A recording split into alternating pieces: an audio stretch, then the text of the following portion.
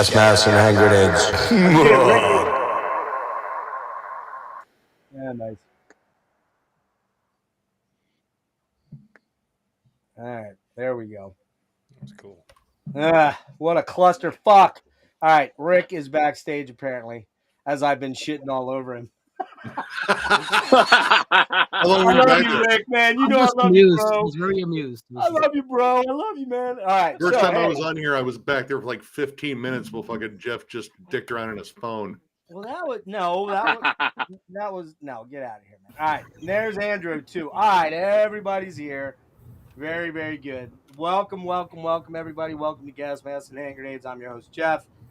We're doing a new streaming platform here. I am woefully uninformed on it, and I fucked up. So, and Rick, are you starting mushrooms already? Don't do that just yet, please. Don't. Okay. Not. Oh, you're muted, dude. Are you there? The mushrooms are later. All right. Cool. Not gonna be that. Oh, it's one of those nights.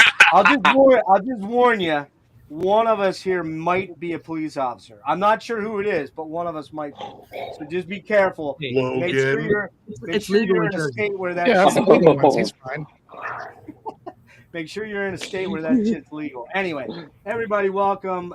It was a clusterfuck to start. I'm rolling out this new streaming software, and unfortunately, I got tied up in a whole bunch of other stuff. Had to have an MRI late last night. Had to work on my synopses today, and I didn't effectively do that intro very good, but whatever. It's only rock and roll, but I like it. So there we go. Want to welcome everybody into this epic year-end stream here, where we're doing, technically we're in the new year, obviously, but we are doing the top 24 albums of 2024. Now, some people are not going to be doing a full 24 albums, but many of us are, and there will be a second shift rolling in around 11, 12 o'clock, somewhere in that range, depending. Some of us will be, a couple guys will be dropping out after they drop their top 10 or top 15. So I'm going to go around the horn here and let everybody introduce themselves real quick, and then we'll get started right away because we got a lot of fucking albums to talk about. And I want to do this. Wow, look at that trippiness there. How about that shit? That's cool. Ooh, right. nice. So we're gonna start with Nick and Ryan. You're super loud again because you left here. Now, okay, cool. Yeah. There, I got you sorted out. Nick Franco, Cool. welcome, Hello. sir, to the Insanity, dude. Thank you. Thanks for having me. Yeah, man. I'm Nick, and I like heavy metal. I take part in the Sea of Tranquility channel on the show Hudson Valley Squares, and for some reason, people don't mind listening to me blather. That's because you know your shit, dude. So A little bit. And we have known each other, about 7 months, 8 months, somewhere in that range. We met at Maryland Death Fest along with Jimmy. Jimmy was there as well, and Nick as well. And I think that's it. And we had us a time, especially during that fucking Sodom set on Thursday night. That was pretty intense. Yeah, that was a good time. A lot of intense drunkenness that night. So, but it was fucking awesome. So, welcome to the fray here, dude. We'll move on to Mr. Jimmy next. Mr. Jimmy, what is going What's on, up? dude? Jimmy, Future Ruins, hiking metal channel, and you guys know me around here all the time. Designer of the wonderful intro to Gas Masks and Hand Grenades that actually Yes, worked. sir. It looks like it worked. It on worked. my I end, think it so- worked. Who knows? We'll find out when we go to watch it back. Yep. I did a top 10 breakdown a couple nights ago on my channel with some of those other guys. But so I'll try to keep my stuff short tonight. But we kind of delved into it a lot bit more. And took a lot longer than I expected. So, but yeah, happy to be here, bro. You did. You guys did a top 10 there, and you probably are going to at least. I think you said you're probably going to do 14, and then you'll just reference quick your 10. And anybody wants to see Jimmy go I'm into gonna do a lot 24. more. Okay, all right, cool. Anybody wants to see Jimmy go into a lot more detail though on his top 10? Go check out his channel, Future Ruins. It's seriously one of the coolest channels out there. Jimmy goes out into the wild, camps out overnight, sometimes longer, and does super cool shit. And dude, I did not know that your fucking Bigfoot video went kind of viral, and you got like 15,000 views on that. That is awesome, man.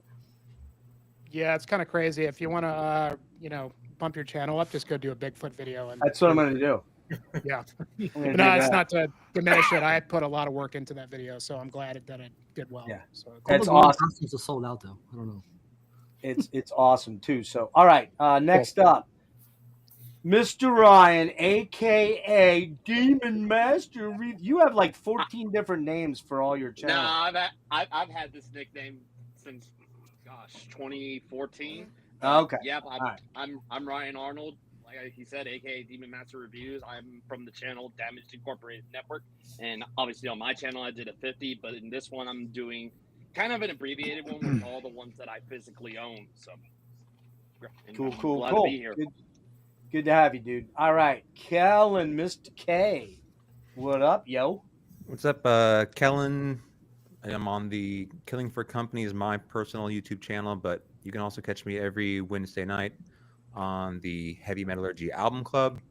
I've been, I guess, doing videos with Jeff probably past 3 or so, 3-4 years. About 2.5, anyways. Yeah.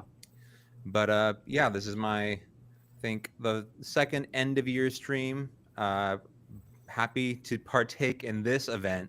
You're lying. Every time you do this, you're like, I'm never going to answer his fucking texts again. That's what you're really saying. All right. But yeah. Sorry, man. And now the guy that I was shitting on, who was behind listening to all of it, who's generally always fucking late. It's true, Rick. You know that's true. But anyway, I love you like a brother, though. You know that. I was always that kid in class. I guess I still am. I don't know. Righto. I'm good. So Rick, introduce yourself there a wee bit, please, sir. Yeah, I mean, Dreadful Minutes. I mean, I'm around. I feel like I was just here and doing the top thing, but the faces are all different this time, so that's cool. Having a Turbo Reaper, Jeff and I, we've been doing this a while now, man. So anybody who's basically watching your channel will know. We pretty much do a lot of things in pairs. Yeah. When it comes to a lot of this kind of thing, but it's cool. I don't proclaim to be an expert in anything, but just another metal fan. I know tonight you said it doesn't have to be all metal, but I decided to just continue the metal streak. But I don't listen to just metal. But I know the particular kind of people that watch these kind of things. But I don't know. I don't have a whole lot to add really. But other than that. Which is typical, usually. Just a regular dude. No, hey, but you brought up a good point. These lists are predominantly metal, but as I said before we went live, if you note, the thumbnail does not say top 24 metal albums of 2024. So there will be some stuff, particularly on mine, I know for a fact, that is not what I would call theoretically metal at all. So not a lot, but there's, probably as many as 4 or 5 selections that are definitely not metal. And I make zero apologies for that, and I give zero fucks. So there you go. Yeah. So you are. I will say, if anybody didn't know, I am based around the Philly area, so Jersey, Philly, right on the line there. So the video played, according to Tim, awesome. It was a little herky jerky because I think you saw us at the beginning, and then briefly again. The overlay came on. But you were losing sleep over that, man. Just making sure that thing worked right. Well, I didn't lose enough sleep because I still fucked it up. So there you go. All right. And guys, I will get to comments but we got to get this moving here. So, Mr. Logan, your turn, buddy. So I'm Logan. I like metal and beer. Metal and Beer Snob is the YouTube channel name. Like Kellen, I'm also been a part of the Heavy Metallurgy Album Club for a couple months now. Been a blast doing that. Happy to be here. Probably been collaborating with you, Jeff, for a year or two, I'd say. No, it's about the same, more or less the same time frame as Kellen. I mean, oh man, time flies, huh? More or less. Well, so sadly for all you guys, you've been stuck with me for a very long time, and that's that's not something I'd wish on my worst enemy. So and Necrotic Nick, shut the fuck up. I don't want to hear your opinion. I want to get my turn. I don't want to hear it's your turn now. So go ahead, buddy. Hi, I'm the Crockneck from Thralls of Metal. I have known Jeff entirely too long. It's been a horrible experience the entire Really, it time has. too. It's Lots been awful. and lots of suffering. No, this is what, our third time we've done this? Second? It might be the second because I don't think I did an actual live until 23 because as you guys know, I tend to buck the trends of what's trendy. Everybody wants to do the trendy videos, the meme videos, not the meme, the vinyl tag stuff and all that. I just am way above all you people with regards to that. So Right. I No, just- that's it. I just don't do I don't hobnob with the plebes is what I'm saying. Yeah, So that but no, I finally relented in last year. And what was so special about 2023, Nick? Do you remember? Oh no. Medusa's Disco, but they're not on this year's list man, because they broke up. They broke up in June. Oh, so what did you do? You broke them up? I That's could have. sad. I might have. So there you go. All right, Nick, are you done? Because nobody Yes, really I'm done. wants to. Okay, good. All right, Andrew, you're the last in, so you'll be the last. I don't do anything particularly special. I don't make YouTube videos. I've known Jeff for about a year and a half. I know this is the Jeffaholics Anonymous meeting. Pretty much. None of us are recovering.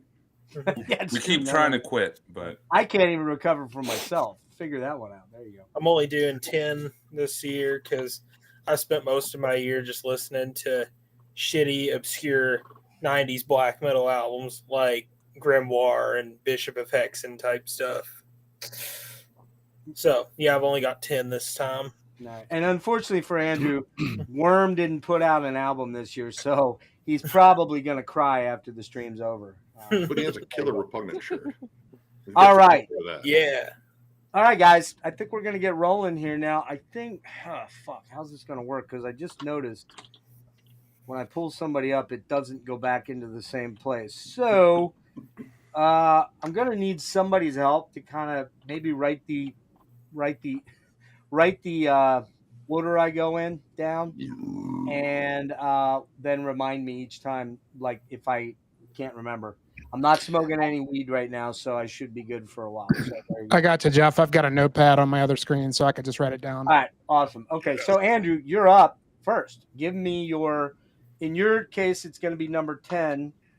For a lot of us, it's going to be either number 24 or whatever. So, okay.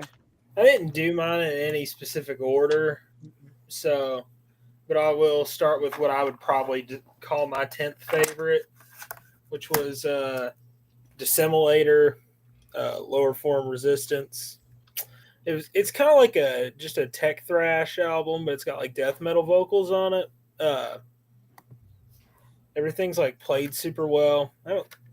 I listened to this for the first time in quite some time today, and held up. I actually got my copy signed.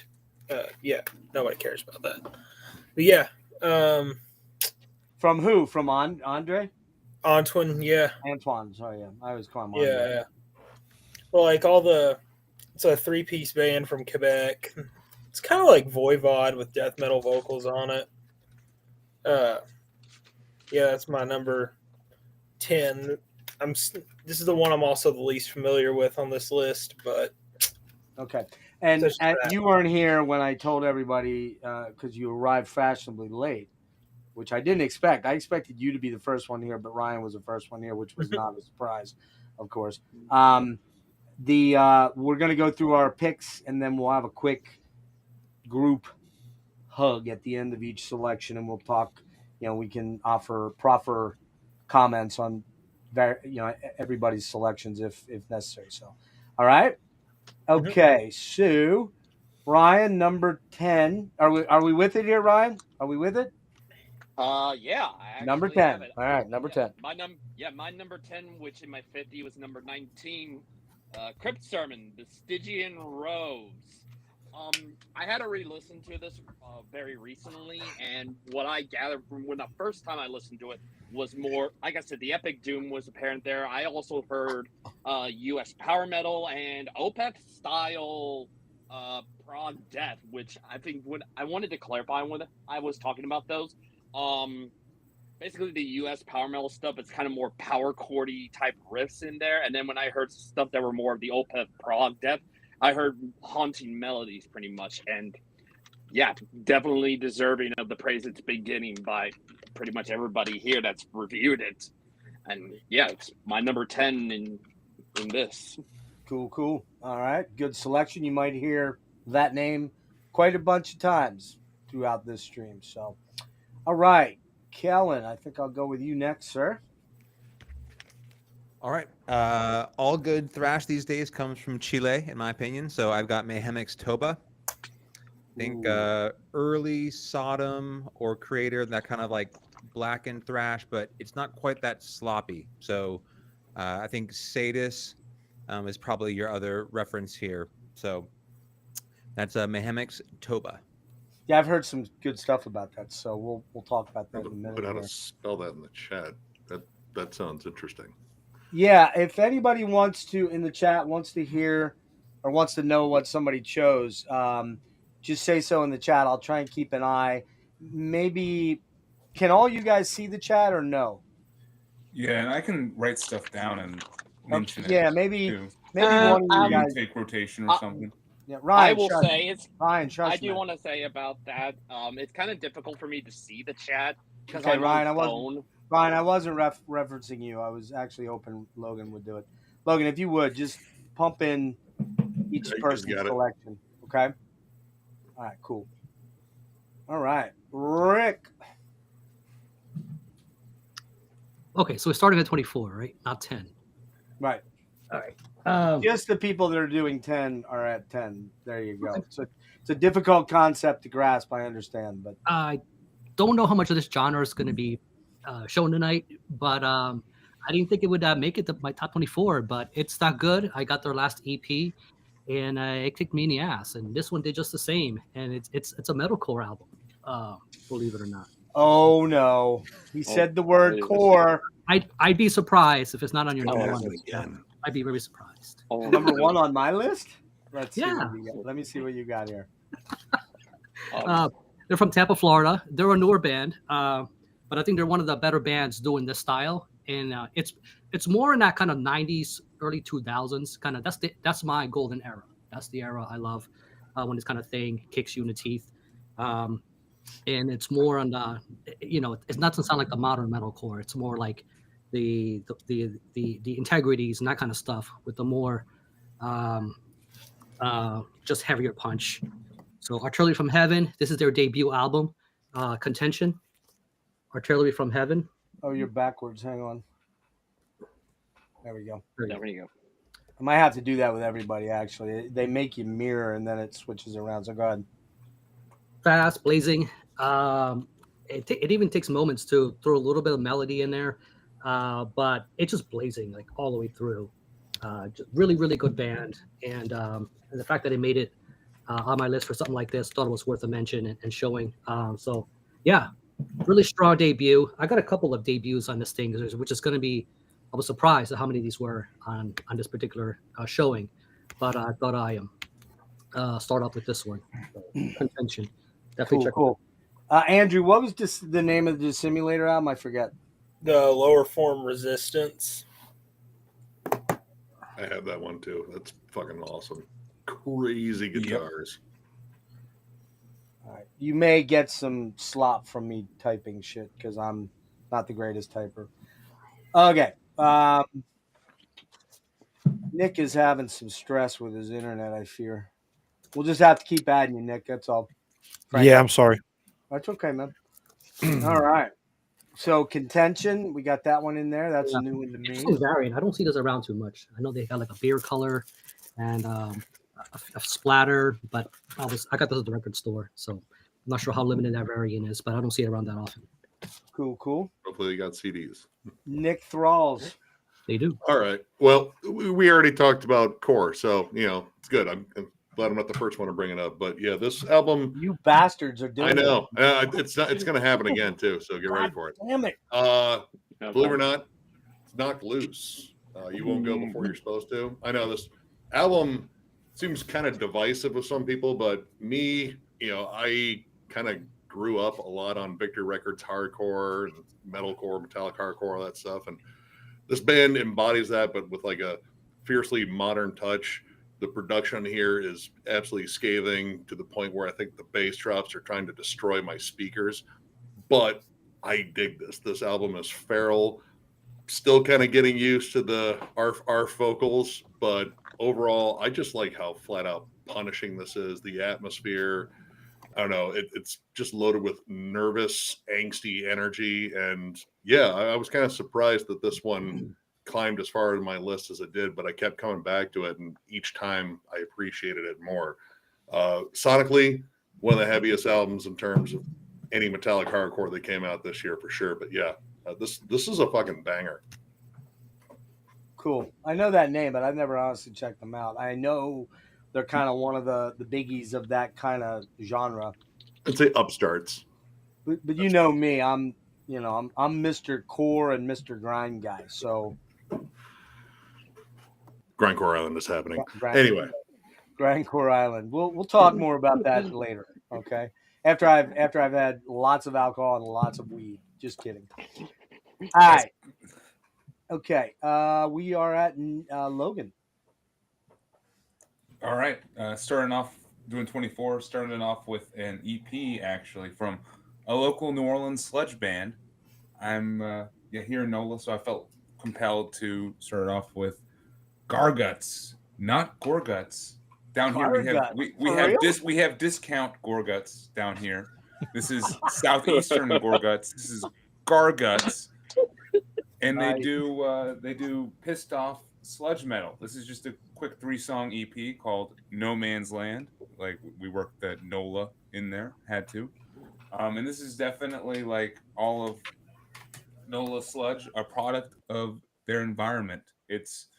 NOLA is a tourist haven, but not a superb place to live sometimes because there's hurricanes and crime and just it's like an Atlantis kind of. It's sinking under the water a little bit.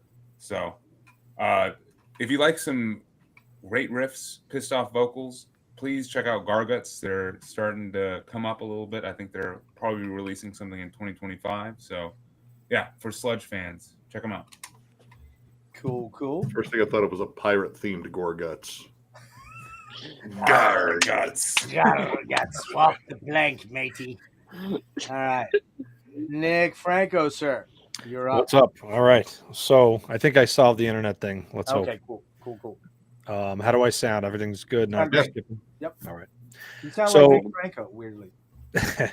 So my first one, excuse me, is when friends of yours are in a band, you're like, oh God, I hope I like the band, because you know how awkward that can be. So luckily, my buddy Jeremy is in a really good band from Massachusetts called Desolate, and their album this year is Gathering of the Bestial, and this is just like really depressing, morose death metal with some unbelievably lovely guitar work. Longish songs, and just really good. Just hit a spot. It's they're a pretty small band. I actually did get to see them, and you can really appreciate the beautiful guitar leads that are coming out of it. But it is a pretty dark, murky, not murky. The production's good, but it's certainly a dark album. So I have to give some love to Desolate, and the album once again is Gathering of the Bestial, and that's from USA, Massachusetts. Hey, quick question, everybody, before we move on. Who cannot type in the chat down there? I can't. I mean, I could open up a YouTube. I cannot. Okay, so nobody can, and Logan, you're just doing it in a separate window? Fuck. That's a weird thing. I'm not. Sorry, I have YouTube open up on my phone. I'm just. Yeah, I'm not real happy about that. That's kind of fucking stupid. Huh.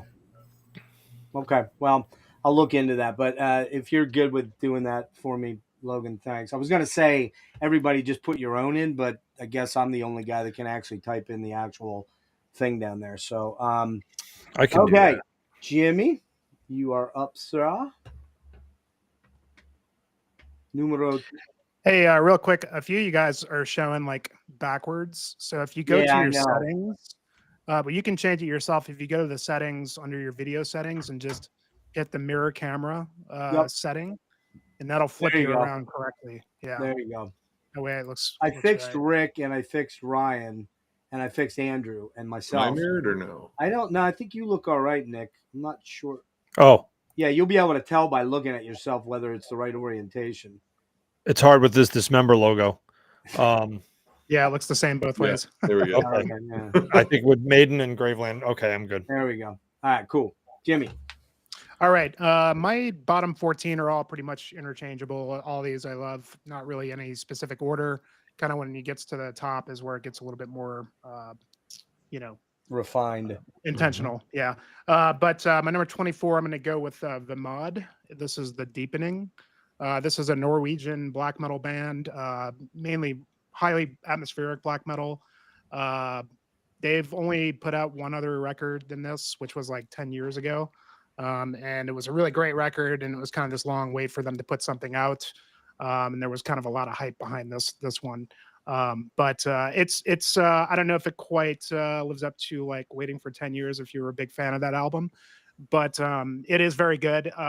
It's I guess they are from Norway, but they don't really, sound like Norwegian black metal or anything like that. It's definitely more, I guess, of the more woodland kind of atmospheric, maybe Way more atmospheric. Cascadian kind of stuff. Yeah. But it's a really good album. It gets really kind of more introspective as you go along. But yeah, it's a really good album. If you've, I would recommend the first album before this one. But yeah, they did a really good job. Came out on Prophecy, and from what I've heard, they're really, really great live. But I've never had the opportunity to see them. I think they only do like select performances. But yeah, really good. Okay. Let me just give me 1 sec here. Of course, I didn't prepare properly here because I'm trying to do 8 things at once. Okay, hang on. What the fuck just happened there? All right. So for mine, this is the one album. I have 2 that I don't actually have physicals of. I actually own the physical of this. I just cannot locate the album, which is very disturbing because it doesn't make any sense. Unless I filed it and I threw it somewhere completely out of alpha. But it came later from the stuff that I filed because I'm already onto another. I buy a little bit of stuff from here every now and again, and just a little bit of stuff. And so for some reason, I cannot locate this one, but I do own it. And then there's one coming up that actually a physical has not come out as yet and doesn't come out till March. So my 25th is not a metal album at all. It's a synth pop, synth wave, dark synthwave album, and is Molchat Doma. Molchat Doma from Belarus. The album is called LivApalooza. They have, I think this is their 4th album. Think Depeche Mode and kind of a bit of Tears for Fears, like the Hurting era Tears for Fears. Very synth wavy, dark synth wavy kind of, but not like Carpenter Brute or that kind of synth wave. It's with vocals, a lot of really cool killer kind of that Dave Gahan sort of vibe to the vocals, and possibly maybe I would say the guitars remind me quite a bit of Calexico. I don't know if anybody knows who Calexico are, but they're kind of a I don't even know if they're still around anymore, but they have this it's got an Ennio Morricone vibe to it. You're going to hear that particular guy's name come up a lot tonight for some of this stuff that I'm going to throw out there. I'm going to, in case I disappear here, it wasn't intentional, but I'm still learning how to work my way around this damn thing. So Molchat Domo, which actually LivApalooza translate to White Stripe. It's a really sweet, cold wave synth pop album, flirting dangerously with being a complete Depeche Mode ripoff, but it's still very dancey, trippy, spacey EDM. Some really cool guitar tones, a la Chris Isaac meets Calexico. So if you think about like Dangerous, what's it called? Wicked Game. Yeah, Wicked Game. Thank you, Andrew. One of your favorite songs. The guitar player for that, who I think is dead now. I think he overdosed or something like that. But that guy's playing is very much like the playing on Molchat Doma in a lot of ways. Again, Gahan vibes on the vocals. It's very 80s sounding, but more contemporary. It's really, this is a late night driving album, man. This is one you want to just crank as you're just cruising through the desert, or, I mean, there's no deserts in Pennsylvania that I'm aware of, but you know, it's one of those things. It just feels like that. The best tracks on it are COH/Sun, which is a wickedly cool Morricone Calexico sort of track. The title track, super brooding and pulsating with melodic darkness. And then by the way, I don't speak Russian or what's it called? Cyrillic? Is that the language? That's the written. That's the alphabet. That's the alphabet. So what's the language? Belarusian. Belarusian. So Chirne Svete, which is very No Man like, which is Steven Wilson's synthy talk sort of band with Tim Bonus. Really atmospheric, haunting guitar work, slinky and super groovy. This isn't anything new, but the contemporary take on the 80s dance synth pop thing, you know, you're not going to find anybody that does it really better than that. Again, Tears for Fears, Depeche Mode, and Depeche hasn't put an album out since actually their 2023 album was kind of like thought to be one of the better albums they've put out in the last 15, 20 years. So there you go. Don't sleep on this one. If you dig synth pop, it's fucking wicked stuff. Oh, I goofed. Fuck. Son of a bitch. That was actually my 23rd, but they're not from Belarus. They're from Connecticut. No, I'm just kidding. Yeah. Wow, way off. They're 23 and 24. We can flip flop. So I'll just do 24 as 23 now. So, which I do have. So, all right. Anybody will kind of start in the same way that we started. We started with Andrew. Andrew, any commentary on any of the albums? Not too much on my end. You don't have to say anything. I'm just saying, is there anything you wanted to note that somebody brought up that you were interested in or wanted to make a comment on? Not off the top of my head. Not for this round, anyway. All right. Ryan, anything you want to comment on? Other than Embrace, because there is at least one more metalcore album, at least for me, but that's all I have to comment on. No, we're talking about comments on everybody's choices. I think it was with, I believe, Rick and Necrotic Nick's picks that there's going to be more metalcore, at least for me. I'm probably got to have one, so okay. That's a comment. Right. That's a comment towards that. All right, sounds good. Kellen, I think you're up next, right? I do not have any metalcore albums, so we'll keep it. Thank moving. God you can stay all night. All right. Who is next? Hey, Jeff, I sent you the running order to your email. I know, but the problem is I can't have this screen up, and I'm too stupid to figure out how to hold it. Wait, you want me to text it to you? Hold on. Maybe I can do this. Hold on. Someone ship him another monitor. Yeah, I really do more need jet that. speed. Does anyone have a carrier pigeon? I do need that. Hold on. I think I figured out what to do. Hold on. I'll work on this during the next, during everybody's next picks here. But So who's next, Jimmy? I'm sorry. Just tell me. Andrew was the first. Andrew. We did Andrew. We did Ryan. We did Kellen. Is Rick next? Yeah. Yep. Did those guys put up albums? I didn't even see that. Okay. Yeah. Everybody's gone one time so far.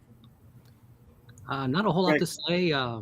Other than it looks like I'm not the only one that was paying attention to the Chilean thrash scene, Kellen. But I didn't pick that one up, so now I know what I need to seek out. But that won't be the end of it tonight, as you will see. But other than that, and what Nick showed, not Necrotic, the other one. The other one. Yeah, that looks interesting too. That's another one that went over me, and I very curious about. So that I lost. All right, Logan, any commentary? Good job on that Dissimulator pick. That's an honorable mention from That's me. a good. That's So, one for fucking me as well. awesome. Hell yeah. Yeah, recommended. Yep, that's one of my. I believe that's one of my HMs as well too. It's great album. Very dissonant. Knock Loose too. Sorry. Yeah. Yeah, kind of void bodying, but a little more death metal-y, sort of, kind of thrashy more, I guess, in a way. Good stuff. The Montrealers are always coming up with weird, unique shit, right? Absolutely. All right, Nick.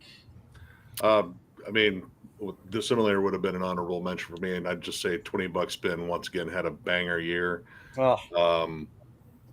Rick, do you know if that contention comes out on CD or it's out on CD? I believe it is. All right, cool. That's good news then. And outside of that, I'm writing down like pretty much everything that I haven't heard here.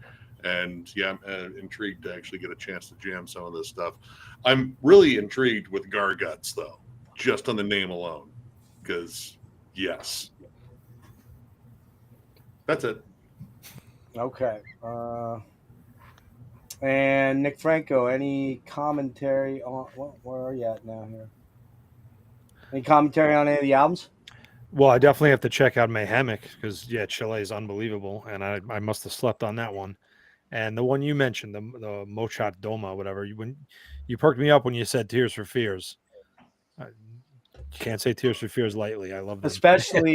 Especially The Hurting, which is kind of the darker album of theirs, you know? They're one of my, I love them so much. So I'm going to check that out. I'm a fanatical Tears for Fears guy, man. Although I did not really check out The Tipping Point, which was kind of their return album, which is weird that I didn't. It kind of came out and went past me, so I need to go back to that. Yeah. Yeah. So, cool. Yep. All right. Jimmy, any commentary on anything? Yeah, definitely that Mayhemic. I've heard a lot of people talking about that one, and I haven't gotten around to that one yet. So I'm definitely gonna put that on the list, as well as the Dissimulator. I haven't checked that one out, but I concur. 20 Buck Spin had a great year. Halder was really good too. That didn't quite make my list. And of course, Garguts. I mean, that just sounds amazing. And New Orleans produces a lot of really cool bands. I'm sure that they weren't around when I lived there. I grew up there, but Garguts. That's just the perfect name. Can't wait to check that out, Logan. Good pick. Hey, Alan, what's up, dude? Good to see you. What's up, Christopher? I gotta be honest with you guys out there in the chat. I apologize if I'm not highlighting and commenting on comments. I'm dealing with a new streaming platform. I'm a little bit overwhelmed because I haven't had a lot of time due to travel and illness and all kinds of bullshit. I haven't had time to work out a lot of the kinks, so I'll try to highlight as much as I can. I don't think we're going to have the other guys might have an ability to answer a question for you, but they would have to open up a separate window to do that. Or they can, at the end of a turn, they can say, oh, so-and-so Celtic asked this. I want to address that real quick. So I don't think it's going to be a super interactive stream because we have a lot of ground to cover. So I'll do the best I can. My apologies with that. There we go. All right. For me, the one I wanted to Dissimulator, actually, it might be in my B tier of honorable mentions, so it may not be talked about tonight, but it's a great album. Jimmy, I'm not sure if it's your thing, but then again, you love Cathealist, and it's kind of in that Cathealist zone, sort of, kind of. Not as, I would say it's not as swampy and fucking Cthulhu-esque, and it's more thrashy than that, a little bit speedier than that. But Andre from Worm played. Is he the bass player or the guitar? No, he's the bass player in Dissimulator. He's the bass player on this. Right. And it's a 3-piece, I believe, right? Yeah. So, and then the one I wanted to comment was on the VMod, right? Is that what it is? VMod? And I got to go back to that because I tried. I read a lot of cool shit about it, and I didn't really like the way it was mixed. It might have just been what I was listening to. I think I was listening to it on YouTube, but I got to go back to that because that seems like that's an album I should really love. Me, I'm not, as far as black metal, I'm kind of the super picky black metal dude, but a lot of that atmospheric black metal, I tend to gravitate more towards that stuff. And It's I not a tried- great mix. It you Yeah, know, the you mix kind of is have to weird. stick with it a little bit to kind of get past that. And Okay, all really right, well, kinda maybe hear- that's what it is. Yeah, it's a good headphones record for sure. okay, cool. All right, we're on number 23 for all of us that are doing 24, and number 9 for the guys that are doing a top 10. So we are at Andrew. My number 9 pick is a band from Pennsylvania. I think they're from Pennsylvania, called Bereft Raven. It's that long ass album title. It's basically like a very old school style 90s black metal, very sloppy. It's actually a pretty short record. It's really good though. Like if you're looking for something that would kind of remind you of like Under a Funeral Moon, like for the millionth time, because every F tier black metal band sounds like Under a Funeral Moon. This is like kind of a cut above how I'm making it sound. This is like really, really good. It has like that. There's like just this essence to it. Nothing's played super tight. What's the name of it again? Like the spirit, Bereft Ravens, following the splendorous voice of the Black Corvus. Yeah. Sounds awesome, but I'm not typing that in for you. Sorry. Wouldn't expect you to. I'm gonna check that out. Story. So can you type that in the private chat so Logan can cut and paste it, or copy and paste it? It looks like there's an actual crow in the band. I'm gonna just do the band name. You guys That's can so figure it cool. out. I love that shit. I love the old school 90s stuff. Yeah. All right. Okay. Ryan, number 9. Go ahead. All right, yeah. My number 9, which is number 14. You said I mentioned metalcore. Well, this is kind of an obvious one. Yeah. Hey, Ryan, can I Dark- interrupt for a sec? Hang on a sec. I don't want you telling me what it is on your list for your 50. Just tell them where they can go find your list, and you can do that because we don't need to know that. Okay. Well, obviously, number 9 in this. Darkest Hour, Perpetual Terminal. In my opinion, I think the best metalcore that's come out this year, at least for me. I mean, I can't say about the Knocked Loose album yet. Maybe I'll give that a listen. But for me, this is a fantastic one. Some songs kind of feel obviously the melodic metalcore, but then there's some shorter songs on here that kind of have like a thrash metal to them. Like they're very quick. They're kind of that headbanging and very like heavy, kind of like thrash metal and stuff. But yeah, number 9, Darkest Hour, Perpetual Terminal. All right, good deal. Christopher, you arrived late, so you're not with the program a little bit here. Just to let you know, a few individuals on the panel are only doing a top 10. The rest of us are doing a top 24. So essentially, Ryan and Andrew are doing a top 10, so they're on number 9. The rest of us are on number 23. Okay, that's how that's kind of rolling out. So, all right, good job there, Ryan. Kellen. All right. So this is a band called Chaos Aura from Norway. This is on Altar Productions, which I believe is the same label, or it's owned by the label who the guy does Black Salice. So there's a little bit of that like Portuguese raw black metal thing going on. I'm trying to avoid the glare there for you. Okay, That's there we go. But being from Norway, it sounds kind of like the first 2 Gorgoroth records. So it's got a little bit of that like raw melodicism that you would associate with the Norwegian scene, but the production of this just sounds much more like the sort of the raw Portuguese stuff going on. But young project out of Norway. The album is entitled Born of This Fire.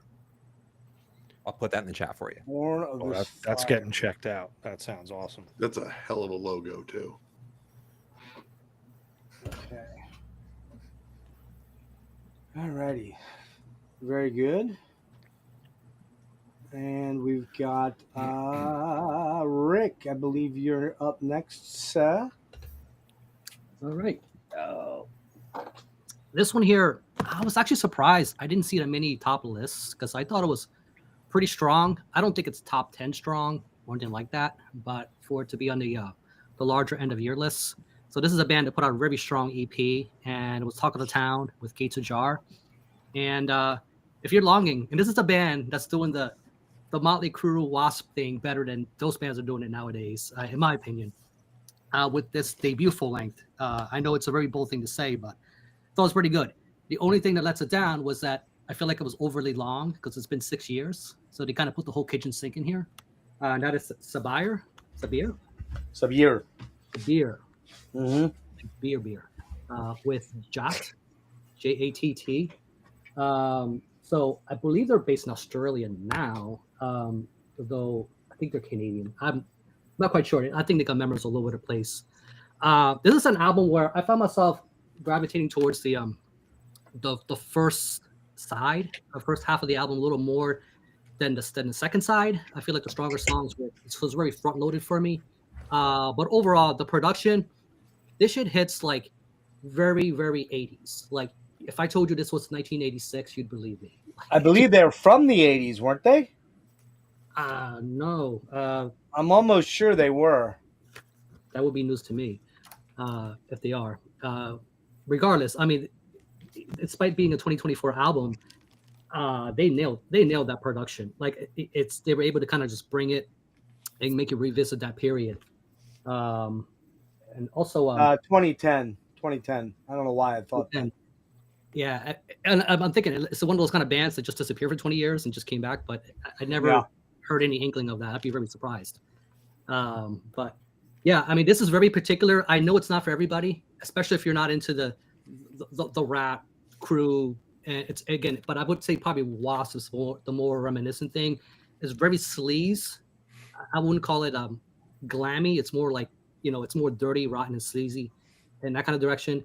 And this is the kind of thing too, where like you're not listening to those kind of bands if you want intelligent lyrics. You know what I mean? Like, and you wouldn't gravitate towards that for this thing either. It's just fun, good time, throw up on the bus kind of thing. Like I said, it's just a fun album. I just feel like for this kind of thing, it didn't need to be over an hour.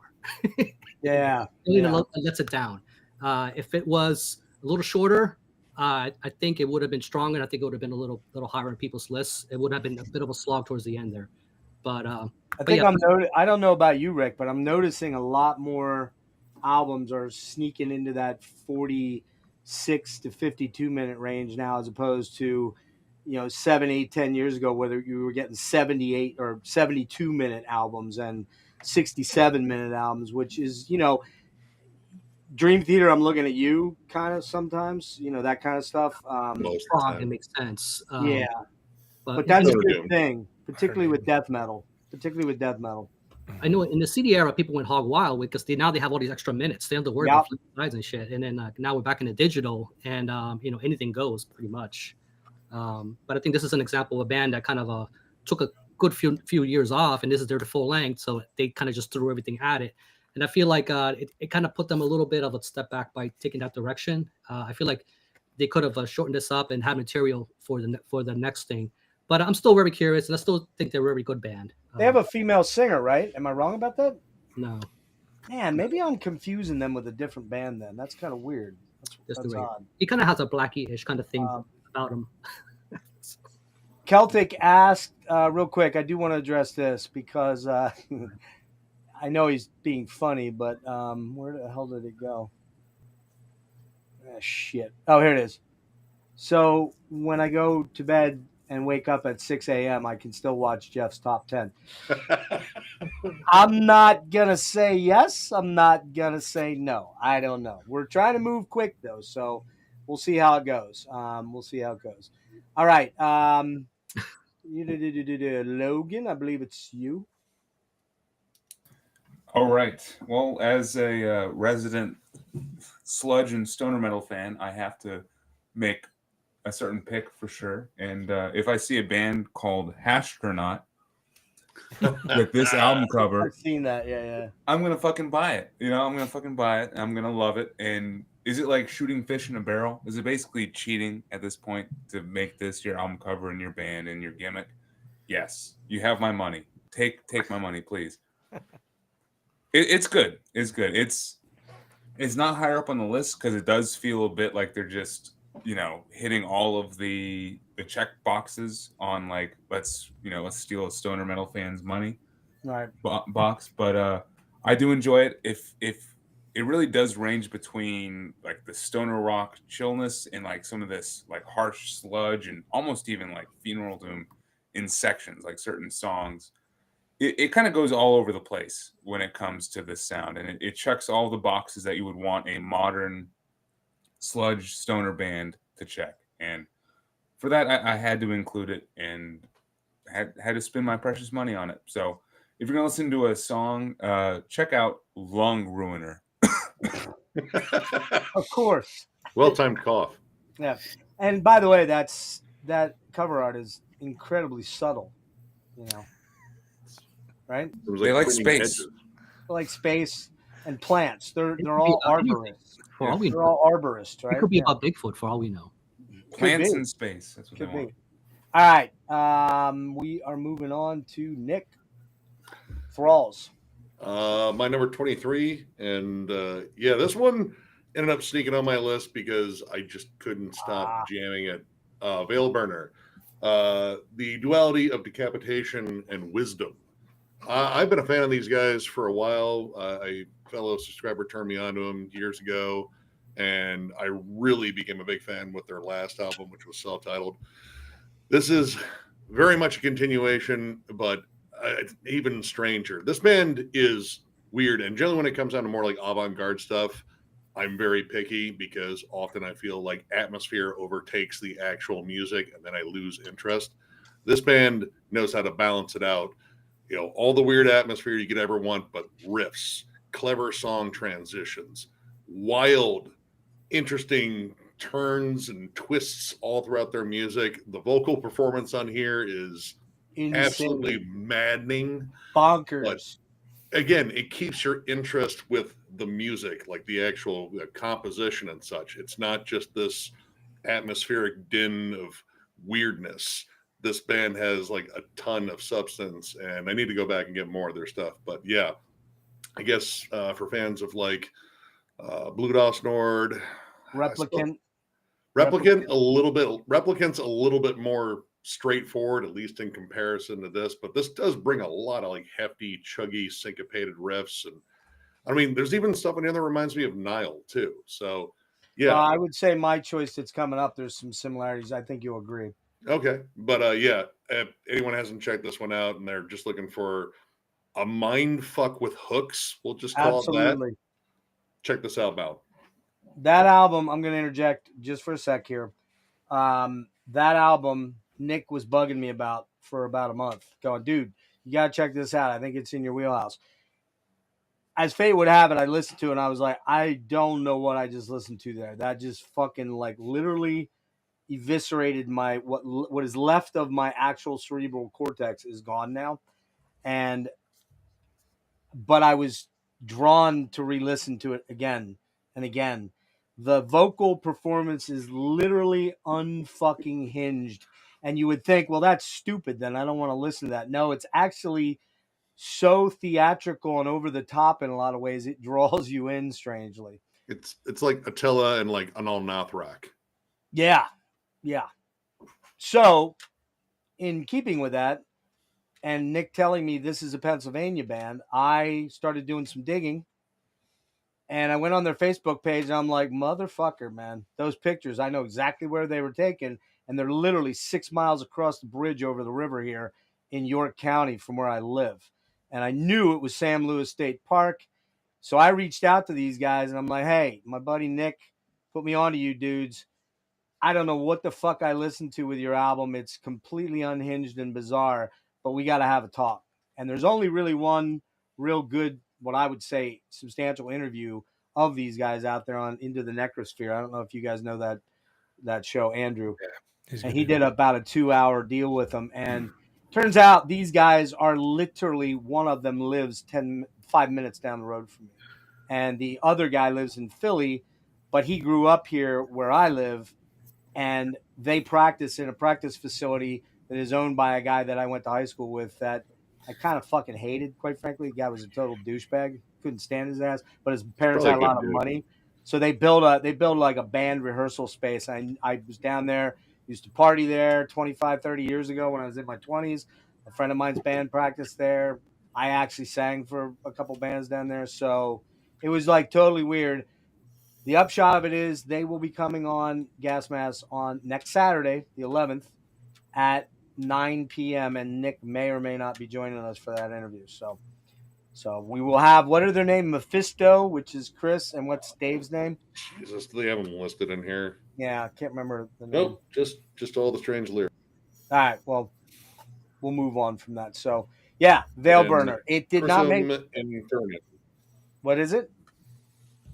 The last one, Grissom Infernium. Yeah. Okay, that's the dude. So yeah, if you want to check out a really unique, fairly original sounding band, I would definitely check those guys out. But they are not for the faint of heart, and it may take a couple of listens before you go, oh, okay, yeah, it's making sense. Because the first time through, I was like, I gotta listen to it again because it just was so fucking batshit crazy that I was like, I gotta listen to this again. So there you go. So basically, Nick was right, is what you're saying. First time for everything, bro. Not the first time. Anyway. All right, Nick Franco, your All turn right. for number 23. So my next one is not metal at all. It is a sort of dark gothic Nordic folk type, really introspective kind of relaxation album, I guess you'd say, and it's by female Dutch vocalist Kati Ron, and the album's called Sala, and it's got some really wonderful artwork and stuff like that. And it's what you'd expect from that world of like Heilung and Wardruna, which I don't like everything from that era, but this struck me.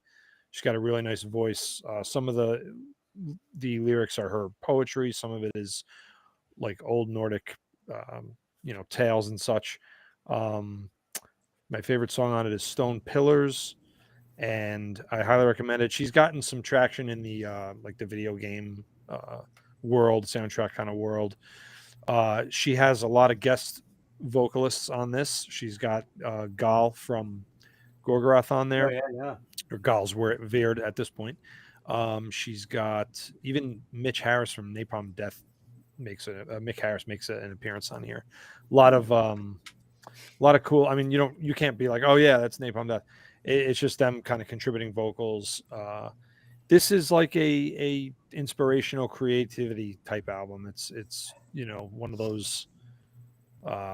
If you like me, if you dabble in any type of writing or you need some type of meditation where you want to achieve some of the atmospheres you might get in black metal, but without all the cacophony, this is a very relaxing and nice listen. It's a nice change from all the fucking madness that I listen to, that I subject myself to. You definitely do listen to some fucking whack shit, no doubt. Yeah. So, which is good. That's a good thing, right? So, okay. And again, Christopher, I don't want you to get upset, but I'm probably not going to pull up every single album that you put down, just simply because I'm focusing on about 18 different things to try to keep things moving along. So I can type it in the chat. Yeah. If you can. The way that you can do that, by the way, is if you open a separate window. Yeah, pull up the actual YouTube screen. Yeah, but just make sure you mute it if you're on your computer. If you do it on there, that's fine, right? Watching ourselves. Yeah. So that's a way you could put your own in if that would be easier on Logan or whatever. So, yeah. So there we go. All right. I believe. Are we at me? No, we're at Jimmy and then me. Yeah. All right. This next one, this is a long-running Hungarian band called Seer Bliss with Heavenly shit. Down. They put a new album out? Yeah, they it's funny that these guys are always like under the radar, and I've heard that a few times. I'm like, wow, these guys are still, because they've been around since the late 90s. Been putting out records like every 4 years or so. Very regal sounding, like symphonic black metal, but it's fairly subtle in the symphonics. I really like the symphonic element is mainly through what their sort of claim to uniqueness is as a trombone player. Mm-hmm. And so I don't know if I've heard trombone player before in any metal bands. I think they might have had some different brass players before, but right now I think it's just a trombone player, but it really works well in terms of just elevating the symphonic element to the band. And I think I might like their last one a little bit better, Letters from the Edge, which was about 4 years ago. This one, coming out this year, still just, I feel like the band just doesn't get talked about enough, unfortunately, and they're a long runner, and they really deserve to be heard a bit more than they have. They've got a very solid, just really tight sound, and their songwriting is really good.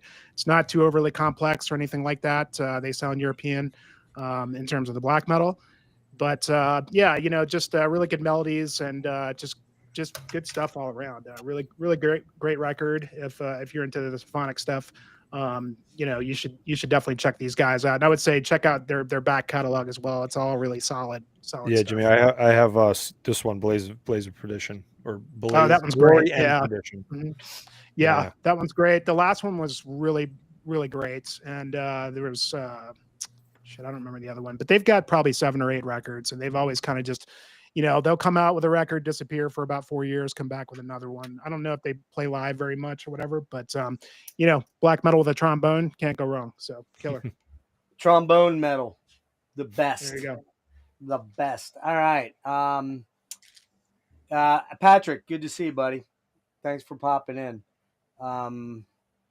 Yeah, I imagine we're going to hear about that album from Logan at some point down the road, I would guess. Probably about 3 a.m. But anyway. All right. For me, which this was my 24th, but really it's, these last couple ones, well, at least the last 2 or 3, there was a whole lot of jockeying going on, man. I mean, like a fuck ton of it, because I was like, oh, no, I want that one on. No, I want that one on. I mean, my last 4 or 5, a lot of them, the ones I initially had, dropped into my honorable mentions, and some honorable mentions moved up when I gave them all a listen again. And I heard about this band come out because, I'm a pretty big fan of $20 Spin, and they do a lot of shit really, really good. They put a lot of great shit out, but it didn't connect with me until about, I don't know, when was the Heavy Metallurgy top 10, Kellen? Is that 2 weeks ago? No, I think it was just actually last Friday. Last Friday. Yeah. Was it last Friday? Okay. All right. So I didn't watch the whole thing because I was really trying hard not to be influenced by everybody else's choices. I did not want to do that, but I did tune in briefly for like 15 minutes.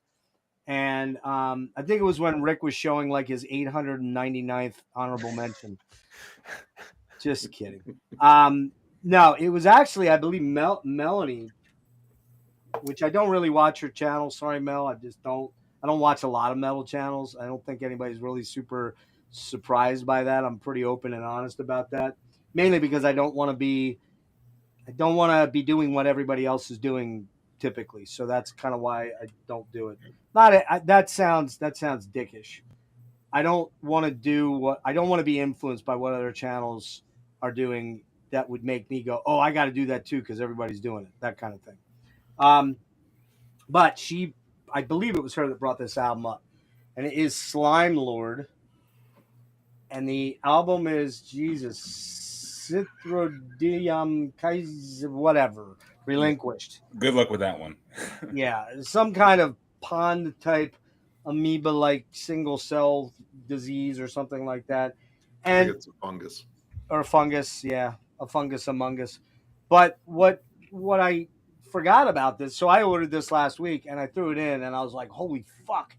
Like, this again in the Veil Burner way is dissonant and weird and trippy and super psychedelic, super fucking heavy, Cathedalist-like in many ways. And it turns out it's the Cryptic Shift guys, essentially.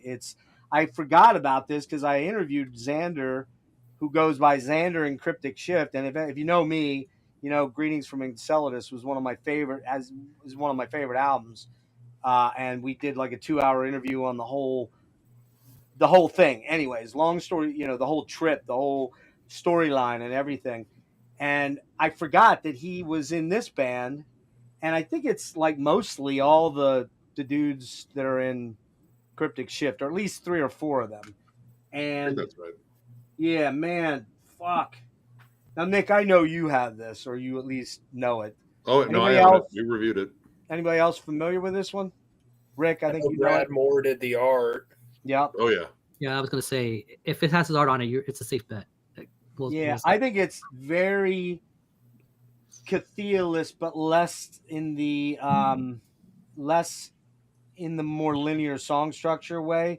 It's very almost avant jazz in a weird way because it doesn't have noticeable verse chorus type structures. The songs lurch and then slam, and there's no brutal death here though. It's not breakdown stuff. It's more super swampy, atmospheric, super psychedelic and fucking weird as hell. And I love it. It's killer. It's so good. And this one snuck in as of last night. I'm like, I gotta have that.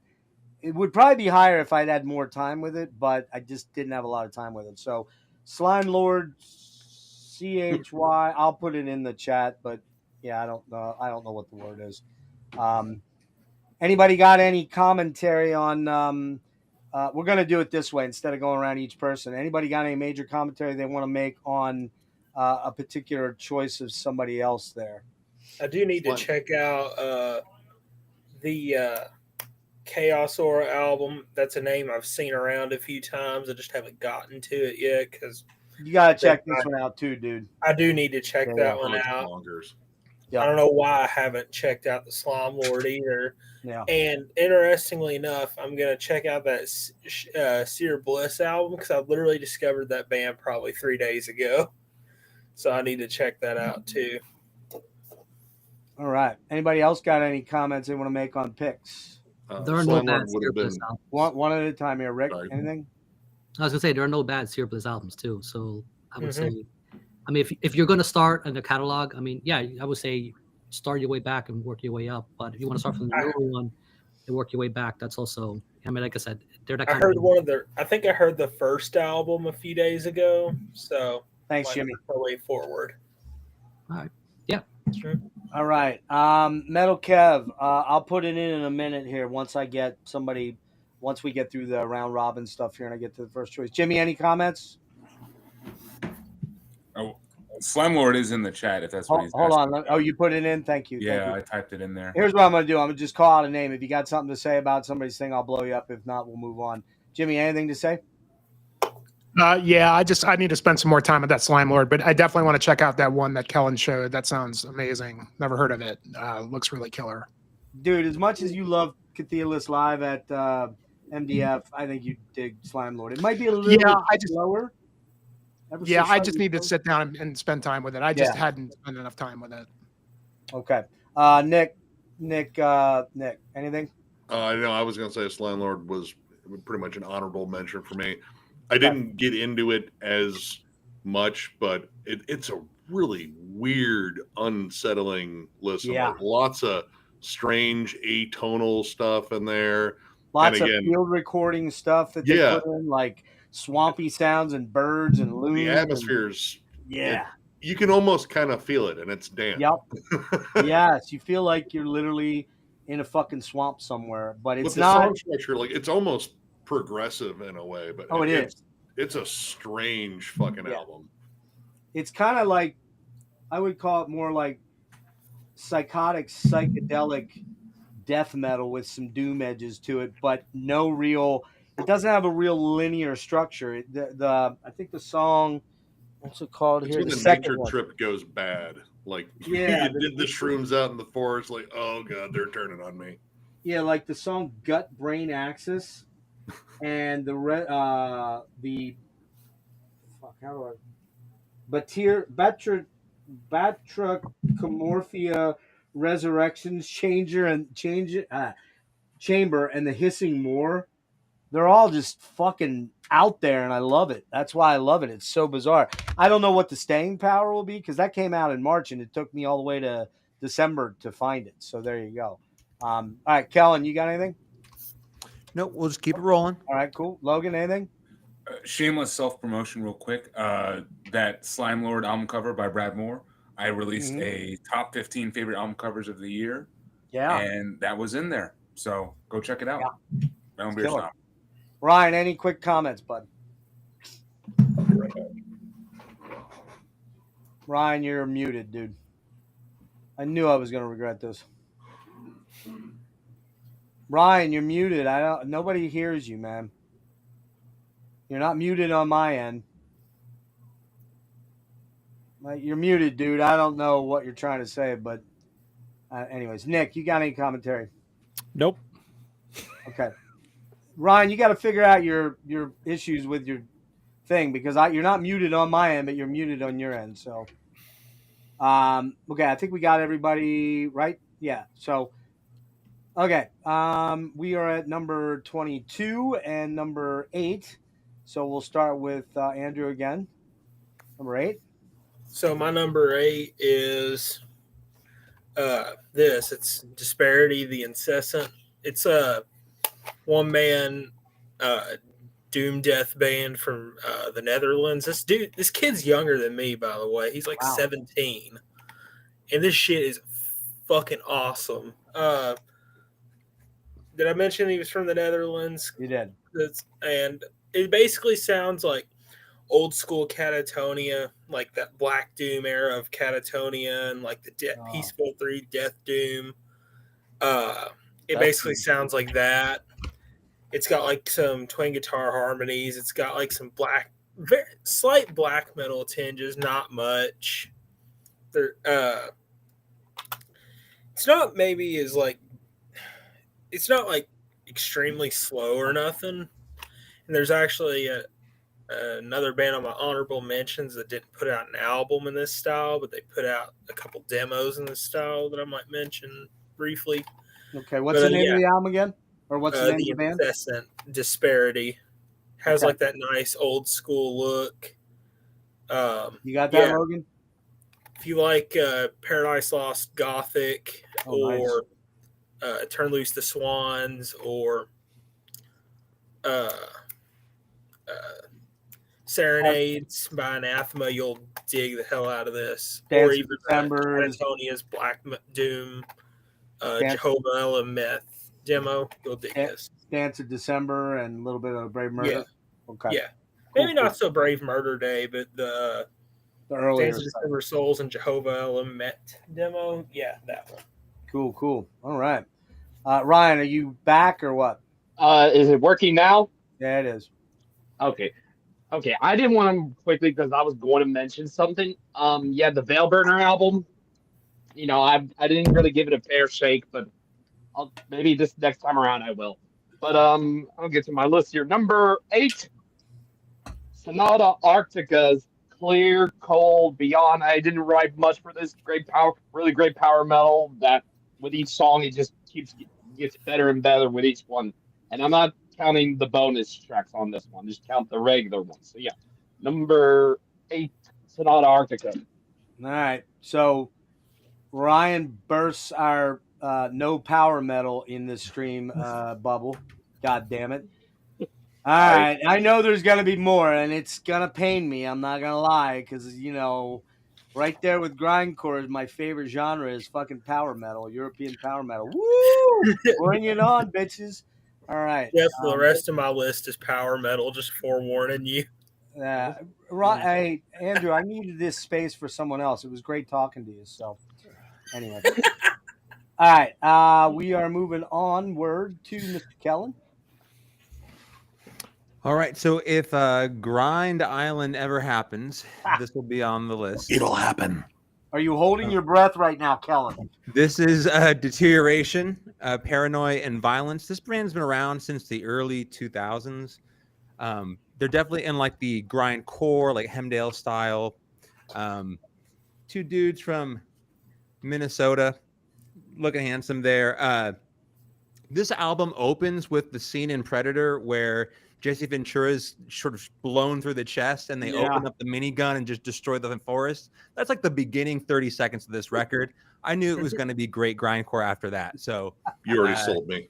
Yeah. If you're into like Helmdale or nowadays something like Internal Rot, definitely can recommend Deterioration, Paranoia, and Violence.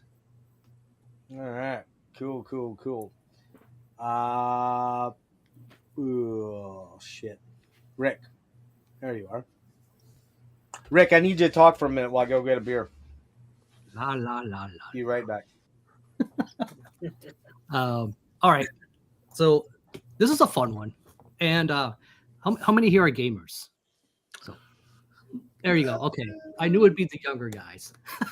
Play a lot of Dr. Mario. So how about some black metal based on The Witcher? That's fun. Well, So yeah. know what So you're gonna talk about them. I got the Hexablad. And yeah, so it dropped around July, I think it was. So yeah, Hypnotic Dirge. I don't know how many guys pulled stuff tonight from that label, but this is really cool. I mean, when you look at this, this screams Necrolord. I mean, looking at that thing, and Kara Morin. If you can catch that there, if you're trying to type it in the chat, and that thing is all their stuff is based on The Witcher. It's not like a one-off thing, and this is based off the camp they used to train, like the Witchers. So they always have something entailed with the video game. I actually personally do love the video game myself. I'm not a gamer, but that's one of the few, other than that and Fallout, there's a few that I really get myself immersed in that world. And these guys are complete fans of it. But not just fans, just with the theme as far as the content, but they're also musically. These guys are not trying to reinvent the black metal wheel. I do hear bits of the Norwegian and the Swedish stuff, a little bit of stuff everywhere. There's synth. So if you're looking at this and you're screaming Emperor, yes, there are synths. The synth work on this, it's a little more on the whimsical side. It does fit a video game theme, but it doesn't get silly. You know, like it does have some reminiscent sounds of something like Emperor, but it still kind of takes you in places like I hear bits of like Marduk and Emperor, of course, and Dissection, so they can get a little bit thrashy too when they need to. Really nice instrumentals, very derivative of everything, but they do it really, really well. So a couple of EPs. So, and like I mentioned earlier in the stream, like I pulled a couple of debut full lengths, and this is one of them. And very, very strong. And this is a band I'll continue to keep following with everything that they do. So nice little purple. I think that kind of goes really well with this. I'm trying to stall a little because Jeff's not here. Oh, there he is. I'm here. I'm back. Yeah. All right. Yeah, you're good. But, really cool release, but not Dirge. Jeff, I think you dig it. I've seen that one and I've been tempted. Yeah. It's got a little bit of everything, man. Like again, it goes all around the realm of black metal. Very intricate, but very sparse. Beautiful passages, and like I said, very good instrumentals. Very, very strong debut. So, but I think there's still a lot more room that they can grow from here. So I'm looking very forward for their next drop. I hope they just don't take 6 years to do it. But really cool. Marty, you made it in time for the one European power metal album I'm going to allow in the stream tonight. So congratulations on that. All right. Okay, we are at Logan, I believe. Yep. Let's see. Number 22. This is actually a band that didn't click with me until this album, or I didn't really enjoy until this album. For a lot of other people, it was the opposite. So I'll take it. This is Gatecreeper with their newest one, Dark Superstition. And I don't know. Before this, on their previous ones, like I always enjoyed them, but I never really was like, I'll pick it up. But the more melodic and like almost gothic tinged melodies on here, they really got me. The songs got stuck in my head. I mean, Black Curtain, Superstitious Vision, Flesh Habit, Mistaken for Dead, closing track, Tears Fall from the Sky, just awesome. Like, it makes me think of the Gothenburg scene, and even a little bit of like British 80s goth rock kind of at times. And still all the while vocalist Chase doesn't catch a hint, and he's still doing like wah, obituary vocals over top. Love it. Yeah. I mean, what else do you want, I guess? But this one definitely was a pleasant surprise for me, because Gatecreeper hadn't done anything for me up to this point. So enjoyed Dark Superstition for number 22. All right. Nick Rawls. Well, I got one from Logan's neck of the woods. Not quite exactly, more Baton Rouge, Thou, Umbilical. I've been a big Thou fan, though this band is hard to collect because they want to collaborate with every fucking person on the planet. But I usually try to just stick to their full lengths. And when this one came out, I was kind of shocked because it's a little bit more up tempo. And honestly, I'll say this is one of their flat out most aggressive albums. This album does not pull a single punch. It hits and it hurts. It's still agonized, it's still atmospheric, but this one just has an extra gnarly punch. And even like some, I don't know, like some stuff that kind of like harks back to like old school grunge, like before it took off, like early Nirvana and like early Melvins-ish stuff too. This is just a dark, bleak, kind of ugly album, but I just flat out fucking dig the hell out of it. Very different from the last one I got from them, but I like this direction. If they choose to keep going this direction and choose to put out more full lengths instead of, again, collaborating and doing splits all the time, I'm for it. So yeah, if you haven't checked out Thou yet, strongly recommend it. Honestly, one of my favorite sludge albums this year for damn sure. Hey, Rick, on your choice, oh shit, did he leave? Yeah, I'll get There he there. is. Oh, hey, is that Necrolord? That's not Necrolord, is it? It looks like Necrolord. It's very Necrolord inspired. Okay, yeah. All right. All right. I think we're at Nick Franco, I do believe, yeah. You're muted. You're muted.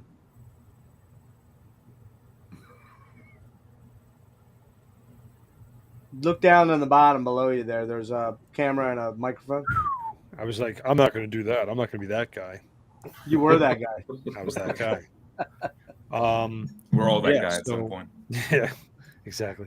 So my next one is an old favorite of mine with a new album that surprisingly didn't. I would have thought that this was going to be higher for me because of how much I love this band, but I got to go with Borknagar, their new album Fall. Progressive. They started out as black metal, but they're not. They're more like prog metal, really. Pretty much. Yeah, they've got that. They've got some black metal aspects. They have 3 different vocalists. More in the drumming, mostly in the drumming more than anything. What's that? Mostly in the drumming more than anything. They still do cling a little bit to the tremolo picked blasty stuff at times, but you're right, it's mostly prog now. Yeah, and they do it extraordinarily well, and I love them to death. But I particularly like their keyboardist Lars Nedlund, and his vocal, his clean vocal is really good. He's in another strange band called Solifald. I don't know if anybody knows that. Mm-hmm. Yeah. Yeah. So this album, like I remember when they started releasing the tracks from it, and the first one they released was the first song, Summits, and I was like, oh my god, this is gonna blow me away, because the song builds and then the clean vocals of what's his name there, Vortex. His clean vocals are just, oh man, just the epicness fucking just takes you. And then they write these songs like Nordic Anthem. It's, I don't want to say that they're treading the same themes a little bit, but I think they got to like make a shift soon in their some of their lyrical content. But the song Moon is probably the best song on the album, and they just do that whole like Nordic, proggy sort of somewhat folk, somewhat Viking, somewhat black metal, really, really well. But this is definitely, I'd say I like their two albums before this one way better, and but they're still unbelievable, and they still get a spot on the best ofs here. And once again, the album is called Fall. It's good. It's worth checking out. I mean, right. I can agree. I have it as well. Yeah. That's an honorable mention for me. So, all right, Yeah, Jimmy, you're up. All right. Excuse me. This next group is another album came out on Prophecy Productions. They're called Ard. The album's called Untouched by Fire. And so this is basically like melodic doom metal, I guess is the best way to describe it. In a lot of ways, it could be more like, you could even consider it sort of like dream doom in a way. Not like Dream Unending, but it's more the neo-folk realm, I guess. But it's definitely, you know, a little heavier. So if you're familiar with a band called Winter Philith, this is the keyboardist for that band, and it also has another individual that was in Winter Philith for a while. He's not in the band anymore, Dan Cap. Dan Cap is kind of largely responsible, I think, or helping this project come to fruition. And he is, if you've not heard of a band called Woken's Men, which is basically neo-folk project, fantastic neo-folk stuff. If you're into that sort of thing and you don't know Woken's Men, you should definitely check them out. Dan Cap also has a black metal band called Grob, which is what he's kind of going to after leaving Winter Philith. But Ard, it's basically just like really slow, kind of doomy riffs, doomy kind of music. But the vocals are all kind of like choral chanting, I guess is the best way I can describe it. It's all male vocals, and it's harmonizing like 3 or 4 different vocal patterns. It's just this huge melodic, harmonizing, sort of monk-like chanting. And it's really, really good. Really, really just bright and melodic. The subject matter is really cool too. I mean, these guys are UK, and so the subject matter, they're reaching into the history, going really far back, like into Northumbrian history. Like we're talking like year 600 through like 800 history in the UK. When Jeff was in high school. What's that? Yeah, there you go. When Jeff was in high school. Yeah, Jeff would he know was about 40 that, back actually. then. Yeah, actually, Jeff is one of the warriors in the song. So, but that's his sword right there. But Yeah. unfortunately, Jeff, you guys Jeff want to was see my touched by sword? fire. I got my sword. You want me to pull my sword out? No, I'm just kidding. Yeah. But yeah, honestly, I can't really think of anything to compare this to. But it's really excellent if you want something a little bit different, from some black metal guys that are kind of going in a different direction. Very doomy, of course, but it doesn't sound like traditional doom metal or anything like that. It's just more slow, brooding kind of music with these just amazing, like, just choral vocals. Really, really killer stuff. I highly recommend it if you haven't heard it. Ard. Is it like Imperium, kind of in that direction? I mean, like I could definitely take that as like a starting point, Rick. For sure. Yeah. Actually, for sure. I mean, they don't sound like Imperium, but it does, like, I guess they're more like choral kind of stuff is very much in line with like what Imperium does, like especially like on the later Imperium stuff. So that's a good point.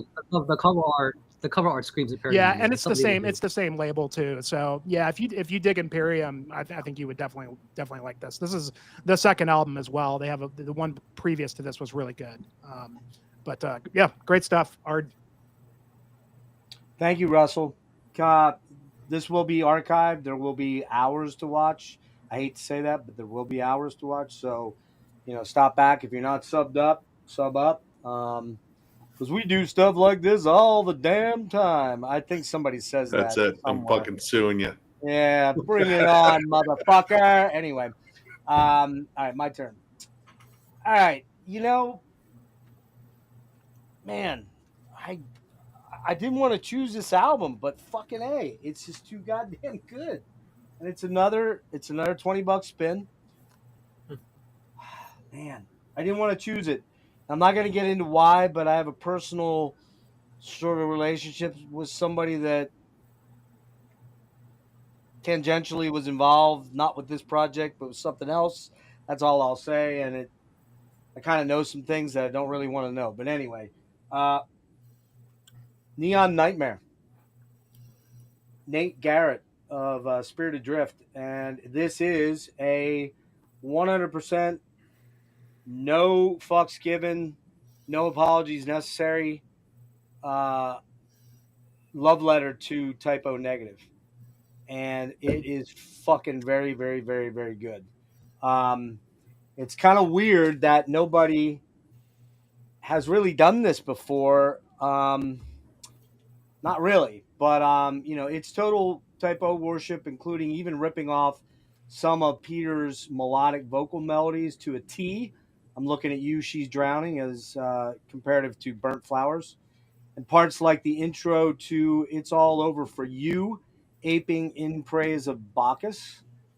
But it's all done insanely well, and it's shocking to me. Very few have ever attempted to cop the typo negative sound. Maybe October Noir, which is actually they are a cover band essentially. They don't make any bones about it. Hangman's Chair, Nick, which I swear you put me on to a while back. Yeah, French band. Yeah, that one is in the zone. It's not. It's in the zone, but it's not in this zone. The production on that is perfect. This is not only from the artwork aesthetic, but the way Nate is singing. Granted, he doesn't sound like Peter Steele because he doesn't have the low that Peter Steele had, but he has all the vocal affectations. It's there, man, 100%. And here's the thing. If it really sucked, I'd be like, what a dumb idea. But it doesn't suck at all. It doesn't suck even a little bit, man. Yeah. It's fucking killer, man. You know, you hear all the Beatles-inspired melodic tropes in the songs. You hear all the super saturated guitar tone, which is a Kenny Hickey thing. If you know guitar, you know what I'm talking about. The lyrical content is, you know, very tongue-in-cheek in a few cases where you got, you know, stuff like, Laughing All the Way to the Grave, which is a fucking badass track, and super, super typo negative. But, yeah, I bet even Pete Steele would think this is a pretty cool homage to him.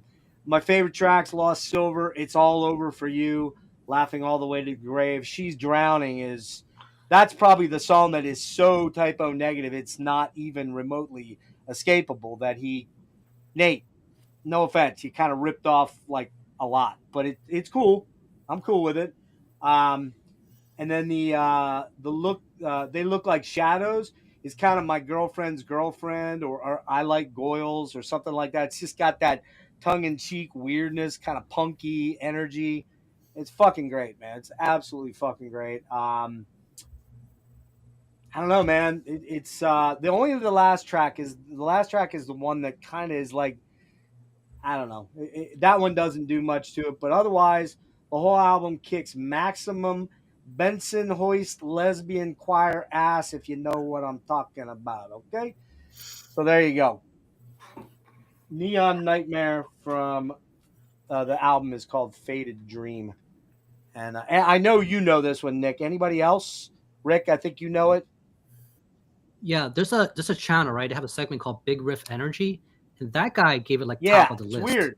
He had like a lot of inside knowledge on it too. It seems he did, man. He must have like been sleeping with the guy or something like that. That was my guess. But yeah. Before we move on, real fast, anybody drinking tonight? I just broke my first one open. Yes. A Blue Trail.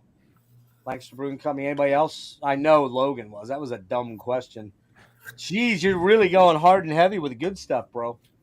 Ah, there we go. Okay. I know Rick was drinking. He's balanced himself out, man. He's an everyman, too. Rick was drinking a Turbo Reaper, I do believe. Andrew, your newfound 21-ness, you're not drinking tonight? You got to work tomorrow, don't you? I don't have to work. Switching to I was drinking this earlier. Oh, shit. Oh, damn. That's good stuff. Rick, are you literally drinking a dragon milk? I said this the last time. Be careful. Yeah. It's milk straight from the dragon. It's great. Jimmy, you're not drinking? Dragons have teats? Oh, you are drinking. What do you got? Oh, shit. Hold on. What you got? Maui Brewing Company. Maui Brewing. Just got like a bunch of different ones from these guys. So, nice. Yep, sticking to beer tonight. Kellen, you don't drink, I believe. Am I correct on that? That's what I thought. You are correct. I was pretty sure. Yeah. All right. And Ryan, you're not drinking. No, I was drinking some water. All right. Yeah. Stick with the water, Ryan. Just stick with the water. Yep. I rarely drink anyway. Okay. Andrew. Did anybody have any comments on anything? I will actually throw one thing out there real quick. Motherfucker. Now I'm trying to remember what the album I wanted to talk about was. I'll come back to it. Sorry. Anybody else got a comment? Yes, I do have a comment. Nick Franco, what's that soulfall band spelled? Oh, Which I'm one, kind buddy? of curious. Soulfall when he was talking about Borknagar. SOLEFALD. Oh, Solefald. Yeah, SOLEFALD. Oh, okay. So far, Okay. rules. But Yeah. What's that But yeah, classic album they did? The but yeah, I agree with you with the Borknagar album.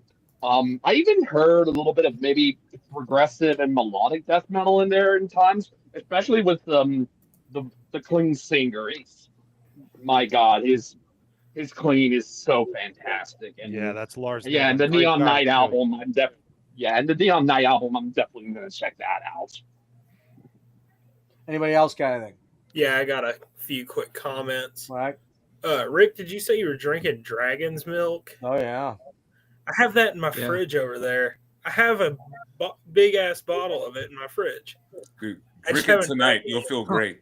That Oh, shit's yeah, powerful, yeah. man. Put hair in your Right teeth. yeah, it's got like a 10% alcohol. You'll feel like a rock star, man. I might I touch think that this one has tomorrow 11. because I'm fixing to get iced into my house. Oh, Oh, yeah. You're rational. Uh, Okay.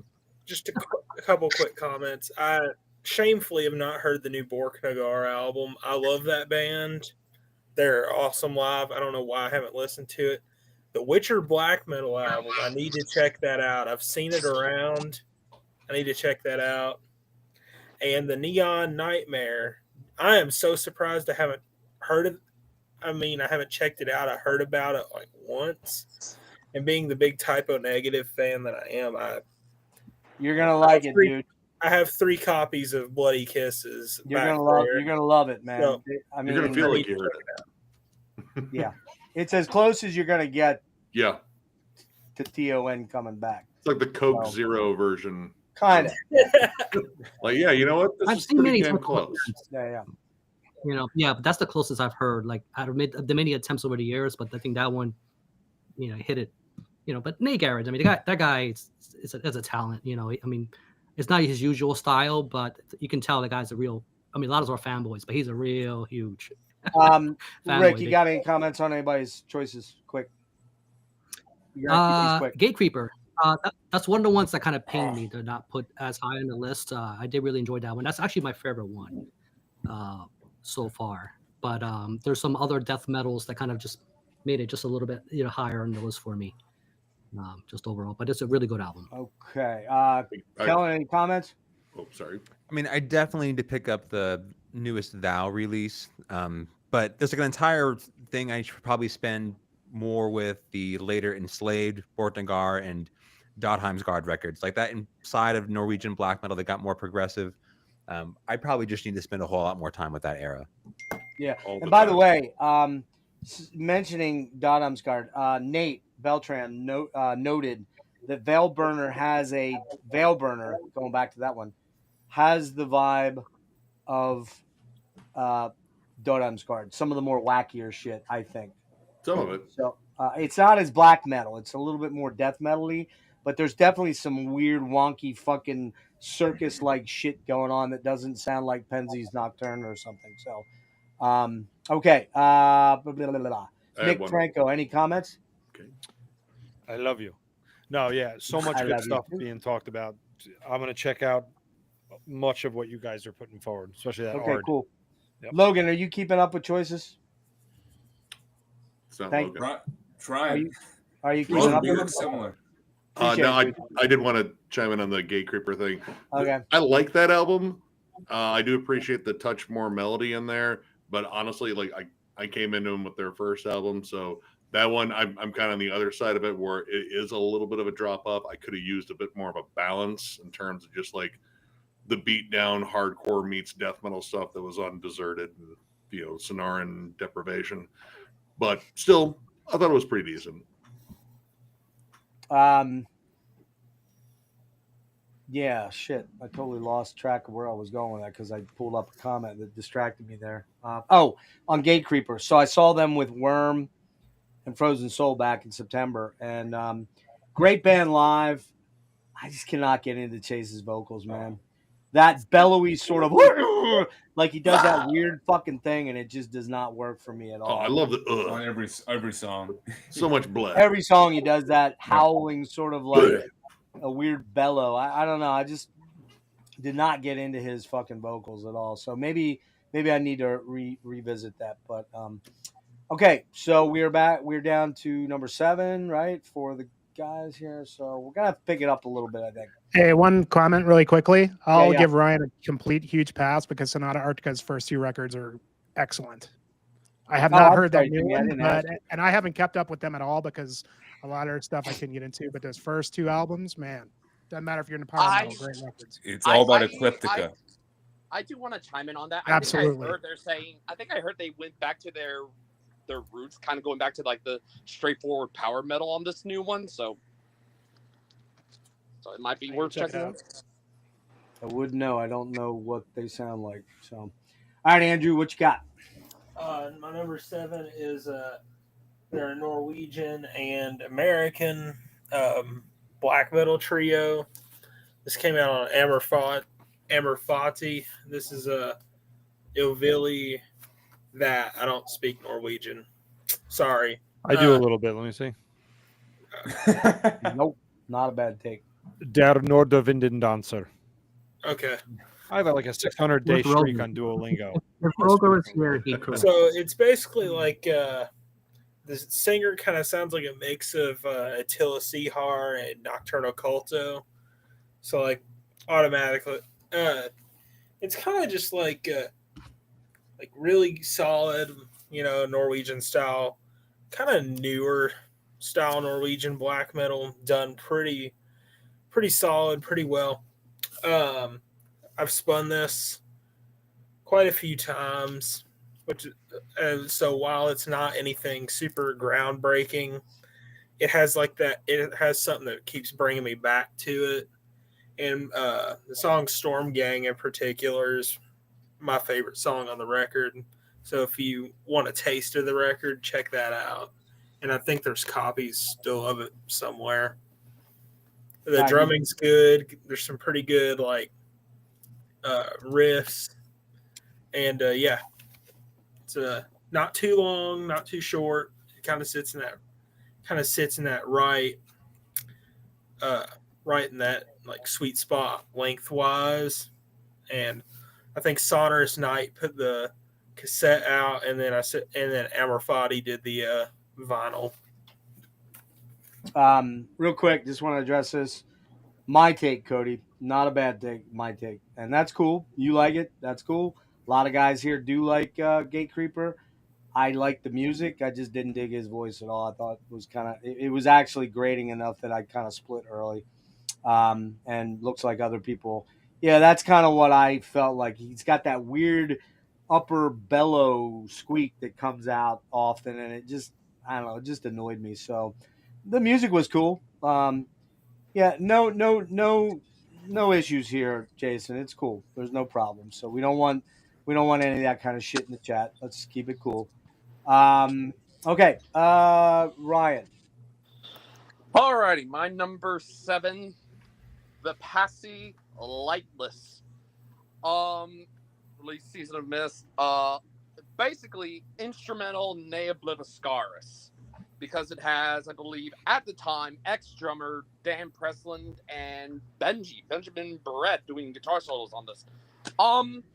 Listening to this, it reminded me of some of those early Ne Obliviscaris albums, more specifically Portal of Eye to their 2 EPs that were never really officially released, Sarabande de Nihil and High Rate.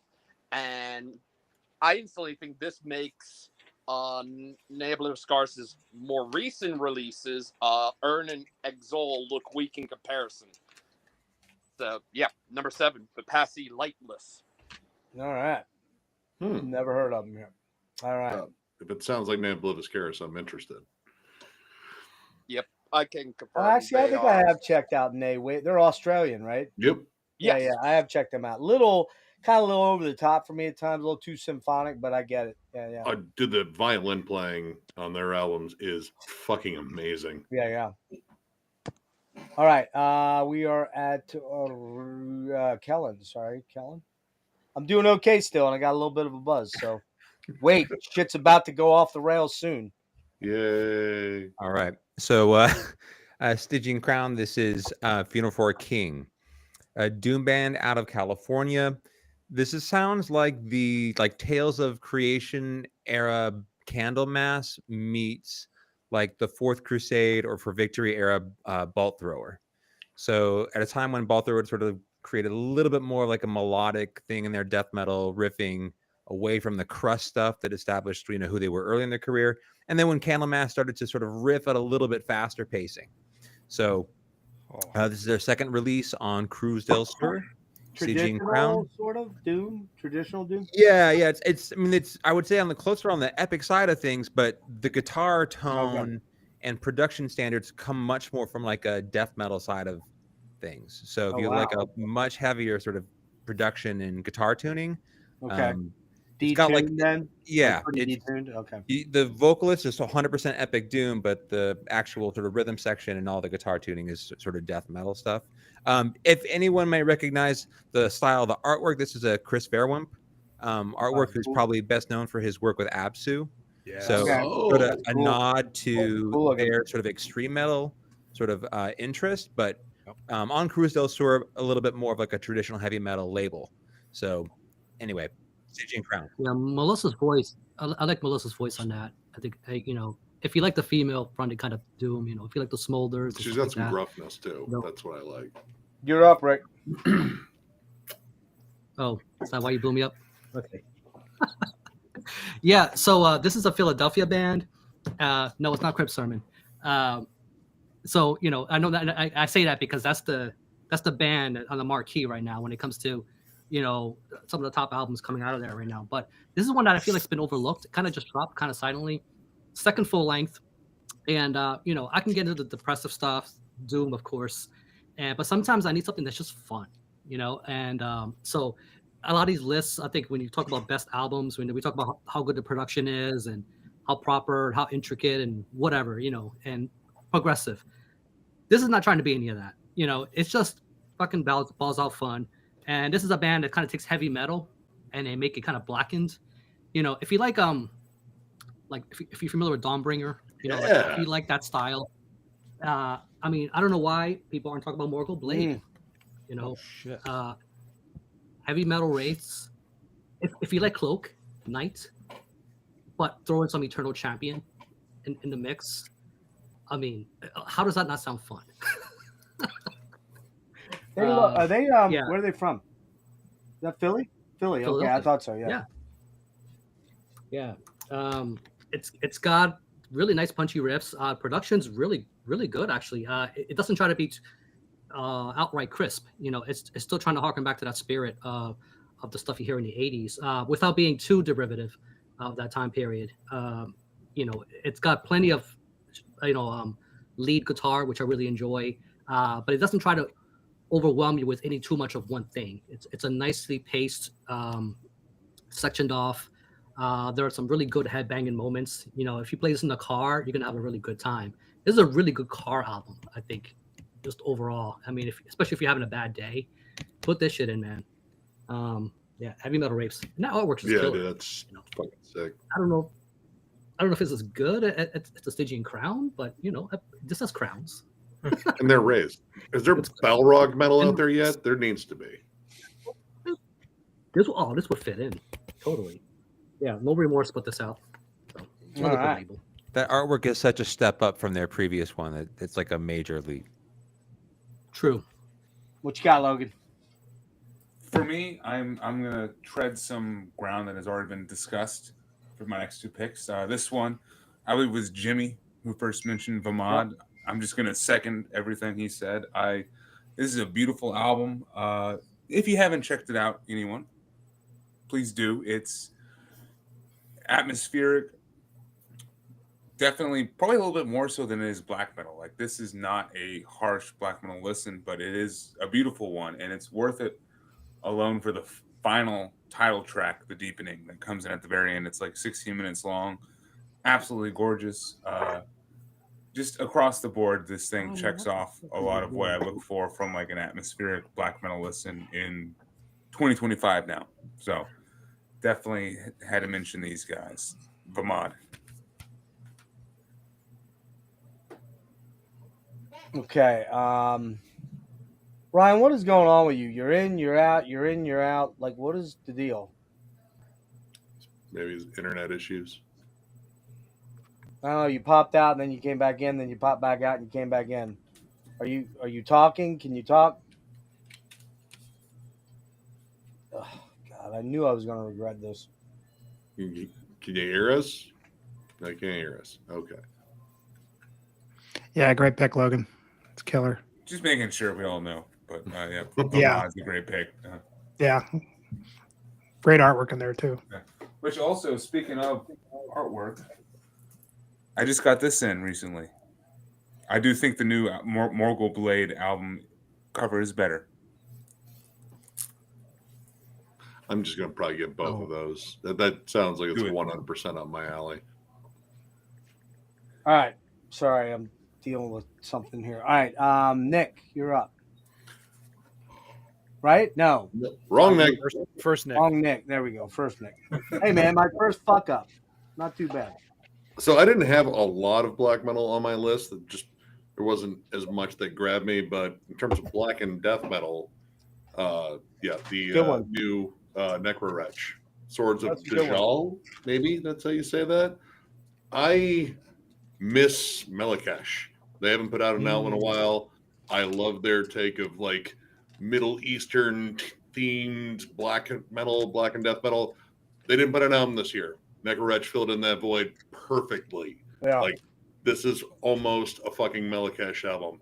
Really good. Really good. Middle Eastern, very Saharan melodies that just come up in here, mixed with just biting, snarling riffs, and a lot of dissection energy too. And yeah, if it sounds anything like those first two dissection albums, I'm generally on board. But yeah, The Fifth Door and the title track in particular, monstrous, huge songs, lots of cool transitions. This thing is a flat out riffy bastard too.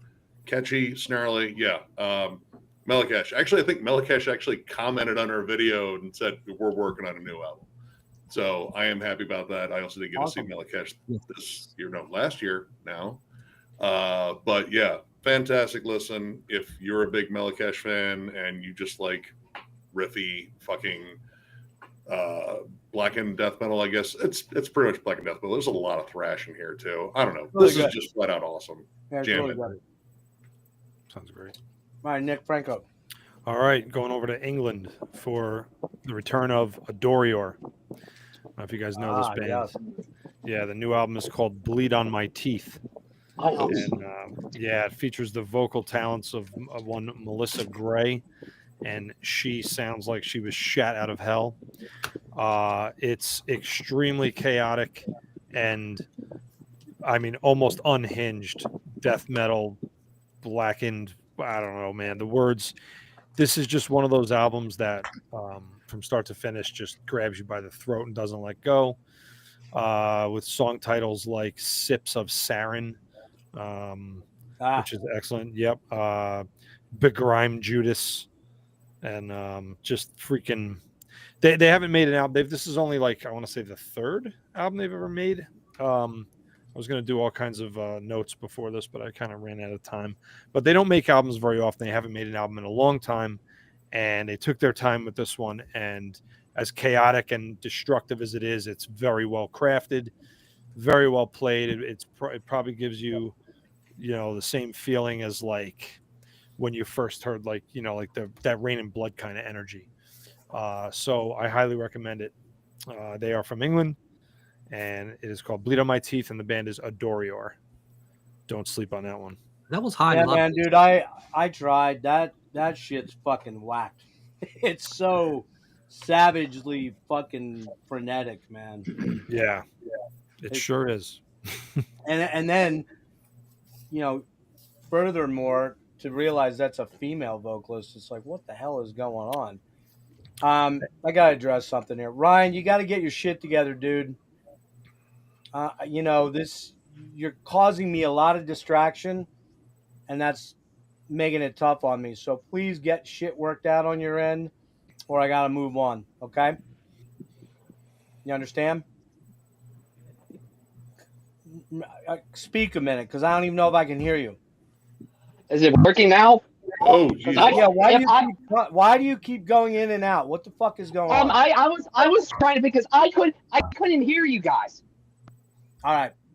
Let's hope this is the last time, okay? Please, because what you don't understand is when you dip out and then come back in, it distracts me from what's going on, and that distracts everybody. So please, come on. Yeah, sorry. And when you popped in last time, your mic was making so much goddamn noise. So please sit still and just sit tight, okay, till your turn. All right, cool. Nick, sorry, man. Sorry. Okay. So Adorio, right? Yes, sir. I know that's Ryan Scow's #1 album, isn't it? Yeah. He went over there and saw them. He No shit. Yeah, he absolutely loves that band, and I do too. I have their other albums, and they don't make albums a lot, which is, they definitely worked on this one, took their time, and it is a real fucking punch in the face. Yeah, it sure is. I gave it a listen. It wasn't my thing, but I gave it a listen. So, Jimmy, what you got? Yeah, that sounds awesome, Nick. I'm definitely going to check that one out. Hadn't heard of it before. But Nick already mentioned this one, but Borknagar Fall, could have easily been higher up, but love this band, long time. And, they're kind of treading in the same, like Amorphous, like where they kind of just, they kind of settled into a good groove with their sound. And, they're not doing anything a whole lot different, but just, I honestly love the lineup at this point. I think having Vortex and Solar Fog guy, Lars, those two guys. I think I loved personally. I love the Vintersorg era. I thought he was great. I was kind of sad to see him go. Not the best era, but definitely Vortex and Lars are the best singers, and it's just another good record. I mean, every Borknagar record at this point, usually there's like 4 or 5 really strong songs, and the rest of it kind of, dwindles a little bit. I agree. Moon is probably my favorite. I actually really dig Nordic Anthem. I think that's it's a pretty catchy, radio track, but I really like it. I like the chorus in it, and Summits. I mean, that's an amazing song. Vortex. Oh, that one's killer. As always. Yeah. But it's just another, I'm glad to see that they're still going strong, and, anytime that they come out with something, I'm going to get it. So, but it's a strong record. I really dig it. I agree with you 100%. It's definitely, and Nick Franco and I saw this band a couple months ago. It's in the Amorphous territory of the last 5 or 6 Utzon albums, where lots of great songs, but kind of a wee bit of cookie cutterness. Not, and that's not a knock. It's simply what I'm hearing. I'm hearing some similar type arranging and song structures. And, Eclipse was the first one of the Utzon, and it was killer. And then, quite frankly, there's a lot of great stuff in there, like Skyforger and blah, blah, blah. But then you get to, it really wasn't until Red Cloud that I thought that they kind of kicked ass again, like where it was like, oh, okay, this is like Elegy great, And we're going to talk about that band in a few minutes. Well, when we get up higher. So, but not relative to Amorphous. I know what you mean. Yeah. Relative to a side project. So, All right. My choice is this one. They're kind of like fucking comfort food, man, for death metal. I think they're probably the most, in my opinion, possibly the most consistently kick-ass band. They don't do a lot different from album to album, but they don't also, every track doesn't sound exactly the same, and ripping goddamn riffs and fucking killer death metal vocals. Any guesses, Nick? You're probably going to see this one on my list if it's the one I think it is. Take a guess. Necron. No, that's not it. No. Oh shit. No. And they're in there too, but I don't know I know their first 2 albums, but not as well as I know the recent one, which is, unfortunately, it made my honorable mentions. And I got to see them out in San Francisco a couple weeks ago, open for Death Angel, and they were fucking savage. Got to hang out with Sonny. It was super cool. What a great fucking dude. Chad, great dude too. Didn't get to talk to Luca, but no, this is the band. Skeletal Oh, yeah, Remains. that was going to be probably my next guess. Fragmenting of the Ageless. Killer, I don't know what this is called, Sunspot. And I ran out of sleeves, so I just actually tripped that over there so you could see it. Man, you know, probably the most consistent and one of my favorite OSDM US bands out there in the newer generation. Their riffs are just fucking savage, unrelenting. They're not played out as a lot of OSDM bands for me are, where you hear that one band, you're like, oh, okay, everybody sounds like that now. I just don't. Skeletal just, they're complex without sounding too technically overwhelming. And trust me, I was 3 feet away from Mike De La O watching them a couple months ago, and they were fucking savage live. So damn good. They opened, believe it or not, they were a middle band between Phobophilic and Bewitcher. And Bewitcher did nothing for me. They were Motorhead light and not my thing at all, man. Skeletal should have been headline, man. I don't get that at all. But anyway, the riffs are twisting and spider-like. They come at you like their sole intent is to stab you in the jugular. Are they super unique in the genre and doing something completely new? No, but that's not what I want from them. Mike and Chris are killer players. They're both great chuggers and great soloists, and they're not just chuggers because they're doing a lot of spider-like fucking riffs all over the neck, man. Watching them, they are both excellent fucking guitar players, and I know a little bit about that. Right, Andrew? I know a little bit about that. Who can play and who can't. Pierce he's not with him anymore. The guy that played with him right now, I don't know if he's going to be a permanent member, but Rustin Gross was with them. Super nice dude. The drumming by Pierce is fucking savage on this. Just unrelenting, man. You know, again, is it massively different from the prior 4? I'd have to go listen to all them again. I came into them with the one with Ripperology. Third one. Yeah, fuck. I can see the cover. I can't think of the name. Yeah, it's something with an S. I can't remember the name of it. Anyway, Rick will remember probably. No, it's not massively different, but they play killer, non-alienating technical OSDM that is super high caliber, and they knock it out of the park pretty much with every album. Favorite tracks on here: Cybernetic Harvest, Forever in Sufferance, Verminous Embodiment, and the slower, doomier Void of Despair. That fucking song rules. I think that's it. So yeah, Skeletal Remains. Anybody got any pressing comments they need to get out on this stuff? I was just going to play off of Skeletal Remains. They were on my list a little bit lower, but baseline with that band, sometimes you just want to hear this just particular sound in death metal executed well. This band does it. All their albums are ridiculously tight, and yeah, that new one, another beast. The riffing is just absolutely insane, and in terms of a band, I would say that, you know, the album is nothing compared to them live. This is the band. Go see them live. They will peel your face off with their riffs. Amazing. Killer. Tight. Holy fuck, they're so tight, man. All right, anybody else got anything there? Jimmy, anything to add? Okay. Rick, anything to add?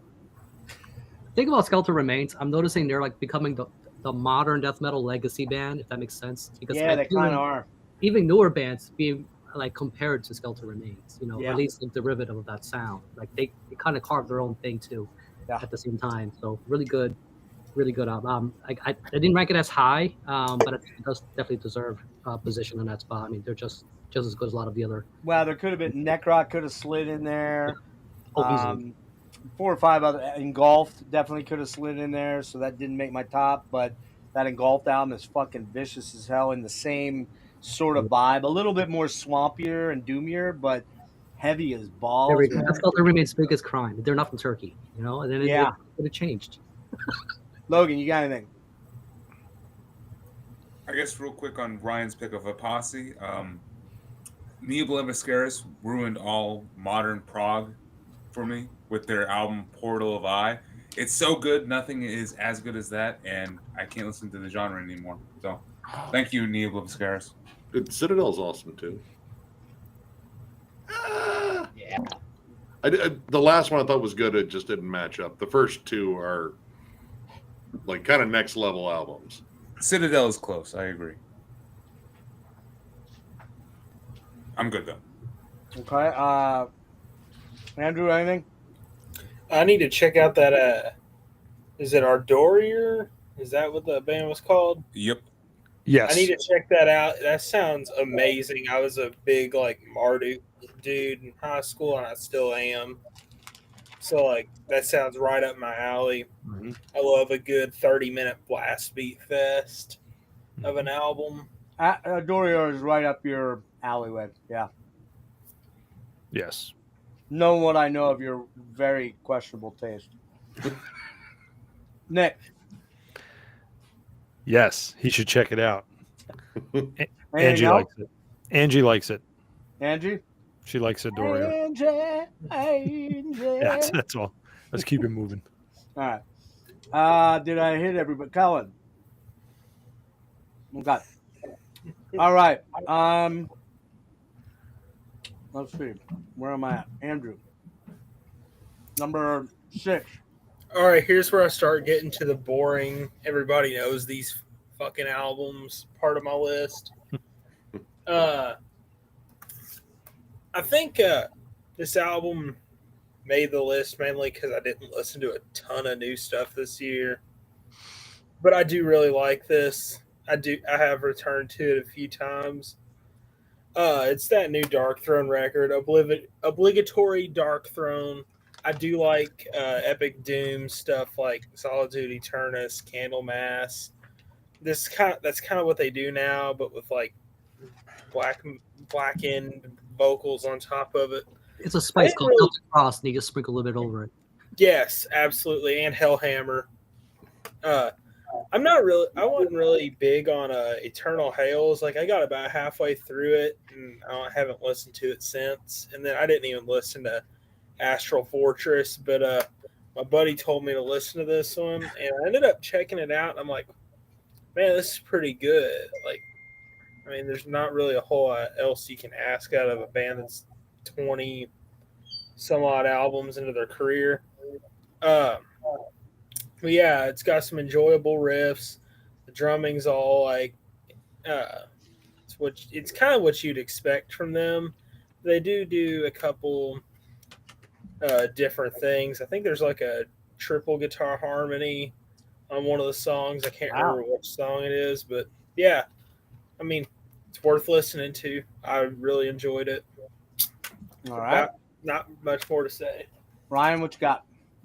Alrighty, number 6. The only reason I'm sitting down because this one's the only vinyl I got. Come on. Sit down to show vinyl. Is that like a new thing or what? Okay. Well, I was sitting down for a couple, but I was like, I needed to sit down because this one's kind of big. I can't hold it while standing up. But yes, Gamache, the Maldoror, Chance, Old Ocean. I believe their second album in the series of the title, which was, I believe, based off an author named Latromond, I believe.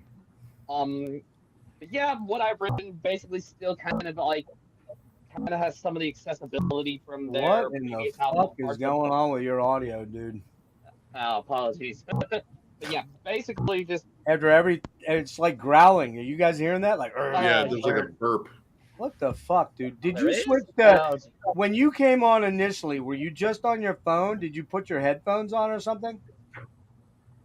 That's the problem, bro. Fuck. Yeah. Ryan. Yeah, I'll be quick about the accessibility, like Hearts of No Light, their previous album, but also has the complexity of the construction and Triangle, their triple albums. So yeah, number 6, Skamash, Valdor, Chance, Old Ocean. Yeah, it is a good album though. It's like a fucking death metal panel vocal, like or something. I mean, what the hell? Some Demolich burps in the background. here's the bottom line. You gotta mute yourself in between. Sorry. All right. Kellen. All right, so that Adoria record almost took my sort of Angel Corpse craving that I had for the year, but this record, I mean, one of my favorite countries for death metal is going to be Poland, and this is Upon the Altar with their second full length. This is Descendants of Evil. This is a little bit slower and appeals, I would say, closer to like the American black metal scene. So like later Profanatica or Demon Sea is probably what's going on here. There's a death metal though side of it where it's not just like a black metal deal where like Ignovamus is probably my reference point, or something like Ladder Titan Blood, that kind of black death. So Upon the Altar, Descendants of Evil. I knew of all the people on here, you would have the weirdest out there shit that nobody's heard of. I mean, But you compared definitely come on. Like, just real quickly, where do you find a lot of this stuff? Just going to distros or Bandcamp or what? Well, one of my Gods of War is a Polish label, so I'll spend time over on that, searching whatever they're going to release, because they're going to sign underground Polish death metal bands. So it's just a country that I've noticed I just mentioned Angel Corpse earlier. In the 2000s, a band called Azareth was one that I absolutely loved from that country, that was playing like super fast, blistering kind of blackened death metal. So that kind of has turned me on to a place I should be spending some time. You're either there or I'd Void Hanger, right? It's like you're. Yeah, they're out there, right? I'd Void Hanger is going to have the. Did you left field stuff? Colin, did you check out the Causal Intrusion? I have listened to it, but I mean, that's 100% my thing, Jeff. So thank you for the recommendation. But fucking weird, man. It's one of those things where I come to the end of the year and there's like another 200 records. Well, but the Causal Intrusion, I think the last one was 23. So the stuff, the one I sent you, I believe, was from 20 or 19. The first one. That's the hard one to find. I grabbed the other two, the second and third one in the trilogy. You can get those CDs for like $9 from Season of Mist US. But the first one, which I'm forgetting the damn name of, I'll have to look it up. But that's the fucking one that I dipped in on, because the artwork is so absurd and Dali-esque and bizarro. And I'm like, I got to check this out. And I Void Hanger has some of the weirdest shit ever, like Esocatrilium and just all those bizarro bands that almost don't fit in any niche at all. I've got one on my list later on. So cool. Yeah. All right. I feel like you have to make all your orders through a Ouija board with that label. Yeah, exactly, for sure. All right, I think we are at Rick, yeah. I tried to make an order through a Ouija board once, and it didn't turn out very well. Just don't misspell anything if you do it. Hail Satin. Hail Satin. Ever been attacked by Satin? It's not fun. So this poll right here, it's CD format to appease Tyler in the chat and Necrotic Dick, because I know you guys are fans of that particular thing. But this is their second full length. It's gotten a lot of hype. I don't know if I'm going to see it again in the stream, though I wouldn't be surprised if it showed up again. But it just kind of going back to a theme about war, and war is never a thing you want to forget, and I think that's why a band like this revisits this particular period. And the Canada Fiber, though it's all in German, so I don't know what's harder, that or probably no. Sprechen Sie Deutsch? The old Volk says Katastrophe.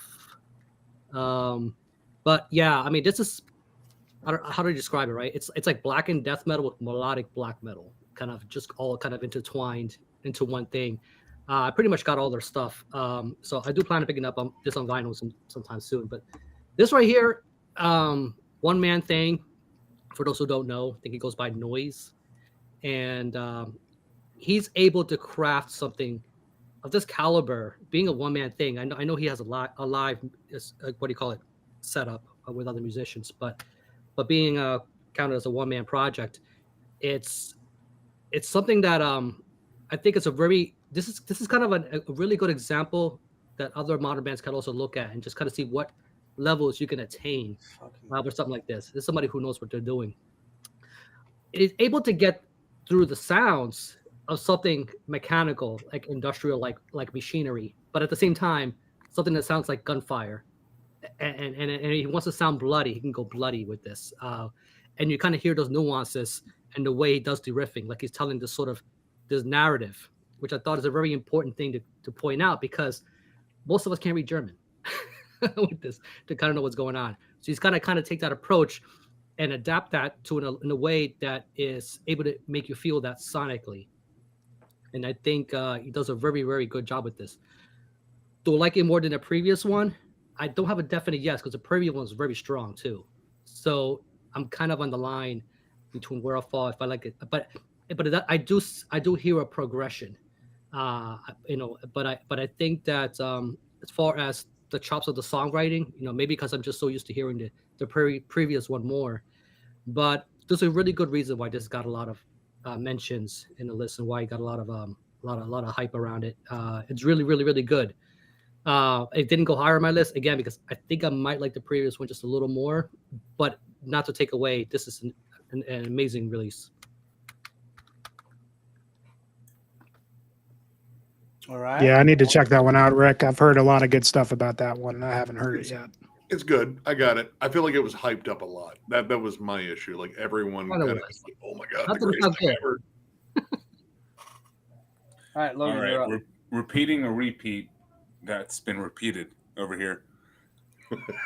The Fall by Borknagar. I mean, honestly, it's cool to see this album talked about so much, and for good reason. I definitely agree with what has been said. I've been a fan of this band since Winter Thrice, which Nick pick that up, dude. Come on, it's the best. I know it's like the one I'm missing. It's you my gotta get favorite that one. of theirs. It's essential. Absolutely. This one is not quite up there for me. It's, as everyone says, Moon is a phenomenal song. That is great. Honestly, the middle section of this album is where it kind of hits. Originally, I was actually a little disappointed. Like Summons is cool. Nordic Anthem, for whatever reason, never hit me. There was that Borknagar ranking stream. Marty called it Disney Borknagar. I'm like, yeah, kind of fits a little bit. We are Vikings. We are Frozen. The middle songs though really brings it back for me. Moon, Stars Ablaze is right up there with Moon, and Unraveling I really like, and then Northward is a good closing track as well. So not like a perfect album, and there's definitely some flaws for me with it, but like that middle section is phenomenal, and the bass work is really good. Like that actually is what elevates it for me on tracks like Moon and Stars Ablaze, along with like the intricate guitar work that really like weaves these melodies. It just gets stuck in your head, and the vocals have been discussed. They are phenomenal. So gotta say Borknagar one more time. Oh yeah. You might see this one pop up again. Oh. Yeah, I'd be surprised if it's not on everybody's list. So that's We lost Jeff. Jeff's in conversation with somebody. But here, I'll go. This seems to happen with when I'm on stream for some reason. Here's the CD. Yeah. Yeah, Nick, if you don't have Winter Thrice, dude, that one's you gotta pick up Winter Thrice. Yeah. That one is so good. Yeah, I love how they melded all the different eras of the band with that record, because you got Garm, you've got Venersor, you've got Vortex. That was like one of the best ensemble vocal domination performances I've ever heard. And the songwriting is just better to me on that one. Like the songs are more unique and different from track to track, I think.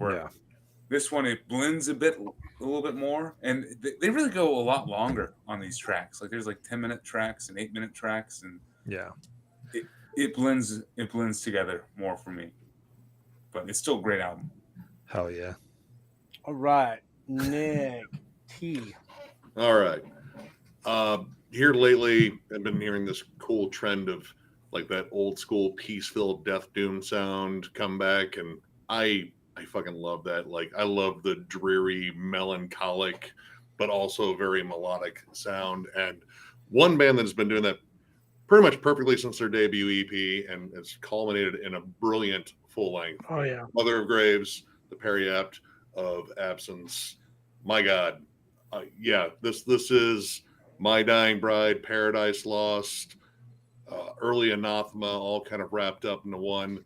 Brilliant melodies, heavier than hell riffs, but man, it just has that just woeful, I'm unbelievably depressed atmosphere, but it's so catchy. It's just infectious. Like, it isn't like to the point where it just drags you down. It's like, I need to turn off and take a nap and close the shutters. It's like, no, I'm going to keep listening because, man, the riffs, the song building, A Scarlet Threnody, possibly one of my favorite tracks on here. I love the labored build on there. Like, it starts off very soft and then builds in this just disgustingly heavy big crescendo at the end.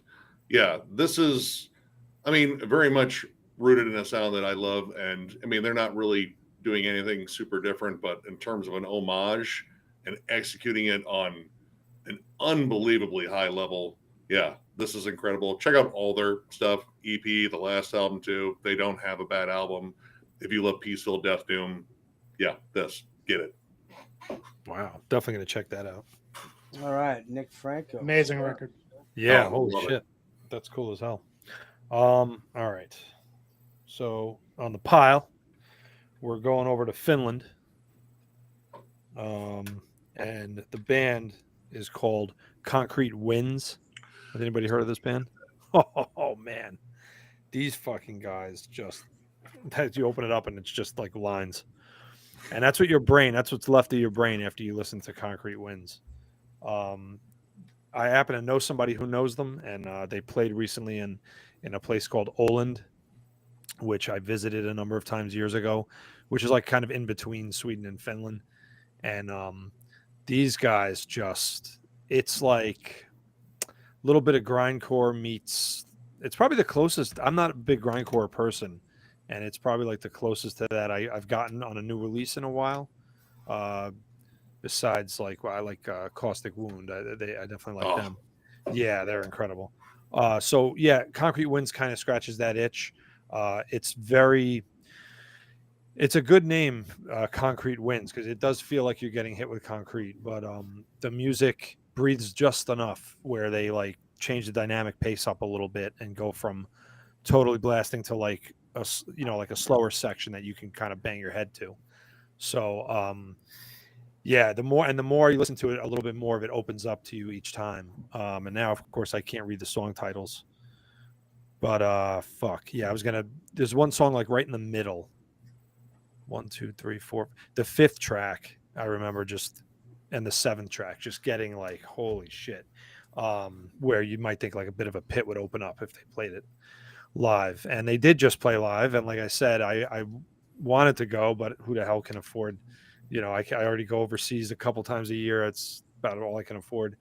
I highly recommend it. Some of you I saw nod your heads and you're aware of it, but this album is eponymous. It's Concrete Winds, and yeah, it really just smacked me right upside my cranium. So I got to go with that. I still got to get it. It's been on my list. I like that band name. It's it's cool. Evan, I spoke to Jared a while back about coming on for an interview. If you know him, tell him to get in touch with me on the Gas Mask Instagram or on the my Facebook page, which I rarely check. But tell him to get a hold of me through the channel. I'd love to have him on. I'd love to talk about that triptych of albums that he did. It's super fucking weird shit, man. It's really fucking bizarro stuff, but I like it. And you're right, iVoid Hanger has terrible distribution over here. In order to get this stuff, you got to pay a boatload of cash, or they're Italian, I believe, right? Italian label, I'm pretty sure, yeah. Yeah, just a pain in the ass. So, okay, we are at Jimmy. Where's Jimmy at? Oh, there he is. Okay. All right. This next one, a little bit different. Easily could have been up higher in the list and was kind of a surprising one for me. But Devin Townsend, Power Nerd. Longtime fan of Devin Townsend. And, this is kind of weird because as soon as he announced this, I was like, really? Power Nerd? Okay, this is going to be a goofy Devin Townsend record. I mean, he produces so much material that I just kind of like, okay, maybe this is one I'm going to bow out on or whatever. Cause like, he'll release a record that I really love and then he'll do another one or two that I'm like, not really, into. I guess I'm more into like, the heavier Devi stuff and the more introspective Devi stuff, the way he described it, it was going to be like, sort of just like old heavy metal songs from, his childhood, which, sounds pretty cool. And when you put the record on, the first song kind of fits that description. It's kind of just like old, Motorhead kind of AC/DC kind of stuff. And it's interesting because like, as you get into the record, it's actually got some of the most introspective Devin Townsend songs I've ever heard. And I would go as far as to say as like, there's probably like 5 or 6 songs on this that are probably some of the best songs I think he's written in a long time, many years, and he's put out a lot of great records. But it's interesting to see too, is that, it's called Power Nerd, but it has like all this, sort of foresty and mountain imagery, which it's just strange how like, he went with the Power Nerd thing and then it kind of turned into something different. Like Terria.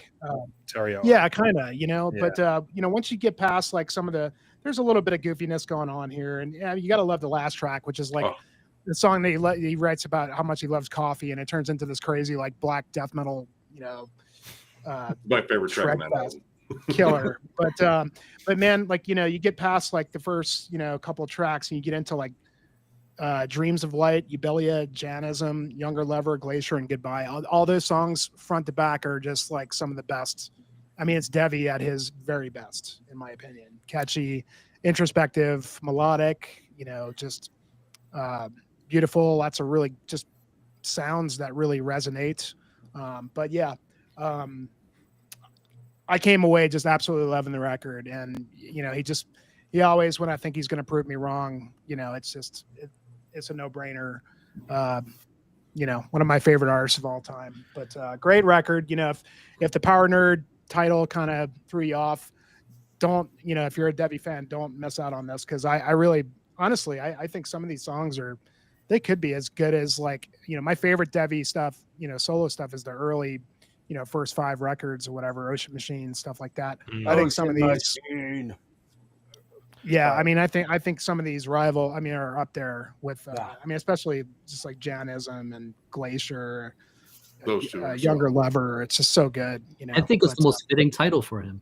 I guess so. It's like, I guess you can look at it in a lot of different ways, because on the surface, it doesn't seem like it fits, but then maybe it does after you give it some time. I don't know. I haven't really fully, dissected what he really truly meant to do here, but yeah, great record. I love it. I had to buy the vinyl because I got to get it back. I think I slept on that. I heard the first few songs he released with it and I liked them, and I got to dive back in, I think. I know you're a fan, dude. I'm telling you, dude. It's some of the best shit he's done in a while. It's just he releases stuff all the time. To prepare to pony up a lot. I massive Dev fan. Saw him open with probably over all you guys. I'm pretty sure I'm the only dude that ever saw this, but saw him open or sing lead for Steve Vai back in '93 for Sex and Religion when he was kind of an unknown dude still at that point in time. Wow.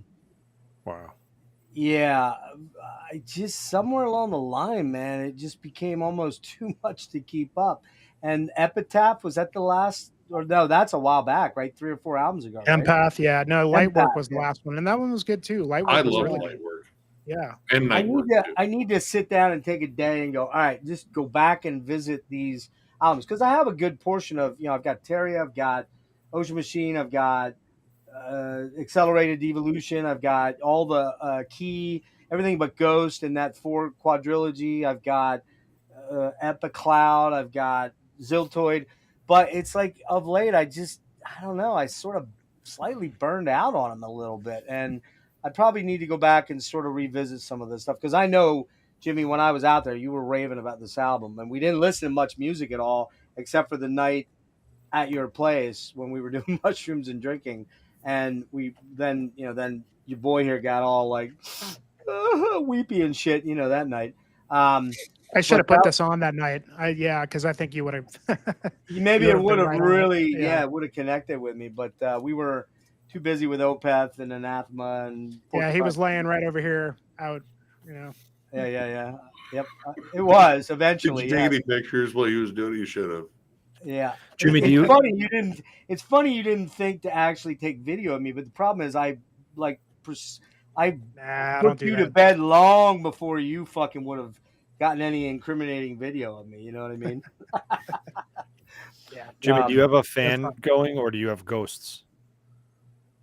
It's my furnace actually. Oh, okay, because your Amorphous. Yeah, it's right in that room, so it's probably loud. ghosts. Sorry. You got ghosts. I'll mute myself when I'm not talking. So real quick, I had to kind of boot Ryan, and just so people understand, I'm not trying to be cruel to him, but we all know Ryan. He's a good kid. He's a nice dude, but he always has issues with equipment. He always has issues with the view is looking up his nostrils or something weird. And I struggled. I wanted to be a good guy because generally I think I am a pretty good guy. Nick, don't say a fucking word. Oh, come on. Not you. Don't fucking cut me off like say that. Say a fucking word, bitch, or I'll throw you out on your ass. But I wanted to be a nice guy, and I had to just cut the cord because I am being distracted so much. So I believe Tyler is going to pop in here in a minute. We'll see how that goes. So my choice, number 20. I'm not going to tell you the name of it or show it to you until I read off what I wrote. This album simply wants to fucking kill you. Its only purpose for existence is to stab you in the carotid artery and skull fuck your oxygen-deprived brain as you slowly die during that 3 to 5 minutes you bleed out. Sounds great. Savage isn't remotely a strong enough word to describe the horror show that this music on this album is comprised of. It's inhumane, it's unholy, it's bestial, it's feral, it's hateful, it's vitriolic, and it's fucking barbaric, but it's awesome as hell. Taylor Swift. How did you know, man? Damn it. All right, stream's over, guys. It's just no surprise. Winger reissues. All the tracks on this album, there are 4 of them. I love them all. I favor the last 2 tracks mostly. Any guesses, Nick T? Spectral Voice. Nope. Let's add Jason. Let's just say that. It's what? Add Jason to Spectral Voice. Then take the guess. Oh. Well, we talk about Jimmy having ghosts, so something with a curse. You're right. Black fucking curse, man. Wow. This album, Burning in Celestial Poison, is so good. I had to have a copy of each, which I've been doing a lot of that lately. And my wallet and my bank account do not like me at all. This fucking album is, like I said, man, it's barbaric. It's savage. It's bestial. It is literally like getting hit in the head. Not that I know what this feels like, but like it's an analogy. Just go with me here. It is literally like getting hit in the head over and over with a fucking sledgehammer. It's so goddamn fucking heavy, man. I don't know. I'm sure, Nick, you have it. Nick Thralls. I'm sure, Rick, you probably have it. I don't know, Jimmy, if you have it or not. This is unrelenting. Now, I will say this varies a little bit from the first album, Endless Wound, because that one, much shorter tracks. Only 1 or 2 songs are in the 5 to 7 minute range. These tracks are all 8 to 10 to 12 minutes long. They're fucking ferocious, man. I was gonna say, if you got a member of Spectral Voice and Primitive Man in one band. Yeah, and Chemist too, right? Is it Chemist? Yeah, I think. Chemist, yeah. Okay. Yeah, I think one member is. Yeah, and man, Herman Womb. Fucking insanely heavy. Nick Franco, do you know that one? I've heard of it. I have not listened yet, but I'm going to. So it's Eli Wendler, who is the singer and drummer for Spectral Voice. And it's that whole Denver incestuous thing, man. It's fucking crazy. That's the new Seattle or the new LA or whatever of the death metal genre. And I'm telling you, that album, you agree with me, Nick? It's almost indescribably fucking heavy. It's a constant battering. Like that barrage. album slams into you right from the rip, and it doesn't let up. Even the moments of peace. I'm lying. There's no peace on that album. The quieter moments, it's more of like a welling of just darkness and hate. So it's getting ready to bubble over the pot once again. I will say though, I do like Endless Wound a little bit more, just because there's a little bit more variety in the tracks. Yeah, there is slightly more in the way of dynamics. Like I like a good groove every now and then. I like some riffs to really latch onto. These riffs on that album are pure fucking chaos. Like they're the riffy equivalent of like someone trying to bite your throat out. Yeah, it's like everything's in a blender, yet it still sounds palatable for some reason to my fucked up synapses. I don't know why. It's hateful static with blast beats. That's a great way to put it. It's a great way to put it, man. That's a great way to put it. I really fucking hate when you come up with a better way to describe something than I came up with. I know. If you want to use that term, you have to like Venmo me $20. Okay, so frankly, Nick, fuck off. Okay. Anyway. Oh, cool. I'm gonna go pee then. All right. Do whatever you need to do, man. All right. So, all right, real quick, Rick. Any commentary on the albums? Quick. No, everything you said, I think it's on anybody else's stuff. No, I'm good. Well, okay. One thing, Kellen, Mother of Graves. No, who showed that? That was Nick. That was Nick. Yeah, Thrall showed that. Yeah. Well, anyway, what I'm trying to say is, love the album, but the cover art, kind of want to talk about. I kind of liked I felt like the last one fit better. It's Apollo Girardi artwork, and they didn't use them again for this new one, because every time I see that, I keep thinking it's an album that's going to sound like Lord Vicar, right. Like I don't think it fits the sound. It almost has a power metal vibe to it, or maybe I don't get Death Doom from metal. Looking at that. It can be, you know what I mean? It's just a thing that I see that style is very adjacent to those other associated bands. That's my nitpick, but other than that, it's great. Yeah, and he's still in the band. Yep. I had one comment to make on Mother of Graves. For some reason, and I interviewed Chris back in like October when this dropped, or right around when it dropped. And of course, it's very, very Peaceville 3. It's extremely Brave Murder Day mixed with Dance of December, which is A-okay in my book. But for some reason, this one I didn't order it right away. I'm not sure why. I think there was something going on with my bank card, and I couldn't use it right around that time for a couple weeks because I foolishly tried to buy some shirts. Remember that, Andrew? I remember. Anyway, and Pepperidge Farms remembers too. Yeah, you're right.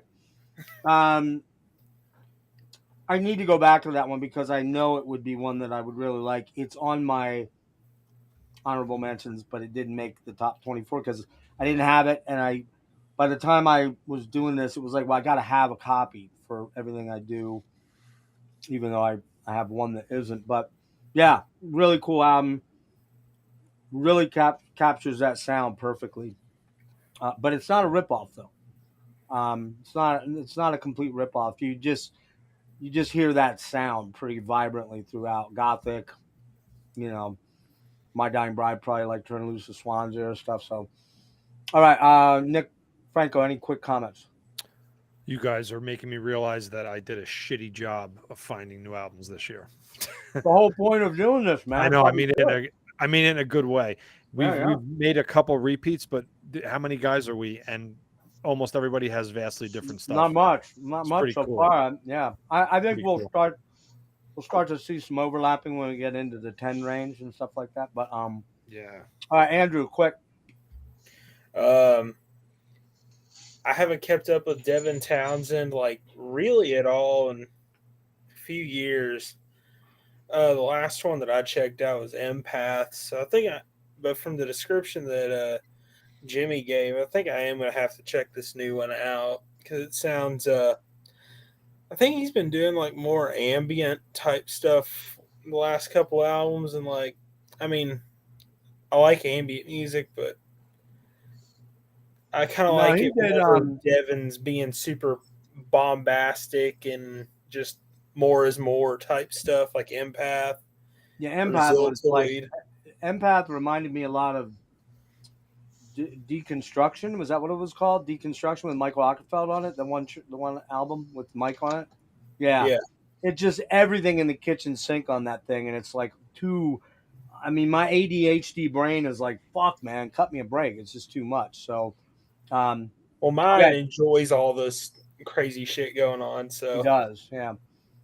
Kellen, is the Mother of Graves like the early peaceful stuff? Yes. Or okay, I had not heard that band. So Dance of December Souls, Brave Murder Day, Gothic, Turn Loose the Swans. Anybody else have some? Rick,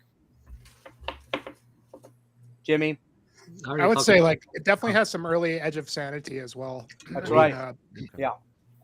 just never heard that band, and like I know the peaceful stuff gets interestingly more gothy and proggy as you go along. So And Dan Swano mixed the album.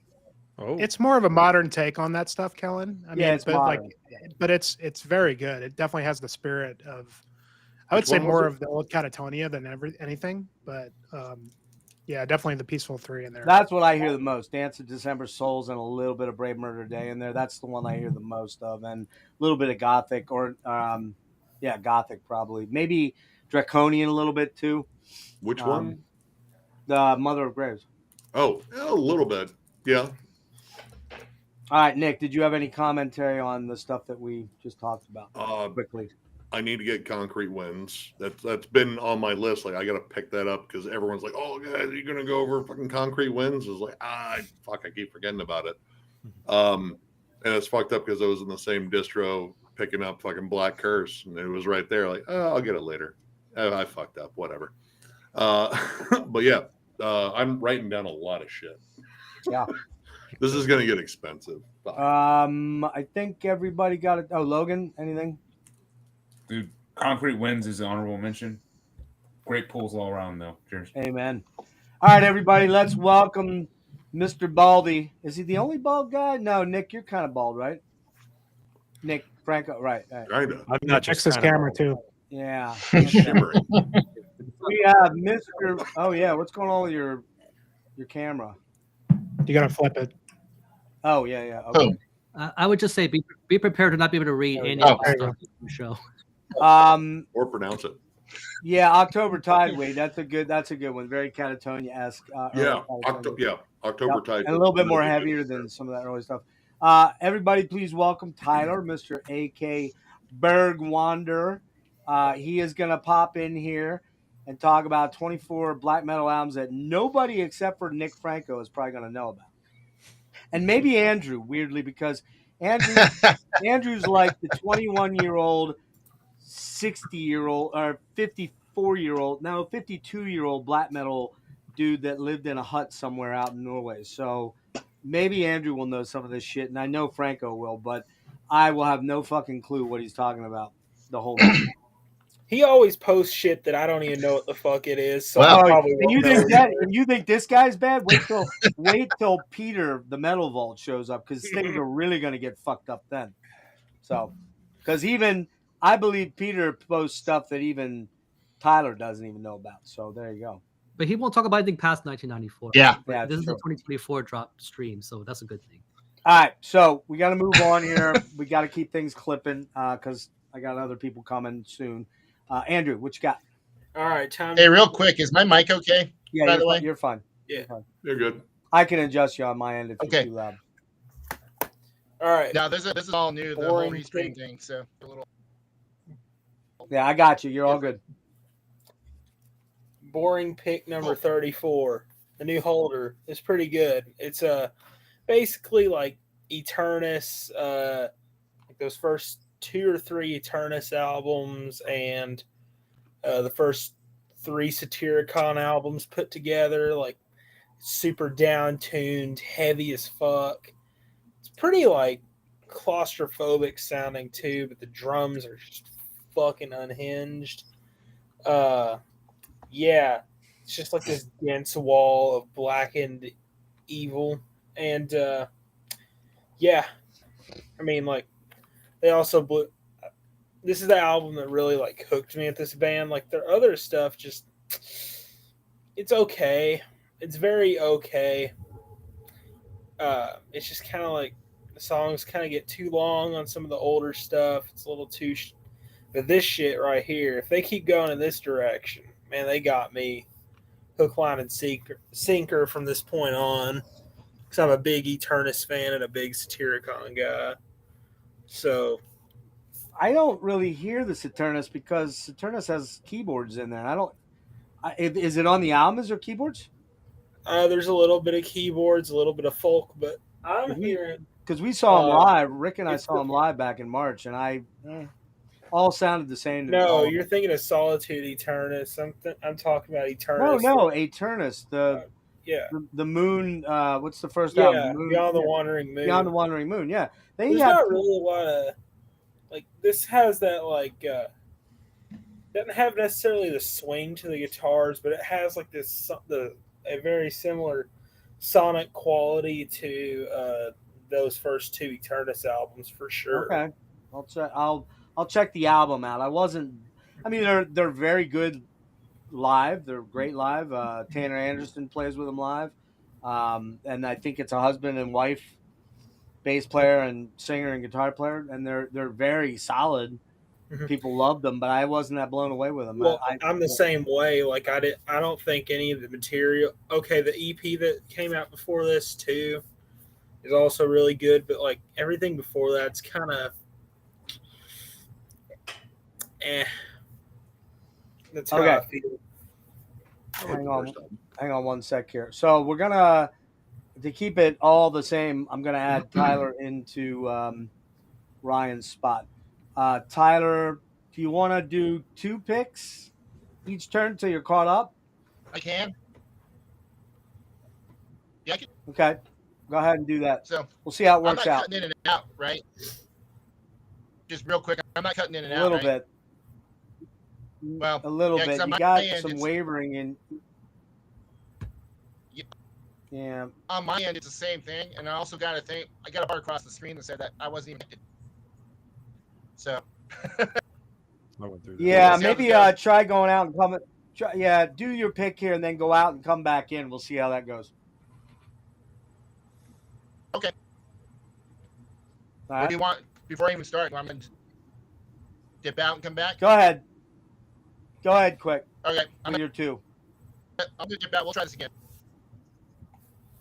All right. So he's leaving? All right.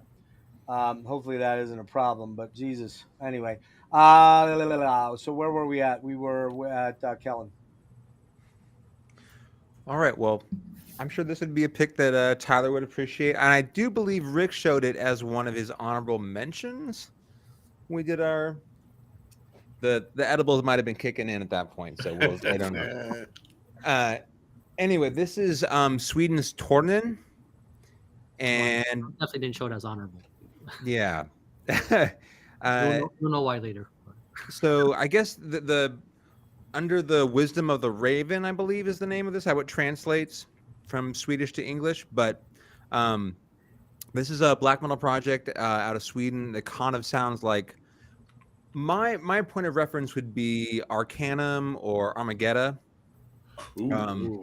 Alex Poole plays keys on this, and there was a lot of talk about this kind of being a bit more of a symphonic list, and I don't hear that. My symphonic black metal record of the year will show up later. This to me is just a bit more like classic Swedish atmospheric in the vein that I was kind of describing in terms of references there, but brand new project that came out this year on Medieval Prophecy, and I'll put all the name in the chat and everything for you. Cool. So we're gonna hear it again from Rick. Apparently, it's an overlap. Okay, where am I at? Shit, Logan, right? Either me or Rick. I can't remember. Rick. Rick's God damn it. Right. Rick's so inconsequential. I keep forgetting him. I kind of like it that way. I love you, buddy. You know. Well that. done. Not like that way, but I love you. You know what I mean. I gotta go get a beer. So talk. I picked another fun one. I figured for this spot. Now I got a question. When you think of Nashville, Tennessee, you guys think of Japan, right? Ninjas, and all that stuff. When it comes, nobody. We got If I that show you building look Japan, like Batman's head. This is the third one from Sedan, and this is what's it called? The Blossom of Psychotic Depravity. Really easy to remember title. Beautiful cover. I think that it's kind of a black metal with a bit of with the gimmick, because everything they put out, it's this over the top Japanese theme. And dude literally walks around with a samurai sword. So if you ever watch their videos are entertaining. Let's just say, if you like the just that real over the top kind of acting, it's a bit of it in there. But fun band. I don't think that they want to be described that way, but it just has so much of this punky energy, on top of it. I think it fits with like their logo. If you ever seen it, it's got a sword going through it, and when you listen to this, it's just cutting you, just with just the intensity. I mean, you can tell these guys are pretty young, so I think which kind of helps. You can kind of feel that vibe in this album. It's I don't think it's another band that's trying to do anything radically different with black metal. It's just kind of a mix of all different things, kind of just put together. That makes it really fun. It's just very fast. Again, it's got a lot of volume, a lot of pump to the just to the excitement. It's just two guys doing this too. So thought it was worth it. I wasn't sure how. This is one of those bands where I never know where this, and I think they like it that way too, where they stand with people who are drawn into this kind of thing, or are they gravitating listeners who don't normally get into black metal to come and listen to something like this? Because I think this would be a pretty good gateway album for somebody. All right. Logan. Oh. What? Look out for the game. There you go. Shameless. Way too nerdy for me, man. Go ahead, Logan. Psychopathic weeaboos right there. That's the Sedan album.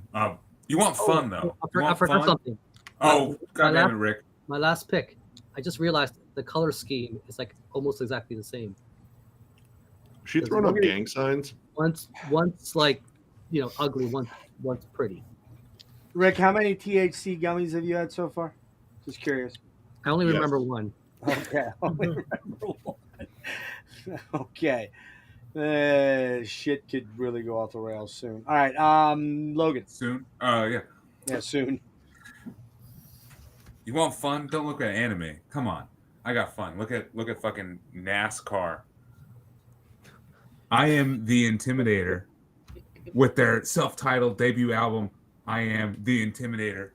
This is the concept album about Dale Earnhardt's last day on this godforsaken planet, where he crashes his NASCAR into the fucking side of a wall. Because damn, that's who he is, man. He's a legend. I actually don't know anything about NASCAR, but this fucking project makes me want to. As I said, it's a one-man project out of Portland, Oregon by Andrew Stromstad. He played in Atriarch as a separate band. It says he's in Poison Idea as well. But, dude, this is like ripping speed metal with like some power metal flourishes and even a little bit of like harsh vocals in there at times. This is the most fun you can have with like a NASCAR concept album. Please check it out. Even if you think it sounds stupid and ridiculous, please listen to I Am the Intimidator. And if anything, at least just look up the band pictures. Just the guy posing in full NASCAR gear with like a fucking sword.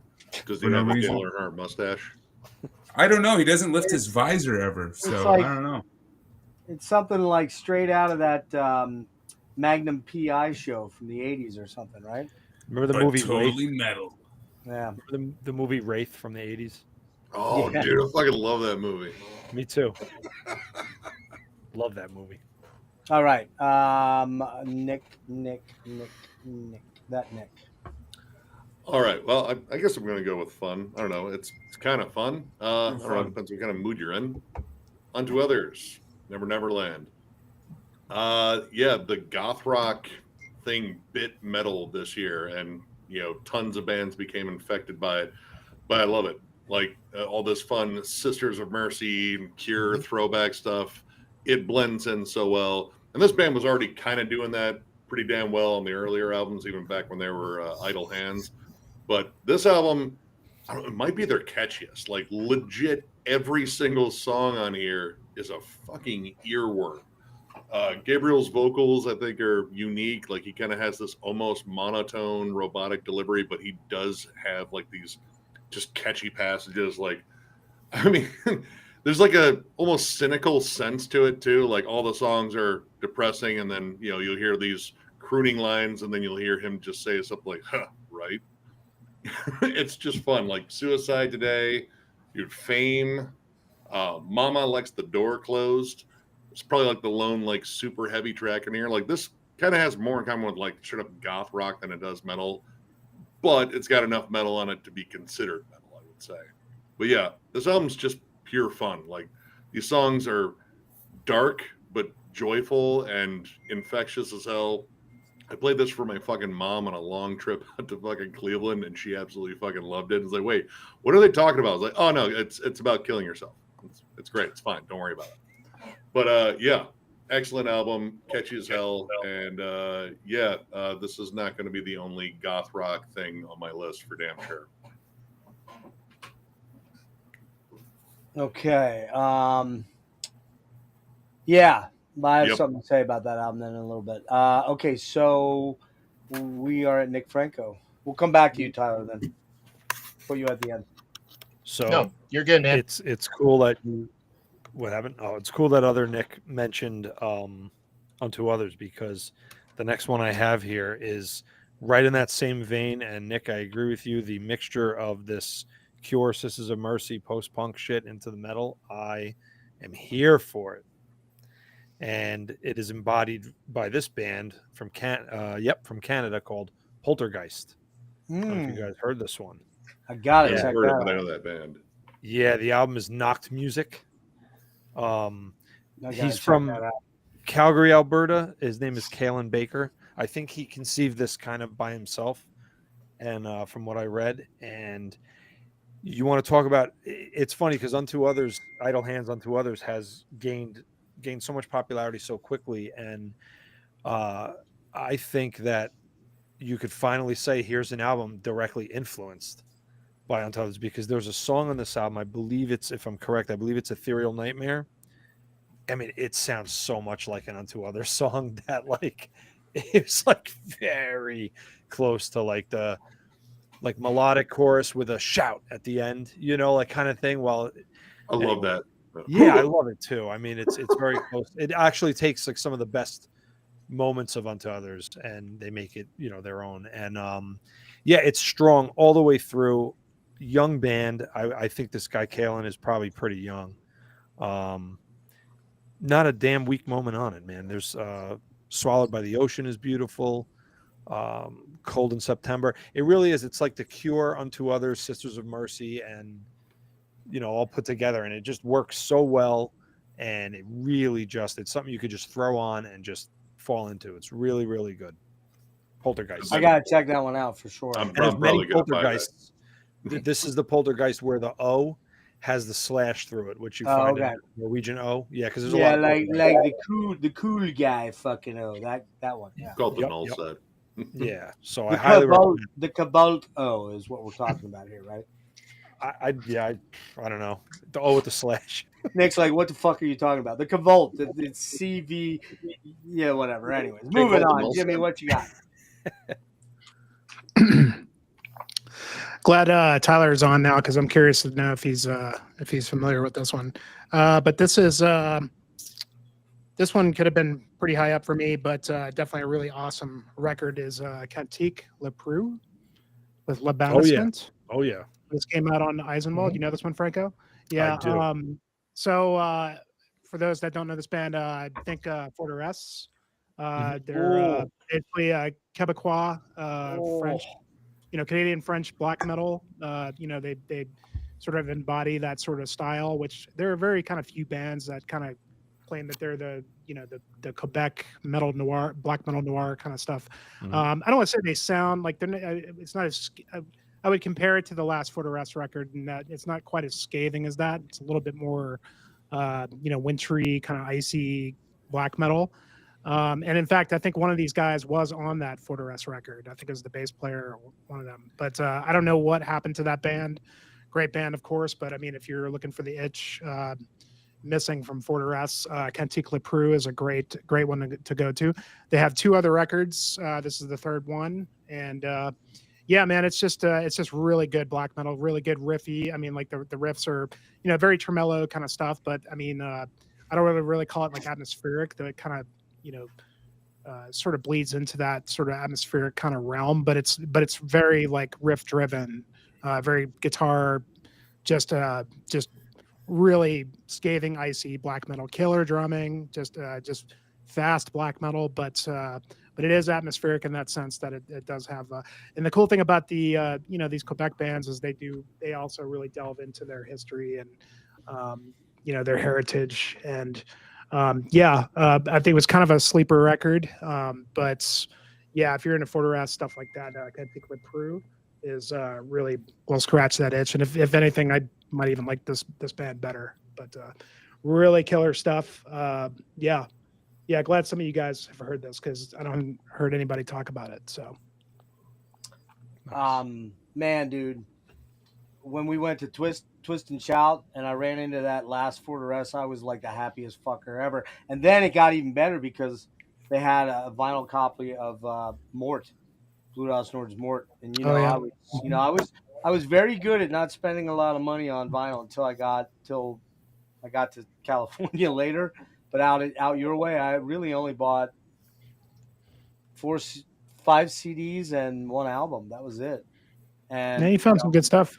Yeah, and I found killer stuff, dude. That Twist and Shout store was fucking epic, man. Both the places we went to were epic. So yeah, that's a good store. But yeah, Kellen, there's some good Eisenwald stuff this year. A couple other ones I've got coming up, but that one was one that sort of slipped the radar. I think check that album out; it's killer.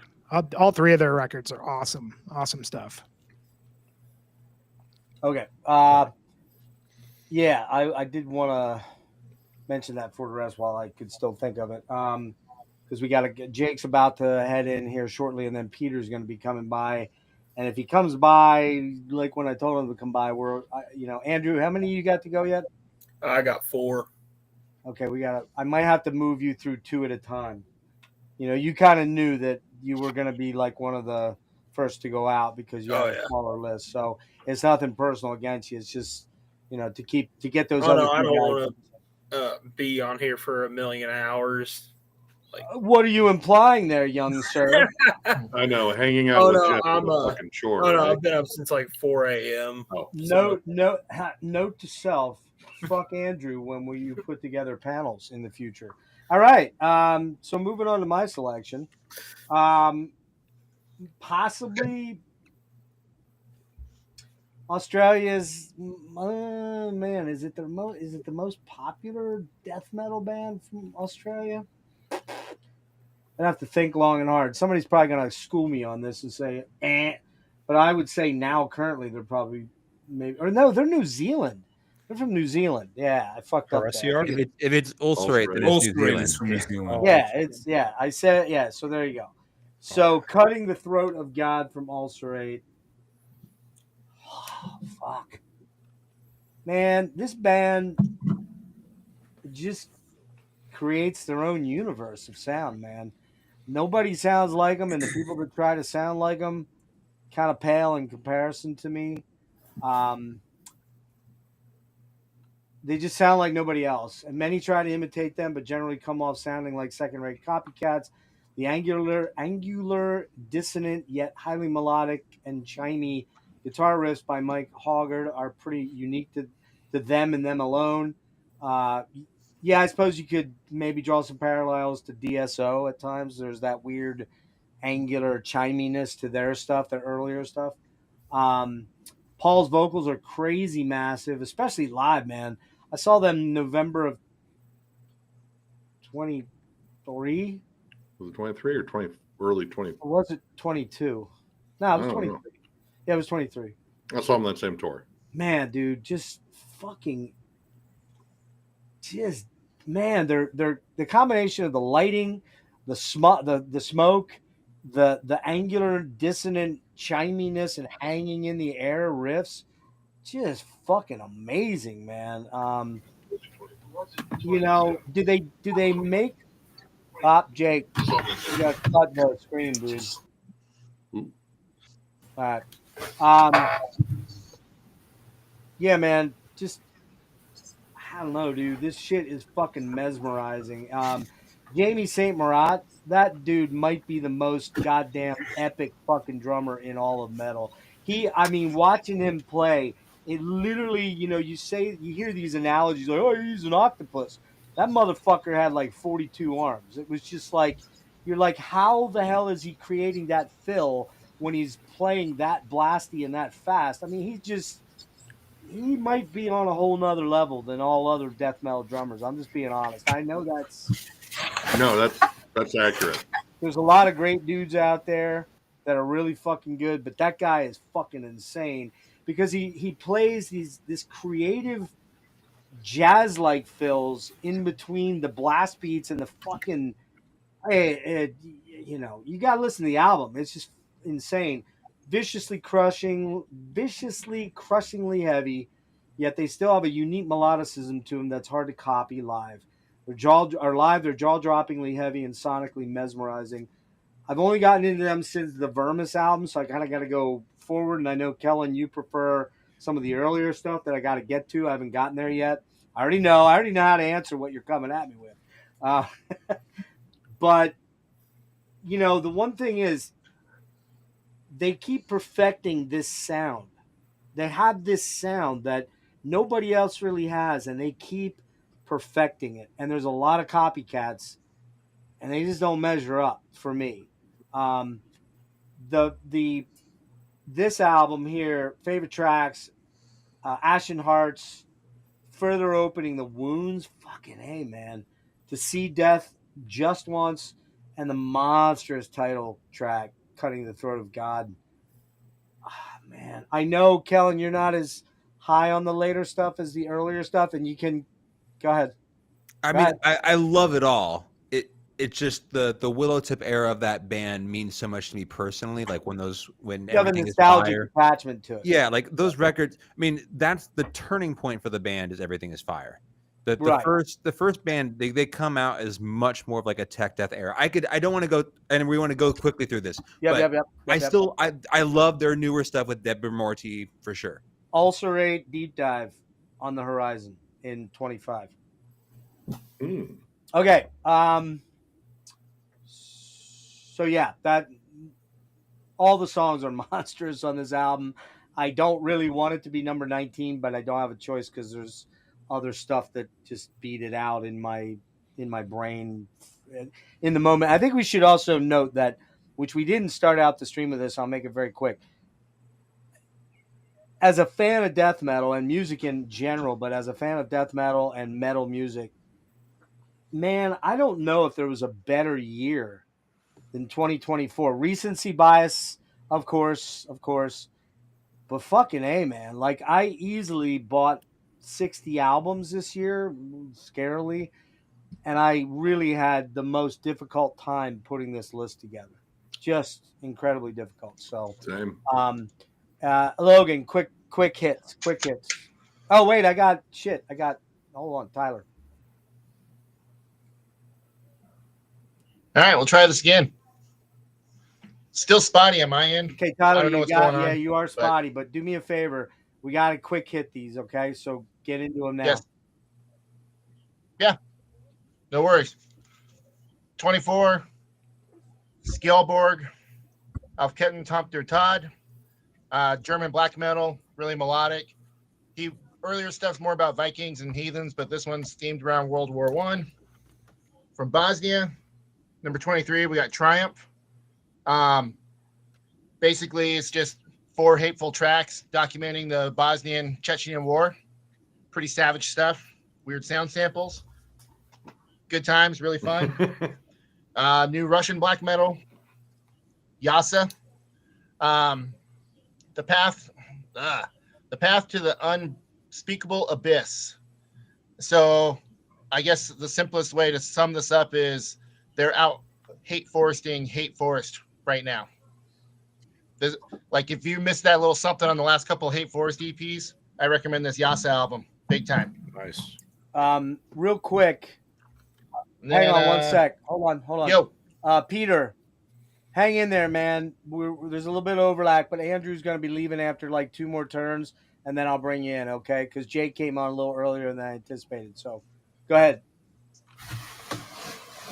Tyler. All right, so then number 21 is actually a new to me band called In Holden from France. The cover art kind of speaks to what they're about.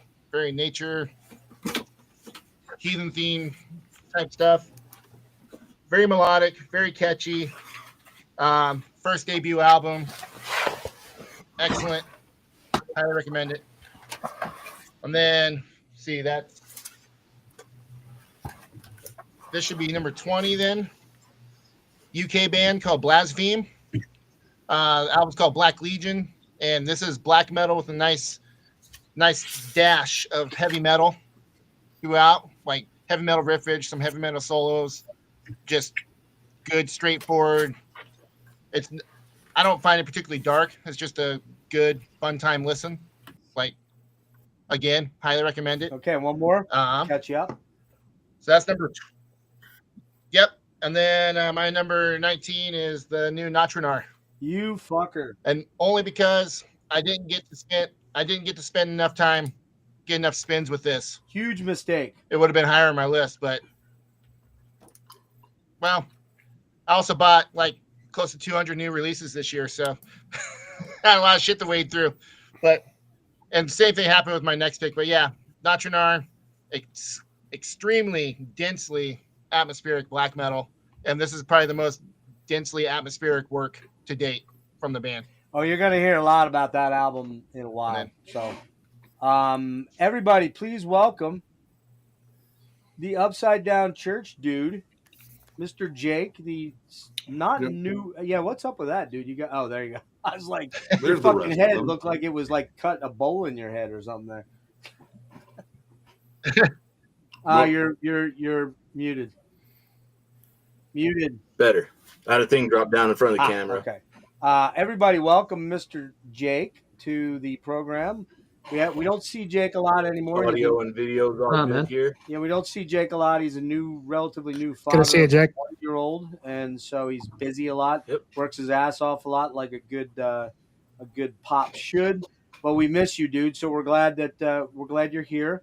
Would you like to catch up quickly with us? Are you doing 24 or no? I'm just gonna toss out as many as you'll let me. Okay, well, so I don't know. I didn't count how many I pulled right, here.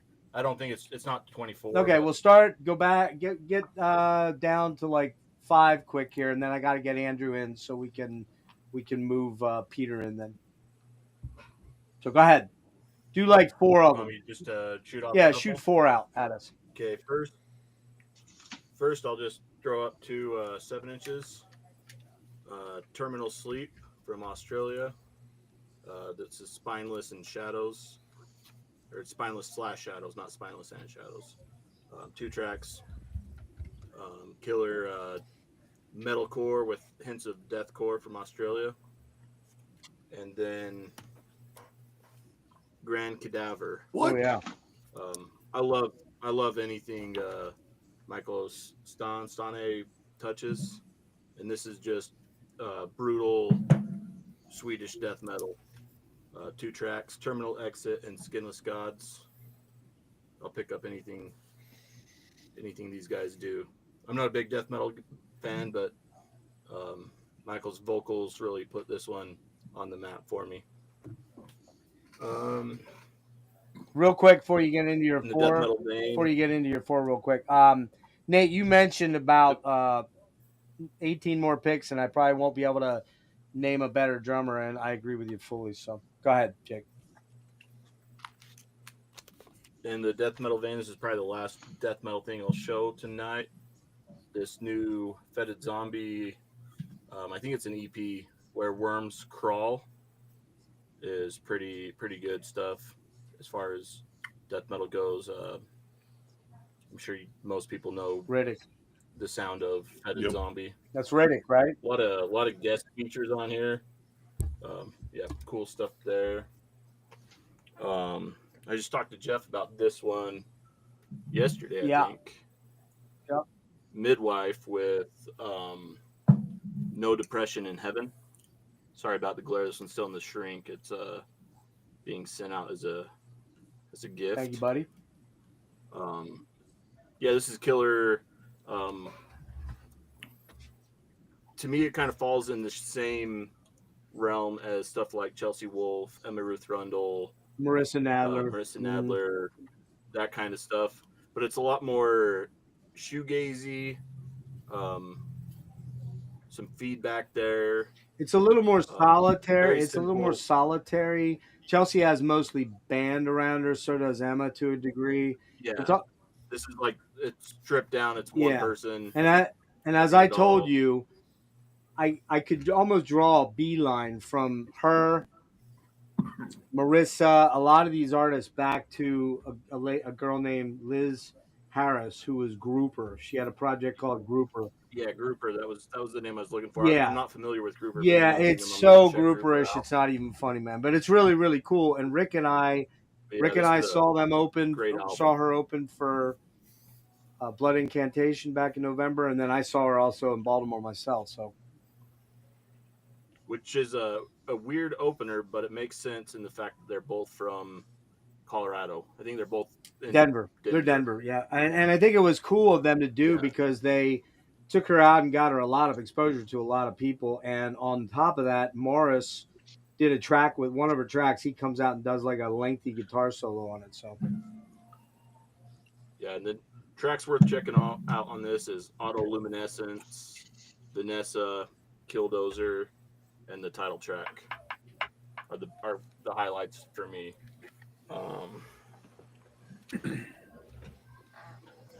This Vorga album, Beyond the their Pale art's Star. killer. Yeah, killer art. I've never been a fan of. Let me pull it out.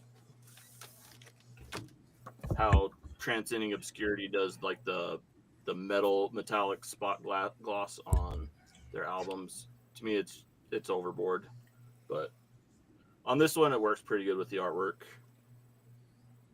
Yeah, killer kind of cosmic black metal. Let's see what else can I show real quick. The new Doddsrit has gotten a lot of praise this year. Killer stuff. Dropped a bit of. You'll see that it's a later. little less rusty. What's that? So you'll see that one later. Oh yeah, it's a little less crusty than previous material and a little more melodic, but great black metal from Doddsrit. And One more. Yeah, I'll show one more. Belore Eastern Tales. For fans of summoning, that style of black metal, out on Northern Silence. I think it's a one-man project, and he's created his own kind of fantasy realm that he does all of his albums within. It's cool stuff if you're into summoning. I need to Jake- check that out. I've heard a lot of good stuff about that Yeah. Belore. Jake, if you have that it's window definitely open worth checking out. still to this live stream, like in YouTube that you muted, if you still have that open, could you drop into the comments and type in your picks so far? The reason that way Yep. Logan doesn't have to do it and keep up with it. Yeah, Because I've stopped doing that. Yeah. Too much. Yeah, I'll drop. You're also mirrored, Jake. Yeah, I'll get it. Okay. I have to do it, or well, he can do it I too. mean, but now that we can read the logos anyway. there we go. Exactly. We couldn't read the fucking logos anyway. All right. Scott, I've already picked 2 Denver bands, and I've got one more coming yet. So, representing, bro. Okay. So where were we now? Are we kind of all caught up? I think with everybody, basically. All right. So we start with Andrew. Andrew, I'm going to ask you to do 2. I don't mean to kick you out early, but I do got to get Peter in. So. Oh no, that's fine. I've had a lot going on lately. I didn't mean to make it sound like I don't like doing this. I love doing it, but I've just had a lot going on. No. I just have one thing to say to you. Fuck off. But anyway, just go ahead and give me 2. Yeah. Unless you want to do all 4 now, that's up to you. No, I'll do 2. Okay. All right. Okay. I'll stick around. All right. So the next one is going to be a surprise for the whole 2 of you that I talked to on Instagram. Mm-hmm. Number 4 is the fucking Gate Creeper album. I didn't like this band for the longest time. I'm not really a hardcore guy much. I've come around to this band since I saw them live with Worm back in October. But man, this fucking album was awesome. I'm a big melodic death metal guy. I like Swedish death metal too. It's pretty much what this is. There's not really a lot of the hardcore thing going on this album. But they've got like catchy songs. There's some pretty good melodies. The Black Curtain's like so fucking catchy. I fucking love that song. Yeah, this one just did a lot for me, and it caused me to go back and look at Sonorian Deprivation and Deserted. I still need to check out the second album again. But yeah, this album was a gateway for me to reevaluate this band, and now I'm a pretty big fan. Just cool. Just to say. Number 3. The rest of my list is death metal or death metal adjacent, surprisingly. No more black metal. Number 3 is Nile. The Underworld Awaits Us All. So Nile's like my 3rd favorite death metal band like ever. Just below Morbid Angel and Death. So like I have pretty high expectations for this band, and man, they crushed it. I mean, it's not doing anything super new for Nile, but giving me more of the whole Carl Sanders and George Coleus just going at 110 at Mach 10. I think the choirs are a relatively new addition. Yeah, that is new. They really elevate a lot of those tracks. Yeah, it did, because before that, there's only really choirs on a couple of albums, like and not even much either. Like on Kafir from Those Whom the Gods Detest, there's like a little bit of like the Egyptian vocals going on, but yeah, here it's much more of an actual element to the music, and like, yeah, it's like just a brutal assault for about 53 minutes, and I couldn't ask for more from a 61-year-old death metal legend as Carl Sanders is. That fucking dude's older than me. Like, what the hell? How'd that happen? I don't believe that for a second. Joe. It's true. It really is. Yeah. And George Coley is fucking awesome as a drummer. He's right there with Jamie St. Marat, but a different style. But he's, as far as fucking blasts and tricky blasts, that dude's crazy good. Yeah. Turnovers, anything. It's a clinic every Nile album he's on. For sure. Okay, we're gonna just go now to Kellen, and then the last 2 guys will be at the end as they join. So Kellen, do you want me to do 2 at a time so we can kind of make room for new people to show up? It's up to you. If you want to get out of here sooner and you'd prefer to do that, that's up to you.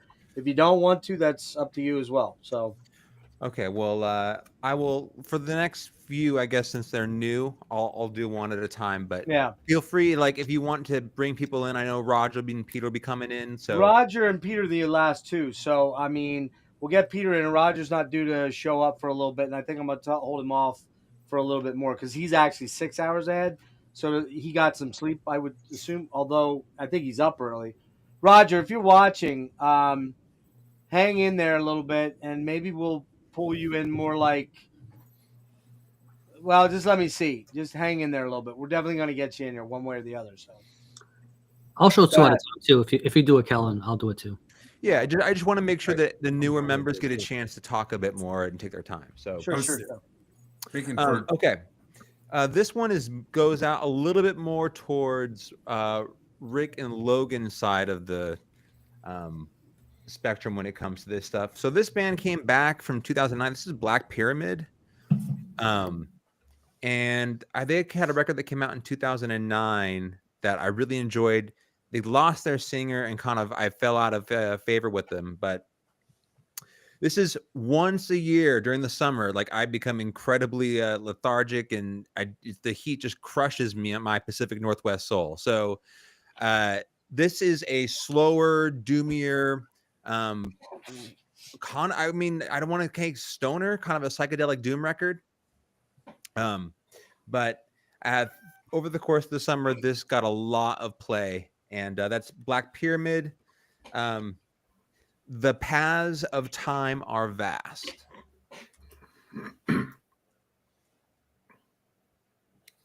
All right, let me just get this message in there. Okay, I think Rick be next. All right.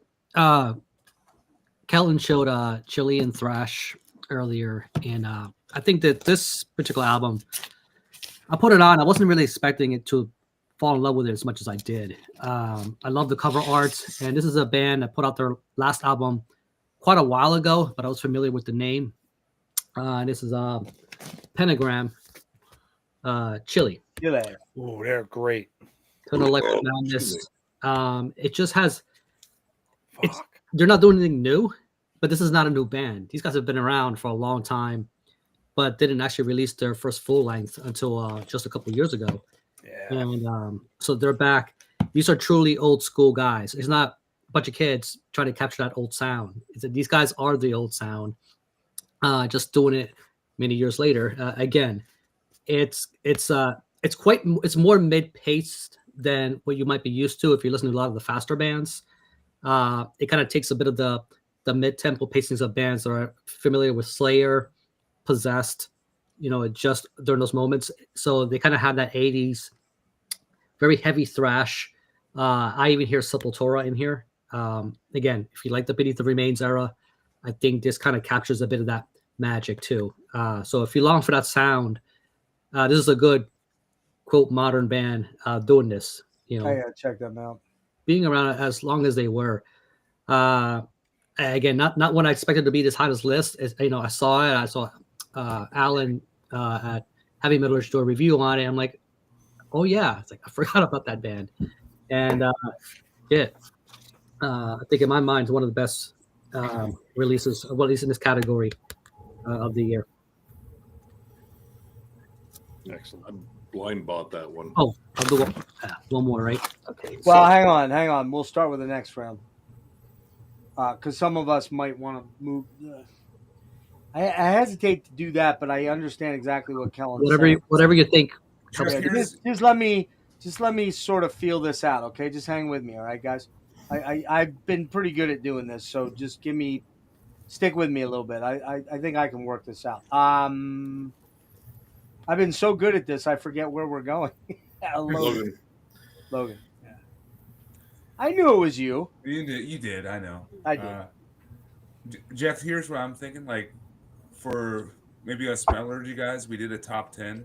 Right. Metallurgy. Maybe we can double up when we get to the top 10, or or something like that. Make it quicker, because that will almost same with Jimmy and Tyler actually too, unless they change things radically. So that's a good idea. Great. My top 10 list is already up too. I can do that as well. Right. Yeah, I'm the only guy. I'm the only guy that can go. No, anyway, me and Nick. So Nick. These albums I'm showing right now up until basically 10 are Nick. Hang on one sec. Hang on one sec. Nick Franco. Yeah. You gonna be all right for a while? Are you cool to hang, or what's the story? I was gonna ask you if I could start doing like maybe 3. Just 'cause I got a lot of albums to go through, and I will have to bounce eventually. I could do it quickly. Well, let me ask you this: like, what were you thinking? Because I did tell you it was going to be a pretty long night. These aren't like Pete streams where he just has you do your number threes and then it kind of goes quick. I mean, he's perfected that idea, but my whole angle on doing the live stream stuff is to get deep and into it. And I'm actually, because it's 24, we're kind of skirting them pretty quickly. So. But are you good for another 2 to 3 hours or no? No. I'm gonna have to Okay. go to bed. Yeah. Okay. I got an early practice. I got to take my daughter to practice in the morning. So. Okay. All right. Yeah. So I probably should have known that. No, you know what? She was at a tournament today, and how basically it's determined what time they got to go in the morning by how they did or whatever. She's a soccer player? Volleyball. Oh, so, volleyball. Yeah, I know the same thing. My daughter was. So I kind of gonna have an earlier morning. So if you don't mind, I wouldn't mind, hitting a few at a time. Okay. All right. Cool. That's a nice sign, though, right? Logan, go ahead. We'll go this last time once, and then we'll start to double up on some people. So. All right. For me, kind of jumping off of the Black Pyramid that Kellen did, sticking with the sludge metal guy. I got to show this. Surprised. Well, I probably won't be the last person to show this one, but come on, Come with the Storm, on Fire. Like, dude, this is great. I kind of missed them on the last album, Electric Messiah, but I'm back, baby. We're back. This is Riff Central. I think they're reignited by the drummer from Big Business taking over, Cody something or other. He's killing it. Cody Willis, thank you. He is phenomenal. Just listen to the title track, Burning Down, like even the more blistering songs, Tough Guy. What was that noise? Lightning Beard. Yeah, this album is back to high on fire for me. It's still a little bit on the long side, like it's an hour in length. If they could, trim it a little bit, I'd appreciate it. But still, I'm nitpicking. Favorite tracks has to be the title track, Come with the Storm. Oh, that is Burning Down and Hunting Shadows, dude. I love that High on Fire is starting to do this like almost ballad style song, and Hunting Shadows is that, and it's perfect. Kind of almost gives me chills. But dude, Matt Pike and the boys, man, they're back, and this band is awesome. Happy to just be a fan of their whole discography. Okay, we'll just finish with this round, so I can start at the beginning, and then we'll kind of roll from there. I'll probably start with 2, then we'll go from there. So now we are at Nick Thralls. Really wasn't much thrash metal on my list this year, but this one doubles as probably my biggest thrash metal album and comeback album of the year. Morbid Saint, Swallowed by Hell. Dumb album cover aside, because that's fucking stupid. Whatever the hell that is, I don't even know. I know his name's Randy, and he got those buck knives at like a Cabela when he was drunk. Randy don't like to wear shirts. But the contents on here, this is dick-kicking thrash, full throttle, every single song. And this does not sound like an old band. This sounds like a young band. All of these songs are flying. The picking speed on here, about as fast as like a fucking hummingbird's wings. Damn. Sick syncopation, dude. Fear Incarnate might be my favorite song on there. The really awesome lead in with the snare rolls and that just tight syncopation and chugging. The title track, Burn Pit, Bloody Floors. This album is feisty. It wants to fight, much like Randy here on the cover. I don't know. Those might be like his ex-wife's divorce attorneys or something like that. I don't know what's going on here. It's post-apocalyptic too. Is Randy gonna do some dick kicking tonight? Dude, he's probably upset they took his favorite Lynyrd Skynyrd song off the jukebox at Applebee's. I don't know what's going on with Randy. I know that this album absolutely whoops ass. My favorite thrash metal album this year. He's probably from Ohio. He's definitely from Ohio. And he's probably from Toledo, right across the street from Nick, I'm guessing. This dude was born with fucking warrants. But exactly. Dude, there's nothing on this album that I would trim off. Every song moves at Mach 10. This is just how I like my thrash. Like, I don't want any bullshit. I just want it to fucking just continuously attack, and that is exactly what this is. So yeah, if you haven't checked out the new Morbid Sane, ignore the cover. Everything else is awesome. Okay, so I had a thought.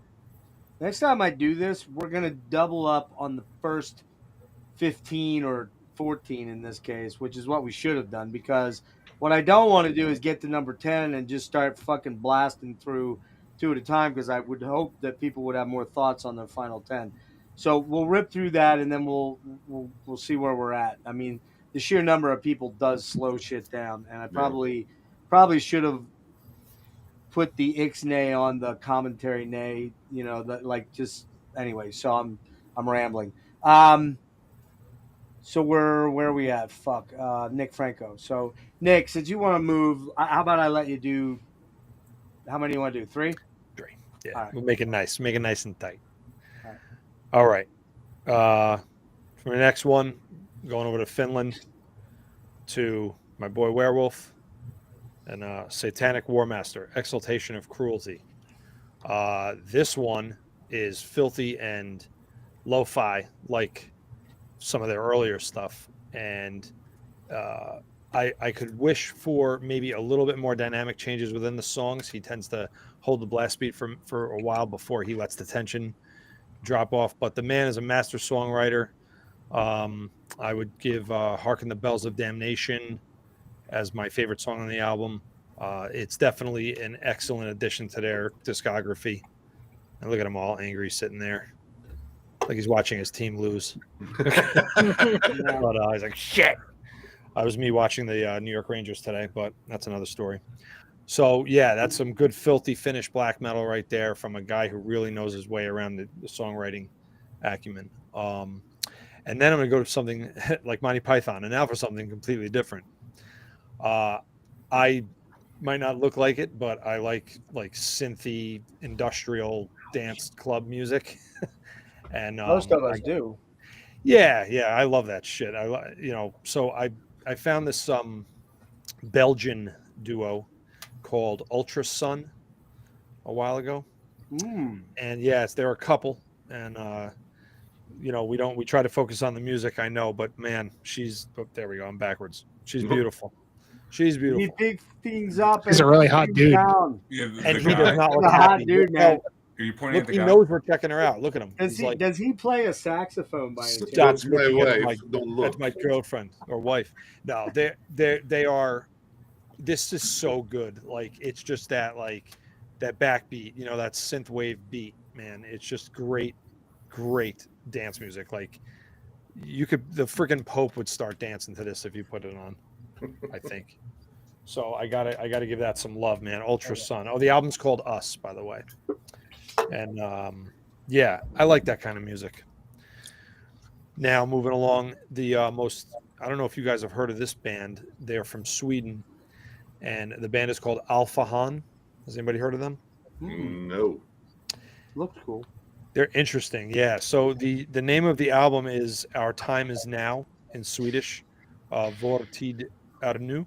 Our Time Is Now. I made that sound French somehow. I've seen these guys at Steelfest, actually. The main dude in the singer Per, I think his name is, was in the Swedish black metal band Vinterland, which only made maybe 1 or 2 albums. So they got that 90s metal, black metal, pedigree. But I would describe Alpha Han as more like a gritty street punk meets they definitely have more guitar stuff going on where it definitely crosses over into metal or even a little bit of black metal.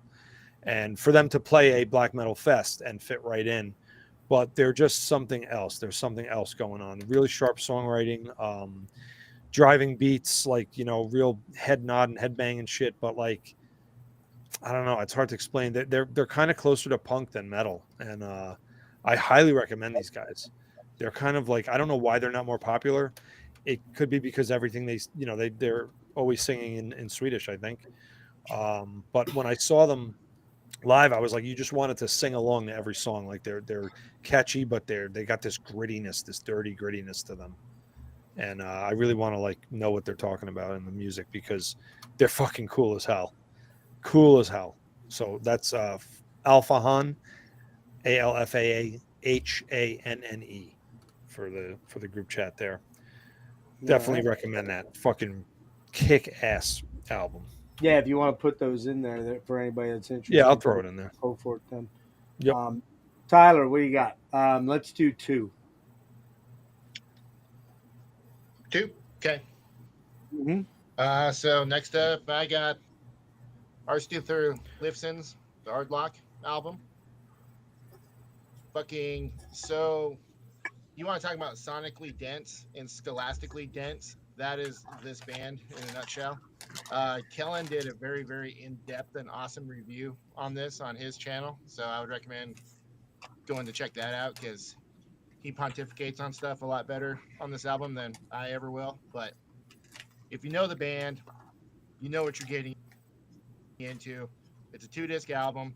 It's like, handful of songs, but there's not a wasted moment on here. It's like I said, sonically dense, scholastically dense, because those guys, it's not surface level shit.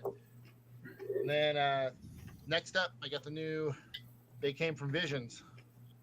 What was this one? The Twilight Robes. Fairly melodic black metal based on themes of like folk horror.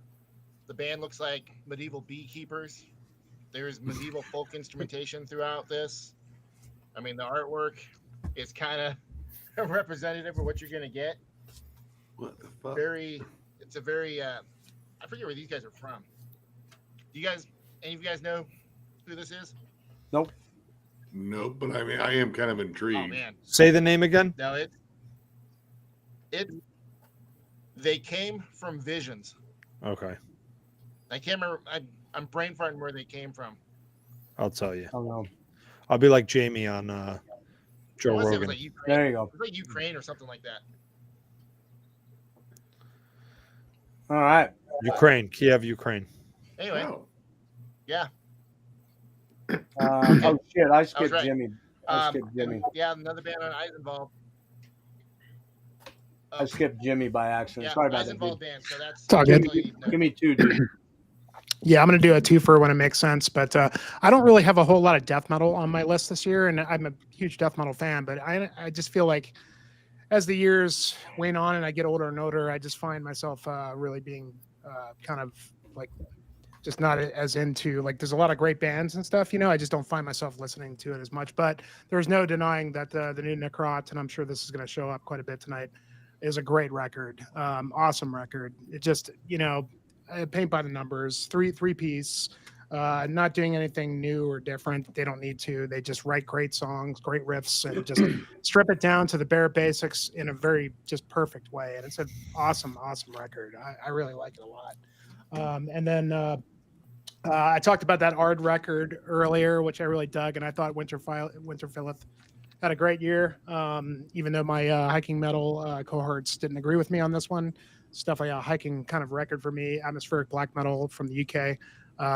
Very, very, I've always explained these guys as they're kind of like meat and potatoes atmospheric black metal. It's very basic kind of, when you get through their songs, it's kind of similar structure and kind of stuff. But it's, I thought they wrote some great riffs on this and great melodies, and just definitely got some of the goose flesh going at times. And there was a really great song with the singer from Primordial on here, kind of slower.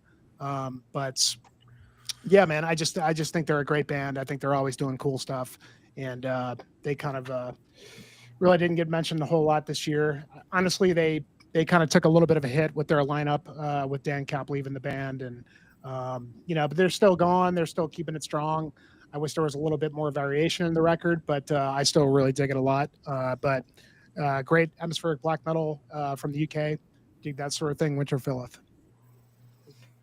What do those hiking clowns know? They don't know shit. It's not like they're watching this stream or anything like that. I mean, those guys are fucking dumb. Come on now. Wait, who? The whole joke was completely fucking lost on him, man. I said, it's not like those fucking asshats in your stream are watching this stream or anything right now. Yeah, Fuck there's those nobody on guys. here from there. Yeah, and they don't. Well, it's funny because they love this band and they didn't like this record, which I think they're nuts. I know that was the whole point. That was the whole point of the joke. But anyways, Yeah. all right. They're going to I invite get you you on a now. hike you're not going to come back from. Yeah. All right. Great black metal. Yeah. Jacob, Jake, give us 2. And I'm sorry for kind of. We'll get to a point where we can slow it down when 1 or 2 people split. So We'll show a 10-inch this time. This is Mork, Morke, with Forged in Steel and Love. This one's pretty cool. It's what is that called when they're like low run pressings they're like hand lacquer cut. It's like a boutique. Yeah, Oh lacquer wow, cut. look at that. That's awesome. Lacquer cut 10-inch. That's cool. Whoop that Super might be limited. 10-inch of the cow. So put up by Fiat Productions. 2 original tracks and a cover of Falling Snow by Agalon. Agalon on here. Wow. And it's all done in kind of a that medieval metal style. Kind of like Wild and Woe from last year, maybe Obsequiae, kind of in that style. Super killer stuff. That's I wonder Mork, if a Fortune certain Steel, member of Agalot Love. might still be watching this broadcast right now. Do you know that somebody covered Falling Snow out there, Mr. JH? Say Where are no these guys more. from? Where are these guys from? Do you know? It's it's a one-man project, and they are from Okay. Minnesota. Minnesotans. Okay. Oh, okay. Yep. I found it. Yeah, lathe cut. Oh, not okay. lacquer cut. Sorry. And then in that medieval style black metal, we've got a demo by Horrific Citadel, Arcane Sorceries, and this one's much more in the raw black metal style. If you guys want to check this out and get your hands on it, you're only going to get digital, sold out right away from Realm and Ritual. But it's killer stuff worth checking out, even if you can only get digital.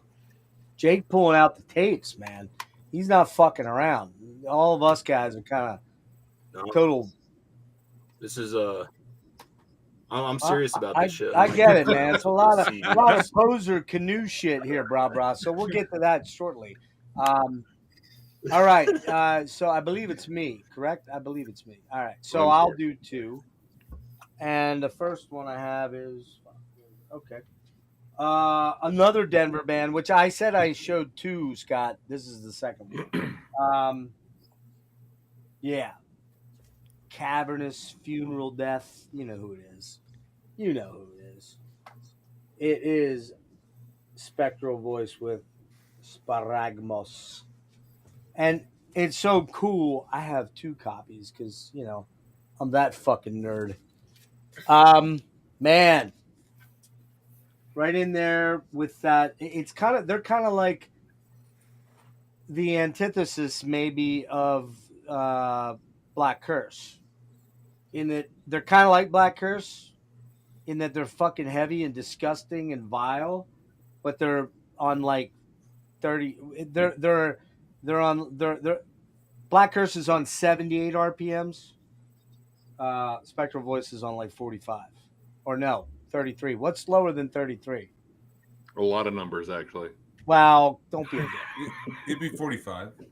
No, 33 That's would faster. be the slowest. No, 33 is the lowest. What are you talking Yeah, about? I guess it is the lowest. I thought there was a slower one then, but yeah. So anyway, man, wax cylinder shit, whatever.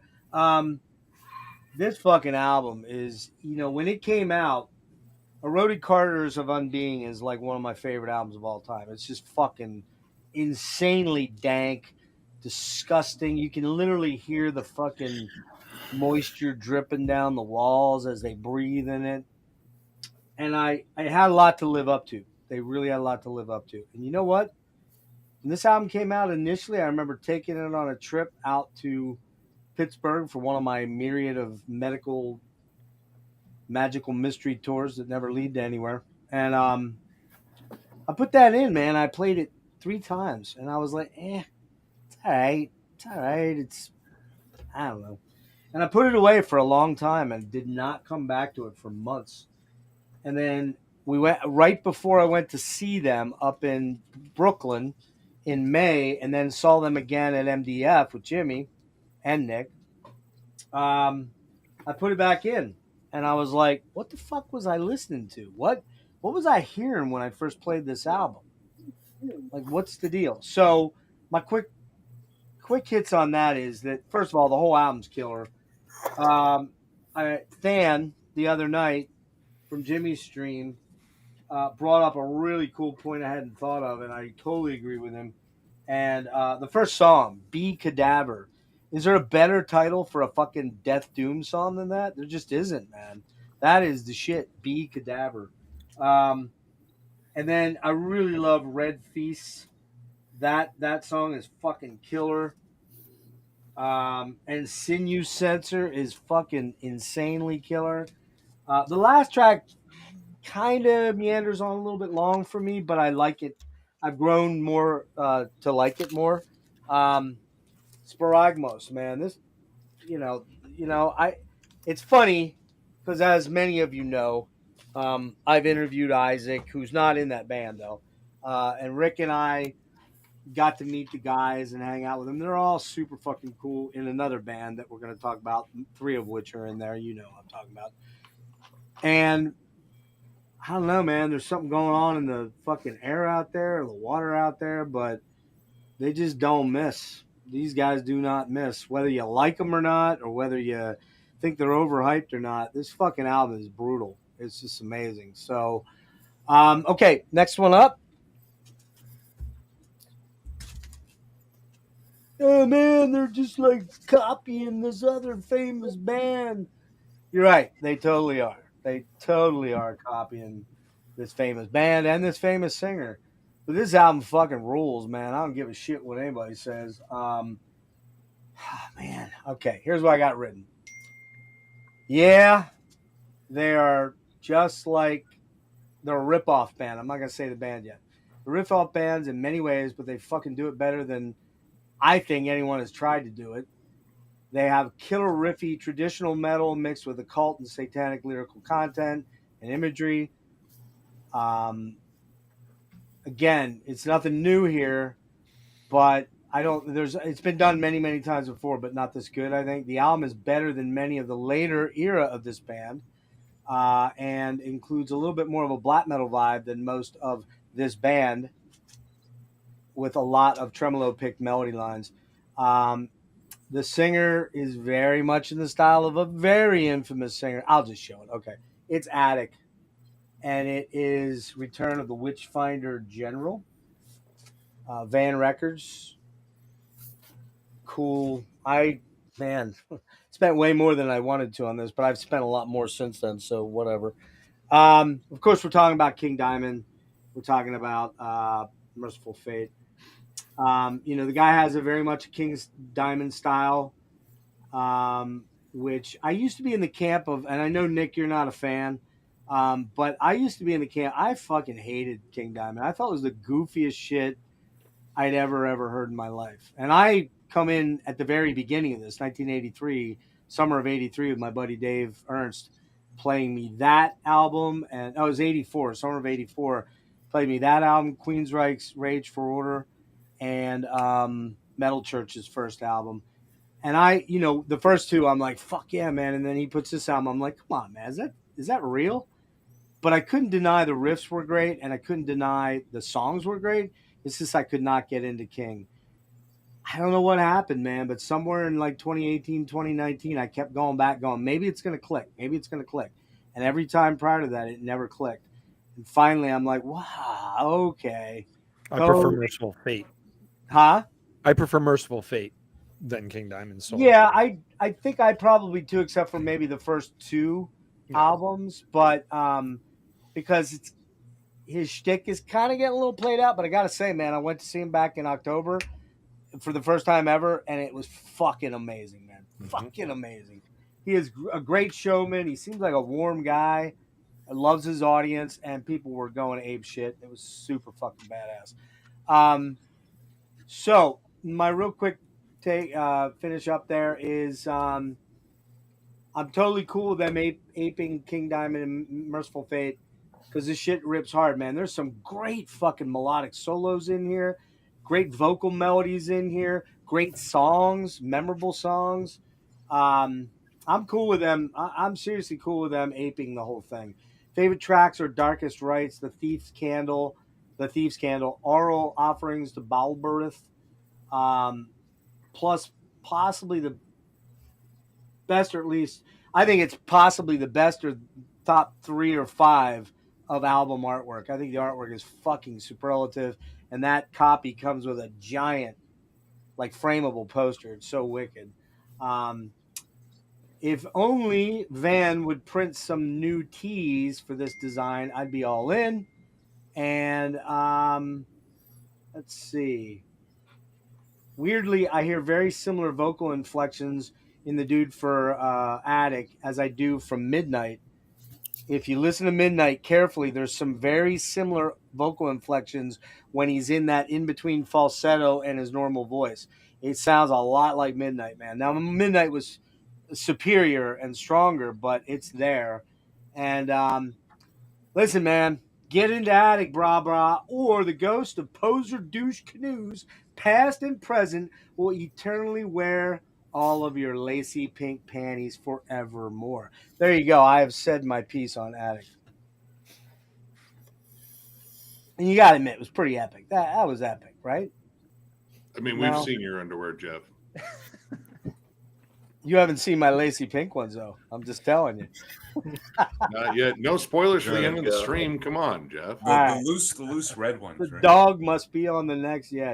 I'm sure he'd just love joining me. If that's coming, I'm showing 5 or 6 at a time. So get the hell out of here. All right. Okay. Let's see. Did Andrew? There's Andrew. All right, Andrew. Wrap up your last 2 there, please. So I'm gonna just preface this by saying, like, if I had a copy of that Blood Incantation album, it'd probably be number 3. Okay. Like, just push everything down one, but I don't have it. Okay. Well, what I do have, and me and Jeff are gonna have a long conversation about why he fucking made it where we were gonna talk about the same record back to back. But we're gonna have a long discussion about this tomorrow. I'm joking. You have it way lower than I do, though, but that's okay. No, yeah, this is like my number 2, regardless. Mm-hmm. Holy fuck, this thing would be my number 1, but well, Jeff knows what the hell my number 1 is. I do. Tyler might know because I post about this band all the time. But anyway, Spectral Voice Spragmos. I'll kind of keep it brief because Jeff already talked about it. It's just like this evil doom, like death metal. It's kind of like Ripikulu and Thorgothan. Same tuning as Ripikulu. They've tuned A. Yeah. I like this one actually better than Eroded Corridors, and I'll say, and the reason why is because this album is just so. It's like the album has like this black vibe. It's like everything's just. It's like a black curtain's been put over. I don't know. I don't have the words to describe how this album makes me feel. And then, like, it's just this bleak hellscape. Everything's tuned down to hell and back. It's like the black metal drum production. Just it feels like the album's kind of falling apart in a good way. Like I don't know how to describe it, but it's just like 4 long songs that sound like they were field recordings of the Pits of Hell. And if somehow you haven't heard this album by this point, go check it out, please. Killer album, man. Killer album. And then number 1 is no surprise to Jeff. All right, hang on. Before you show it, you have 2 minutes. You cannot talk for fucking 20 minutes on this album. Oh, I'm not going to talk for 20 minutes. All right, okay. Because I know what he's going to show. God's Gift to Humanity dropped a new album this past year. It's the new Opeth album. Michael Ackerfeld is God himself in music form to me. And probably if there is such a thing as a god, maybe Michael Fockerfeld, might be that guy, but I don't know. I believe in Michael. That's the difference between him and God. Yeah, right. So the thing that I really, he could have just. The thing about this record is it's like a mixture, and I'm not the first person to say this, but it's like literally a mixture of Incauda Venenum and a Watershed put together, and that's really apparent like when you listen to the second song. Like there's literally a Watershed riff just with a single coil rather than a full humbucker sound. But this album kind of goes through like these peaks and valleys, and there was actually like there's parts of it that had to grow on me and sink in more because they have like these shorter songs on the record, and it's like they're cramming so much shit into these songs. Yes. In like the longest song is 7.5 minutes. So like when you're cramming like a brutal part, then fucking weird little music box sounding parts onto like paragraph 4. It's a lot to take in. It kind of can feel disjointed at first. However, on repeated listens, it really like kind of clicked with me on that song. And then like all the other songs, like paragraph 3, it just has like this it's a very driving song. And then it feels like I love how cohesive the record is. And then like by the end you hit the ballad, and that is such a perfect way to close this record out. It's one of his best ballads that he's ever written. I wouldn't say right up there with Burden. It's not better than Burden. No, I didn't say that. I said right up there with. I know. It's not better than Hope Leaves, and it's not better than Love, War, and Crime, but it's right up there with those songs. And Frederick Ockeson is a motherfucker of an elite guitarist. The new drummer, I'm going to wrap this up. The new drummer, Valtieri, he's breathed new life into this band, and I hope to see them perform these songs live with him this year. Yeah, I got to see him twice. New York with Surge and fuck you. DC. And man, I've seen Opeth 16 times in my life, going all the way back to 2003, starting there. It's the best they've sounded live. They're just on fire, man, and they're fucking great. So you'll be hearing a lot more about that album. Andrew, I hate to bounce you, man. Yeah, I got you. So, all right, boys. It's been fun. Thanks for having me. Everybody, thank Andrew. Let's give him a round of applause here. Woo! Cheers, Andrew. Thanks, Andrew. Andrew. Hang on one second. Thanks, buddy. Good talking, man. Cheers, bro. And Logan's cat says goodbye. Frank. Bye, Logan's cat. All right. See you, Andrew. Thanks, buddy. See you. Okay. Okie dokie. Yeah. I gotta kick you out, dude. Oh, there he goes. Okay. Okay. So we're gonna bring Peter in real quick here, and then we'll start moving more rapidly. This is the 2 albums per, right? Yeah. So I just did Andrews, so we are on Kellen. All right. Can you hear me fine? Yeah. All right. Awesome. 2 records here. So we're going to head back to Chile. This is Rotten Tomb. Oh, The Relief of Death. This band, like at first glance, would remind you of the Northeast scene, the sort of dead congregation via incantation, immolation stuff. What makes, I think, this band a little bit more interesting for me is there's a appeal towards like the Netherlands death doom scene. So bands like Gorefest or Asphyx also sort of influence their sound. So that sounds like something you're interested. Rotten Tomb, younger band out of Chile. I'm gonna order that. I have their last one. It's fucking awesome. Okay, let me make sure this title I get right. This is Misotheist. Vessels by which the devil is made flesh. Ooh. Band out of Norway. They do really cool packaging here with Terror Possessions. Oh wow, that's killer! Holy shit! But yeah, this band's kind of doing what the That's good. Icelandic, like Svaftadauti, that kind of very modern black metal Icelandic sound. If you're into that kind of modern black metal, this is a band you may want to check out. Who did you say they're similar to? Like do you know Svaftadauti, the Icelandic band? No, is it like Sinmara? Like that kind of I can put the names in the chat if you want, but I'll like the rest of the record information. But the only black metal I'm real super familiar with is Sinmara from Iceland. Yeah, I mean you're in the right world. All right, that's good. That's great shit. Yeah, so obviously there's definitely like a Death Spell influence in a lot of that stuff, but for sure, if you want to check out something like that, this is Mysotheist. All right, that's cool. I like the artwork's insane on that. Where are you getting that from? Any place it's pretty slim in terms of where you're gonna find something from Terror to Possessions. I would, but yeah, it's like I don't know what their connection is with Van Records, but I know a lot of the distros that will carry both of them will carry. Yeah, that's always a struggle. I don't know where you got your Attic record. I got it from Van. Oh no, wait.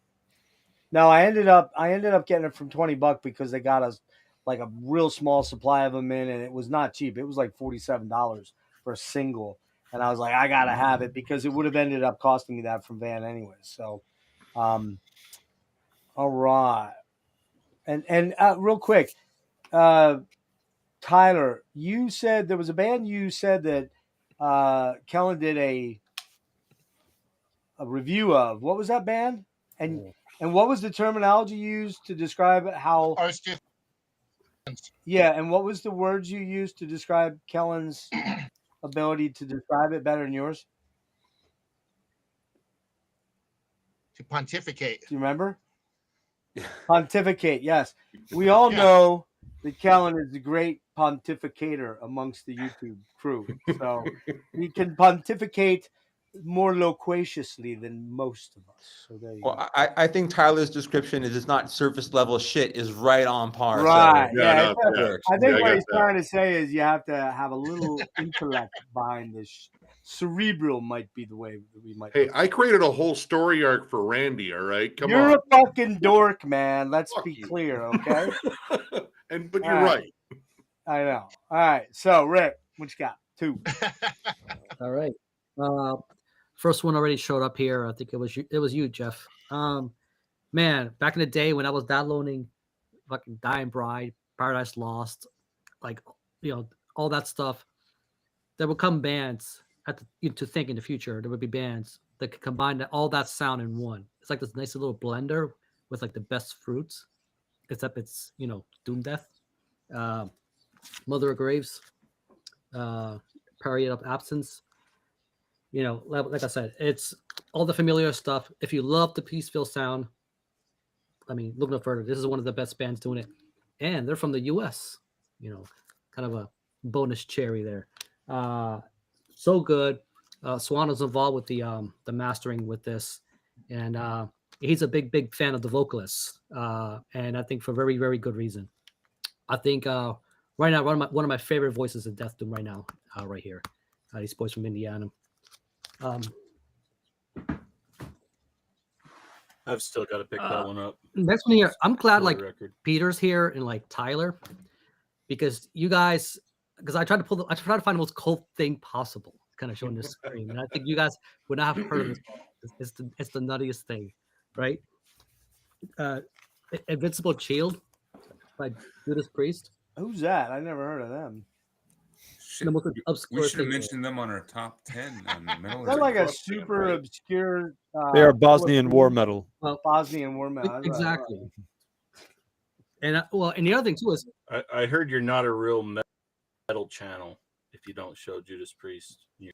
And you're I'm glad right. you said that, because it's like I feel like in this particular stream, we don't want to get hanged if at least not one of us chooses this. Right. And but it does deserve to be on this list. I mean, going back to the gym, Panic Attack. It's a nice starter kickoff song because the way this album kicks off, you know right away. It's like, oh yeah, it's one of their more savage tunes in quite a while. Yeah, exactly. And then put this pressure on themselves because Firepower was pretty good too, and I think they have about similar run times for this. But not much I can add. You already know. I mean, they're not reinventing the formula. It's just they do what they do, and this is a band that shows, despite their age, the energy is still there. I think Richie's one of the best additions here, so it just kick ass. 50 That is title it 50, track rules too. Is it 50 years or 52? Trial by Fire. Epic. 70. When did they start? 74? 69. 3. 69, I think. Yeah. Some Was it crazy really? shit. Yeah. God damn, they're almost as old as I am. So 55 years? Really? Wow. Well, maybe. Yeah. Let me see. I was thinking it was a little less than that, but I could be wrong. When did Rock and Roller come out? First album came out in 74, though. Rock and Right. Roll. I want to say that they formed in the 60s. I want to say. They didn't Okay. release it. According to Metal Archives, it's 1970, but they existed. Okay. No, they existed as a band called Freight in 69 Yep. and 70. All right. That's, to think about, and I don't know what other people's thoughts on Rock and Roll. I'm kind of indifferent to it. It's okay. I For love me, the title they start to, Judas Priest starts with, fucking, Sad Wings. yeah, Sad Wings. Thank you. I mean, Halford's showing a little slight wear and tear now, but the dude's 74 years old, and there's really, I can only think of one other vocalist in hard rock and metal, and he's not really metal, that's even remotely on that level, and that's fucking Glenn Hughes. I think even Bruce is starting to show some wear and tear a tiny bit. But I know, Nick, that you may not have a different opinion of that, but I think live it's starting to show. Yeah, he's the top of his register. Right. As I would say, Rob probably lost the top of his register. These guys were at inhuman levels. Yeah. Exactly. But Rob is just, man, he's a fucking freak. And he does rely a lot on vocal echo and stuff like that, especially for like Painkiller and some of the super shrieky stuff. But man, he sounds fucking killer on this album. And the album, the guitars are savage. It didn't make my top 24. I can't even believe it. It's in my honorable mentions. So, yep. What else you got, Rick? Oh, You I'm said on. two, right? Or... You want to show a third? Oh wait, you did too? I'm sorry. Okay. Okay. Shoo. Damn it. I'm struggling a little bit Logan. here. I guess Logan, yeah. Sorry. Rick, thank you for saving us with that Judas Priest pool. I appreciate it. Anytime, man. Anytime. They're legends, man. It's amazing that they're still releasing albums like that this far in. But Oh yeah. they're not going to make every list, but still amazing music. Yeah, honestly, these next two, it works perfect as a pair. Because for me, these two albums were always a pair, always followed one with the other. And it's a testament to my waning attention span. I don't know what it is, but albums like Ulcerate and the new Mitochondrion are not cutting it for me anymore. They're too long. I'm not able to stick the length. And these two are about 35 minutes a piece, and they kind of occupy that space. First with like the Mitochondrion, like kind of more slimy, like Lovecraftian kind of pull. We've got Pestilence with Solar Chlorix. So this was out on Demoro Morti. Just really definitely dynamic, like almost Portal-esque kind of death metal, but it really hits that like kind of sweet spot between Portal and another band I really like called Alter Rage.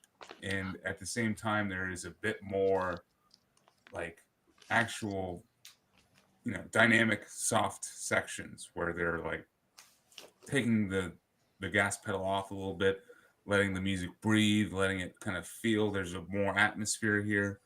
I was really impressed by this. This is my first album with these guys. I think this might be their second or third release. But yeah, Pestilence, Solar Chlorix, definitely would recommend this if you are a fan of Portal or what's the other band that they do? Impetuous Ritual, Abyssal, Antediluvian, Yeah, I This don't know. this I've heard goes those on. names, but I don't know any of those names. Antediluvian's a tough listen. Yeah. This is an easier listen. So is Portal, for that matter. Let's be honest. That is why I ended up listening to this, because it was just one of those where I was able to put it on and it didn't bludgeon me as much. It was a nice in between. Like, it was complex, but not overly. And it wraps up in like 36 minutes. So I enjoyed listening to this. So recommend these guys. That's the logo, if you can't tell. The mac and cheese up at the top. So Don't say that. I'm hungry. yeah. Is that Vermont style? Looked like I had Some crumbles extra on it. cheesy mac and cheese. That does sound good with some Kraft on top. All right. And then in the ulcerate realm, like a bit more of like that dissonant metal with just kind of scrunky riffs, but they still pull melodies together. Ceremony of Silence. This is Helios. This came out on Willow Tip. Yep. About like halfway through the year. This is their second album. These guys are from Slovakia. Awesome. Just awesome band. And as I said, this is like 36 minutes. So even quicker. But they just have like the crazy speed and intensity of a band like Ulcerate, and then the emotional weight and heft of like these moments that really can drag you in and keep you there. But then, as I said, the songs are 4 minutes, 5 minutes. The album's 35 minutes versus an hour, and each track is 10 minutes long. Not that I'm trying to discredit Ulcerate or anything like that. I did enjoy Cutting the Throat of God, but this ended up being something I listened to a lot more than that Ulcerate album, and I enjoyed it a lot more, I think, because of the brevity that was found on here. And if you're going to check out any track, check out, actually, I'm going to give you two. Serpent Slayer into Moon Vessel. Those are the two songs. It's track 2 and 3 on here. And it really kind of sets the album up for success and seals the deal for me. So, yeah. Ceremony of Silence, Helios. And that was my, what are we on even? That was my number 16th pick. Okay, cool. Nick. All right, these will be quick because for the first time here, I'm actually repeating ones that have already gone up. Okay. And one that has popped up quite a bit, and I'm happy to also include it, Portnagar Fall. I'm going to also glow up the vocals on here. The vocal harmonies in here are beautiful. Honestly, some of that stuff reminds me a lot of John Anderson from Yes, surprisingly. And it's mostly, I would say, ICS Vortex's voice. I've always thought he's just had that interesting register in his voice. I don't know. There's something about his voice in particular that is just catchy as hell. But the songwriting here, absolutely epic, complex. This was my comeback to this band. I kind of slept on them after Vintasorg left, picked this one up, and I was like, hey, fuck it. I haven't listened to Portnagar in a while. Why not fucking review it? Absolutely fucking fell in love with it. And now I got to get the other ones I'm missing. I think it's still Winter Thrice. Believe me, I'm going to order it. But yeah, fantastic listen. Epic as fuck. And I love Nordic Anthem. It is a little Disney-ish, but I don't fucking care. It's cool. It lives up to its name. It is an anthem. And then the other one, very different end of the spectrum, also brought up Spectral Voice, Spragmos. Man, this album is like the soundtrack to being, I don't know, caved in a fucking smoldering coal mine. Like, no escape. It surrounds you. It suffocates you. It's on fire. It burns your lungs with every inhale. And I love it. And honestly, it's the last track. I don't know, that one might be one of my favorite. Death's Knell Rings in Eternity. That song is just flat out disgusting. The riffs on here, they're dissonant, they're droning, they're thick, menacing.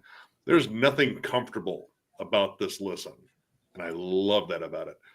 However, in my opinion, it doesn't meet Eroded Corridors of Unbeing. Yeah, that's a good way. That's a good way to put it. You think it beats it? It doesn't. Yeah, I don't think it does. I went back because it's close. It's close. I listened to this multiple times before we reviewed it, and in between one of those listens, I'm like, fuck it, I'm going to go back and listen to Eroded Corridors again. And that one's just got a little bit more of what I love. Like, I think there's a little bit more in the way of riffs on that one. And it's got that, and the sound is so unique to that album, I think. I mean, production wise, it's pretty similar. Like, again, it sounds like they recorded this. The clean guitars on Eroded sound a little bit more impactful than they do on this new one. Yeah. I don't know. This whole album feels like it has a dense fog hanging over it, and smells of mildew and other rotting, stinking things. It's awesome. No, I think that's your ass that you're smelling there. No, I know my ass. I had Mexican today. That's a totally different smell. It's more sulfurous. But yeah, filthy album, amazing stuff. All right, Nick Franco, where are you at? You want to do 5?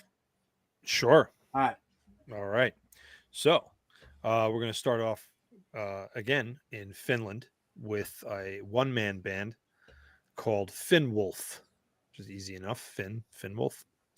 And it's an EP, and they only have one full length to their name. I think the guy's kind of on the young side, and that album, I'm going to tell you what the English translation is: For Us Under the Sun. And thematically, what this EP about pretty much is the Winter War in Finland in 1939, 1940, when they fought the Soviets. And one of the songs on here is called Ghost Patrols. Again, it's all in Finnish, but if you guys are familiar with that segment of history, a very small amount of a small amount of homegrown Finnish dudes that probably were just not even real soldiers, but I don't know how it worked back then, if they were conscripted or if they joined, or just basically they kicked a whole bunch of Russians' asses out of their country in one of the most epic. They would just harass the Russian lines and kind of like threw them back out of the country by fading into the snow-covered woods, coming out, taking them out, and then disappearing back into the woods. Musically, I would say this is you could probably draw a parallel to like something like a Finnish Windir. Kind of sounds like that a little bit.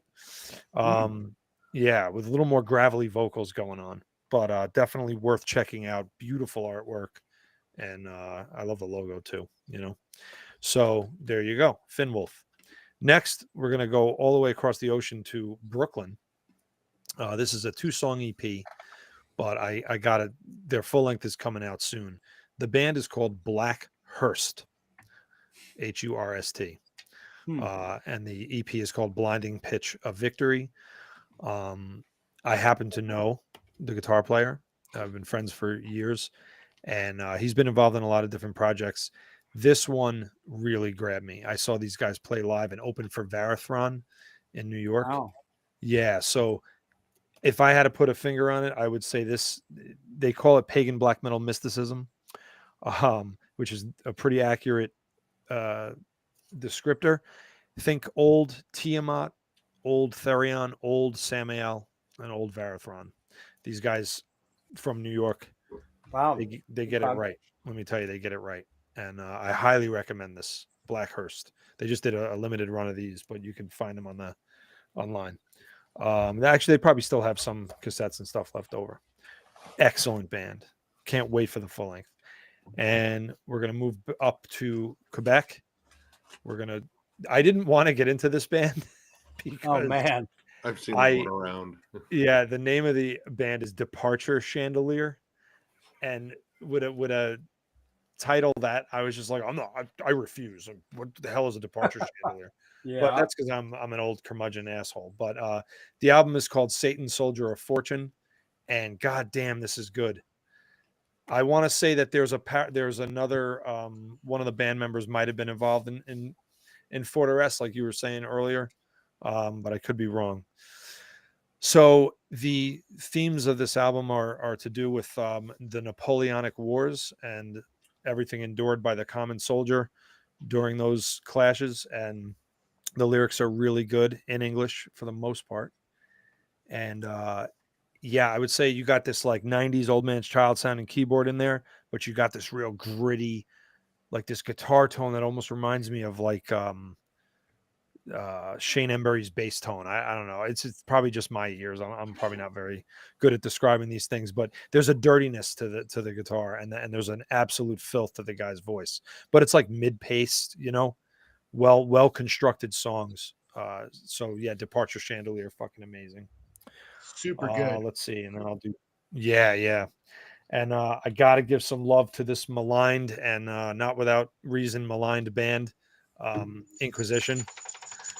Separate the art from the artist. Their fucking music is incredible. The new album, Veneration of Medieval Mysticism and Cosmological Violence. This is just them doing what they do. It's fucking great. So I got to give love to Inquisition. And lastly, where am I going here?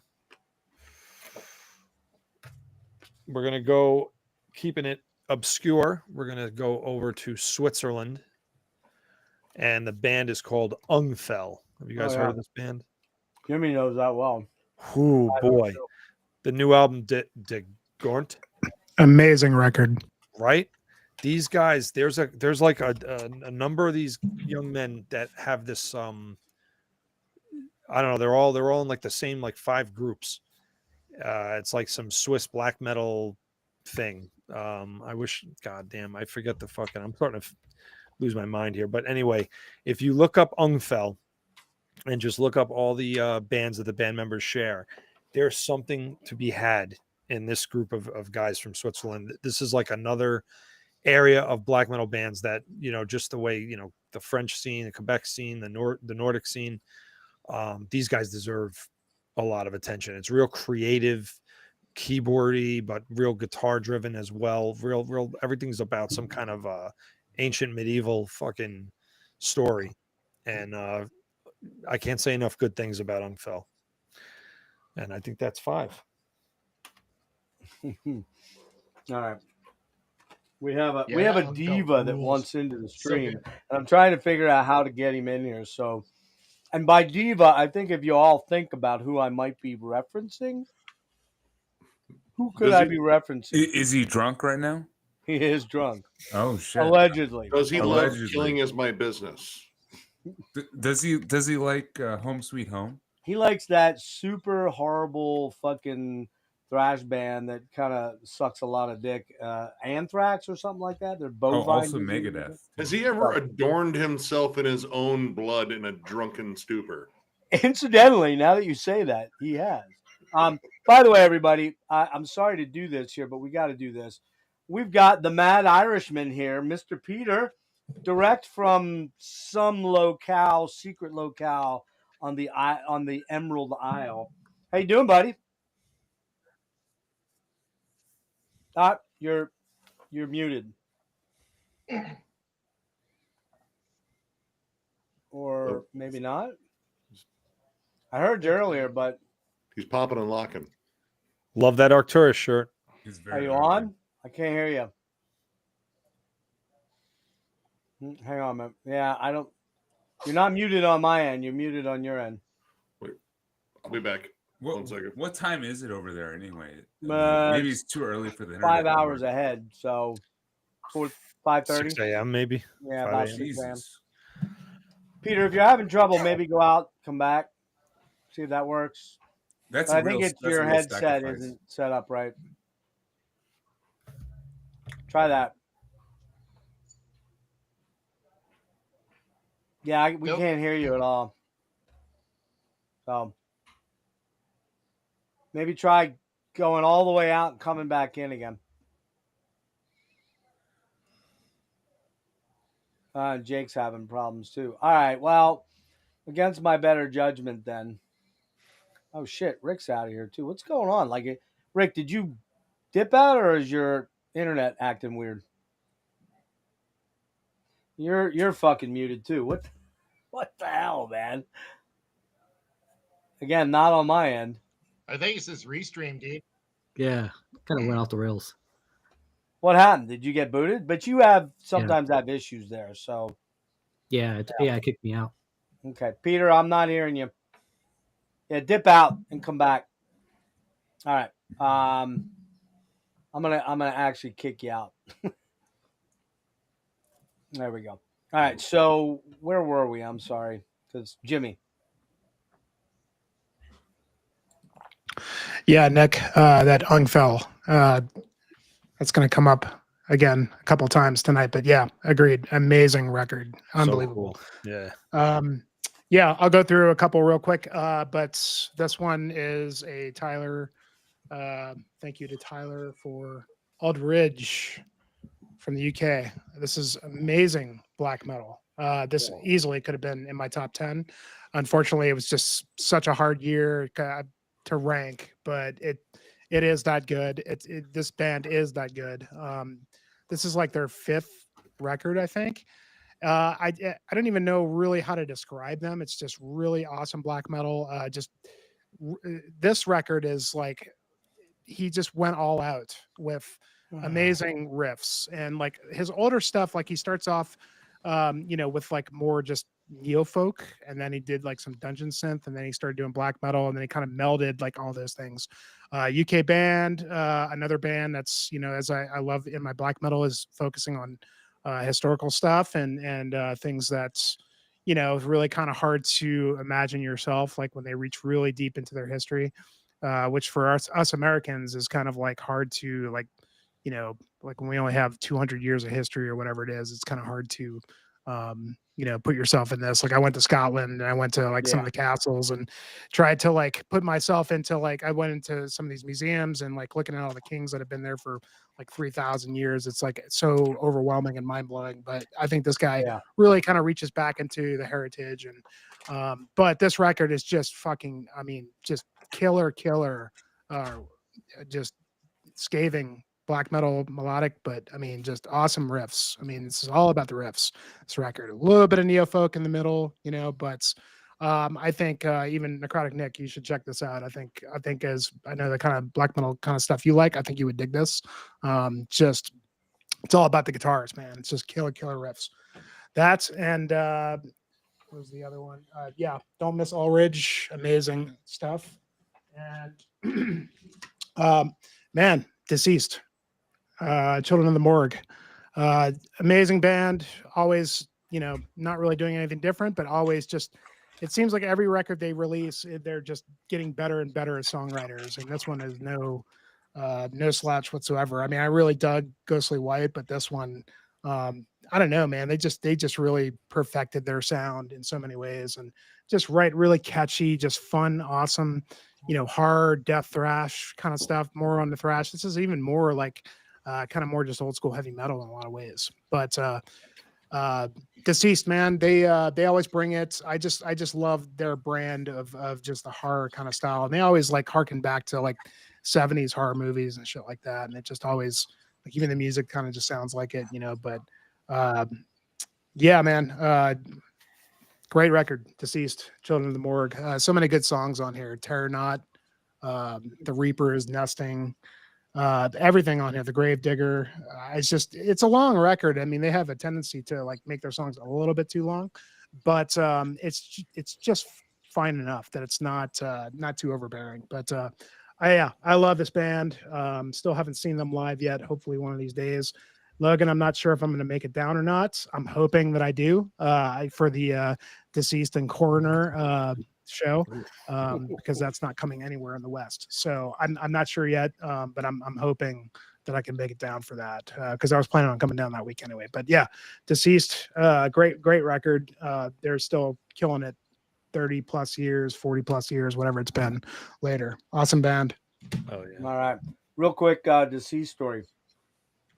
December 28th, my daughter and her boyfriend and I went to the only really killer record store near me, which is about a 35-minute drive. It's called Record Connection in Ephrata, Pennsylvania. And I'm walking around and my daughter's checking and finding a bunch of cool stuff. And this dude walks in the door and I'm like, what the hell? Really?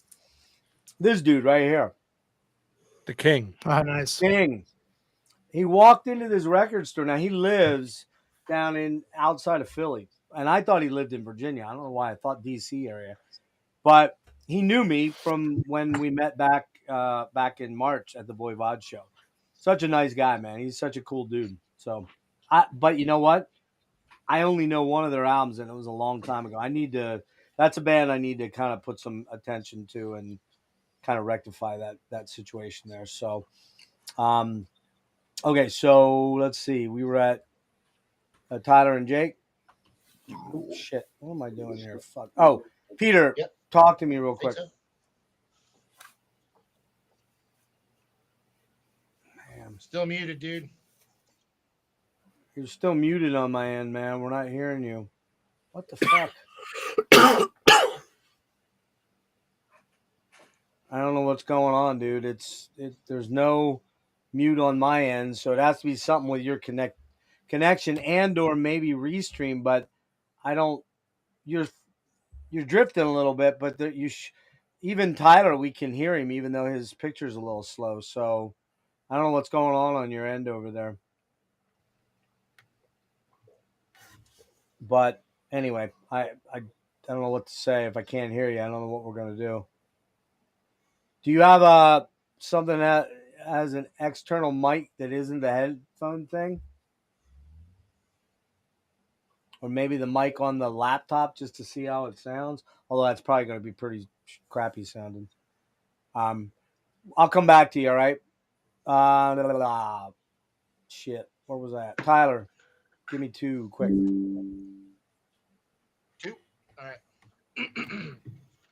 So my next one, hailing from Czechia, the Triumph Genus with Eugenica. A lot of people compare this to the first 2 Satyricon albums. I think it's closer to like a Nemesis Divina style of black metal. If Nemesis Divina was raised in like 1980s Eastern Bloc, modernism, it's just pummeling, driving black metal, and it's got some of the weirdest vocals that you will probably hear on a black metal album. Is that Peter's mic going? Bling? I'm not sure what it is, Anyway, man. It so might Chechen be. black metal. Can you say that name one more time? So yeah, if you like the early Triumph Genus. Thank you. We're on New Era Records. Ruger. But yeah, like I said, it's kind of like Nemesis Divina ish if it was like written in like Poland. I guess would be a way to describe the sound there. But anyway, my next one. Go ahead. Sorry. Go ahead. Gonna go to Greece and the new Kawir album. I'm not gonna try to pronounce the name, but I'd say this is probably their most aggressive album that they've put out.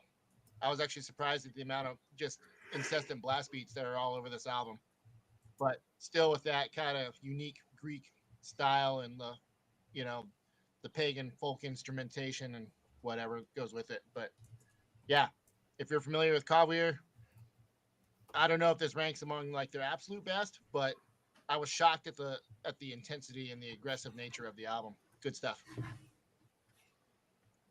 All right. Jake. Okay. You want me to show 1 or 2 right now? 2. We're gonna have to go with 2. Okay. First up, I got this Savage Oath, Divine Battle. Bit of a heavy metal supergroup. Phil Ross from Manila Road and whatever the new Manila Road is. Guitarist from Visigoth. Can't remember his name. Leland something. And Brendan Radigan or something like that from Summerlin's and Pagan Altar. Yeah. Really killer US heavy metal album, traditional heavy metal, some epicness involved. Just stellar. This is their debut full length. Definitely worth checking out. Savage Oath, Divine Battle.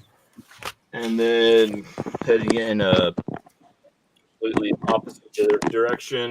Now we can hear Peter making lots of noise. Oh, can you hear me now? Yeah, we can hear you. Yeah. All right. All right, Sorry. hang loose, Holy dude. shit. We'll get you in a minute. I didn't know that band was still around, Jake. Yeah. So this year was my first year discovering this band, completely opposite direction from my last pick. This is Neara. I don't know how to pronounce it. It's Neaera. Maybe Nira. Neara. All Is Dust is the name of the album, and that album art is what drew me in. I saw it on Yeah, Bandcamp. pretty wicked. Never heard of the band, and this is the kind of artwork that speaks to me. So I immediately checked it out. And what this is German metalcore in the vein of, like, directly in the vein of Heaven Shall Burn. Yep. Logan might know who these guys are now. I do. I immediately fell in love with this album, as I love Heaven Shall Burn, and this is, especially the later stuff, is like almost a direct comparison to Heaven Shall Burn. So yeah, and discovered this band this year, and this is their 8th full length. Now I have all 8 full lengths. That's how much I dug this shit. Their first 2 are fucking amazing. That's albums. where I started. All right. Yeah, that shit. Yeah. Now we is some of the top shelf metal. Spot on with the Heaven Shall Burn comparison. Yep, there it is. We think we have audio. Wonder where that came from. Good morning. Hey, there he is. Oh, shit. Nice shirt. Good morning. Yes. We can. Cheers. Thankfully. So we've got Mr. Peter from the Metal Vault on Instagram. We've been buds for a long time. Peter has done a couple of things. We've done the deep dive on Blue Dals Nord, which came up last night in Marty's stream. I believe someone was asking it. Why hasn't somebody done a deep dive on Blue Dals Nord? Why hasn't anyone done that, Peter? Oh, yeah, that was an experience. I honestly don't think I've listened to any. In other words, we did a deep dive. Myself, Kellen, and Peter did about a 6.5 hour deep dive, maybe 7 hours or something like that. 2 parts on Kellen's channel. That's about 2 years. That's a little over 2 years ago now, crazily, which is nuts. So, anyways, that's right, over 2 years. Yeah. So, what I'm going to let you do is, since you're going to be here a little bit longer here, I'm going to let you do 2 instead of doing like 5 or 6 or 7 to catch up. So, go ahead and do 2. And we'll just sort of see where we're going from there. Because I got to try and get Nick Franco out of here soon. Okay. What's going on with that? What's that? All right.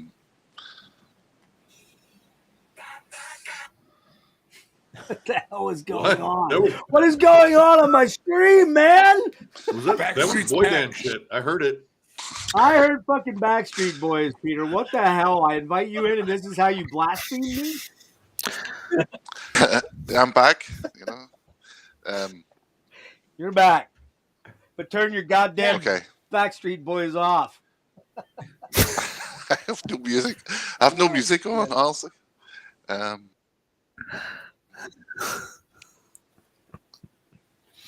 Okay. 24 actually. Right.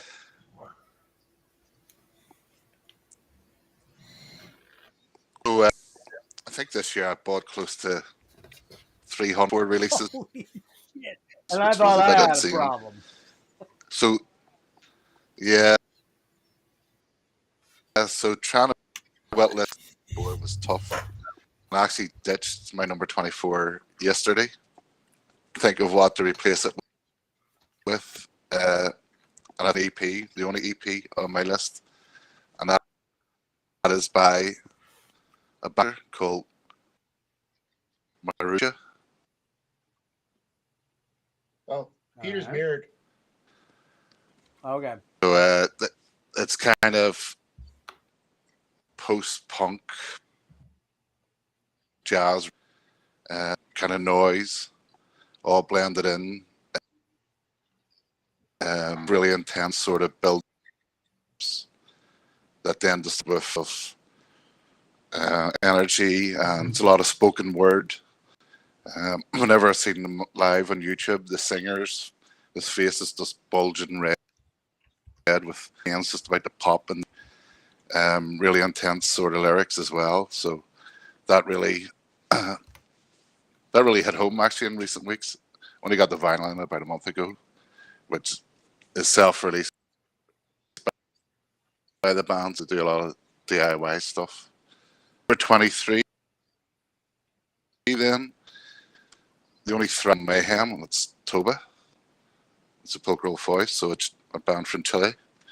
This is just intense, aggressive, unrelenting thrash, what have you.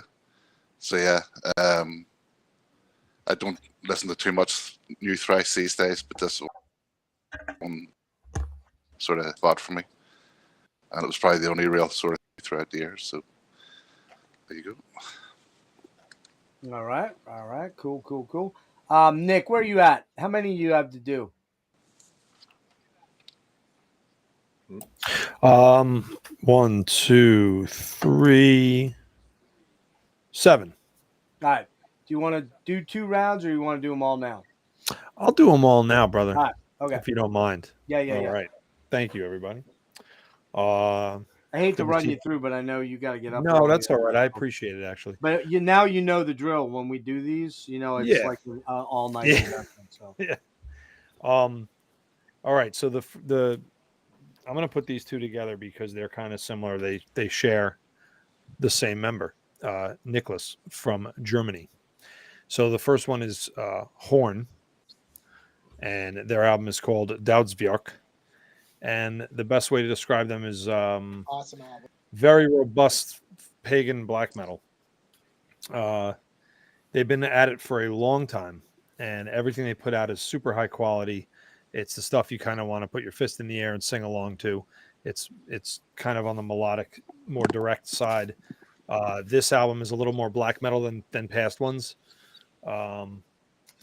They sing about German history, various themes to that end. And then Nicholas put together another project with another guy called Spear, Spere. And that album is called 8, Led to the Beam. And I would say where it differs is it's way more sort of, I won't say punk or oi, but I will say more sing-along, more pagan metal, I guess. But I don't want you to think like Corpaclani or anything like that. It's way more fucking like fist in the air. Again, you're gonna want to. Yeah, you're gonna want to learn German just to sing. It's not comic book shit like Corpaclani. Not at all. Very serious. I met this guy at Messe de Mort in Montreal last year, and he was super cool. Super cool guy. Really, really, really into his art. And they're starting to play live, obviously, a little more, and I can't say enough good things about it. So from there, we're going to go over to Iceland. And I'm kind of surprised nobody here. Maybe, I mean, as we're getting higher, maybe you guys will get into it. I don't know if anybody is a fan of Solstafir. I like that one.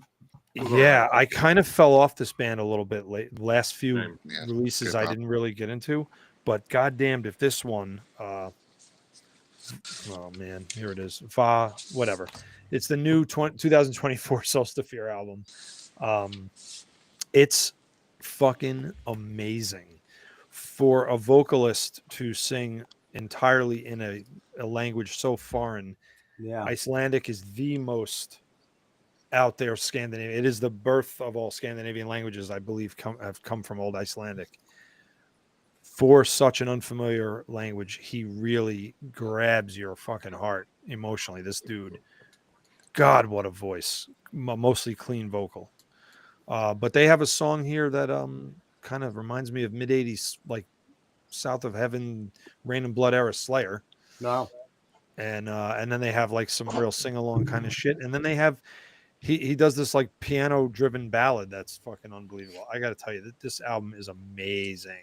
Whatever your predilection of metal is, I think there's something for everybody on this album. There's some Nick Cave-ish stuff on there too. Hell yeah. Yes. I'm serious. They friggin' blew. They're one of my favorite bands to see. Yeah, yep. They're great live. I saw them once. Yeah. Yeah, I saw them once myself. It was a few album cycles ago. Was that on the Paradise Lost tour? No, it was. Oh, geez, it was a while back. I think they were the headliner. It was like somewhere in Brooklyn. Yeah. They also played MDF, I think, outside when it was in the Edison lot. Yeah. And I was looking through the merch section that year, and one of the guys in the bands was looking through merch next to me, and I knew who he was.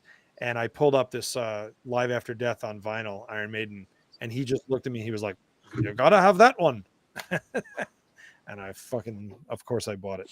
Which dude was it? Was it the dude that always wears the hat? I think it was Addy. Oh, the main dude. Yeah, and he did he did an art talk in Gall's studio in Bergen. Yeah. In 2022, I happened to be there. Oh, with a bunch of wow. people. Yeah, he's such a cool guy. Alan Averill has him on his podcast once in a while. The my friend Serge, who you met down at the dude that looked kind of like Jesus Christ, tall dude that was with us. Yeah. Serge, his wife's best friend is married to the one guitarist, not the singer dude, the other dude. Okay. So yeah. Yeah, this is just a captivating album. It could have. I gotta check that out. I thought it was gonna be my album of the year at points. Speaking of how many did I do? Where am I? What planet am I on? I think you're at 4, right? Yeah. So the next one is called Cemetery Skyline. Did you guys hear about this? Oh, fuck yeah.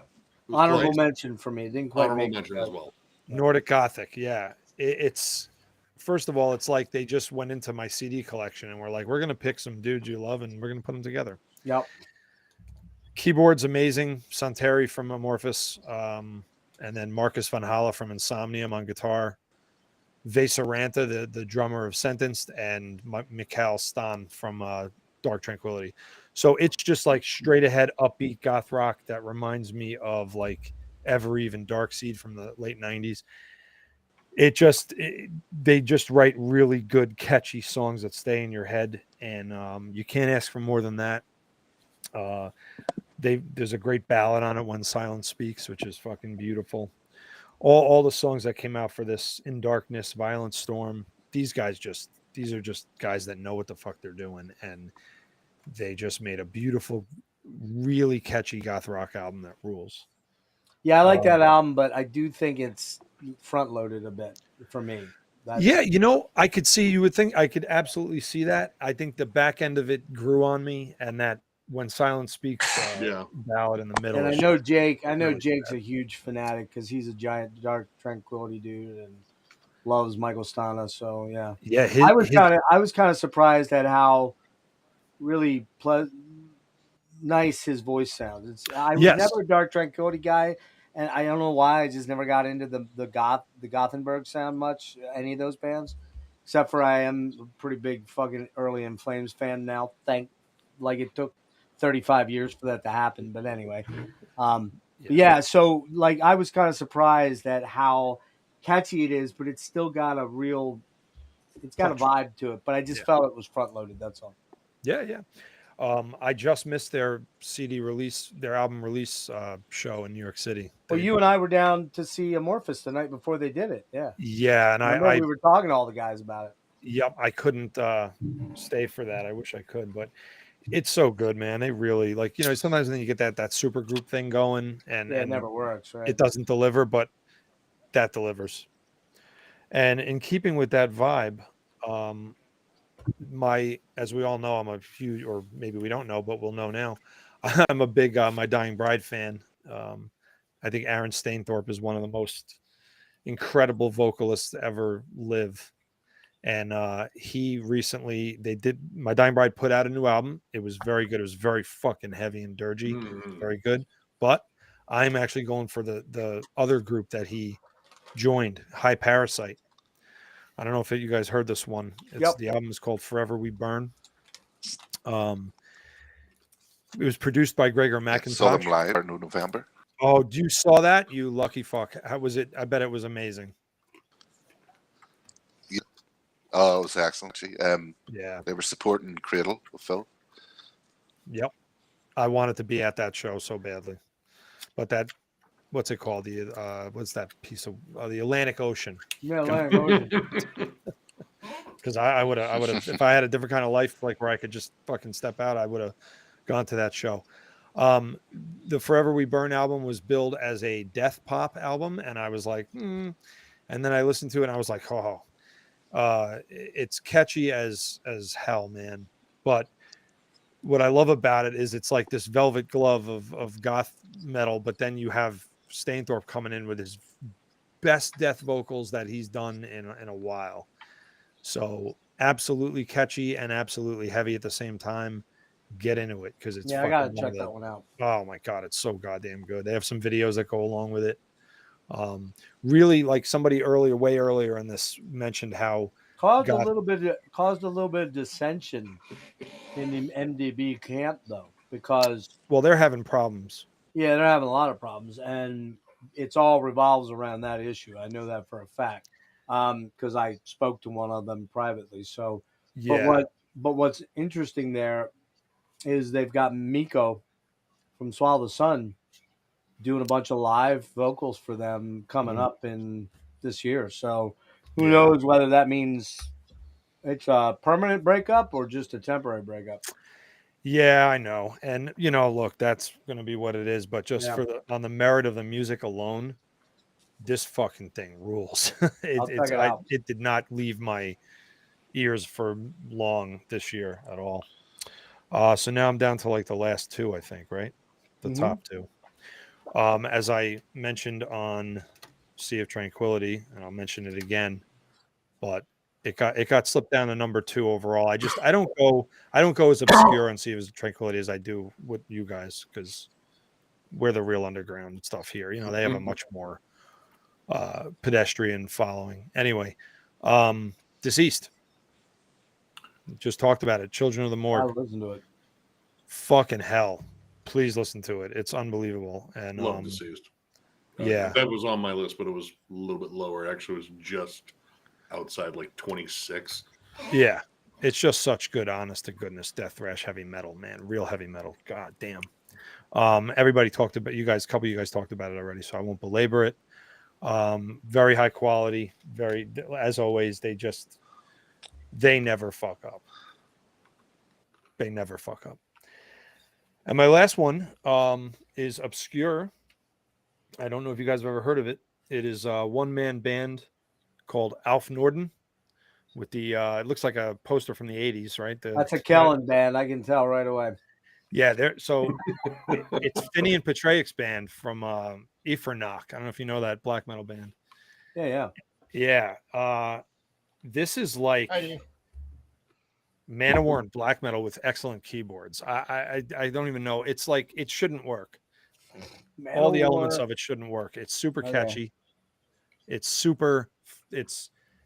just an enjoyable listen. He's got unbelievable guitar solos. It's weird. Great keys. The album is now what happened? Called America Septentrionalis.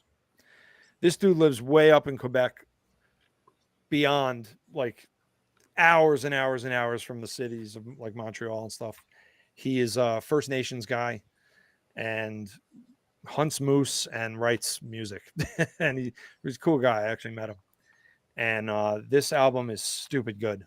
It's just so, I don't even know how to explain that. If you like honest, we all like honest metal here. Nobody thinks, oh, that's cheesy or whatever. But like I could see some people thinking it was a little cheesy in spots.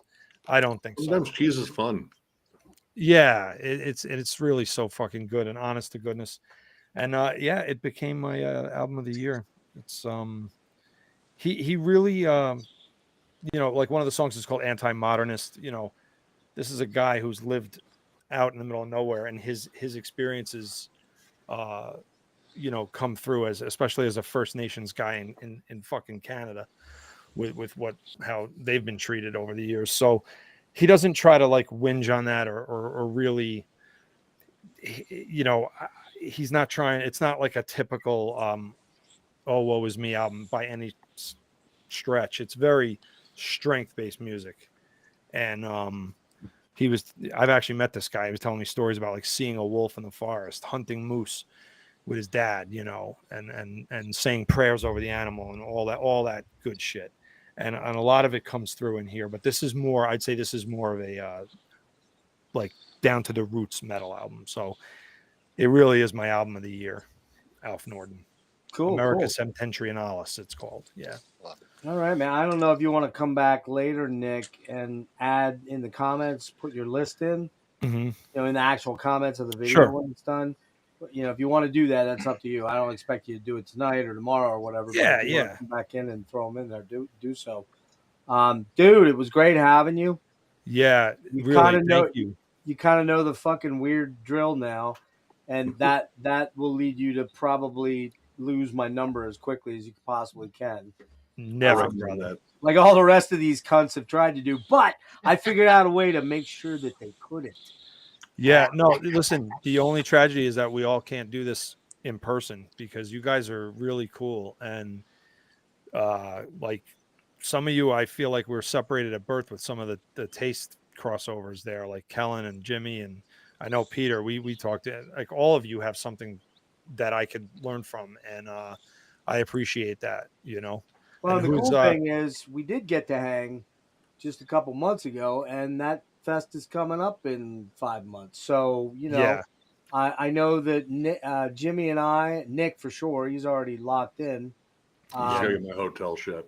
I think Logan's talked about coming up, and certainly Logan. Kellen, on, you're an easy drive, bro. Come on now. Come on, Logan, you're in New Come Orleans on now. Huh? Logan's in New Orleans. Yeah, I'm in New Orleans. Logan's in New Orleans. I did not mention anything. No Where are you problem. guys seeing Deceased and Coroner? Down by you? Yeah, Siberia, Oh, and New Orleans. They're playing in Indianapolis. Yeah, I'm Jimmy's gonna have to go. Jimmy's from New Orleans originally. Cool. So even though he's out in Colorado, he's going down there. So yeah, Nick, I can't wait to hear that. I can't wait to check out that record you just talked about. I've never heard of it. It's cool, man. I love it. Hope to see you at MDF too, man. Yes. Dude, well, listen, man. Thanks so much. Taste for sure. I have a huge list of bands I copied down from you Well, guys. good. tonight. I got homework. I thought I did my homework. Now I got more homework. You never walk away from these things without a lot of pain in your wallet and pain in your brain trying to figure out which things you're going to get and which things you like and have to have and blah, blah, blah. It's a beautiful thing. It's just, It is. It is. It's what's kept all of us together as a group for the last 4 or 5 years, which has been pretty fucking rad. I think we've all developed some really special relationships out of this. Oh yeah. It's a blessing and a curse. It is, for sure. It costs a lot of fucking money to keep up with these clowns. So yeah. All right. I don't know how. All right, man. Well, thank you, dude. Thanks for being here tonight. Anybody got anything they want to say to Nick? It's gonna be less confusing now that you're gone because I can just go back being called Nick. Thanks for hanging, man. Cheers, brother. Good to see you, man. Cheers, Nick. Yeah, Take care, if you're going to be at MDF this year, Yes, look forward to seeing you guys again, man. too. Nice making your acquaintances. The Yeah. ones I haven't met yet. I'll see And you. Nick, don't forget, you're gonna hook me up with that dude. That dude. Wait, What dude? phrasing? I know you Phrasing. swing like that. Your boss Good for on you, man. SOT, man. Your boss. The boss. Oh man. yes. Absolutely. I see All right, you, man. Barney. Thanks so much for being here, Nick. It was awesome, and we'll do more stuff. There's more stuff coming soon. So, Certainly. Take it easy, guys. all right, bro. Later. Stay back. All right. Somebody was trying to get in. We're gonna go. I did not do my choice yet, so let me do my choice real quick. I skip. We'll make it quick. Ah, it's nice of him to hook you up with some dudes, though. Yeah. He is I'm a gonna nice go. guy. Yeah, That's real cool of him. I'm assuming you're not second on that line. What are you like, fucking 12? Yes, emotionally. Well, yeah. I ask a rhetorical question, get the rhetorical answer, right? All right, I'm gonna do 3, and you guys can do the same because Kellen's probably getting long in the tooth too. Next time I do this, I'm not gonna invite everybody in the world in, and I think the way we're gonna do it is we're gonna start out with 2sies as opposed, or maybe even 3sies. So I gotta look this one up. This is the one that does not have a physical till March apparently. You got to kick this guy off the fucking stream if he doesn't have the physical. Sorry, That we got was a standard. weird- Well, Can let we me kick just him out? explain something. Kick him out. Get him out. Jake, let me just explain something to you, man. The only people I generally kick out of here are fucking Boot Eagles this fans. So zip it, bitch. Hey, you still owe me 20 For what? bucks, bitch. For what?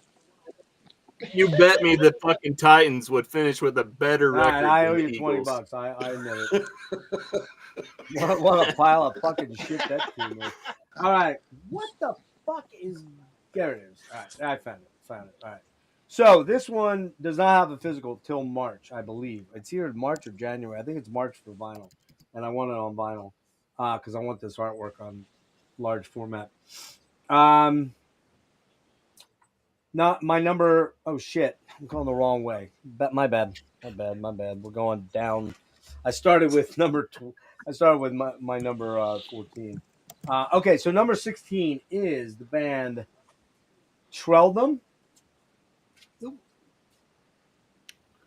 And the album is called, and I forget the fucking name of Nice. it. I didn't type it down. Shit, can't read it. Hold on. It's funny. The cover would have looked the same as the vinyl. It's just By the Shadows, yeah. Dude, this is a fucking killer presentation. Is anybody familiar with this band? It's Gall. Heard of them. Yeah. Uh-huh. Apparently the first Yeah. two. Yeah, and I know They're you're gonna know this. early albums on a scene. Huh? Say again, I was going to Peter. say, I seen them live back in September. Okay. And their first two albums, if I'm not incorrect, are pretty scathing black metal. Right? Yeah. Okay, there's a pretty Yeah, bad oh, lag yeah. with you. So, yeah, hang loose a sec before you respond. Yeah, the first two, and it's like a smoky dark blue. It's really, really cool, but you can't really see it in the light here.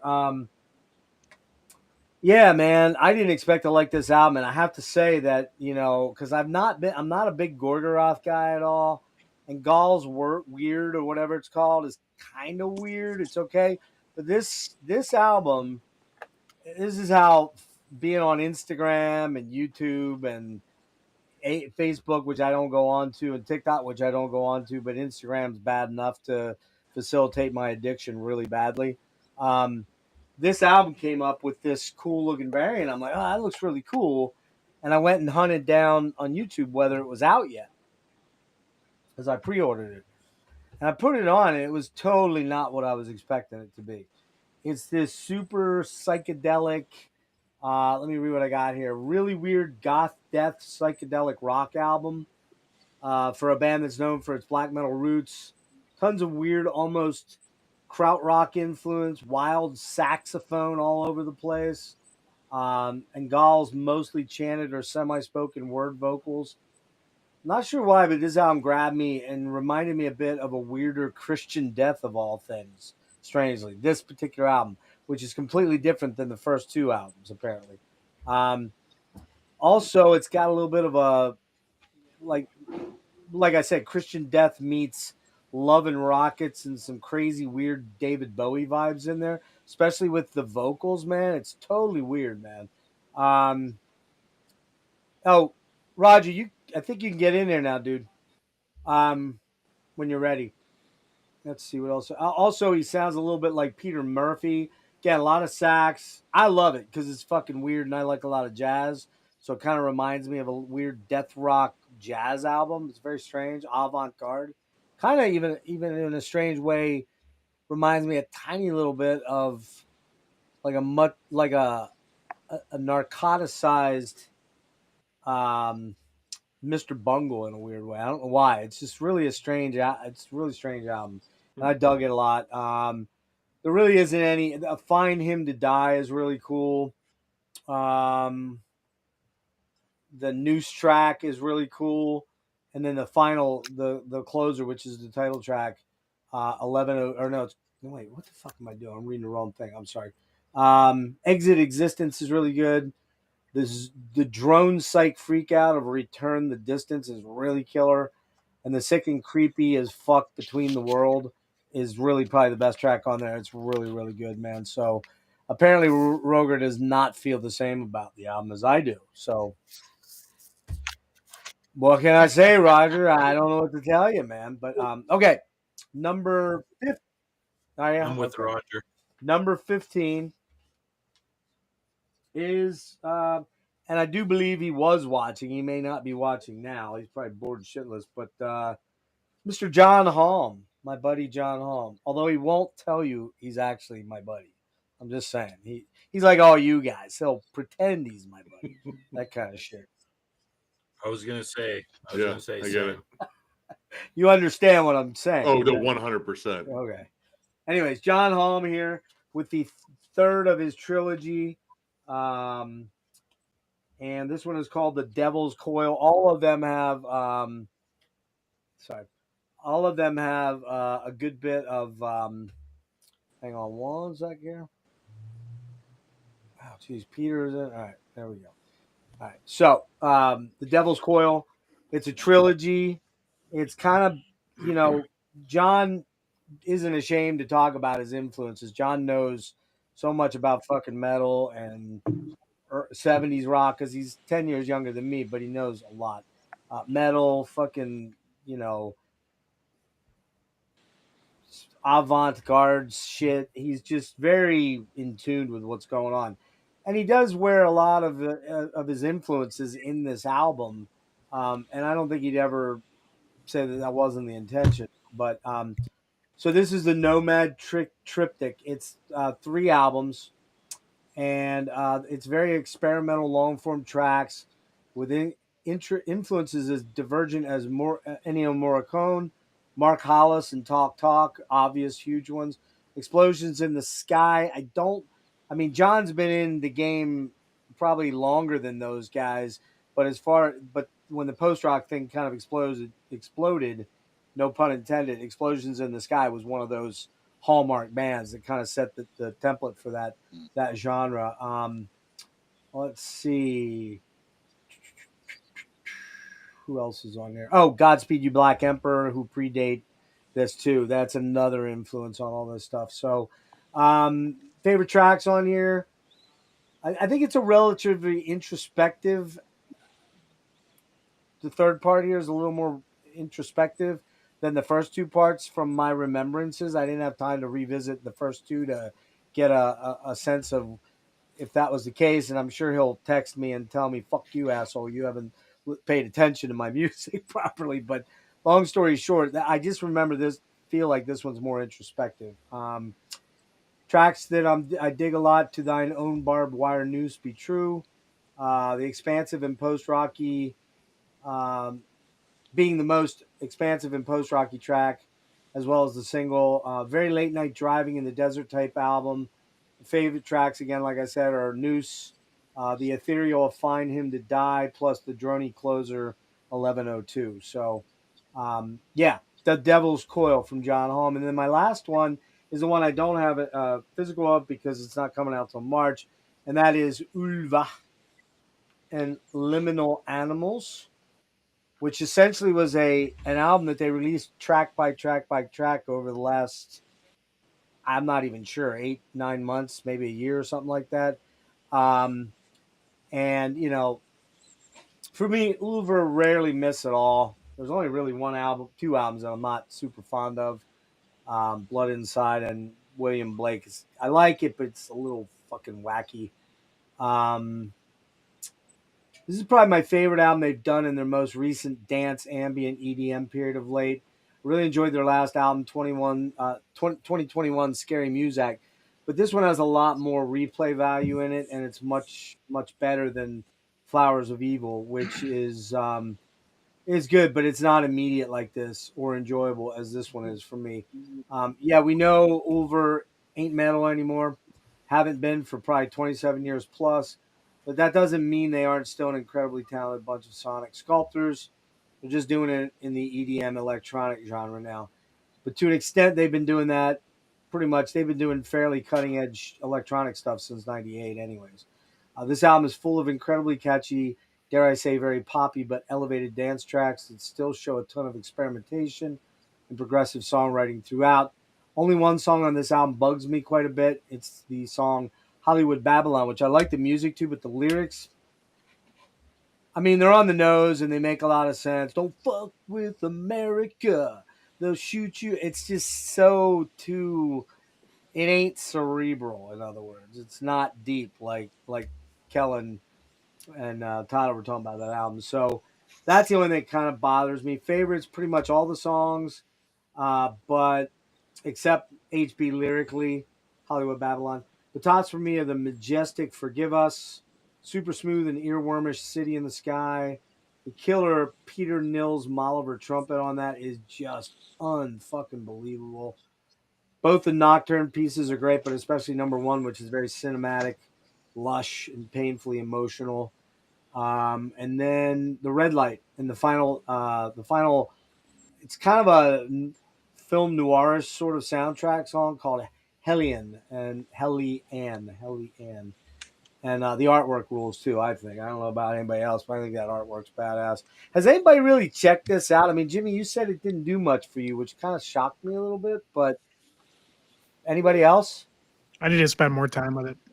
I heard the first couple singles, and I really dug Yeah, them. Jake, this would definitely be check one out up the your whole alley. album. I think it would definitely be up your alley. You know, and anybody that likes sort of, I mean, Roger, it might not be your thing probably, but I mean, it's, if you kind of can get into some synth wavy, dance wavy stuff, these guys do it. Nobody does it better. And let's be honest, man, Garma has one of the coolest fucking voices ever. That guy can sing. He can sing the fucking telephone book, you know, and you'd think it was great. So, all right. Now we'll start with our newest entrant here, Mr. Roger. Good Your evening. pick. Did I get it right or did I fuck it up? You always fuck it up. I always fuck it up. That's why you like me so much, man. All right. Well, hey, man, we can't fucking please everybody here. All right. All right. All right. All right, man. So we'll let you do 3 to catch up because you got a ways to catch up. So why Okay. don't you hit us with 3, briefly explain them, and then I think we're all going to do 3. Does that sound about right for everybody? Yep. All right. I mean, it's Well, I'm going to actually it's start. only hold on one second. It's only 1:30, so it's not exactly like a 4 a.m. or 4:30, 5 a.m. thing. A lot of hours left there, but I know some people, probably like Kellen in particular and Jimmy, maybe want to kind of dip out and not be here all night. So, all right, Roger, go ahead. Sorry, man. Yeah, I'm going to start with a well-known band, but the previous album was not good, but the new My Dying Bride was a return to form. You get a whole song with harsh vocals, you get violins, you get everything you want of My Dying Bride. So just a killer return to form. Might be the last album with Dane Thorpe on vocals, but you never know. So I'm just gonna blast through these 3 first ones. Avmakt from Norway. Kind of have this, Dark Throne worship, ravishing grimness era, and a little bit backwards. Totally kind of copying Dark Throne, but doing it very well. I just enjoy this album a lot because I miss the good Dark Throne. So if you're looking for that, it's awesome album. And another one that was shown previously was this one, Triumph Genus, with Eugenica. That album is awesome. As the young dude up in the corner said, it is a lot of old Satyricon on this album, but the vocals are more like he's just speaking the words with harsh vocal, with grim vocals. It's very cool, kind of adds a very cool element to their music. But killer band. So you should go and check this out. Yeah, I gotta check that one out. That sounds interesting to me. So, all right, I'm gonna go with Peter, and then we'll get into our normal.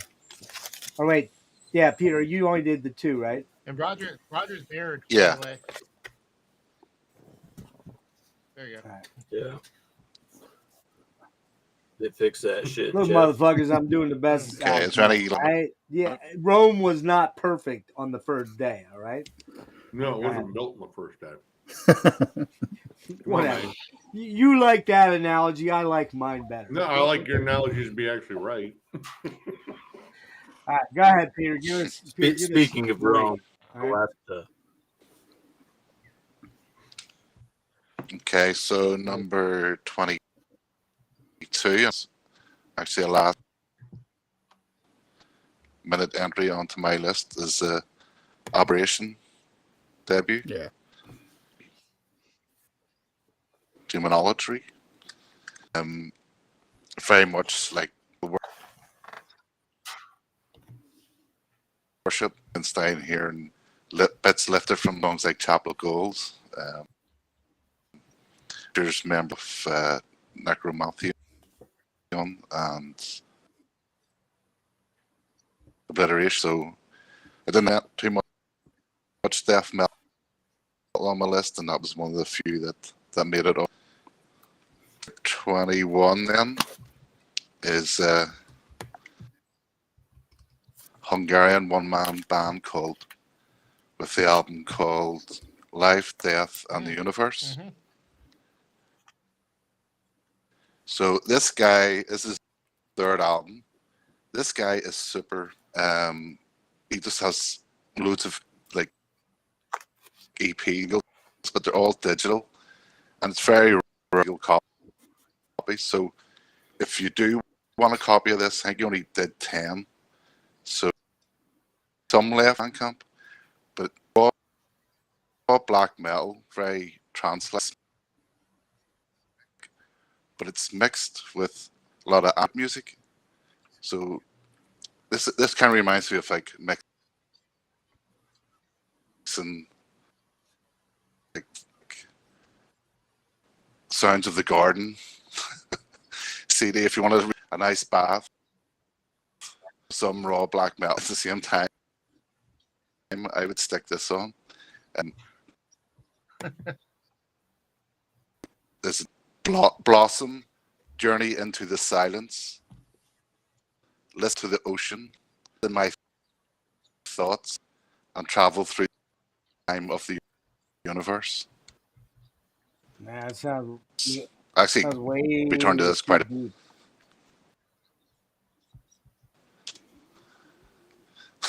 Right, give me one more. well, I mean, it's got raw black metal next to all that there, so it is relaxing. Yeah, give me one more, Peter. Okay, number 20. So it's a third full length. So if you remember with the Leaf, the Finnish melodic sort of black from the start out in the late 90s and went on to the 2000s. This is very much their debut album, which was called Pheasant Everlasting, or Ever-Facing, sorry. So yeah, black and death metal, really well constructed, a lot of melodies in this. This is my kind of like sugar rush for the year. I'd stick this tier one on. So excellent album. Yeah, I got that one coming to me. I'm waiting. You two are codependent. You two are codependents, man. You and Peter, fuckers. You're like, what are you buying that I don't have? Okay, I'm gonna get what you don't have, and you're gonna, you know what I mean, dude. Anyway, Jake, give me. Where are you at, Jake? You didn't keep a number, did you? I'm just fuck you, man. I'm not gonna follow any rules you give me, man. That's what you said. I mean, that's pretty metal of them. Come on, don't knock.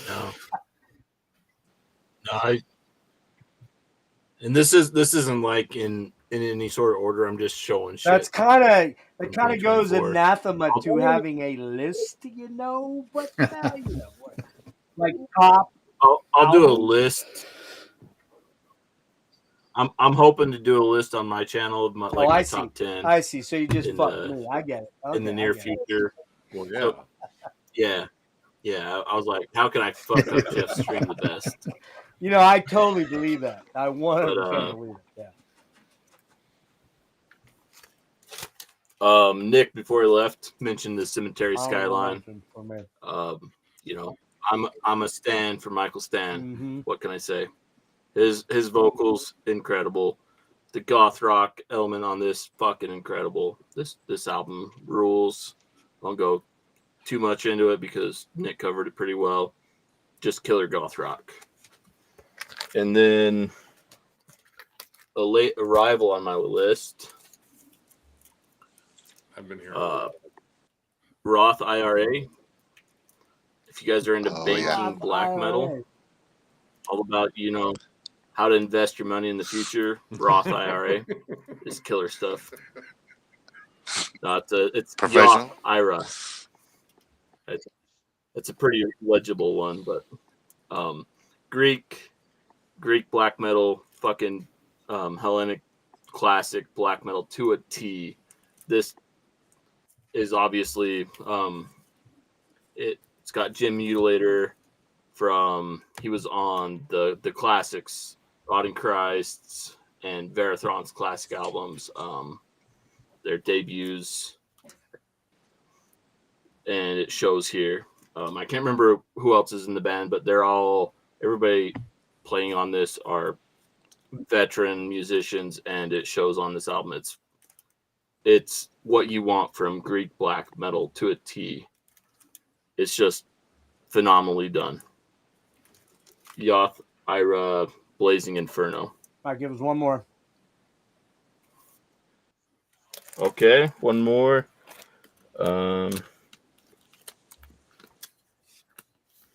We'll show Eldamar with Astral Journeys Part 1 Creation.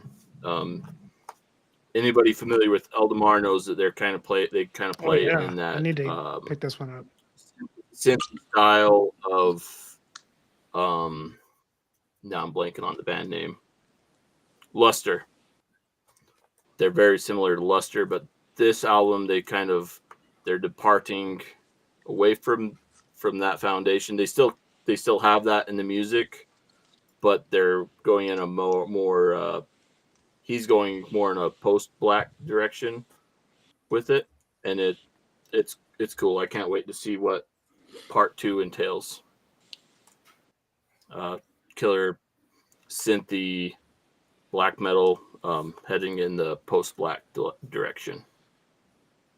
And that cool. artwork. Is that Lewandowski? Is that Lewandowski? It It's looks pretty like cool. It, yeah. Yeah. I think I'm 99% sure look like it, too. it's a Lewandowski. Okay, now we'll try to get some of these other dudes moving here. So, Kellen, I believe you're the guy to go next, and want to give us 3 or more. You're muted. 1 second. All right.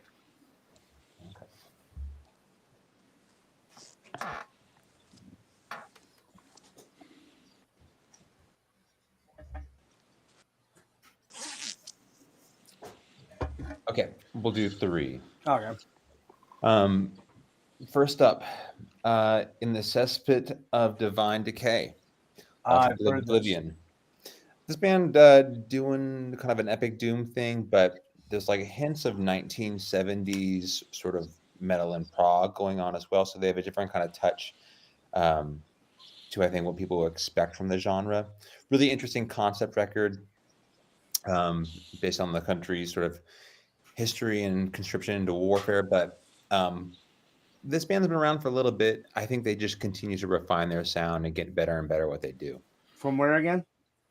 I believe they're from the Netherlands. Great album about cover. that, but I want to say that part of Europe. Paulo Album Girardi, covered, for sure. wicked.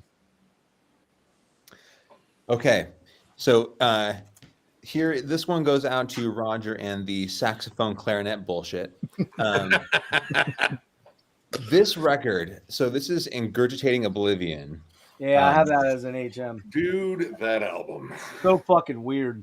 It is, I mean, I kept on telling Jeff, I approached this record the same way I would like a Magma release. Yeah.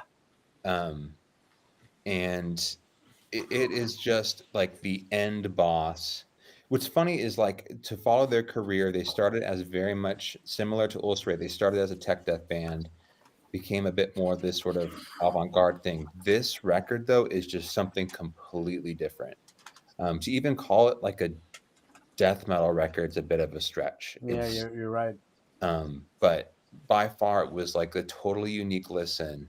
And I don't know, I wish more bands who are playing in challenging death metal sort of technique and progressive spaces realize like probably how much it took to pull off a record like this. So it's just an exceptional listen, difficult to describe, but there's more jazz fusion going on here than brutal death metal. Obviously pulling Lily Gruber from Defeated Sanity over to do it. But he's the only one that could have done it. An unbelievable listen, very unique record. But similar, like this is not an easy listen to approach by any means. It's not at all. And the only kind of criticism I have of that album is I don't know that you could ever pull that off live. I just don't know how you'd do it. I mean, I think it took like 4 years to record. Yeah. And they teased it for a long, long time. But anyway, moving on, make it quick. This is, I think it's pronounced Fear, Distilled Band God. Back to the Netherlands. This is a black metal project that would probably be closer to something like Forbidden Temple, but there's also dark ambient aspects to this listen as well. There's an interesting sort of like venturing into weird sort of corners at the end of a song, and I think there's one instrumental on this record. On Tour de Garde, debut record by this project, but sort of the ambient, slower aspects to this. This is not bathtub music by any means. It's a little bit more of just like a straight up black metal listen. I did like that one too. But yeah, if you kind of dig the raw stuff coming out of the Netherlands and that black metal scene, this is one to check out. I always prefer my black metal raw when I'm in the bathtub. It just works best for me. It scrubs all my crevices and cracks, you know. Then I drop the toaster in. Oh yeah. You would do that to me too, motherfucker. I know you would. No, I would just put a cat in the room if it knocked over the toaster. I don't know how it got there. The Right. cat or the toaster. Anyway, Rick, 3. Yeah. All right. I'm gonna run through these. Not many words because how do I put it? I'm very happy right now. Rick's been every time Rick disappeared, a couple mushroom gummies disappeared and a little bit of THC gummies disappeared. No. Funny, these two picks are from Oakland, you know, but they're nothing alike. Yeah, I think there's some heavy fans of this, and I guess I'm the first one to mention it. I wish I expected it to come up again. High and Fire. No, someone else mentioned it. Someone did. Yeah, I think who was that? Logan. Come on, Rick. Oh, you know it's me. going to get brought up again. I'm the in boss. I didn't know he was on the stream. I'm hurt. Oh, there you go. I'm hurt that you're hurt. Yeah, I mean, what can I say? You know, follow up Electric Messiah, Warning Harder. We're going to just kind of continue on from that. And sure enough, you know, it's just, you're a High and Fire fan. You get it. I mean, Pike's done a lot, but I think this is among my recent favorites as of now. Darker Fleece, it's an epic track and great closer. Title track, just great. Another great High and Fire album.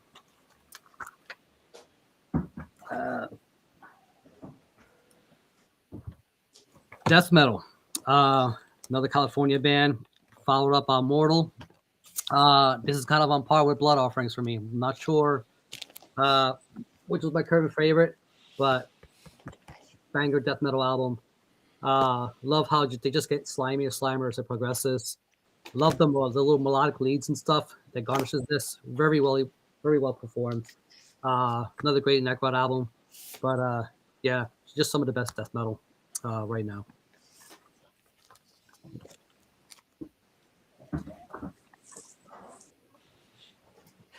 Logan, the exchange with Jason. What the fuck, man? Logan. Hell, the best part of it, he wanted to say laughing my ass off, and he went, Limo. Jason, we're not laughing at you, we're laughing with you. That's all I have to say. I know my audience. There's a 5-second delay, so whatever you say, have to react. I'm a little bit stoned, obviously, because generally I wouldn't laugh at that, but that caught me just right there. Yeah. So. Well, okay, this will make sense then. I'm in a bit of an oh shit moment because this next pick, I'm trying to be few words, but I feel like I'd be cheating this band doing this, and I feel like since I guess I'm the first one to pull this, it feels like a baton that's going to be passed around because I expect to see it, and I feel like you guys probably have better words for it. But Last Will and Testament, and I mean, way too There was low. a certain character who talked about this for a bit earlier, right? We did talk about it with Andrew. Andrew was waxing. Oh, he gave it the glow up. Yeah. Come on, Rick. I'm not ready for bed yet. You were the biggest fan. What's going on? Everything's not good. Yeah, okay. To kick it off, obviously, concept album. The huge thing is, I guess I'll be the one to say, with the growls coming back, a lot of us were looking forward to see if there would ever be anything that follows up what we like in Watershed, and of course we did get some of that here, but I feel like because of the theme, it has a whole different vibe to it. It's not just the death part; it's the progressive bits that he's incorporated along with everybody else. Just bringing everybody on board. I think that just adds a lot of character. I think I found a really good reason to bring the growls back. As he explained it, being part of the character. But just amazing musicianship. The drumming by what is it? Valtteri. Amazing. I gotta get up for Ackerfeld. I don't think this is something that, while it's good, and when people say it's not for them, I can also understand why, especially when it's kind of mixture.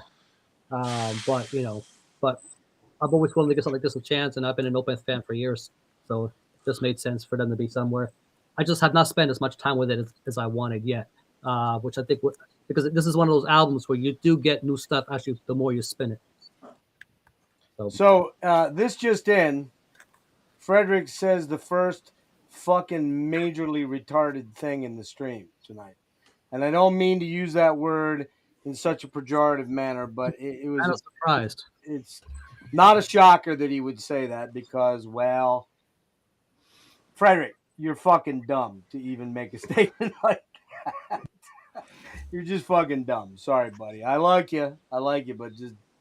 The only other guy on this panel that kind of agrees with you is Jake, and his opinion matters. His opinion 0 at this point. So. Don't you talk about my opinion.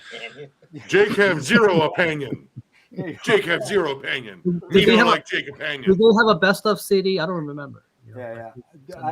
Who knows? Jake, that's exactly right.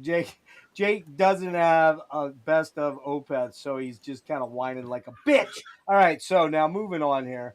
That was your third, right? Yeah. Okay. Yeah. Logan, I think you're up. Let's do 3. Let's go 3.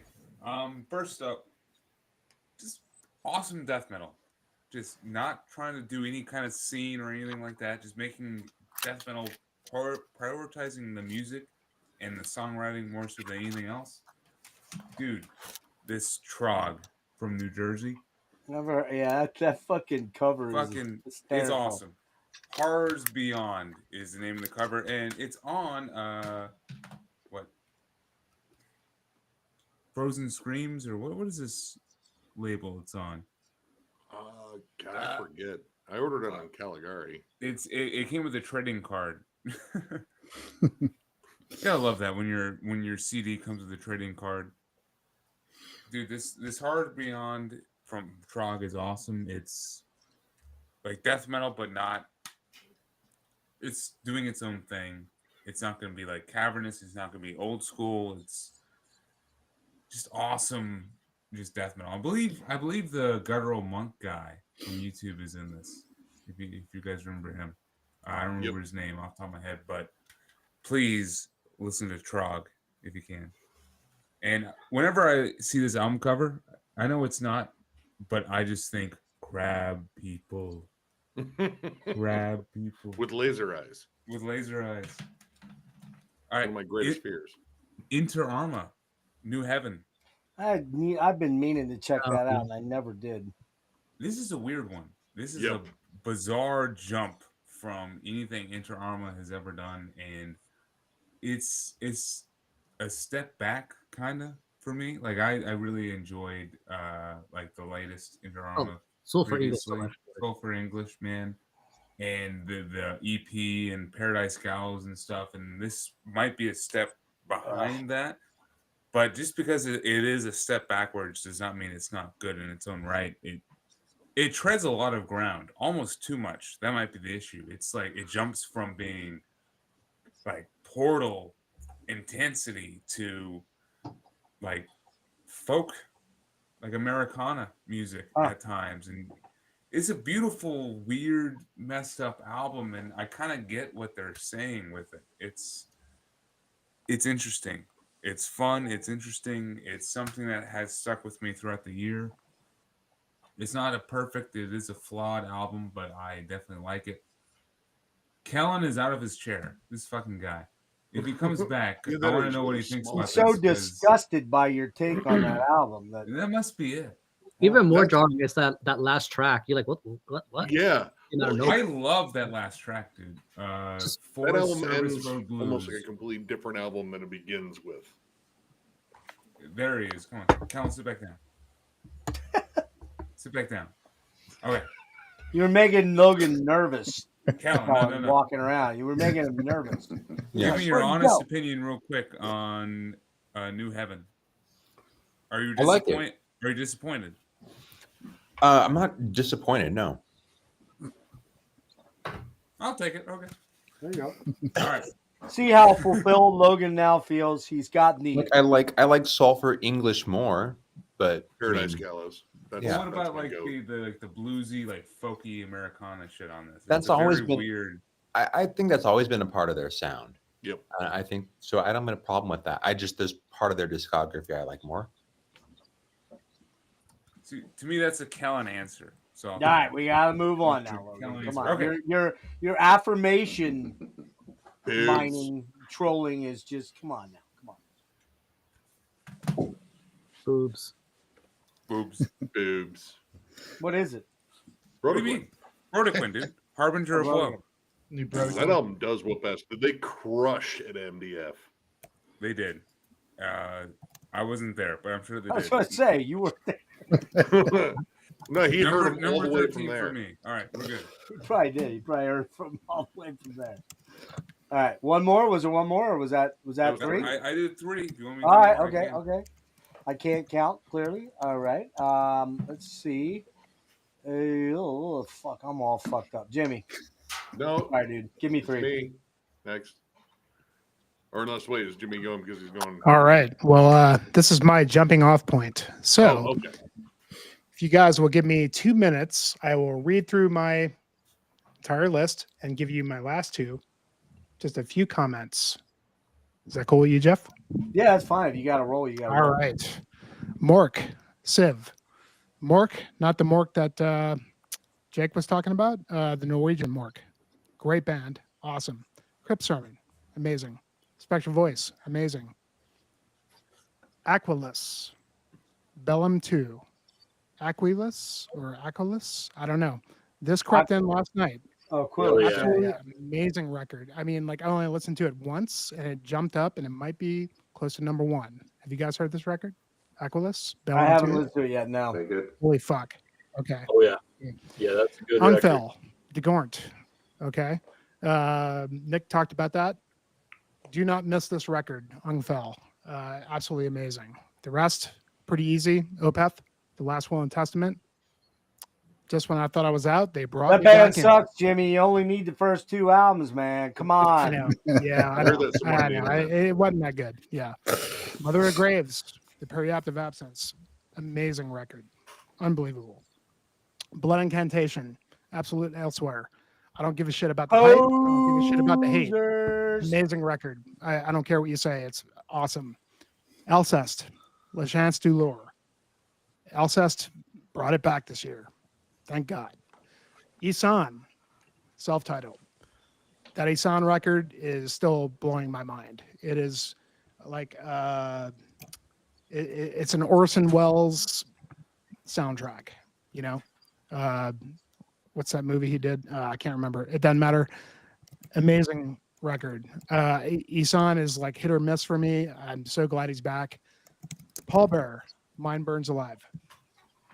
One of my favorite bands of all time, and they blew my mind again. I love this record. Paul Bearer. I mean, look, if you didn't like it and you like this band, go back to it. I love it. Nile, The Underworld Awaits Us All, number 3. Absolutely amazing. Greatest death metal record I've heard in years. I mean, like, you cannot deny how great Nile is at this point. My favorite death metal band. Just go on and on about this band. Okay, number 2. And nobody has talked about this. Ara. Yeah, nobody has. Iger. Dip more tea band. Atmospheric black metal. This is a black metal record about mountaineering. So you already got me there. Okay. This record is fucking amazing. Phenomenal. Just, if you like atmospheric black metal, just scathing, amazing riffs. You know, a lot of my lower list was all atmospheric black metal, but this record is mind blowing. It's just so good. Unbelievable. Number 1. Natrunar, Rima. This album, I mean, you know, it's just, look, if you like, I know a lot of my list is black metal, but this record is, it's one of the best black metal records I've ever heard. I think it probably will become one of my favorite black metal records of all time. You know, if you're into Blue Das Nord, Memoria Vetusta trilogy. Sorry, I'm a little buzzed. Wolves in the Throne Room, you know, Cascadian black metal kind of stuff. This is the most expansive, like, just otherworldly, just introspective, like, just whatever. I mean, that's what I like in black metal. And this record, it's weird because, like, it's still kind of like unknown. And if it wasn't for Tyler, I wouldn't have heard of this band. But do not miss this record. It's absolutely unbelievable. Even if you just like kind of cursory like black metal or just like Wolves in the Throne Room kind of stuff. I mean, Jeff will talk about this later. I just really can't talk enough about this album. And it also should be mentioned, I don't know how far you go back, Jimmy, but to me, it turned out that I knew about this band and didn't realize that I knew about this band because 2 years ago, I checked out a stream of the prior album. What's it called? Ungfushell or something like that? What's it called? Wolfestund. Yeah. What is it? Just Wolfstund. Wolfestund. Yeah. I mean, amazing artwork. I don't know who these guys are or who the guy is. Just they give you a lot. I mean, you can't really read really anything because it's look. The Swiss killed it this year. The Austrians killed it this year as far as music for me. But Not True Nar, absolutely amazing. You know, and it's a lot to say to come. You know, to beat that Now record, which like just blew my fucking head off, you know, but yeah, guys, I mean, I talk a lot about these records, you know, on my stream for a couple nights ago, but man, 5 hours gone. I don't know how long I can last anymore or even talk anymore. So, but you guys rule. Thank you so much. And you guys all are awesome. Amazing community we have. And yeah, I mean, I can't say enough Thank right you. now. So Yeah, everybody Thank should go you. check out Thanks, Jimmy's Jimmy. channel. If you're not subbed up to Future Runes, you should be. He's one of my best buddies, and we've had some goddamn cool adventures the last year, haven't we? And Jimmy turned me on to more that coming. album, and I will be talking more about that. I will be talking a lot more about that soon. So, all right, Jimmy, thanks, buddy. You guys all rock. Cheers, brothers. Cheers, Cheers, Jimmy. Jimmy. See you, All right. Jimmy. Cheers, Jimmy. Take care. I must have skipped myself a couple times because for some reason I'm only at number 13. Where's everybody else at? Do you have any idea? Hold on. I'm waiting to do. I'm only on number 20. Well, hold on. I expect Peter and Roger and I'm at 15 through 13. You're I'm on 15 through 12. I'm 13. on number 12. how'd that happen? Nick? What the fuck? Well, you went before me, so we're in the same spot, Logan. Jeff, you started at number 25, I thought. No, I started. You said this is my 25th pick. Wow, I said that I had my 23rd and 24th mixed up. It doesn't matter, but I'm trying to figure out why me. I know Kellen should be a little ahead. I guess Rick should too. Fuck, let's get this. This went crazy off the rails. So, where was I at? Who was the last person that went? Logan. Logan. Well, then Jimmy. But Jimmy just left. I'm after All right. Logan. So I think we're down to let's just start with Kellen. Where are you at? I'm at 12. All right, we'll let Roger do a few here, and then we'll. I don't know where you're at, so I don't want to keep you beyond where you just don't want to go. So if we get to that point, just let me know. What I hate doing here is how this turned out is we spent a lot more time on the bottom of the catalog, and now we're all rushing to get to the finish line from the final 10 because we started grouping it too much. So live and learn. A little bit of issues with equipment and people and microphones and shit. So, but anyway, go ahead, Kellen.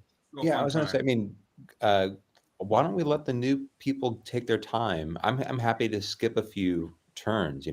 Well, no, but okay, all right. Yeah, I don't. Yeah, I definitely don't want to rush them. So, As I okay. said, So, Roger, my I think we're 10 gonna. here for me is all already covered on the metallurgy stream, so I can skip no issue. Like, be quick. Okay. Well, no, I mean, do you want to hang or do you want to leave? Is that what you're saying? That's what I'm asking. I guess what I'm asking is who wants to get the hell out of here like now? Okay. I want to hear what they have to say. Okay, cool. All right, okay. Yeah, and you're holding All us right. back, Jeff. I did. Okay. Fucking A, man. Dude. Logan, let's go for it, man. Yeah, I mean, these are not in the particular order. It's just like. Christ, another fucking goddamn game. Are you kidding me, man? Like, top 24 albums.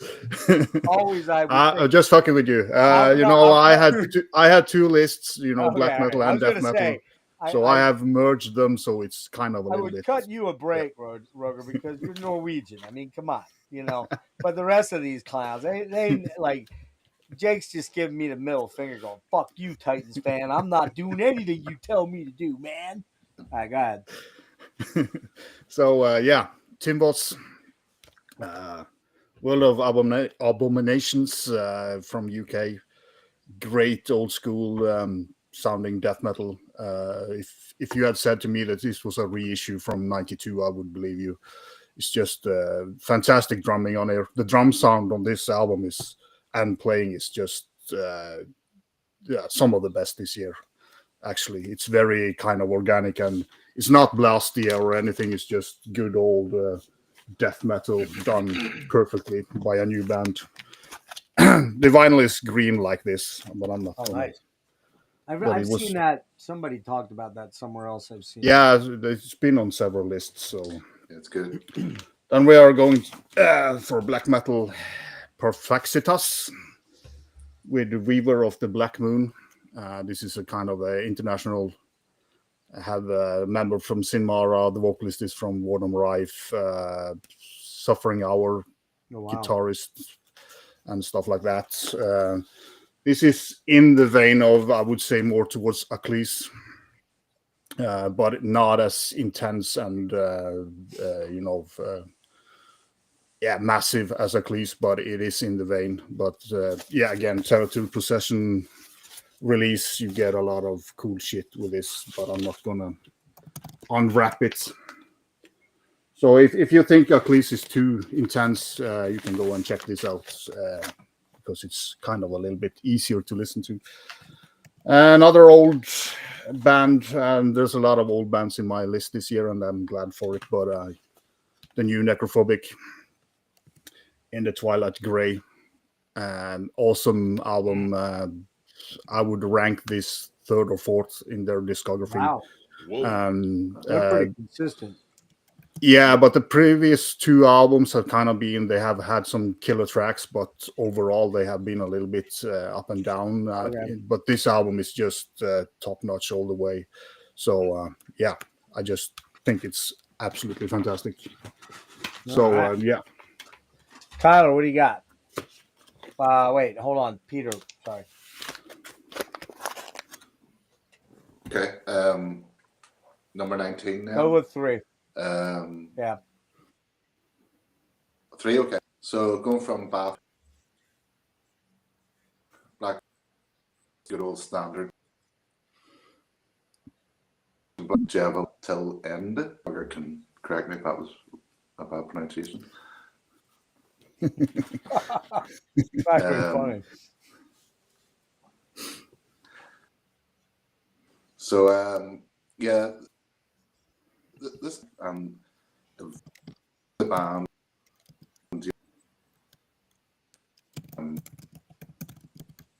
I was speaking Tyler, our top albums of the year, and I was saying I think some of my picks would be influenced by live performances. Guys live in London play a set with candelabras. The track of the set is a film from this album, so we got a bit of a sneak preview of it. But yes, Norwegian black metal.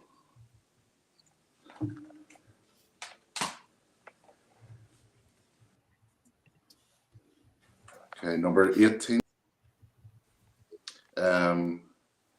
So I bought a lot of black metal this year. I think the next sort of cat I bought was in the Doom realm. And this album came out halfway through the year. Russian epic heavy metal doom band. Who actually, I think it's their debut album. Yeah, it's their debut album. The band called Vendel. Or when the title of the album is Out in the Fields. I was actually looking forward to the new Scald album, and I thought this was actually, like I said, it's really sort of epic heavy metal, doom metal, kind of in the vein of Candlemas. Soul and a bit of Scald as well. There's 5 tracks in total after an intro in the last about 51 minutes, but it doesn't feel that long, honestly. This is one of those albums where I just hit replay as soon as it's finished. And it's looking in the top 24.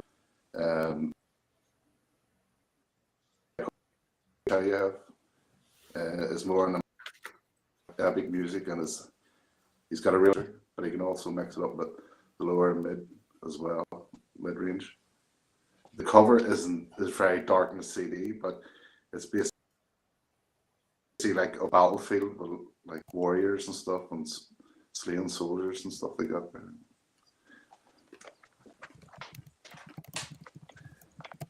Okay, number 17 now. This is a veteran band and potentially Jimmy might join. You're cutting in and out a lot, man. This is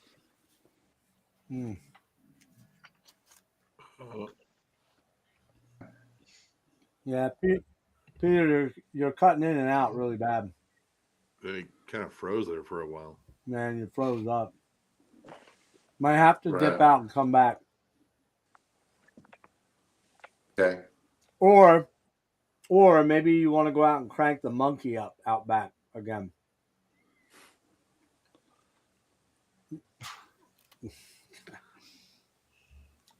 Was it really that bad a joke? I mean, come on. Seriously, guys? Holy fuck. God damn. What a bunch of real cunts. Holy shit, you guys. All right. Drop the mic. All right, wait. Peter, go ahead and try again. Boo this man off the stage. Peter, try Shall I again. carry on? Yeah, try and get one more in. Oh yeah, so Jimmy May mentioned it. If you don't like saxophones, I'm sorry. This one's full of trombones, baritones, and euphoniums. And that is the band from Hungary. So it's kind of mid-paced black metal. Like I said, a lot of sort of brass. Right. So I think this is their 9th one. Fun band to see live. So Sierra Bliss, got really great artwork as well.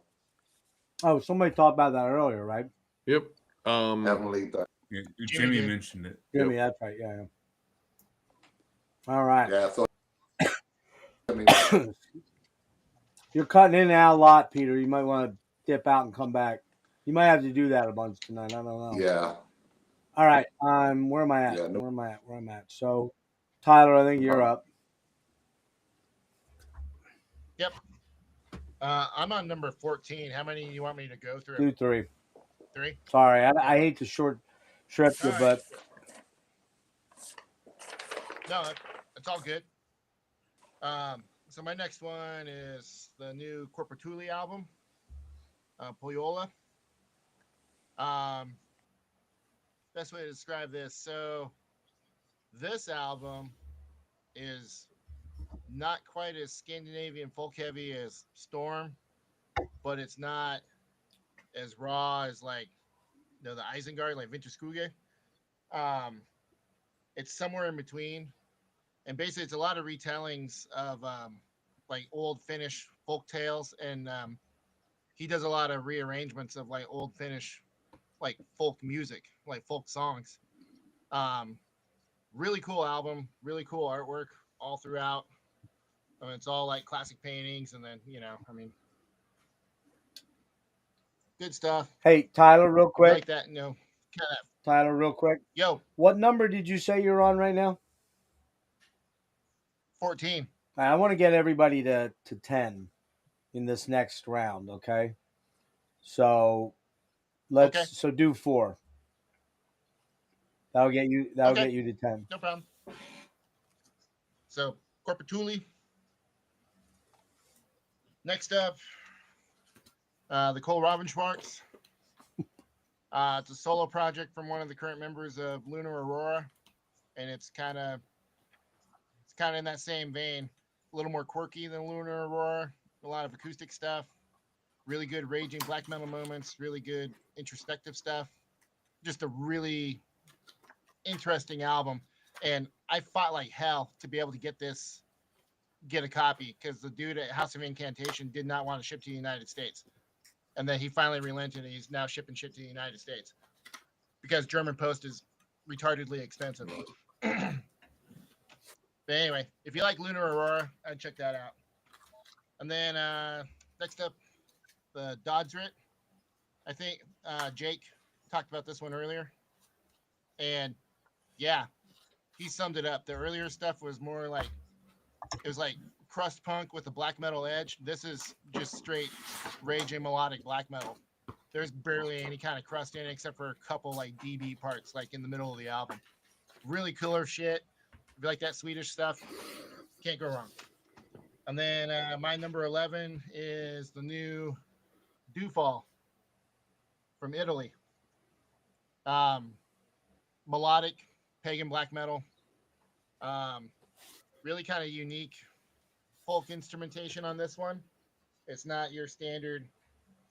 Sorry, fucking that cover's glossy as shit. Yeah, it's cool looking though. But those dudes all love their A5s, man. The A5 thing is their thing. The DVD case. Yeah. No, I like my A5s, but no, this is like super killer. And their last album came out like it was like 2018, 2019, something like that. So it'd been a minute since they released new stuff, and this was worth the wait. Awesome album. All right. All right. So let's see. Jake, where are you at? Oh, you want to keep a track. That's right. See, if we knew where you were in the flow of things here. I'm just here to fuck Clearly. shit up, Jeff. And you know what's helping me fuck shit up is Peanut this butter brandy. Bombastic Brewing attempted murder. 10.5%. 10.5. Damn.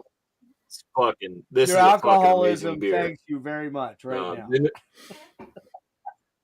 Vanilla cinnamon What? imperial Christ. stout. That sounds actually pretty Are fucking you good. wearing pink panties or red ones? I'm just curious. No, It's fucking amazing. I picked this up at a bar years ago. It's a brewery out of Idaho, and I was like, fuck, I couldn't find it anywhere. Went into a liquor store a couple weeks ago, and they had this. I was like, fuck yes. Finally got around Right, to well, getting more of it. Give us 3 in your list of. How many you want me to show, Jeff? motherfucker? Just give me. All right. I took a lighthearted jab at Opeth earlier, so naturally I got to show some Opeth inspired bands here. First up, I got Oceans of Slumber with Where Gods Fear to Speak. Incredible progressive metal band. I don't know what happened. You were supposed to have an interview with him, Jeff. I don't know what happened there, but I was bummed that she's fell pregnant. through. She learned she was pregnant right around that time, and I got COVID severely and couldn't. It took a month to get around to it, and then my guy was like, "Yeah, just forget it. We lost lightning in the bottle." So Yeah, that's really cool that Yeah. she's expecting though. Congratulations her and her to husband Cammie. Dauber. Yeah, He's also in the band, so and he's also in congratulations to them. Necrofire and a bunch of other bands. Oh, Insect he was in Warfare. Malignant Altar and Insect Warfare too. Yeah. Oh, that's the drummer. Huh. Yeah, I don't know if I like this one as much as not the previous one. That one was a bit of a Self-titled? departure from their sound. I like that album, but the self-titled was that album was fucking incredible. This one's right there with it, but I think it might be a step behind. Her vocals, oh my god, like she's out of this world for metal music with her soulful voice. Just takes it to another level. This Oceans of Slumber, Where Gods Fear to Speak, great album. And then taking the Opeth sound in a more melodic, they probably have more melodic mellow death influence to them. This is In Vain with Solemn. Another great album. What can I say about this? Tons of they throw all sorts of different instrumentation into this, from different strings to some trumpet, some saxophone, but no it's all goddamn done trombones. tastefully. It might have trombone. I don't know, Jeff. I can't remember right now. The beer is kicking in. Watch my top 10 video to find out. This may make that list. In Vain, Solemn. I think, if I remember right, the members are in. I think it's Solifod, but it might be a different band. I can't remember what the name of the band was right off the top of my head. I think this is their strongest album to date. Great stuff if you're into any of the more modern progressive death metal bands that have some Opeth influence to them. This one takes it it's a more melodic death metal album, but it has tons of that progressive influence to it. And then out of the Opethian field of things, not this album. This is Wormwitch. Fuck, no, I'm having a brain fart. Wormwitch's new album. This isn't my pick. This is the album that kind of disproves Kellen's whole, if they put out 3 solid albums, the fourth, you got to buy the 4th album. I was a little disappointed in this one, but a band that picks up their sound well and is really the successor to what they did on their self-titled is Beholder with Dualism. Thrashy black metal, killer stuff. Beholder out of Canada, another Canadian band just like Wormwitch. This was the Wormwitch album I wanted this year. All right. Just for those of you tuning in late, Jake decided fuckless. He's not going to follow any orders. So if you're wondering what pick he's on, nobody has a fucking clue. We don't know. We just don't know. So, I'm on pick whatever the fuck I want right now. I need Just showing whatever I need to add to something. With Jake, I feel like you're like a voodoo doll for Micro Arcofelt. Every time you make him a jab or say something negative about Opeth, he's feeling it over there, man. One of his mustache hairs falls out. Yeah. You son of a bitch.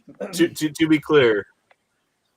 be clear, on Opeth, I respect everything about them. And everything about them is something I should like, especially their early period up until when they left the death metal, the harsh vocals and everything behind when it got super progressive. That's not my cup of tea. But their earlier stuff is definitely something I should like, but it's just yet to latch on to me. I've sampled it here and there and it just hasn't sunk its teeth into me. I got 2 words for that. Fuck you and fuck you. That's actually 4 words. That's 4 words. Ruining it. That's like 5 words. Sorry, it's just it just hasn't done it for me. Whatevs. All right. So where would we be, Nick? That's right. Yeah. So where are you at again?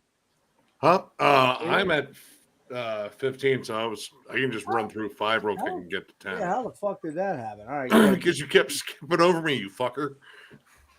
No, you're kind of forgettable. Just saying. I'm anything but that. All right. First one in this batch, Ancients, Beyond the Reach of the Sun. I thought this band had just gone defunct. The first 2 albums, Voices and Omens, and I can't remember the second one. Really dug them. Like progressive metal, bits of like sludge and stoner, and occasionally death metal mixed in there. I was not expecting this one, and they came back with what might be their best album yet. Lots of killer songwriting dynamics in here, big riffs, big hooks. Voice of the Void. There we go. Lots of just, killer melodies and hooks. When it comes down to like the songwriting style or like a style, it's almost like a weird blend of like Opeth, Mastodon, and Enslaved. But when it came down to clean vocals, the thing that I heard was Jerry Cantrell a little bit too. Yeah, a little bit. A lot, actually. This is a flat out killer album. And honestly, I think this is probably the best piece of work they've put out yet. And welcome back from obscurity, I guess. I don't know. No, Kenny, you clearly didn't watch the interview with Kenny. Didn't get a chance. Of course you didn't. Yeah, of course you didn't. Yeah. Didn't get a chance to. His wife almost died during childbirth. Oh, shit. Very touch and go she had a problematic pregnancy, and a couple guys, they ended up, they had to switch out some dudes. Some guys left, and 8 years, I think it was. 8 years. Yeah. Crazy. Well, we'll be talking more about that. Go ahead. Next one we've already talked about, Necrot, Lifeless Birth. Oh, dude, there's just something magical about just straight up rippy old school death metal. Not a single frill to be found on this album. I wouldn't fucking want any of them either. I just want riffs, catchy songs. This band does it. Cut the cord and drill the skull. Those two songs alone. That's awesome. His accent. It really adds to it a lot. Yep. Adds to it a lot. Yeah. I can't imagine listening to an old school Sepultura album without Max's accent. That's part of it. That's kind of the same thing with Necrot. Drill the Skull is up on my gym playlist. Dude, it's anthemic. It sounds like you were meant to like lift weights, except like the weights are actually like corpses or something. He kind of almost has kind of like a not fuck what god damn it, man, not Rammstein exactly, but it kind of has that. The affect makes it cooler. In other words, the affect, his accent, affect, it makes it sound cooler. Yeah, just the way he says certain things, like there's a enunciation thing. There. Yeah. But yeah, fantastic album. I had high hopes for this one. Honestly, I think it's better than Mortal. I don't know if it's as good as Blood Offerings though, because that one's hard to beat. I fucking love that album, but I don't know. This might be close second place with it.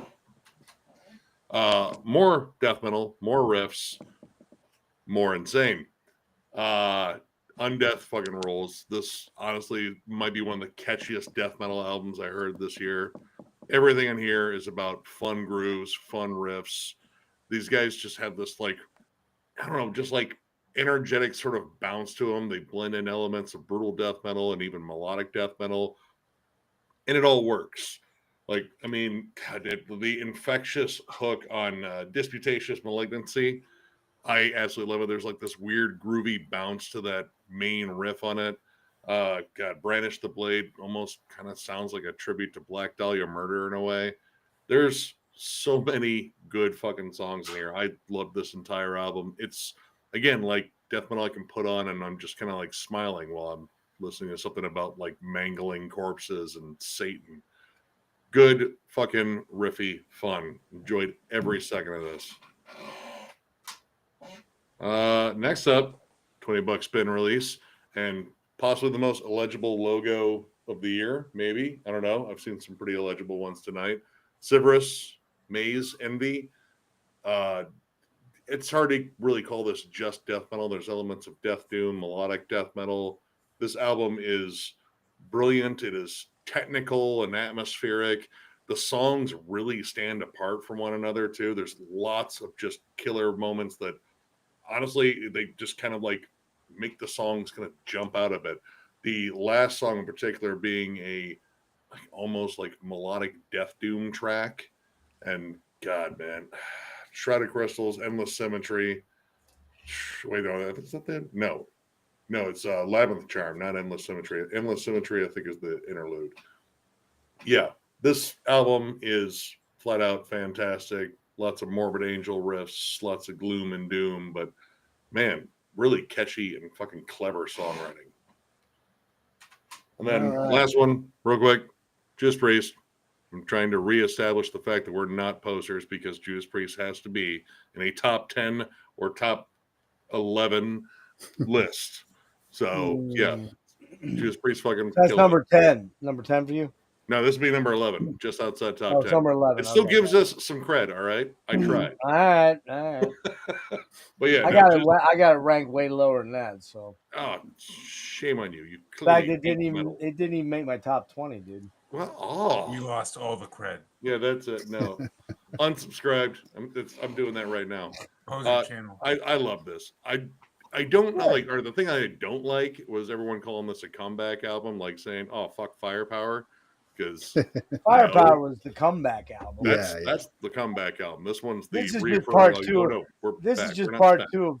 To me, this is just part 2 of Firepower. To be honest with you, it's an honorable mention, but I just feel like it's fairly derivative of the formula of Firepower. Do you expect them to change though? Like I want Judas Priest to write a Judas Priest album. No, I see what you're saying. I get what you're saying. Yeah. But yeah, fantastic.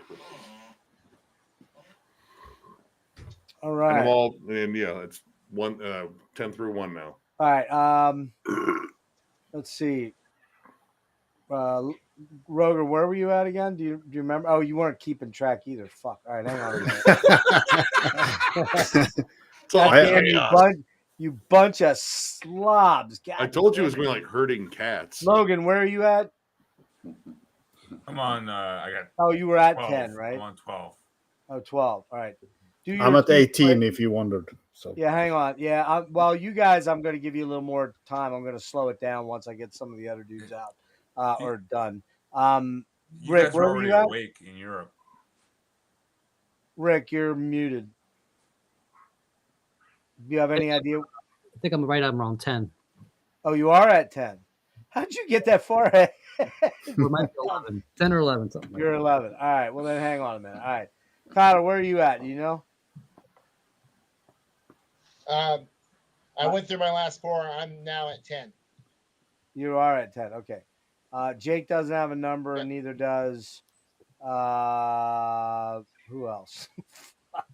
Okay. Peter, where are you at? You said you were at like 19. How's that possible? My next one's 6. Ah, man, you're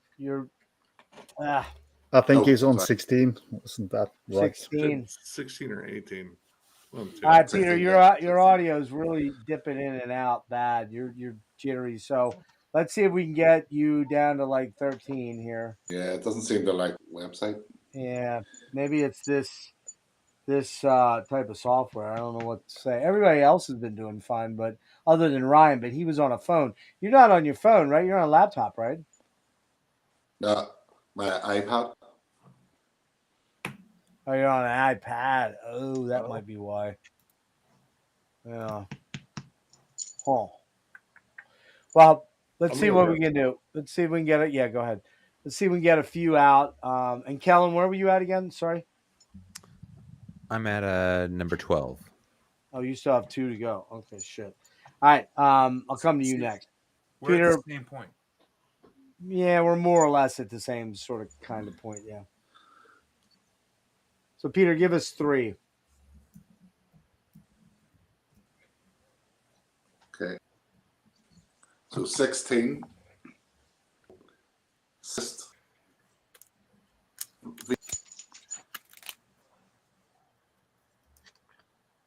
Okay. Is height.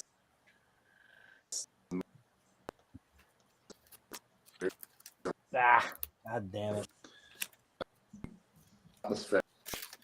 Yeah, man. Hang on, Peter. Hang on. Black metal. You're just coming in so splotchy. You're coming in so splotchy. Things aren't making any sense. Fuck. Damn it. I'm not sure where to go from here because I can't waste like hours. Yeah. Do you have a laptop or I'll no? show them. Mine. No. It's well, my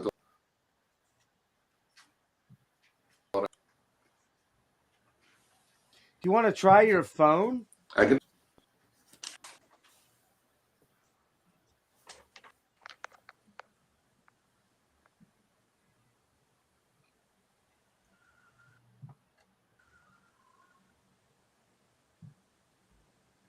Yeah, your video is super slow too. It's like you're in a bad zone or something, man. I don't know what to say. Fuck. Yeah. I'll try my phone. Yeah, try your phone. Dip out a minute and copy and paste over and see what that happens. We'll give that a shot. If it doesn't work, we gave it our best effort. All right. Yeah. Let's try that. Oh, shit. What just happened there? There we go. All right. Okay. There we go. Okay. So, Peter, try that. Dip out and come back in with your phone and see if that works. But, yeah, kick yourself out. There you go. Thanks. All right. So, I guess we're all kind of in the same zone except for Roger, right? So, Roger, where are you at again? Sorry. 18. 18. All right. But Why I don't can you- do a bunch and get Why down don't you to do 10. like It's- 4? Why don't you do Yeah. 4? I can just run through them. It doesn't have to take too much time. But Drowned, Procol Hiss. Talking about best covers of the year, Logan. This is not one of them. What is it? Like just frozen shit? It looks like, It's like a a leaf. close up of a leaf or something. Oh, like yeah, you yeah, have yeah. the, but vein, yeah, I don't yeah. know. It's the vocalist, the guitarist who makes the artwork. The previous album was even worse. So, but yeah, this is just straightforward, riffy death metal. A lot of great riffs and kind of headbanging stuff. Been around for from the early 90s, but only released 2 albums. It's been 10 years since the previous one. So, but yeah, quality riffy death metal if you're looking for that. Then we're going to some Norwegian black metal. And this is Krobel, and the guy behind Misotheists, amongst others. He's joined by his father on drums and his uncle on guitar and his grandfather on trumpet. So it's a family affair black metal band. Yeah. So it's it's called Never, but that's kind of birch bark because of this. It's not never like your words, but Okay. yeah, this is just kind of paying homage to old school Norwegian black metal.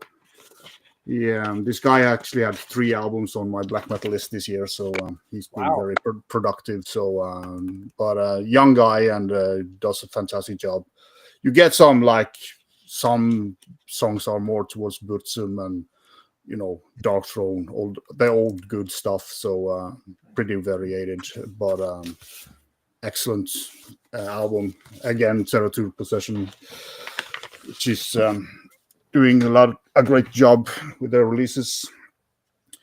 Then we're going to Germany, Demord, with Well of Liquid Souls, which is looking like this.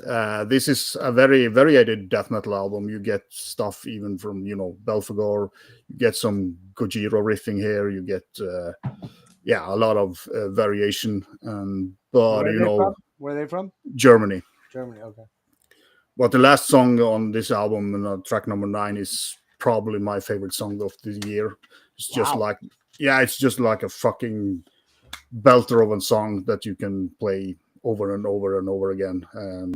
It's actually worth the whole album, but there's a couple of really good tracks on the hair that just lifts the whole album up. But yeah, killer stuff.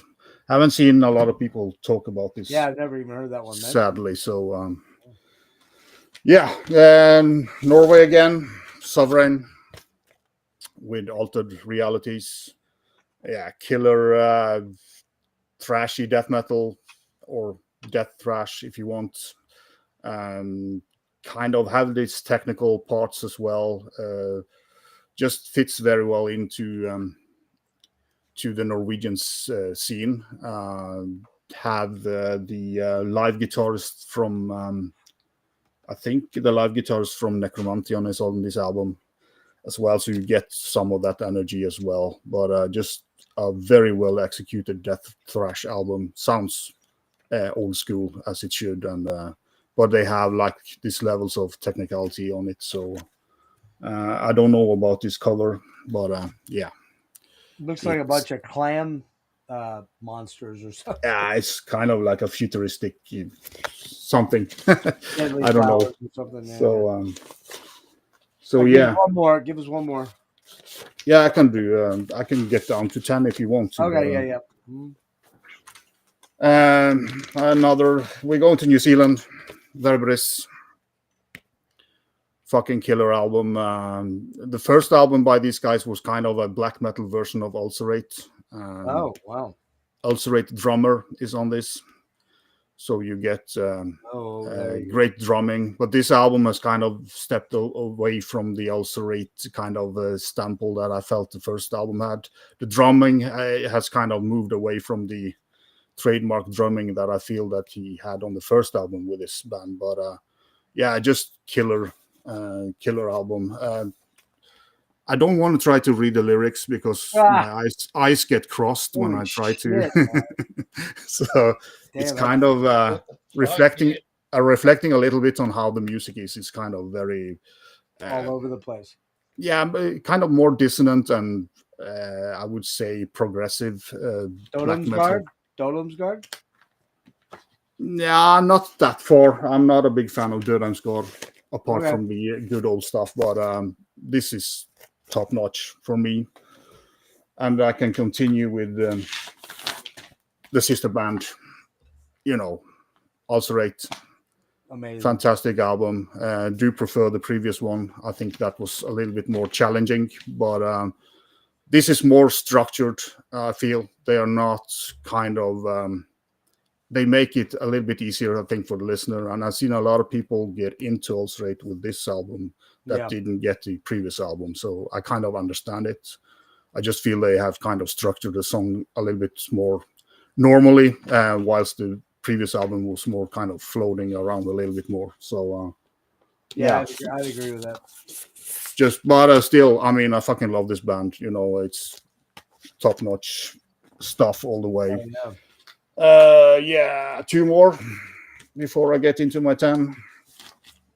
Engulfed.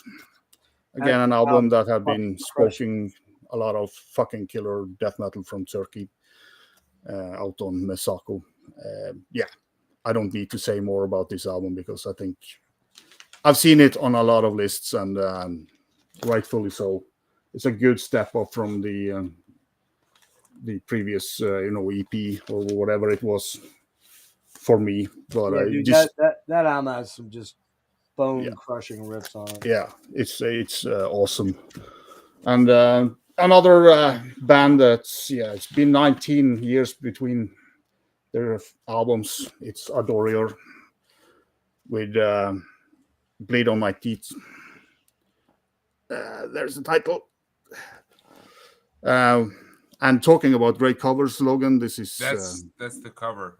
Yes, that's the cover. Fucking brilliant. Media mentioned that cover in the comments of the video I did, and yeah, it's just awesome stuff. But those are some demons for sure. Some demons and some genitals and whatever. So I was gonna say some demons and some penises, man. And vaginas and pits and it's all there. So this is as I said, it's been the last album came out, or previous album came out in 2005 called Author of Incest, which is slightly better than this, but female vocals here, and she's fucking deranged. I mean, she's deranged, man. Yeah, she's deranged. I mean, if you have, if she had spoken to you in a dark room, you would try to get out of it because that vocal is just hauntingly. Hope she didn't have kids. I'm just saying. You know? Well, I hope she doesn't sound like that in the bedroom, but and she is, of course, she's not as kind of grim and brutal as she was 19 years ago, obviously, but she has also added some crazy screams, like out of the blue. She just goes high pitch, and this is death metal with a good chunk of thrash, but also a good chunk of black metal. But they just merge it perfectly. Very energetic and aggressive shit. Love the album, but as I said, the previous one was slightly better for me, but just a killer, in a way, comeback. So yeah, that was it. All right. So I'm not sure if we're gonna get Peter back. There's just a lot of problems there, so we'll sort of see how it goes. And unfortunately, the guest that was trying to get in, but I overbooked, like I always do, was Philip. Mr. Chromium Dioxide was out there. But I have a strong feeling the Scots got to him and he crashed already. So, sorry, Phil. I'll make it up to you.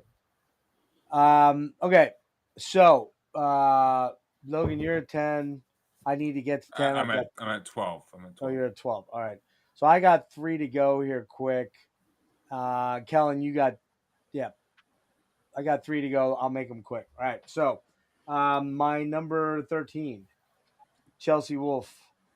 If you've been following my exploits here a little bit between collecting and traveling and all, I have fallen madly in love with this woman's work.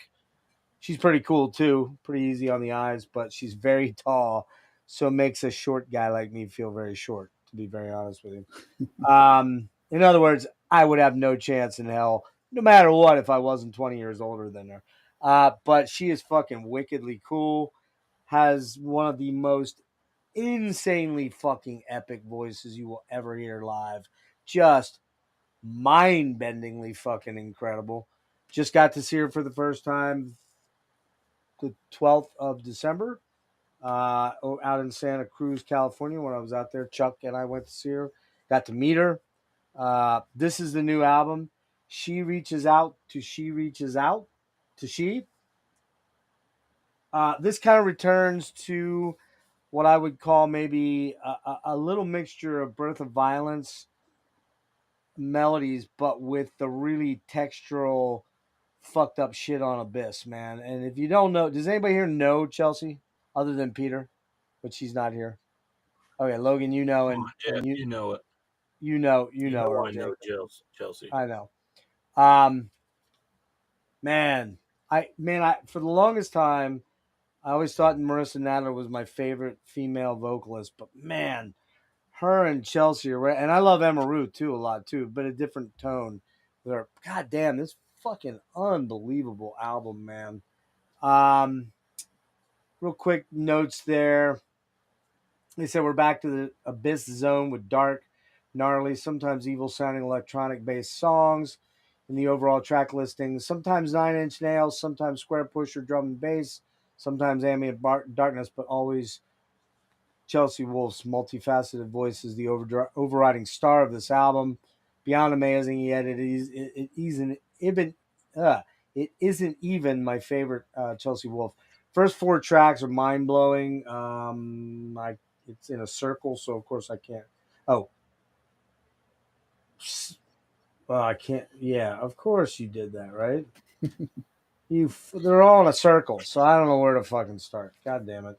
The song Dusk on here is an absolute monstrous standout.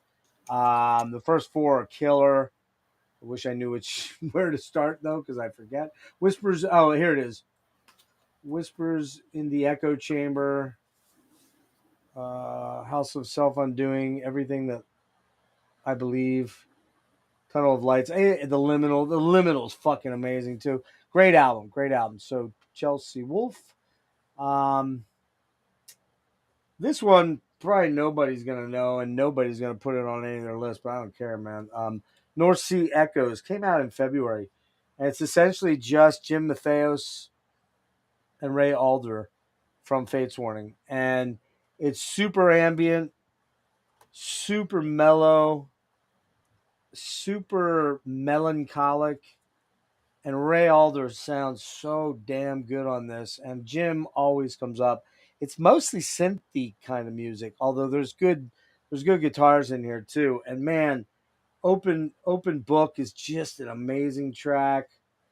Unmoved. Oh my god, the song Unmoved is amazing.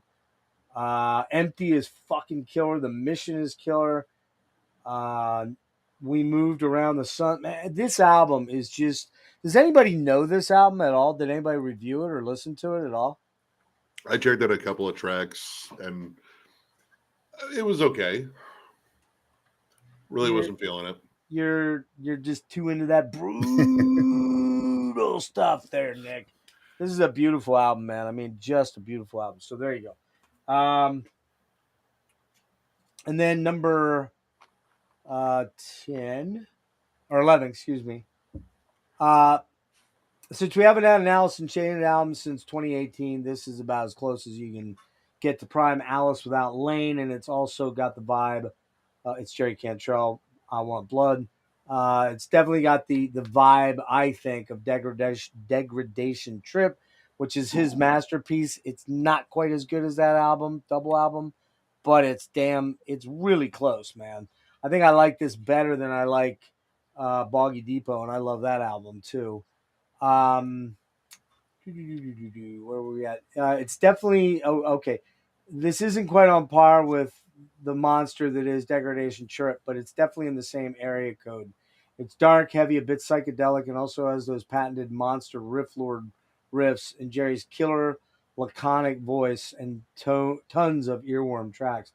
His last solo album, which I think was called Brighton, other than the lead off single, which I can't remember the damn name of it, I thought it was just so boring. It was like a poppy country album. I just thought it blew, to be honest with you. And I was kind of bummed. I was like, man, maybe he's kind of lost it here. But we've had 2 solo Jerry albums since the last Alice album in 2018, Rainier Fog. So don't know what's going on there. Maybe the other guys just aren't into it or have shit going on and don't feel like doing it. But like I said, the last one was a real dud for me, but this one really steps up. As close to Degradation Trip and the best AIC has been in a while. Best tracks, Vilified, the leadoff track, Afterglow. God damn, Afterglow. Super massive earworm on that track. I Want Blood is really cool. Almost has like a punky rock sort of ripping sort of track and Echoes of Laughter. Man, what a badass track that is. And then the final track, Let It Lie. Or not Let It Lie. Is it the last? Let It Lie. That song is wicked too. Whole album's great. The whole album is really, really good. Not a bad track on it. Jerry Cantrell, I Want Blood. So there you go. All right, I'm at 10. Roger's at 10. Logan's at 10. Rick's at, where are you at, Rick? I'm at 12. All right. Well, Rick, where are you at? You're at 12? I count 11. You're at 11. So I don't know how that happened. But Well, I'll tell you what. Do 4. That gets you down to, no, wait. 7. 11. I can't fucking count, man. Welcome to the math portion of the night. This should be fun. Here's what we're gonna do, just so everybody. Like 2 rounds, or what's? Hang on, yeah, I want to try this. Wrap this in about 3 rounds, so that way everybody can get out of here before 3:30. Hopefully. All right, so do 4. All right, so do 4. Yeah. Next up, Tornin. I believe Kellen pulled this one earlier. I don't know if you're surprised to see it higher, at least on this end of the list.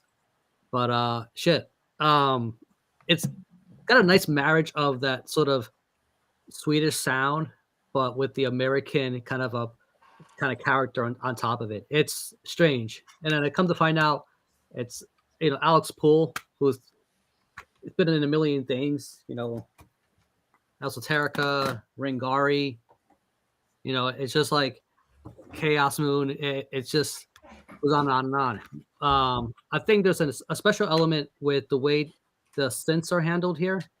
It's not, by its description, it sounds like it would be something that's a little more over the top by going epic, but it actually doesn't. And I think it works very good in tandem with the guitars. I think as far as how it's taking precedence, which I think it's a big reflection to the sound, and I think the results came out really, really good.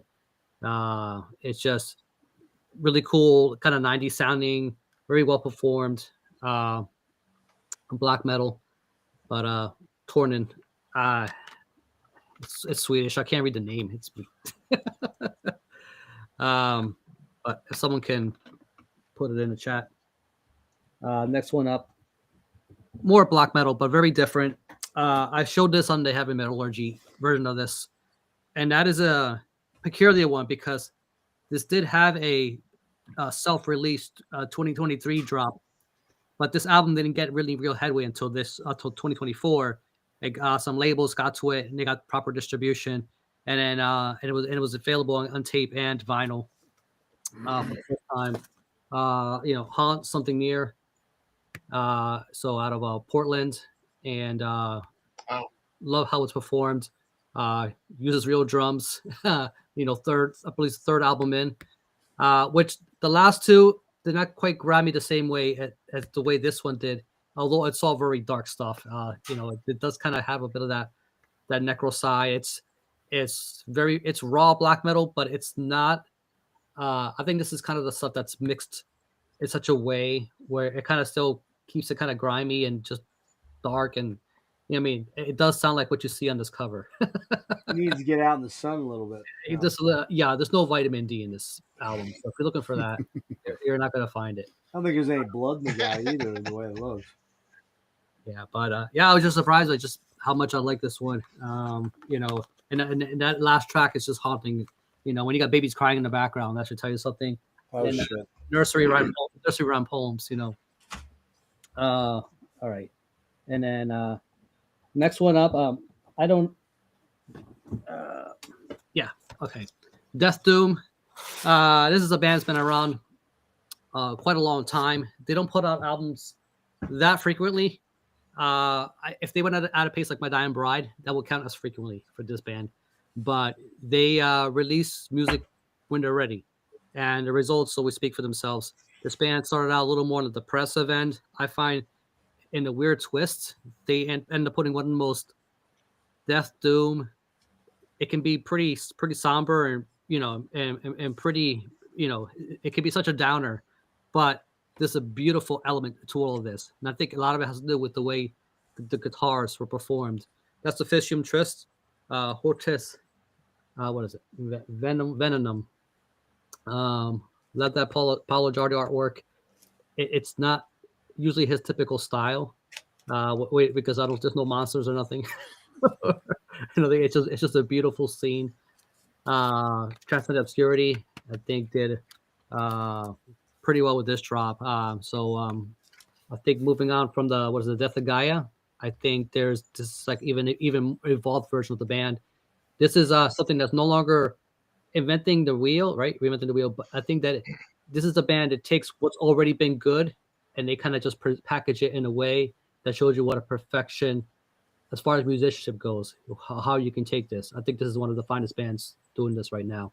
And I was just a little bummed out and didn't show up on a lot of lists, but I figured maybe it had a very quiet drop. I didn't see much promotion for it myself. I was already a fan. So that's why I noticed it and picked it up. Is that my third? Yeah. All right, I'll do one more. All right. This album is a little obscure, and I don't think anybody here's going to have it, especially Jeff.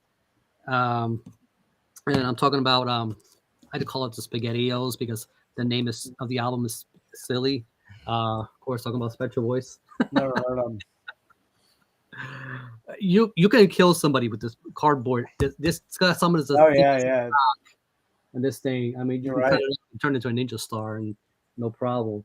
But yeah, Dr. Sant, shit. I mean, again, they got another hit here. These guys, you talked about Black Hearse. It wants to kill you, right? Like this kind of wants to kill you in a more slow crushing elephant. Yeah, there you go. That's a good way of putting it. Yeah. So, and I love it. It's more like Black Hearse wants to attack you. That wants to suffocate you slowly. Yeah. What's a waterboard? Yeah. Yeah, just and I love the way it's stretched out and the way it's paced. Again, just these guys know how to perform this stuff because it could have easily not executed well. Could have been a very mediocre kind of album, but these guys, the results speak for themselves. Yeah, I think that was 4. Special note to Eli Wendler. Fuck that dude's voice, man. One of the best scathing blackened doom death voices. I mean, it's hard to even kind of pigeonhole him because he can kind of do it all. He can do that crazy where he just lets that thing out, and then he can do the more psychotic, almost deranged, like he's gargling fucking Drano type thing on Black Curse. This makes sense. That cover art makes sense. Yeah. At first it's just weird, but but it's very cool. It really fits the music for sure. So yeah. All right. So you're at 7 now. Kellen, why don't you get yourself down there too? Yeah, so go down to 7. I was going to do 4, take myself down to from 12 to 8. But okay. So here we go. This is probably the one sort of sleeper record I have not heard anyone talk about. This band released a very important sludge record out back in 1993. And that is Toad Liquor. Look at that, man! Holy shit! So this is their newest one, Back on the Hole. And they play a kind of sludge that was going on, I guess, on the West Coast in the 90s. So like Youth Crush, Dystopia, Oh yeah. that kind of like punk infused, was really sort of painful. Were like it almost bordering on crust and sludge. Yeah. Yep. But this basically, they were absent for, this is 93, so they've not put out a record for over basically 3 decades, I guess. Come back and we get a new one from them. That I have not heard a lot of people talk about. This came out in February early this year and just kind of went under the radar. But from a pivotal American sludge band, cool return. I love that album cover. It's too sick. And weird. Yep. Roger and I are on the same page here. So this one is, I do agree. I'll just be quick about this. As much as like Ulcerate has started to sort of concentrate their songwriting in a very organized fashion, I feel this band is becoming more expansive. So kind of moving in the opposite direction. If you want to hear, if you want to hear Jamie play under those different sort of kind of songwriting sort of structure elements, is a cool band to check out. Okay. You know them, I know them, everyone loves them. This is Poland's Meat Spreader. Oh yeah. We'll talk about this. Yeah, so get this title right: Mental Disease Transmitted by a Radioactive Fear. Jesus Christ. Members of Squash Bowels, vocalist from Dead Infection. So if anyone digs that kind of grindcore background, classic gore grind members in a relatively young gore grind band. And then this is Phaethon, Wielder of the Steel. I'll be brief about this. Wrath from Craven, Idol, and Scythian. So this is basically him splintering off in all those Bathory influences.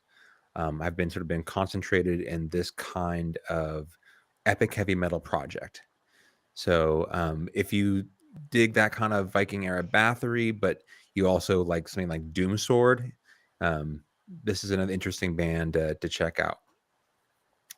4 records, that takes me down from 12 to 8. So if I do 2 more rounds with 4 records each, I should be good. Is that how you want to do it? 4 and 4? I'm cool with that. 4 and 4. If everyone's cool with that, 2 rounds. Yeah, I think that's where we'll get it to, basically. Let's see. So, Jake, I'll let you do a couple quick here, just because you're fucking pain in my ass. You just show a bunch of So the early part of this year, I was really diving into French black metal. That was my primary focus on my listening, and yeah, I'd never listened to Seth before, and I really dove into them. Mutilation, I picked up their new one. It's a solid album, but it's Mutilation. It's not reinventing the wheel. It's nowhere near the top of their discography, but this new Seth album, La France de Maudis, this is either going to be 1A or 1B in their discography. Phenomenal album in the French scene. Very melodic, very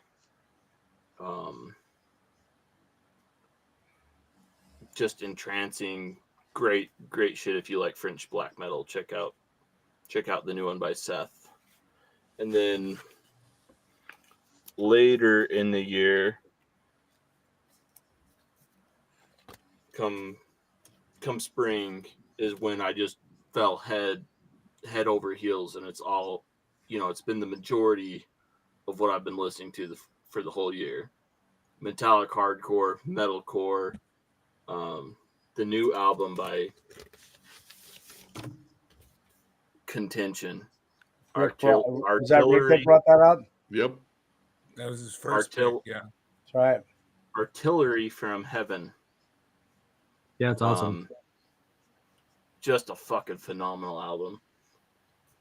Quick, under 30 minutes. I think it's like 20, 22, 24 minutes long.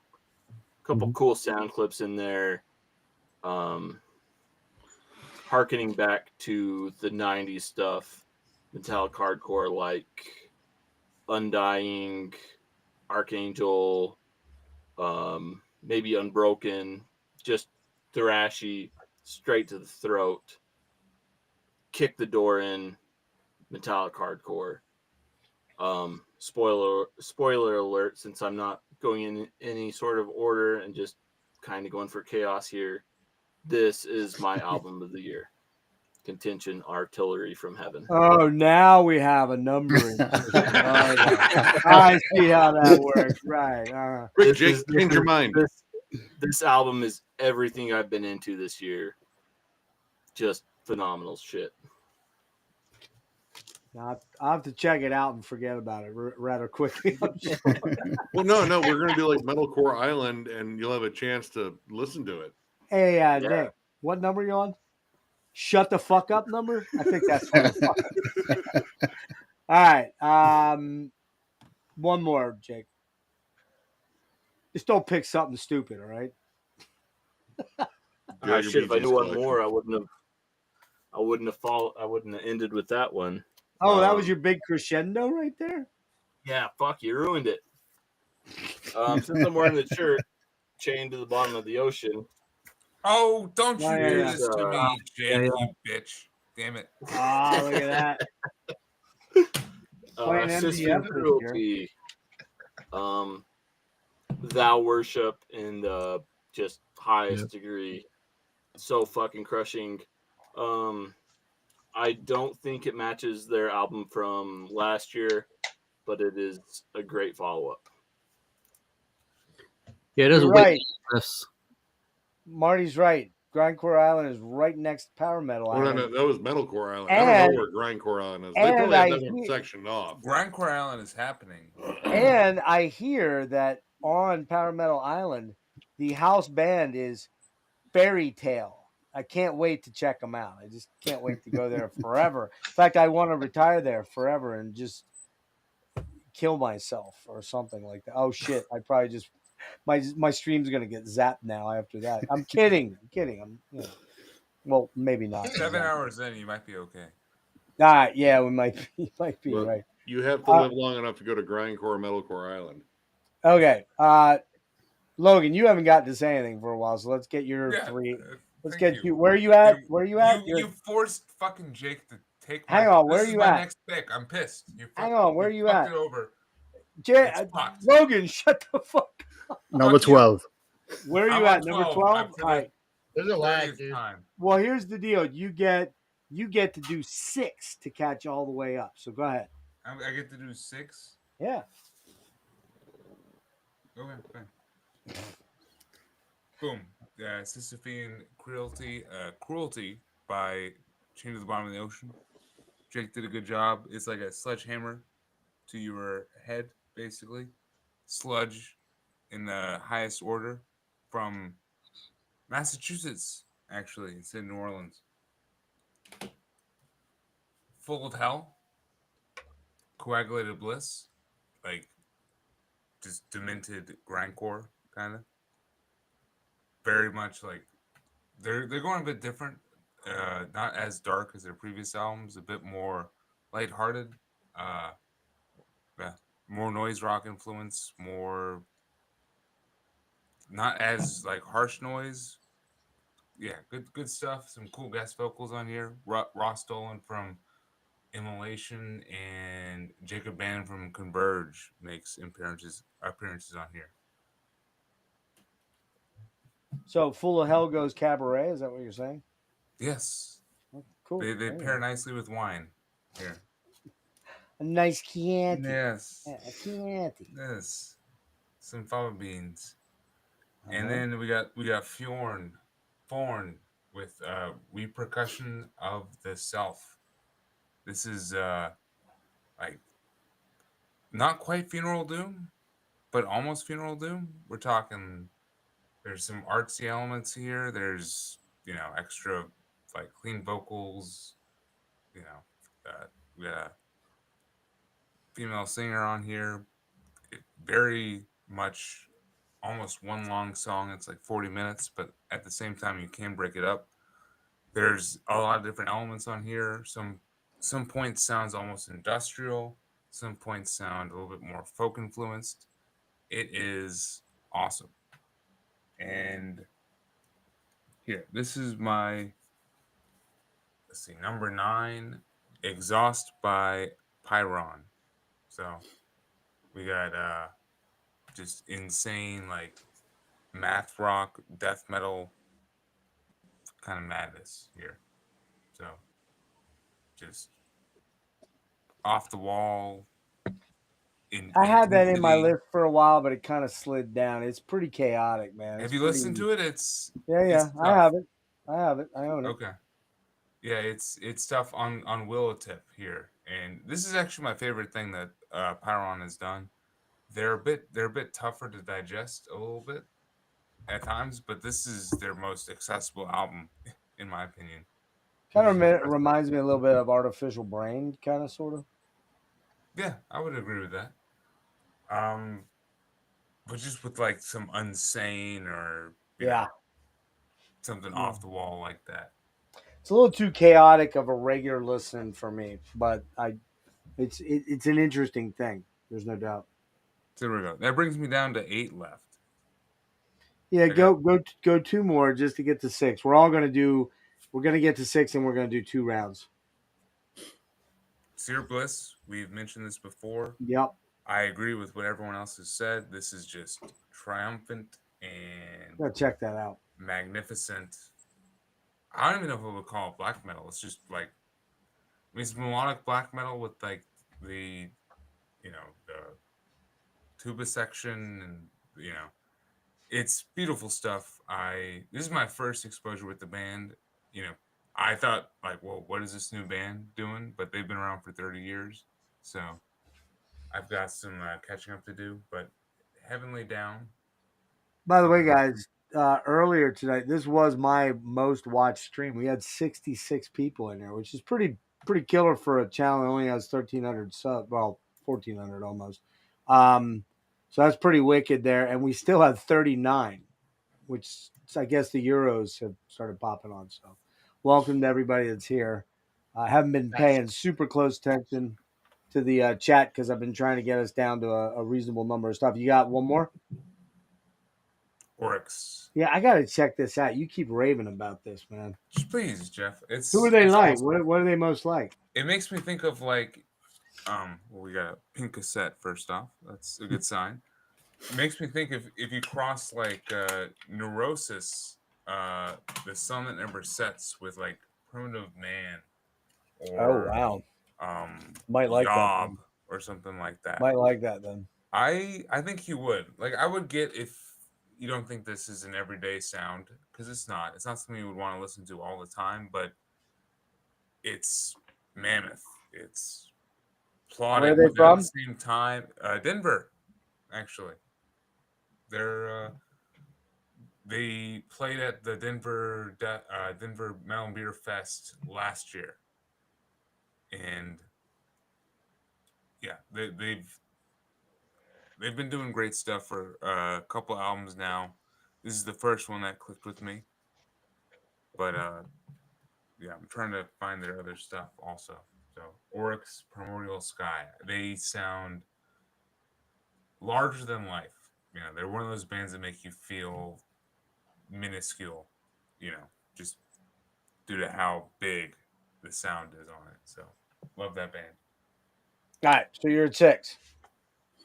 All right, Kellen, you're at 6.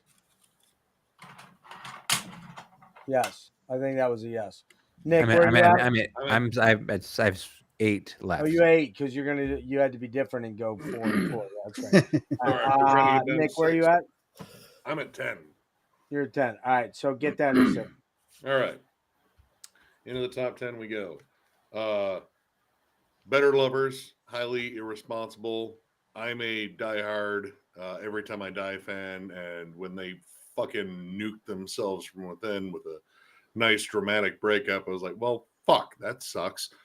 But this band popped up featuring ex-members of Every Time I Die, as well as members of Fit for an Autopsy and Dillinger Escape Plan. Was like, okay, let's check this out. And this is pretty much the spiritual successor to Every Time I Die. It is spazzy, it is loud, it's obnoxious, it is cynical as fuck. This pretty much is a collection of like all of humanity's fucking neurosis and fucking, you know, psychological bullshit, and it just kind of takes it and whirls it into twisted lyrics and then laughs at you for it. One of the most energetic listens I've had this year. Like, I jammed this album nonstop. It's pissed off.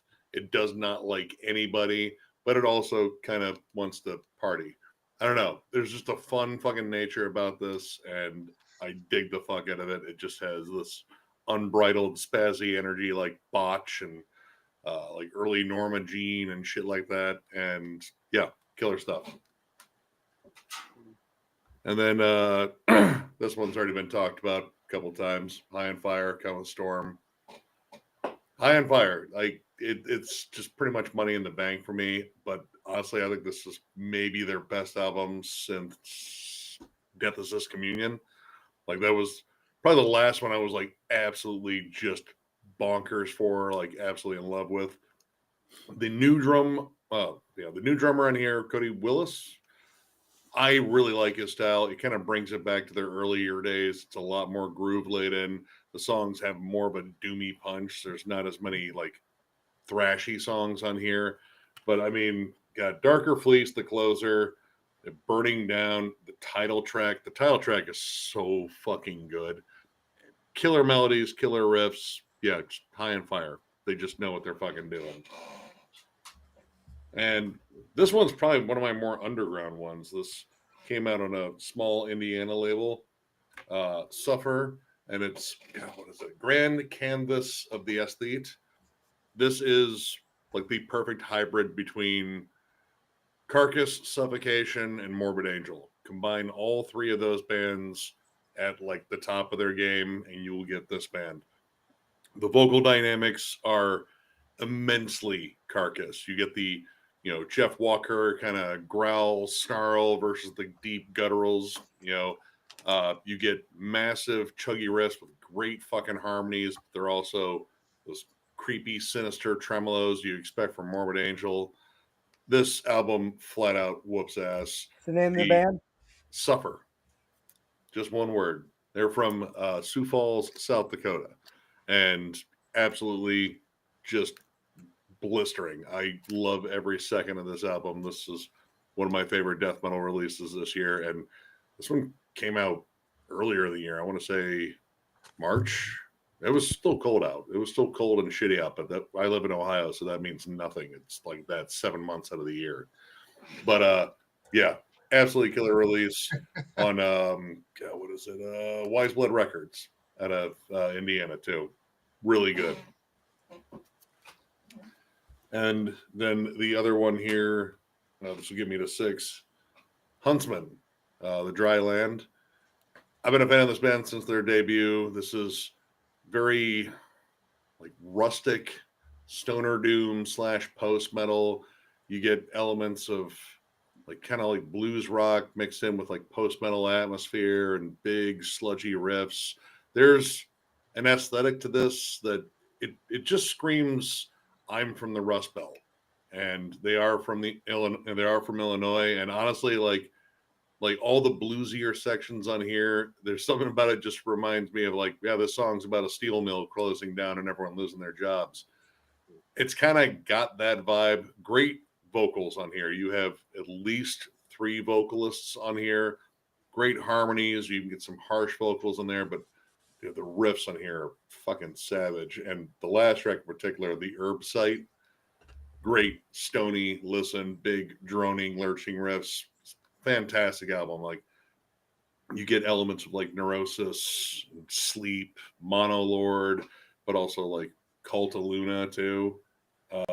Killer sleeper album. I didn't see this on a tremendous amount of listens. I didn't see this on a tremendous amount of lists, but I mean, if any of that sounds good to you, check it out. And then just check out all their shit. Like Yeah, honestly, they don't have a bad album. Check that out. I don't know what it is, man. Like, I don't know what's up with me, but I just don't get the High on Fire thing. Seen him a couple times live, just never got into him, man. You clearly hate riffs. That's it. I solved your problem. You found me out. I'm telling everybody. I'm fucking narking you out. Don't tell J-Dog, man, all right? Just don't, please. I'm sending him an email right now. All right. Tyler and Roger, we got to get you caught up, and then we'll do our last 2 rounds. So we're getting down to where we're at. Yeah, 6, you get to right? 6. Okay. So this is the one I was warning you about, Jeff, that it's in between sorting facilities. So Oh, that's I don't right. have my That's right. physical copy That's yet, cool. but so I'm going to do that. I'm going to pull an Allen here, show my phone, but it's the new Visible. Yeah, exactly. Yeah. Oh my God. Vervosum. So, been a long time fan of the band. I was actually able to get a basically a reviewer's copy of it like a little over a month ago. Purity Through Fire put the album out back in November, which I didn't see, and then they didn't actually release the digital until Christmas Day. But I was actually able to get some time with it thanks to that reviewer copy, and it's awesome. Long-standing Russian black metal, very, very much, very pagan, very shamanistic, very much world building. The main guy is very inspired by like the forests around where he's at, and he's also a mountaineer. Like a lot of the lyrics in the story is about things that he's discovered, like in the Ural Mountains, like caves and mines and things of that nature. Really good stuff. Been around for a while, but it's only full-length album number 3, despite being around since the late 90s. So that's my number 10. My number 9 is the new Engentir with Insight. Long-running Danish band, recently relocated to Quebec. It's very melodic and just very, very savage and very driving, like Viking and pagan themed black metal. No frills, no bullshit, just a lot of atmosphere, a lot of oomph, and it's fucking awesome. Next up, I got the newest Dalthus with Uranium, and as given away by the title, every song is about some historical aspect of the uranium mining movement that happened specifically in like East Germany. It was very horrific work conditions and just very, not good stuff. Sounds interesting.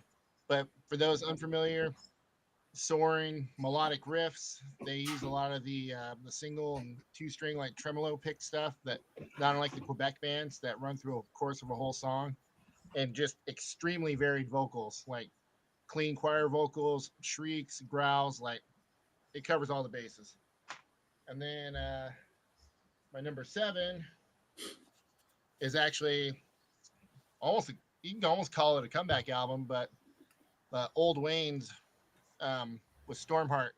Their last album was 10 years ago, and I wouldn't even say this is a return to form. Like, this is the best thing that this band has ever put out, period. Another Russian black metal band. The main guy, very inspired by the Nordic scene. Matter of fact, that's how he refers to all of his albums, dark Nordic metal. Coming from Russia, it's kind of funny, but yeah, it's very much frosty, icy riffs, straight from the early days of the second wave. But yeah, this is absolutely the best thing that this band has ever put out, pretty much ever. And I have a few albums from the discography. So there we go. Now I'm up to number 6. All right, cool. All right, so Roger, why don't we get you to 6? Yeah, number 10 is Unaussprechlichen Kulten from Chile. Hexen Sabbat. Used to be a more kind of a like evil, murky, ugly death metal band, but this album has kind of, they are more, I wouldn't say technical, but there's a lot of more cool guitar work on it. The production is better. they kind of clean up their act, and just fantastic album. It's was a big surprise because I still have expected them to be, as dirty and horrible as they always been, but just a lot of great guitar work and leads, and I don't want to call it melody lines, but it's kind of leads, and awesome album by this Chilean legends. Man, that artwork is fucking killer. Yeah. It's one of my favorites. Who's that Logan will probably agree, but who's that coming out from? This is Iron Bonehead. Iron Bonehead. Okay. Yeah. So it was a very nice surprise that they had kind of changed up, but still have those crushing riffs, just adding more fun and more interesting than their previous album in that regard. Then we're going to Sweden. One of my favorite artworks of the year, Van Helgt with Atropos Doctrina. This is the logo, but it doesn't fit the cover. They always do this kind of framed thing. Border thing, yeah. Yeah, it's Matthias Frisk, the vocalist guitarist, who has done the artwork. He's done a lot of killer artwork. So this is kind of more slower death metal, but also a lot of blackened feel to their music. They have turned a little bit. They started out like more of a crusty death metal band, but they have just added more doomy elements to their music, and it's all in Swedish lyrics, but that fits the music very well, in my opinion. But that's no problem for me because I know Swedish so very well. So, rub it in, man. Rub it in. Yep. Yeah. But it's just this band will always be up in top 10 for me. It's just like very high quality of their products. So if it's not like vocally, it's kind of it's not a deep growl. It's more like a mid-death vocals and slightly more towards a little bit blackened sometimes. But just the atmosphere of this album is awesome, in my opinion.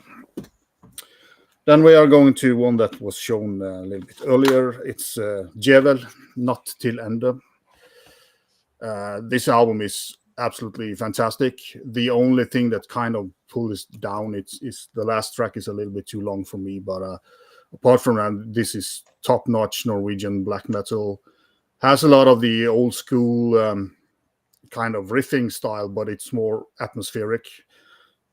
Just the whole kind of feeling to the album is floating very well. And these guys are, every album is just killing it. And they have kind of done a trilogy of kind of the darkness. The three last albums have been of the same thematic scheme. So, I've seen them live a couple times as well, and it's just fucking excellent Norwegian black metal. And then number 7 is one I'm gonna spend 2 minutes more with. It's the new Warden Rife. Wow. They always come with these excellent covers. This is out on Territory Possessions again. One of amazing cover. Holy shit. And you have this slide out. Wow. So you have the back side and front side, and then you go flip to the inner. You have this. It's amazing, man. And again, this is the same kind of stuff that a lot of Norwegian bands play, but these guys are doing it very well. Comes with a poster, 2-sided. Yeah, that's fucking amazing. This stuff, and also you get pictures of the drummer. It's a 2-member band, but they have 3 live musicians. You say Wardum Rife? Wardum Rife, yeah. And also the booklet is awesome with embossed stuff and a lot of... There's no lyrics here, but they are in Norwegian anyway, so for the most part. So, but fantastic album once again. The fun thing about this album, they actually sent it into the pressing plant, but it got delayed. So the main guy behind the band, he took it back and remixed the whole album because he wasn't happy with it. So and it's turned out to be a good choice by him. So yeah, just another killer Norwegian. Like in the vein that a lot of bands are now. If you go to the Nidrosian scene, it is in the same vein, but they all have their kind of trademarks, vocally exceptionally well, and yeah, just a fantastic overall package. I wish I could say Marty's wrong here, except as hard as that packaging just got me for a minute there, and that doesn't happen very often at my age anymore. But that's what it takes. Yeah, that's about what it. Sometimes with the wind blowing the wrong way. Sometimes but I will listen to it first. I've known that name, Hortum Rife, for quite a long time, but I never checked them out. So I need to check them out. And Yeah. if the music's cool and I dig it, then of course that's an added bonus. So yeah. All right. Okay. So where are we all at now? I have 6 left. 6. 6 for Logan. 6. I think I've got about 12, 15, somewhere in that range left. Eat a bag of dicks, bro. Anyway, you're at 6, Tyler. Rick's at 6. I'm at 6, and Kellen is at 6. I actually have 8. I think I miscounted. What the fuck, man? How the fuck? What? All right, 4 from Kellen, then 4 from Rick, then Because Rick's eating those gummies, dude. that's exactly what it is. I actually have 35 left. What the fuck happened? He's high as a motherfucking kite, telling me the same numbers over and over and over, man. He was at 11, then he was at 8, then he was at 6. The fuck, man. I just want to go on record before you start, Kellen. I'm not responsible for any of this shit, man. It is not my fucking problem. You guys all fucked this up. Not my problem. Just kidding. Boy, Our did fearless leader, ladies and gentlemen. I pretty much did blow this one pretty badly. So, all right. Anyway, go ahead, Kellen. It's all good. Yeah. Diocletian, Next Trouble Nexus. Band out of New Zealand, been doing sort of the Black Death War stuff for a while now. And I think since their last record, which was kind of disappointment, this is a great return to form. Mountain Throne. The Silver Light. This is kind of a doom band out of Germany that plays a little bit more in like the Grand Magus or Argus style, where there's elements of traditional sort of heavy metal mixed in with the doom side of things. Symphonic black metal, Secrets. Yeah. Towards the night side. Wow, look at that art, man. Holy shit. Svartdodus. This is a little bit different because there's a drummer that was introduced to this project that doesn't take part in the Trolldom series. Trolldom is the project that's out of the 2 that I prefer. This is a little bit different, but man, in terms of who's doing the symphonic black metal stuff nowadays, I think this is where I'll usually go. That cover's insane. Holy fuck. Yeah, I mean, the cover is wild. Wow, what's the name of the band again? So it's Secrets. That's the name of it? Secrets? Yeah, Secrets. Yeah. Such killer fucking artwork. Such a dumbass name. Yeah, he's got like 5 billion projects. Oh, okay. So I think it's how much time he spends on picking the cool band name versus making great symphonic black metal. Right. Here's my Eye Void Hanger choice. Wow. Panotherion. I need to check that one out, damn it. Yeah, this is like I guess Shelby Lermo from Ulthar. He comes over for this project, and it's sort of like a sped up, blackened. I think it's that part of Absu where it's part death, black, and thrash all together. But coming from Ulthar, there's some sci-fi elements here, and it's just spastic, out of control, crazy sci-fi kind of themed record. Eye Void Hanger, you know what to expect. Yep. 4 records. Okay. All right. Now we're cooking with fire. All right. So, think we're gonna go Rick, then me. I don't know. I'm kind of all over the map here, which sucks, but doesn't really matter now. Now that we're all pretty much. So Rick, give us. I guess you're going 4 and 4 too. 4, huh? Yeah. Had to be goddamn difficult. All right. Well, I'm gonna do another one, Jeff. You're gonna think I put this one a little low on the list. I think yours may be high for this one. And this is a band that's always evolving with every album. This is the most, I think, divisive one yet. I think her polarizing opinions. Overall, there's been a lot of positive reception, just especially if you were already a fan of this band. So Rosa Internum, Tribulation. What you talking about, Rick?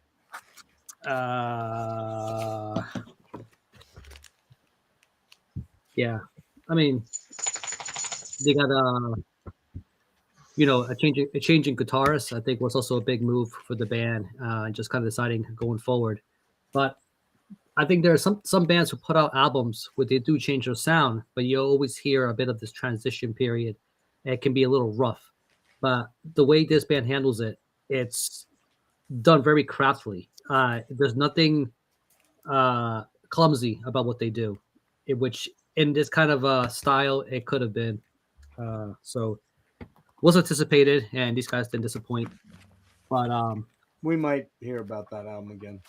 Maybe. We might. Yeah.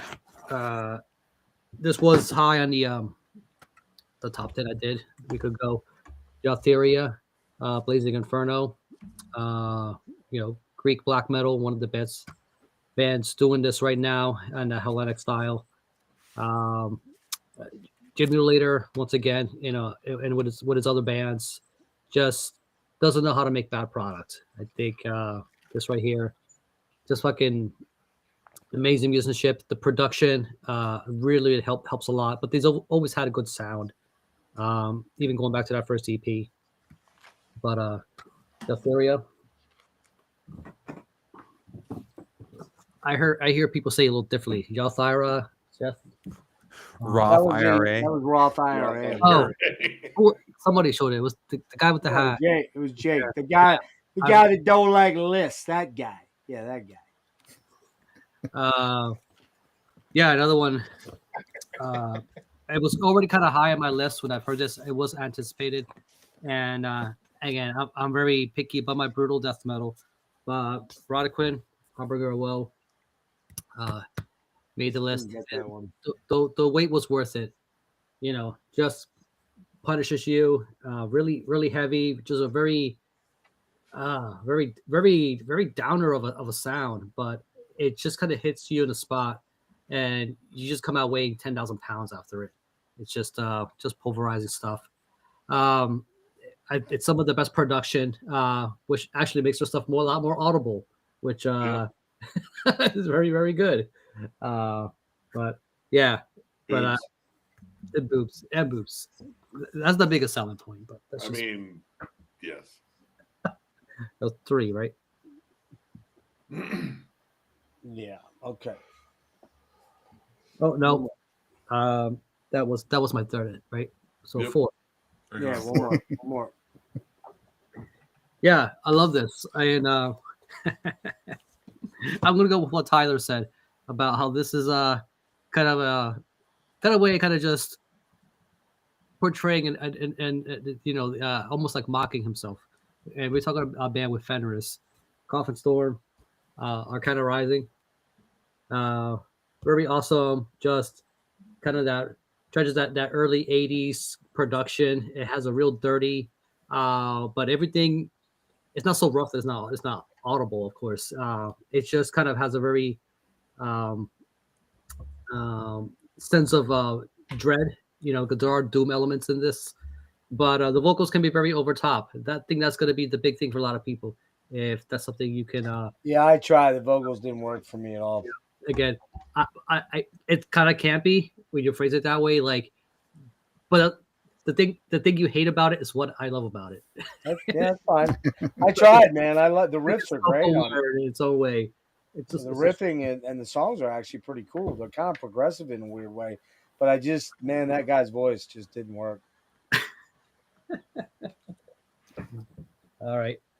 Yeah, I think that's it. By the I way, was, I was telling Rick that it seemed like the band was taking it more seriously than Fenriz was.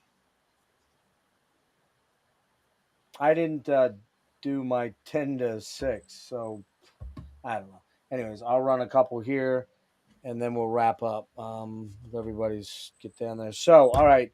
So number 10. I like this band's debut, $20 Ping Band. They then did a really cool split that I really dug a lot too. But I was not expecting what this second album, full album, was going to be like. Not at all. And it was fucking mind blowing. And man, it just incorporates all the shit I love so much. Super weird combo of Uriah Heep, Goblin, King Crimson, Ennio Morricone with a deathly shrieking vocal. It reminds me of the guy in Ghost Bath. Does anybody remember that guy? That weird fucking shit. Kind of in that vein, only a little bit more palatable. This stuff should not work together, but to me, it's just such a unique combination and adds to the dimension of their sound. That is Bed Sores. Something for Strife. What's it called? Dreaming the Strife for Love. Really cool variant. There's some orange and brown in there. It's like Halloween.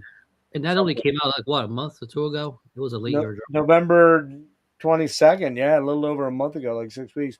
And I know Nick listened to this, and I think you dug it. I think you dug it a decent bit. I liked it, but I'll be honest, I love their first one more. Like I like that cold, atmospheric death metal sound that they had on that first one. Hypnagogic Hallucinations. Yeah, I like that one a lot too. It's kind of different than this in a lot of ways. That's like an entirely different band there. The only thing that really intersects. They were showing this. They were showing this on the split with something. Who was it? Mortal Incarnation. Mortal Incarnation. I see. I heard a bigger version of like Hypnagogic Hallucinations on that one. That's a bonkers prog album. It is, and it's cool. Black and death metal vocals. There's horns on it. There's sax. There's violins. There's all sax and violins. You ever hear that sax? Anyways, I don't think Roger likes what you're hearing. You bring out these instruments. Yeah, I know. I'm talking sax. I zoned out. I heard that saxophone is just like. Next thing he's gonna be talking about a clarinet. Oh fucking hell! Is there an oboe on there? Xylophone. There might be some xylophone in there. No, man, it's real quick here. It's an incredible, for me, a very progressive album.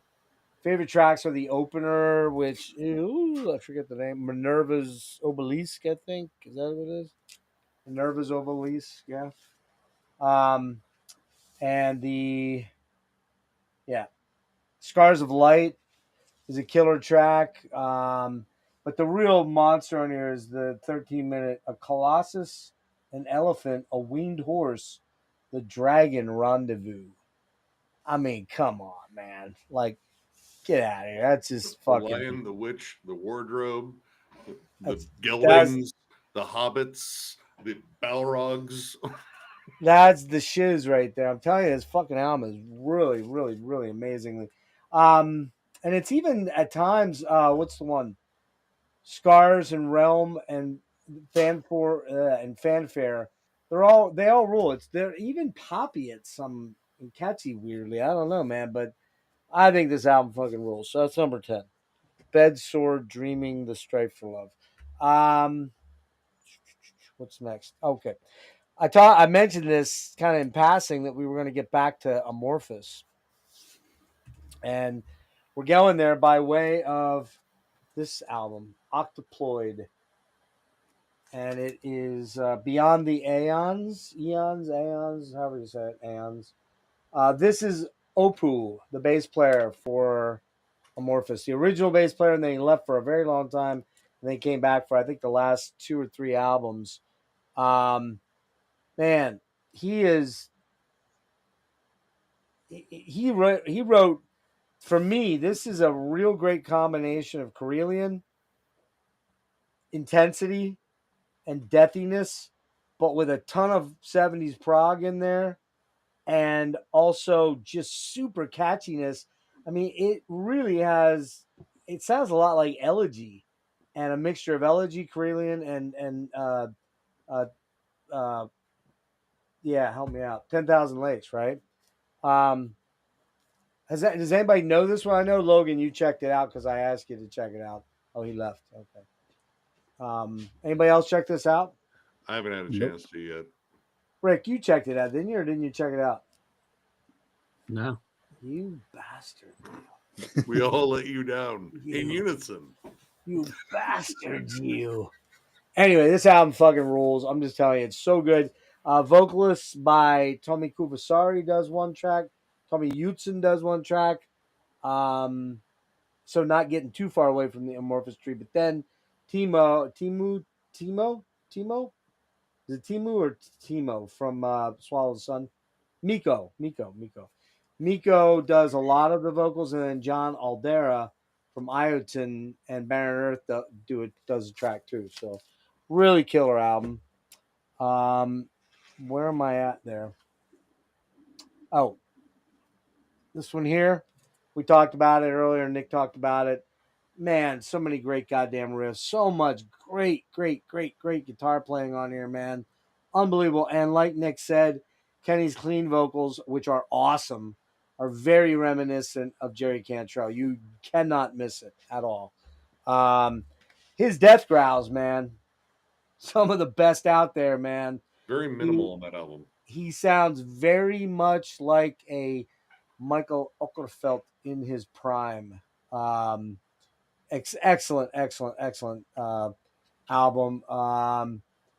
Every song on it's stellar, but the standouts for me, the opener track, Sanctuary, In Absence. Let's see. In Absence of where'd it go? Fuck.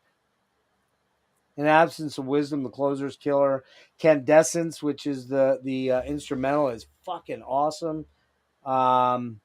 Celestial Tyrant's killer. Cloak of the Vast in Black. Oh man.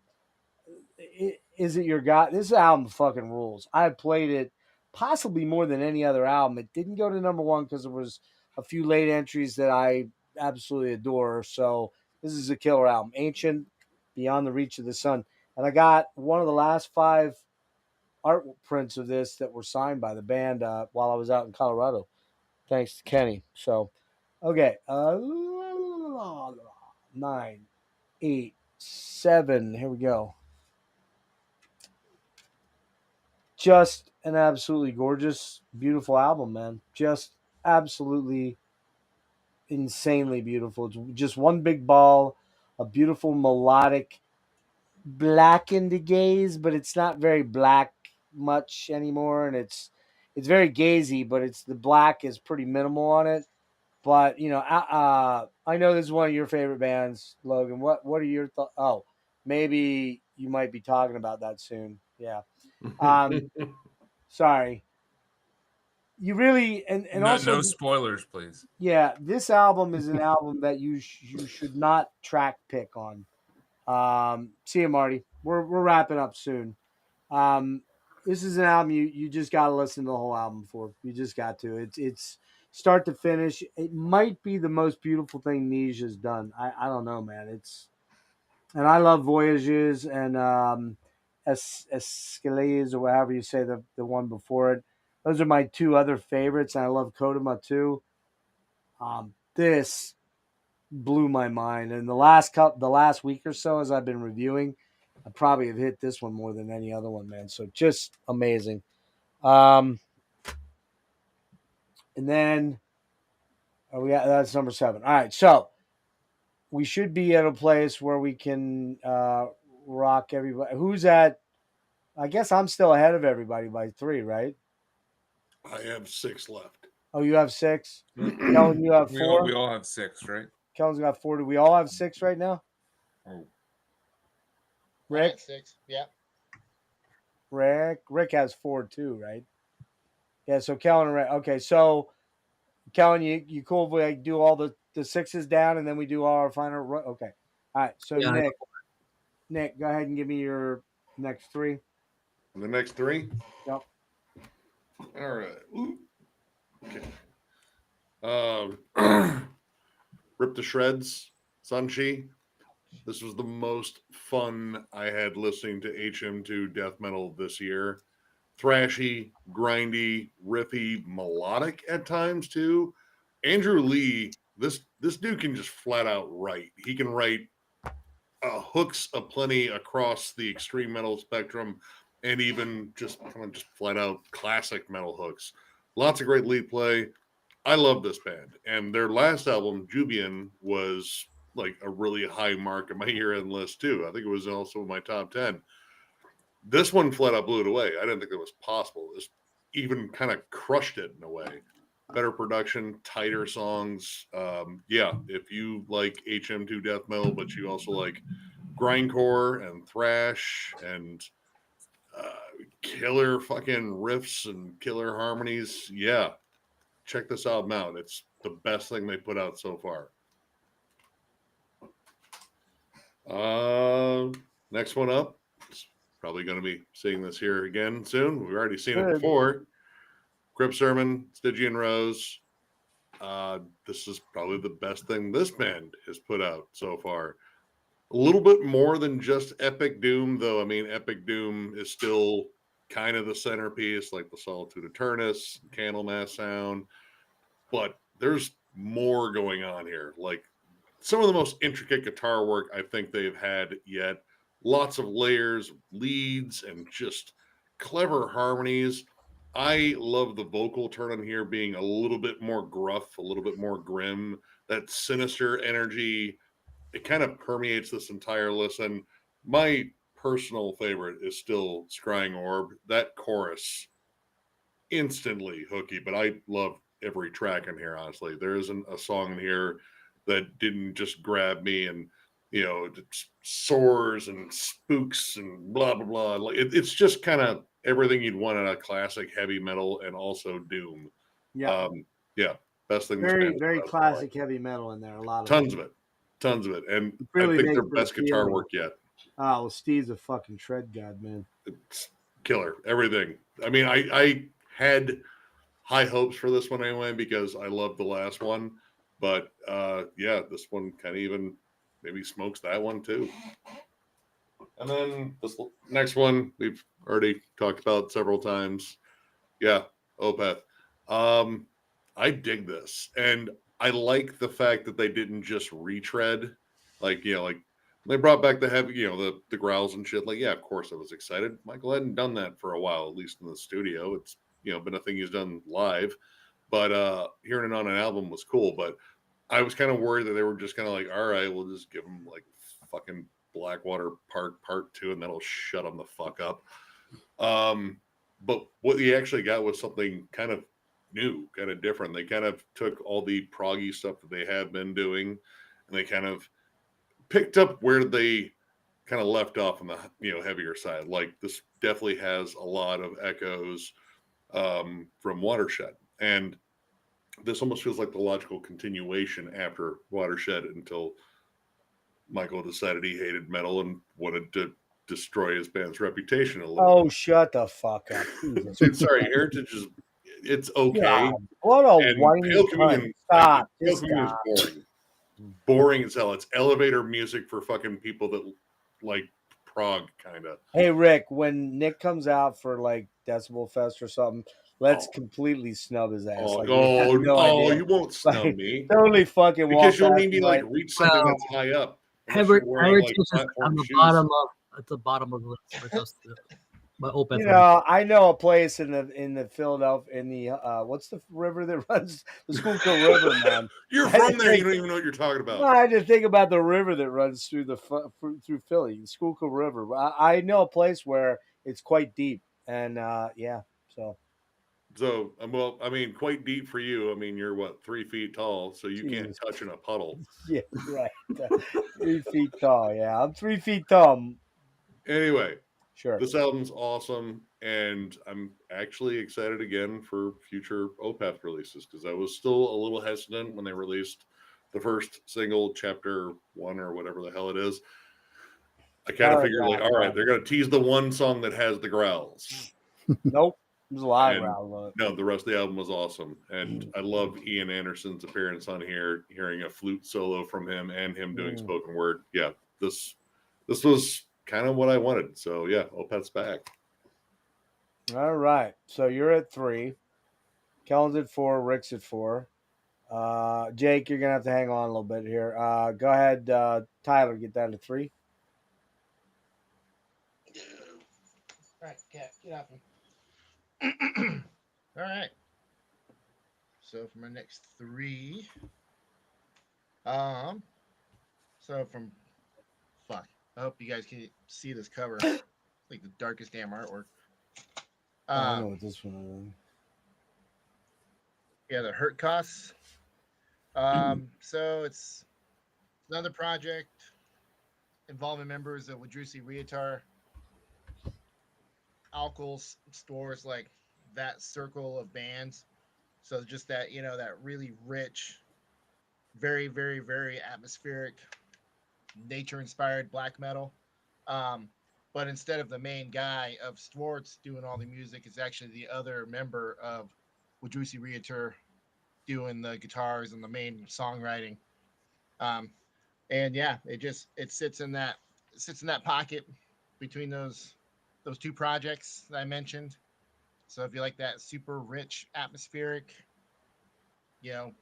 murky, misty, swamps and whatever type of black metal, then I highly recommend this. The booklet is like 30 pages thick and it's got all sorts of cool paintings and stuff in it. Then the next one, Jimmy and others mentioned earlier, the new Ungfell. So my take on this is Aura and Passage d'Ivre did really good albums, but this has far more replayability for me than those other 2 albums. The vocals are all over the place. The music's melodic. The fucking, like, the medieval folk instruments that they use throughout. And they also have the baddest band photos of the year, in my opinion. So, new Ungfell, awesome. And then my number 4 is actually a German debut album from a band called Nimberfer. And I think, let's see, it's on Vendetta Records, and this is like the most raw thing that Vendetta's put out, like, ever. I mean, it's basically, I was describing it as like, that Finnish, like, 2-chord or multi-chord melodic black metal, but with like German precision and just very straightforward. It comes running down the mountain at you and doesn't stop for like 35 minutes. Every track flows into one another. It sounds almost like a live recording at times, because one track ends, feedback, distortion, boom, it just launches right into the next track, and it does that for the entirety of the album. But man, if this would have been number 2 if not for the upcoming number 1, and I got into this like months and months ago. This is an early in the year release, but yeah, just really awesome Finnish inspired German black metal. All right. By the way, everybody that's watching, I'll round everybody up to put their lists in the comments at some point in the future. In the next, couple days, I'll get everybody rounded up so prepare to do that, guys. I'll hit everybody else up. That way, and I'll pin it, but I'll do that tonight. It'll condense. So whatever you want to do, that's fine. So, okay. Shit. Hang on a minute. Fuck. Where am I? Yo. Look at that accusatory finger. I was just checking. I'm sorry. It's wandering versus accusatory. He was trying to swipe to himself. He was left. Trying to swipe me left. Right. Left. Sorry. I got show 3. I'll get down to 3. So this is actually not a metal pick right here, real quick. It's psychedelic rock. Monkey 3 At number Yeah, 6. I know Monkey 3. You know I didn't know they put out a new album. Fuck. Yeah, I didn't either. Oh, dude, Nick, check this shit out. You would probably like this. Welcome to the Machine. I mean, it's heavy. It's definitely like metal level heavy. I dug the last one, but it's not quite metal. It's just fun, psychedelic, you know, space rock, stoner rock with just very heavy riffs. It sounds like Pink Floyd at times. It sounds like stoner doom at times. But then That's interesting. it's a cool mix. Like if you want to check the perfect song off this, check track 4, Rackman. It's Ricky Rackman? It's got this riff. Yeah, Ricky Rackman. It's got this riff that is just really permeates the track, and it's fun to drive to. You can speed to it pretty easily, which I think you want out of your stoner music. And fuck yeah, this is fun stoner psych. Almost metal kind of stuff. But officer, Monkey I was 3. just cranking Monkey 3. God damn it! That's it. Get in the back of the fucking cruiser. Here's my pass. How dare you stop me from jamming Monkey 3? That is a one-way trip to a cavity search. Yeah. All right, number 4. Let's see. Echoes of Light by Chapel of Disease. So this is a interesting melodic death metal band. They've just jumped.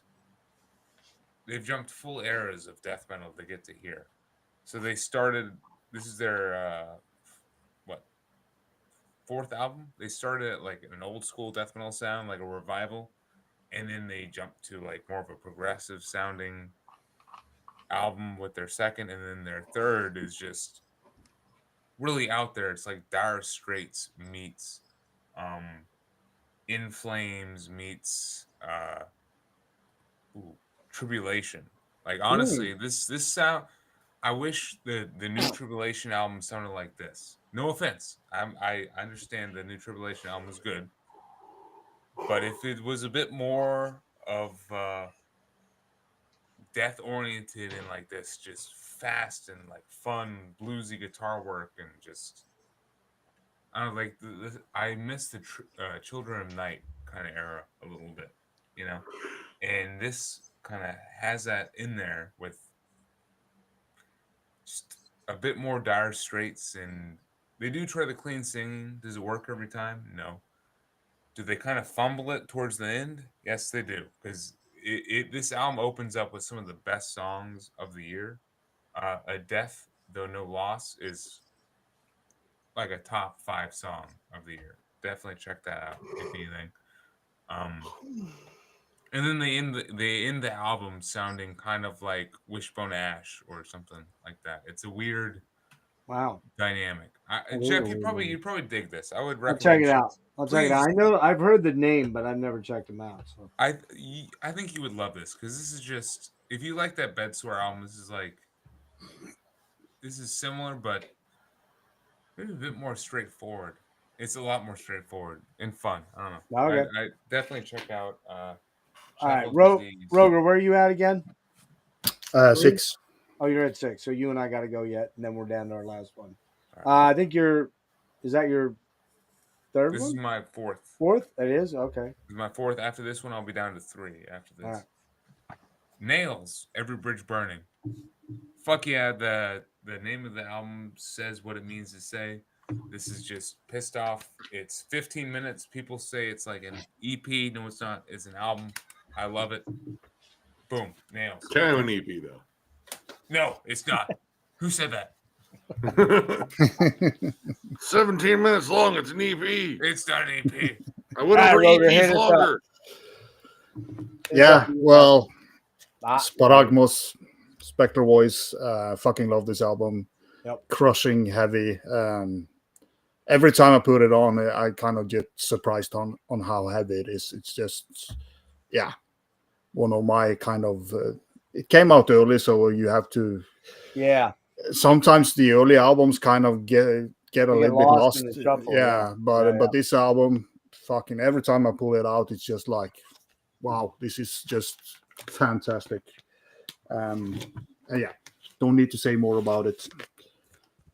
And the cover is heavy as well, so Yeah, it is. Fits the music very well. Yeah, another Norwegian classic band, black metal, Kolbrand, Ingen Skånsel. The previous Kolbrand was not good, overproduced and boring, but this is back to the evil, riffy awesomeness that this band should be, and also Mannevund is one of the best black metal vocalists out there. Fantastic band live as well. If you see them live, you just get hooked in because they are really energetic, and this is kind of like riffy black metal, and just a absolutely banger return to form. And it's always like that when one band put out a bad album, you kind of dread the new one, but this was Did it for you. hit the spot as it should do. And then we're going to Poland with König Reichsal with Salmen och Delirium. It's kind of a 3D effect on that. Fucking killer. This is my favorite black metal release of the year. And wow. The vocals here are just awesome. He has this powerful, more speaking vocals again, a little bit like Triumph Genus, but he's way more kind of wild, and he sounds a little bit like psychopathic in some terms. Riff wise, it's Polish black metal as you kind of expect it to be. I wouldn't say it's like moi, but it's in the vein of the Polish scene. But the vocals here just lifts this album up from being a great album to be a top-notch black metal album, and also the cover is pretty. Yeah, it's pretty evil. Yeah, evil, and that's kind of what you get from this album. It's the vocal is just so fucking evil that you just spits it out, and he has good variation as well, but every kind of variation of his vocal is evil and hateful in a way. So yeah, fucking love that album. All right. My next to final three here, 6 through 4. 6 is everybody's favorite whipping boys for all the tough guy death metal dudes to shit on simply because they aren't pumping out albums with 10 songs that sound exactly the same but are brutal. Anyway, this is the amalgam of what they've been developing into a progressive death metal that isn't afraid to mesh styles and do them insanely well. This album, Blood Incantation. Yeah, you fucking suck, man. Those guys suck. I know they suck. Where was I at with my super melodramatic reading there? The album is one you really have to listen to as a whole for me. Yeah, the Floyd, Tangerine Dream, Red Ear, Crimson influences are obvious. But what about the Bob Marley one? Anybody notice that one? The Bob Marley. Anyway, the album as a whole is stellar, and I don't give a fuck about what all the gatekeeper death metal dorks say that they don't dig it because it's not cool. In my honest opinion, the people that talk, you may not like it. I get that. Okay, it may not be your thing, but there's a lot of people that seem to like attack Blood Incantation like it's their fault that they've become popular, man. It's their fault that they're on all the magazine covers and shit. And look, you guys know, some of you guys know very intimately that, some of the guys in the band, Rick, we've met them all. We've had them sign stuff, do pictures for us. But there was this one time at Bandcamp that things got a little weird. And, if anybody, I could really be like the guy that's like, fuck those guys, But they're great. They're great musicians. They write great songs. The album is fucking awesome. This is the Nick, you got this, right? Yep. Yeah, it's the DVD. I'm sorry, the Blu-ray with the making of the Dolby Atmos 5.1, the Luminescent Bridge EP, only time so far the only time on CD, and the All Gates Open, the original motion picture soundtrack, which is the only way you can get it is on here. So Blood Incantation, Absolute Elsewhere, my number 6. Number 5, this was talked about, was Jimmy's number 1, Natrunar Rima. God damn, this album is just so amazing. And, you know, as most of you guys know, I'm kind of probably one of the least black metal-y dudes here. Or at least I like a lot of black metal, but I'm very, very picky about it. I'm not, you know, I'm very picky in terms of what I like and what, you know, there's a lot of stuff that, you know, I just don't like from it. And one of the things I really don't like, which some of you guys do, but I don't, is really underproduced fucking lo-fi black metal. I just don't have any time for it. So this is quite the opposite. Although I wouldn't say it's overproduced. It's, man, this album is just fucking, it's spiritual. And I don't say that often because as an atheist, I don't really believe in that kind of shit too much. But this album, when I listen to it, it's like the closest I can feel to like there's some greater power that's, you know, coming at me through this music. I love this album so much. I went and bought I got the 2 CD version, obviously, and then Jimmy clued me into where I forget the distro, but somebody had it, the double album, and I was like, yeah, I'm all over that. And it turns out I think I got it for about $15 less than Jimmy did, which is kind of weird in and of itself. You know, I really wanted to put this album higher. I wanted to make it number 1, but it's not in every sort of minute listen for me. So that's why I kind of stepped back a little bit on it. But man, to me, it's one of the best atmospheric black metal albums I've ever heard. Just an epic masterpiece of art. Demands to be listened to in its entirety. And I even really dig the second disc, which is a bunch of ambient sort of stuff, but it's not ambient. It's folky. It's very connected, and it feels very much critical to the whole musical arc. And I know, Tyler, you know all about this one too, because you put Jimmy on it.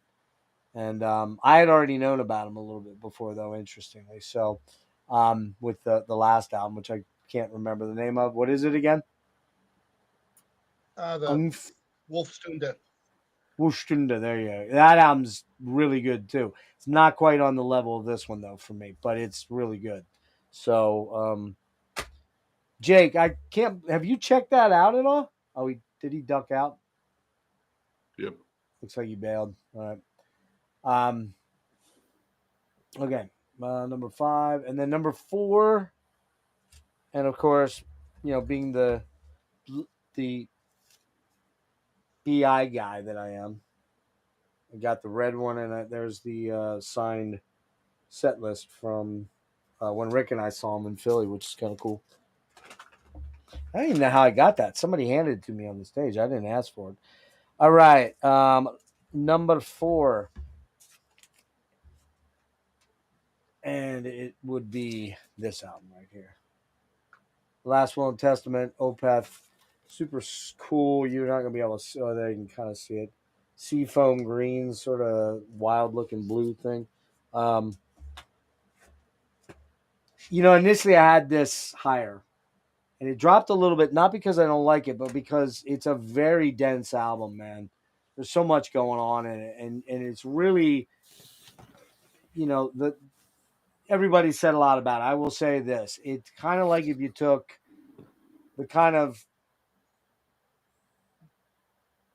super prog like super amphetamine driven prog of Incauda Venenum, and you mix it with the more progressive death metal of Watershed, but still crossing over into that more prog world, and then you add in the more catchiness, if there is such a thing, of Blackwater Park or Ghost Reveries. It's just all there. And I've heard a lot of people call it circus metal because it does have a bit of a. There is the one song that down down down down down down down down down. It does sort of and he's kind of got the circus voice going on. It is kind of weird. I kind of get it. So, hey, Raccoon, what's up? Just fucking awesome, man. I'll say this, Mike. For me, Mike is the most accomplished musician, songwriter in progressive death metal and across all of metal. He's unquestionably one of the most adventurous and consistent songwriters, guitarists, and singers. A lot of haters would argue with me, and they'd be undeniably incorrect if they disagreed. Yeah, the growls are back and all that, but as good as his peak, it's not quite as good as his peak era, but it's pretty damn close. Best tracks, paragraph 2, paragraph 5. Paragraph 7 is the one where the last 3 minutes are like that down, down, down. And it's so fucking kick ass and sinister sounding. And it's not even that complex, but it just sounds awesome. And then the final ballad, which, we talked about, A Story Never Told. Wow. And Frederick's guitar playing is, first of all, the balls are back in the guitars on this album, which they weren't on maybe some of the prior albums, the prog albums. Frederick Åkesson is a fucking masterful guitar player. The dude's just sick. So, all right, Kellen, you're up. Number 3, 4. All right, 4. All right. Last 4 here. Roll through them. This is the self-titled from Washington's Bog Ore. Yeah. Adam Burke artwork there. This is basically kind of like, I think when I first came across this band, they were former members of Burning Witch. That kind of gives you a place to start. But there's also a whole lot of like 1970s British heavy metal. There's like a boogie aspect to the riffs here that feel almost danceable, and a krautrock side of this as well. So yeah, I want to check that one out. That just the artwork alone is just so inviting. Really cool Adam Burke, stuff. Defeated Sanity. At this point, like this band just continues to impress me. I was worried moving from Willowtip to Season of Mist that we would see potentially downfall in playing. But man, they just continue to put out great brutal death metal. This is what I want from the genre in 2024 and beyond. I'm going to switch this up because Tyler's here and I got to close with this one.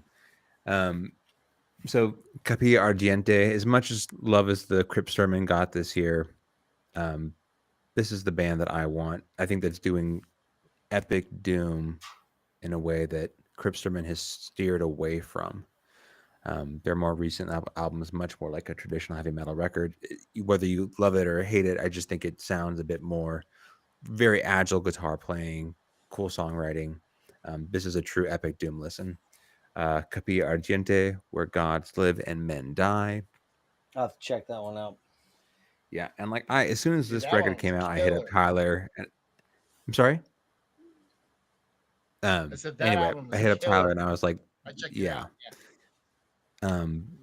This is like, because I know he's interviewed the artist for this, and this one-man project. For me, it's just the last. I think he mentioned this on Jimmy's stream. The last record from Aldridge was very sort of manicured.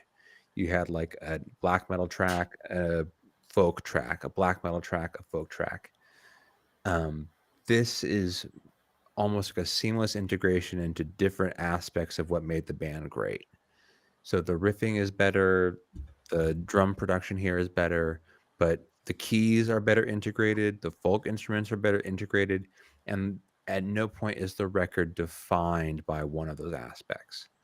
In that regard, it makes it kind of a difficult black metal listen in terms of like pinning down subgenre. But I think overall, it's the best offering by this project so far, and just continues to impress me. So this is, Jimmy talked about it earlier, but I had the greatest amount of anticipation when I heard this record was coming out this year, and it delivered and then some. So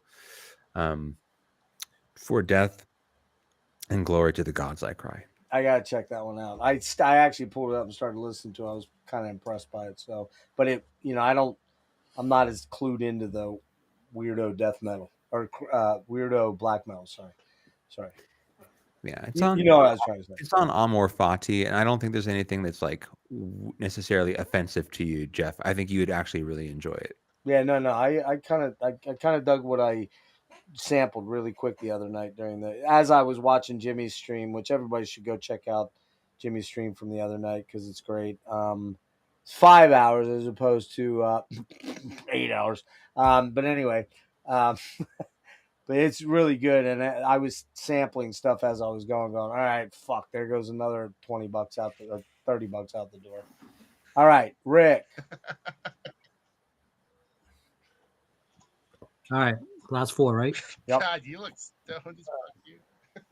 I hate to break it to you guys, but we ain't doing any honorable mentions tonight. Okay. Oh, come on, man. I got so much more energy left. Nah. I don't know how I can ever top the narrative behind everything Jeff said. Pretty much goes. I think that there's a reason why his bands, I think it's a high in everybody's lists as it is. But that said, they progress in a way. Some might say they degressed. Some of the haters may think that kind of a hash record. The composition's weird. It's just, you know what I mean? Like there's that side of the argument, you know. So I can see both sides of it. This is a band that you know, I've got into since Star Spawn, and you know, which very, very strong record, very hard to kind of to top. But they took a whole different turn in the fork of that road and came up with this good stuff. Thank you, Arthur Risk, again for getting me in the. Oh yeah. We got Arthur got Rick into the VI gig, and I was just gonna mention the Pink Floyd part. I didn't pull it out, but that is like literally verbatim, straight out of Animals, dogs, I believe, or sheep. I forget. That arrow. Yep. Now we just talked about Arthur Risk and you know and Philadelphia, and here we got Crip Sermon. Another one. I'm a Doom guy, you know, like, and I think it's extra cool that you know we got to see them live. This is a band I've been into since their demo. You know, I discovered them at Bandcamp way back, so they were already on my radar. And I even then already knew they had potential, you know, just from that demo. There was just something about it, just kind of just showed that there was quite a bit of maturity in their songwriting. And when it came to doom metal, they get it, you know, in such a way. It didn't make my top doom metal of the year, but as you can see, it's very, very high on the list for a reason. It's got a lot of the stuff that I like. It's even got that part of the epicness and the heavy metal. One of my favorite songs of the year, Heaviest the Crown of Bone. My God. The whole album is just amazing. Great doom metal. They need to bring back Unrest. Yeah. For Grindcore Island. You might like it, Jeff. Okay, Grindcore Island. We're still selling this, right? Okay. I'm working on it right now. I'm putting together my top 50 Grindcore albums. Because you can't do like a top 10 for Grindcore. You got to do like a top 50, right? Yeah. I'm down. So this one was mentioned, and this is I think it's my top death metal album of the year. And I think that this person that showed a version of the album, and everything that Nick said about Rip to Shreds applies. Amazing. But I also wanted to reward Nick with this varnish cover here with that really big artwork. That is cool. It comes in 12 inches all the way around. So do I. That's sorry. Low hanging fruit there. I'm gonna bet this is a lot more fun. Nick, you goddamn liar, and you know you are. Anyway, go ahead. Yeah, Andrew Lee, he knows what he's doing. Reason I like this is because it scratches all the boxes. You know, it's fun, but it shreds. It's got little grindy moments, like it just an element to this, but also it's dirty, but also slick too. The drum work is so fucking tight on that album. Yeah, these guys, they get along. They're in sync. There's no ego clash, nothing like that. These guys are got that chemistry that works, and I think this is another reason why you just keep getting better and better with each album. So, rip to shreds. And so my number one is clear if you've seen Heavy Metallurgy, so no shock to anybody. But but I will say this: the thing that makes a lot of us like that Mother of Graves album, which kind of has this sort of nostalgia, and it just incorporates those elements of that Peaceville 3 in there. This album is a completely different, not even the same genre.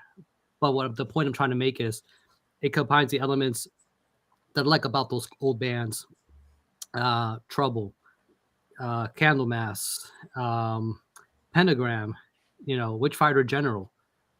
And this is their second album. Quite upward momentum. Early Moods, A Sinner's Past, from California. You just gotta love the throw in that guy. Just I mean, you can see. I met the drummer. He was working for Boris. I met him outside the gig, and we talked a lot. And I did check it out. And it didn't hit me the way it hit you at all. I love it. It just when you talk about albums that you love, sometimes it's just the comfort food thing, and this one just kind of ticks a lot of those boxes for me. It's everything, the way it flows. The only thing that's kind of a bummer is the song "Blood Offerings." Not Blood Offerings. Is Big Blood Offerings. It's this the track that's not on the vinyl, so you have to get a 7 or a flexi to get in it, which is really weird because it's on a CD, but it's not written on the CD, but it's on a CD, so it's the craziest thing. But yeah, but if you like the style of Doom, I think in my mind this is the best band doing that. Which is a different kind of animal than something like Crypt Sermon. I like the fact that they could be so high on my list, but yet be so different. You know what I mean? Which I think that's why it complements itself so well. All right. Logan, top 3. All right. Well, first I want to say thank you for herding the cats tonight. I know that was a lot, but yeah, I did a pretty shitty job of it, but whatever. Yeah, you did fine, man. Sorry if I gave you a hard time at all, but cheers. Hey, you. Exactly. Number 3 is the most talked about album. Everyone from their grandma to fucking Time Magazine and to everyone almost in the stream discussed it. Either they hated it or they liked it, but come on. I'm just gonna talk about this as a fan of Blood Incantation. It's fucking great. This is what they wanted to do. This is what they've been building up to. This is what their goal was after Starspawn. Yep. Like Hidden Histories, the the EP of Tangerine Dream, basically. Nah, hang on a sec. That I know Metallum calls that an EP, Time Wave Zero. The guys in the band do not call that an EP. That is their third album. This is their fourth album. I'm actually fine with that. I love Time Wave Zero. I forgot the name of it, which happens. Yeah. But I got it back over there, and it is a favorite of mine. Honestly, this is the perfect synthesis of the EP with Hidden Histories and Starspawn. I think, along with a bit more of a progressive leaning style of songwriting where they're trying to write one long song, and I've said this before, I'll say it again, it's all about building for this thing, and they're building to the final 5 minutes of this album, and really the final 2.5 4 minutes. It's some of the best couple minutes of music I've heard this year. The closing bits of the message, and really the message overall, including the Pink Floyd piece, is just phenomenal. Super cool. I'm gripped with this album, and I think they did what they wanted to do, and I'm proud of them for it. I'm just happy that they're getting the praise that, I mean, they kind of deserve, in my opinion. I think so too. Yeah. Yeah.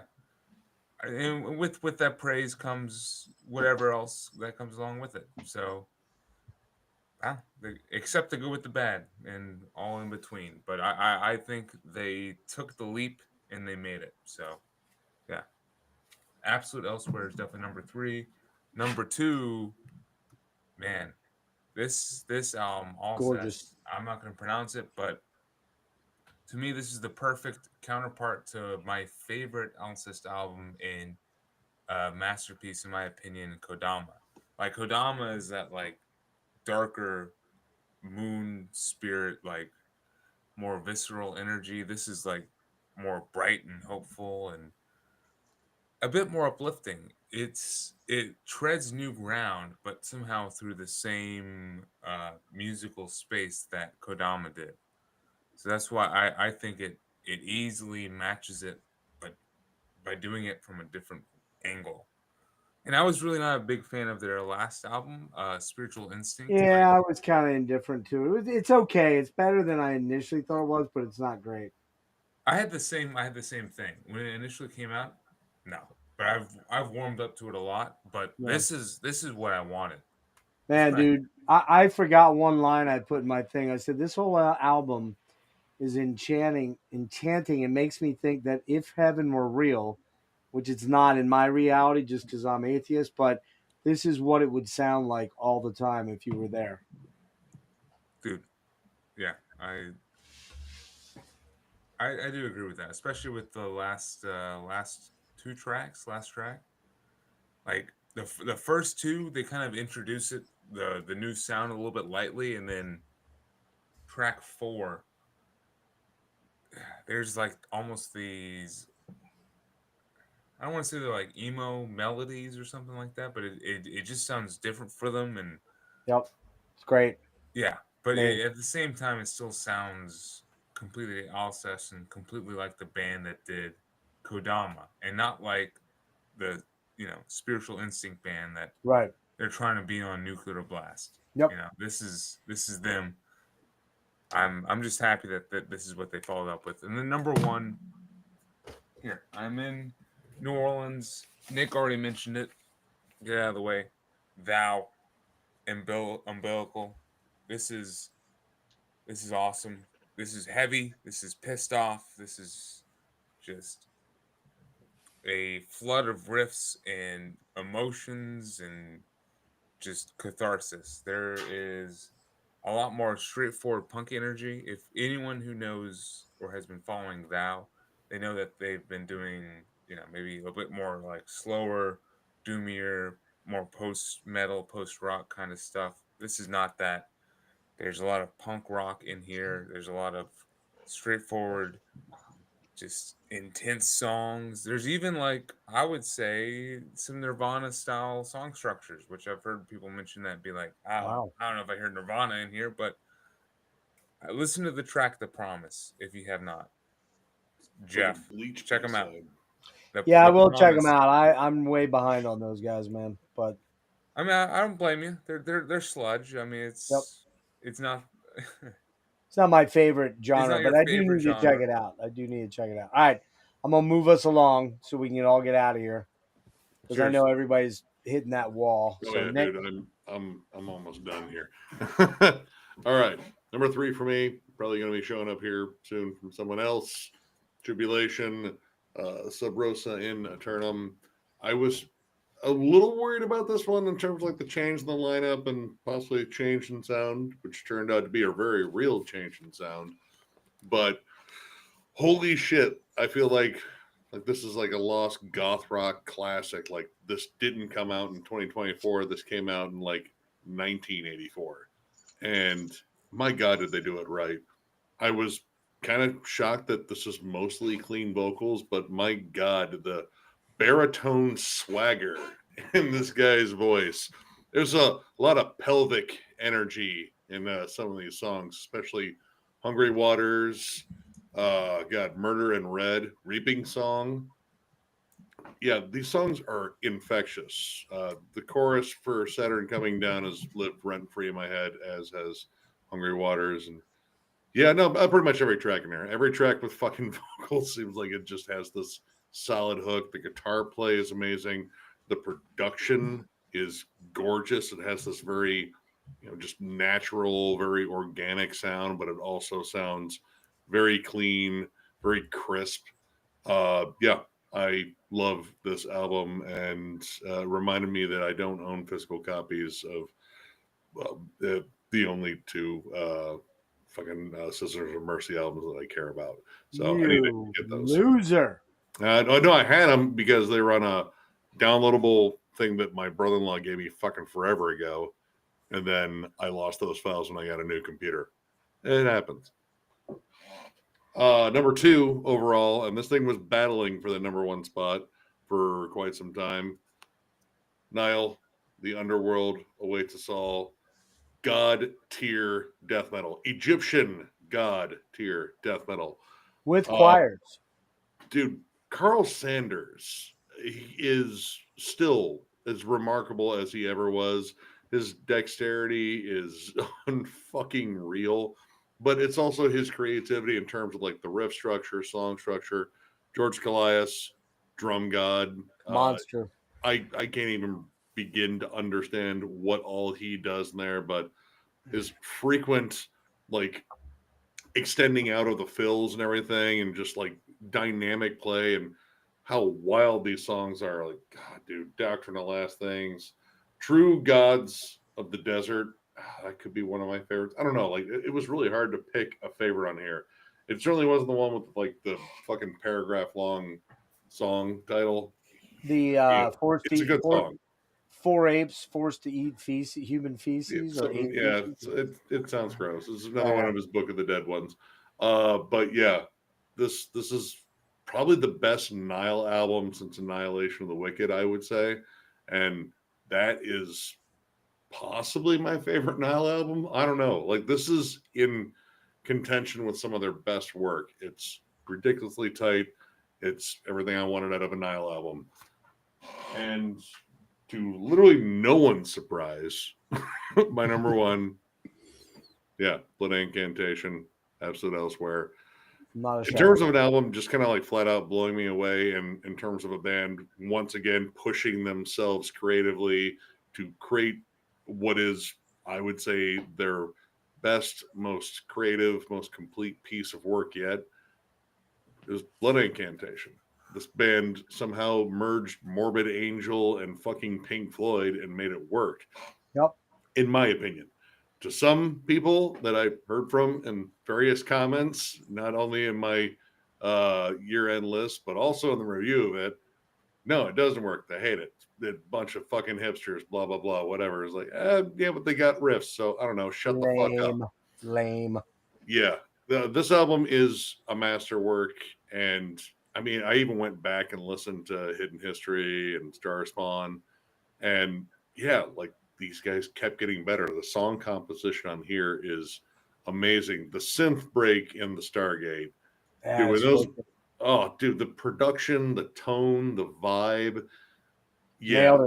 Nailed it. Yeah, like everything they were going for, they got. And that's the dude from Halas. Yep. So and that band's amazing too. Live player too for them. So all right, we're down to the last 9 here. Let's roll, guys. So Tyler. You're muted. You're muted, dude.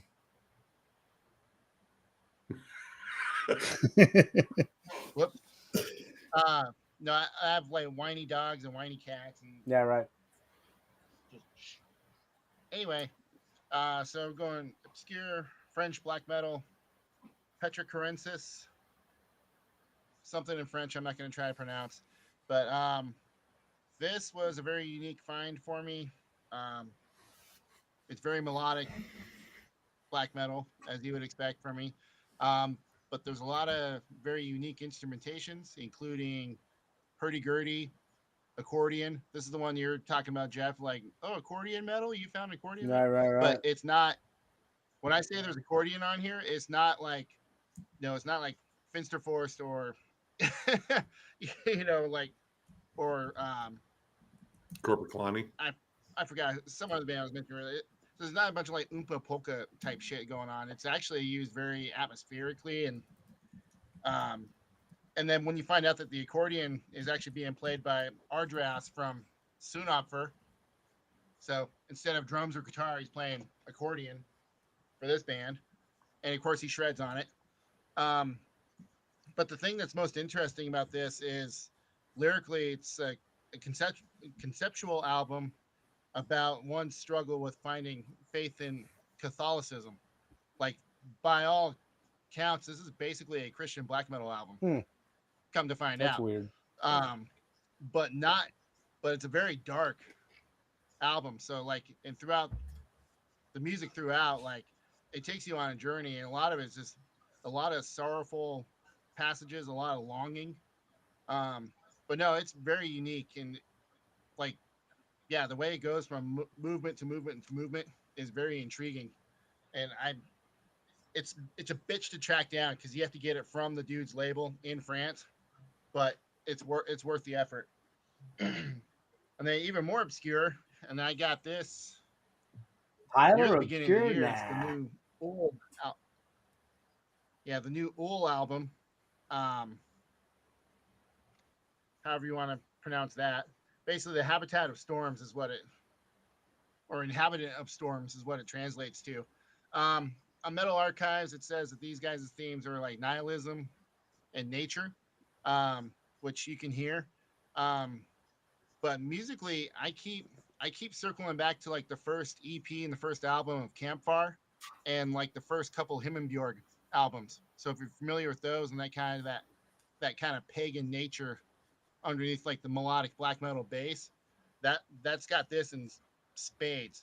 And I've been telling everyone about it, and it's just it's unique. It was my number one album for most of the year until Aldridge. Like, I'm a fucking homer for this band and all of his projects, and when this full album dropped, I knew where it was going to be sitting at the end of the year. Where's he from again? Yeah, Where's the dude from? Kellen already touched on it. Where's that guy from? He's originally from the UK, but he lives in Oh, France now. So technically, 3 French black metal albums took the top, but no, the like I said, Kellen and Jimmy already touched on it. You know, the previous album was definitely more structured. The aggressive moments, you know, there's more build to these explosive moments. Now, this shit, as I was saying on Jimmy's stream, this is like SWAT just came to your house and just kicked in your door and started shooting. Like, there's no chill on this album at all, and it's just so riff dense. I mean, we're talking like 12-bar passages that he's calling like a singular riff, and it's like 10-minute songs shouldn't be that fast, that aggressive, and that engaging the whole time, in my opinion. And even the obligatory folk song in the middle of it still has that forward propulsion, that forward energy. You know, it just keeps things moving along. But yeah, this is, every time I listen to this, I hit play again like 2-3 times before I move on to something else. I gotta dig into that. Absolutely mind-blowing album. And like I said, as Kellen put it, it's the best everything that he's done for this project. Production, music, everything. So Right. if you haven't gotten around to this one yet, No, do it. I did cue it up and sampled it, and I liked what I heard. So, all right, Roger, take us home. Yeah. Almost. First, Hang two in there, words Sean.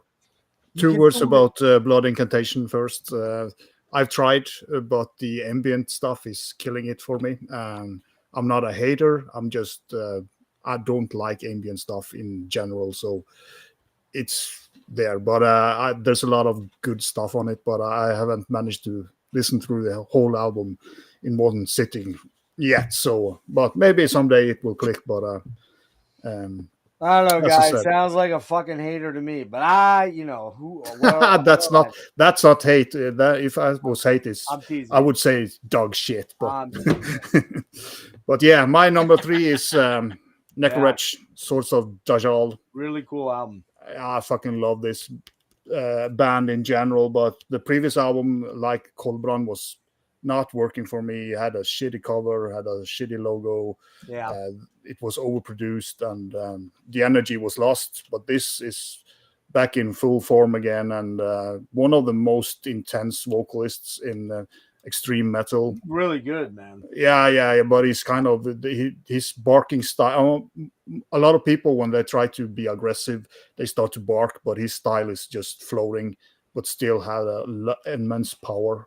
He also kind of, recruited some great musicians from the former Cadaveric Fumes. Ah, yes. So, I didn't realize that. I didn't realize that was the no, guy. so now he's got a really good band put together. So And I don't know why the Cadaveric Fumes stopped playing, but I don't know either. But that should've. their final album is fucking. killer. yeah, that's so damn good. So he's well set with this new crew. So should be good things coming from. Do you know that one, Kellen? Cadaveric Fumes. Yeah, we covered that for Album Club. Oh, you did? What's Yeah. it? Echoing Chamber of Soul or Echoing something or whatever? Yeah, I think Melanie brought it for one Oh week. shit! How about that, man? That fucking album rips, man. Oh, all right, go ahead. Rogan. Yeah, number 2 this year, Norwegian death metal Aberration with the Demonolatry. Pete had it on 22nd spot, but this is totally demo Morbid Angel worship, done fantastically well. If you missed that period of Morbid Angel, you should go and listen to this. The cover is awesome as well. Yeah, it's killer. And just one of the new Norwegian bands that are killing it. And they have an EP or a demo previous to this, but this is their first full length, and it's just crushingly fantastic. It's something that I've been returning to a lot this year. It's kind of the bands that managed to have that old school feel to it, not just playing old school riff, but have the feeling about it. And that's kind of a lot of bands don't manage to get that into the music. But yeah, you can see the dudes there. So with a mustache. And my number 1 pick is something that I don't see anybody talk about, but it's a self-released. It's on a CDR, but I don't care. It's extorted from New Zealand, Cognitive Dissonance. If you like later Death and later Pestilence musically, but sprinkle it with a good dose of thrash, and also vocally, it's more towards later Chuck Schuldringer, with a hint of Mark Greve from Morgoth on like Odium, for example. You should go and check it out. Technical, perfect, executed death thrash. The riffs are so fantastic, and it's not over technical or anything. It's just like perfectly balanced, very good production. And hope these guys get signed and get this stuff on vinyl, because it should have been released on vinyl. It's an Ed Repka cover, by the way. Oh wow, I like that. So it's the same on the CD. But this band just floored me. Cost an arm and a leg to get it from New Zealand, but I had to have it on physical formats. So, but as I said, I hope they get signed and get the shit on vinyl, because it deserves to be. What's the name again? Extorted. Extorted. All right. I don't know if this. There you Yep. go. There it is. Yep, Extorted. Cool. All right. All right. Well, we're down to the final 3, guys.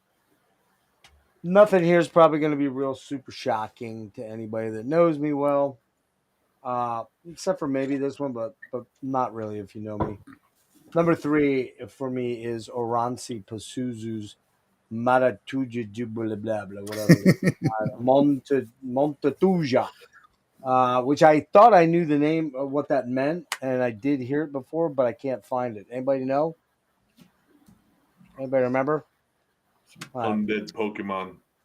Yeah, I don't know. I don't know, man. But this is a band that, quite frankly, is probably one of the most dynamically unpredictable bands that you would ever.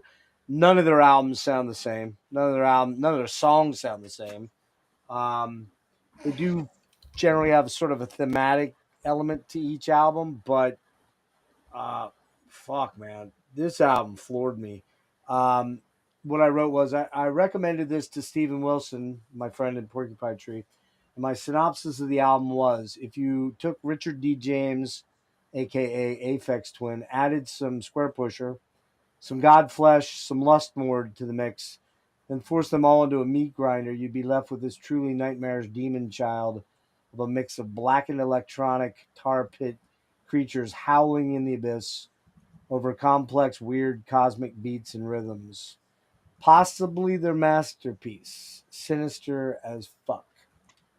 I love every track on here, but one track in particular, which I won't know how to pronounce, but how Tautuli is just one of the most intensely, hauntingly nightmarish songs ever. Every song on this thing is a fucking masterpiece to me. I just think this album is. This was what I really wanted to go with number one, but I fought the urge because this is not an every time I get in the car listen. As much as I like it, it's not like I'm going to listen to it 30 times in a row in the car. It's just absolutely fucking mind-bending. Am I the only person that mentioned this today?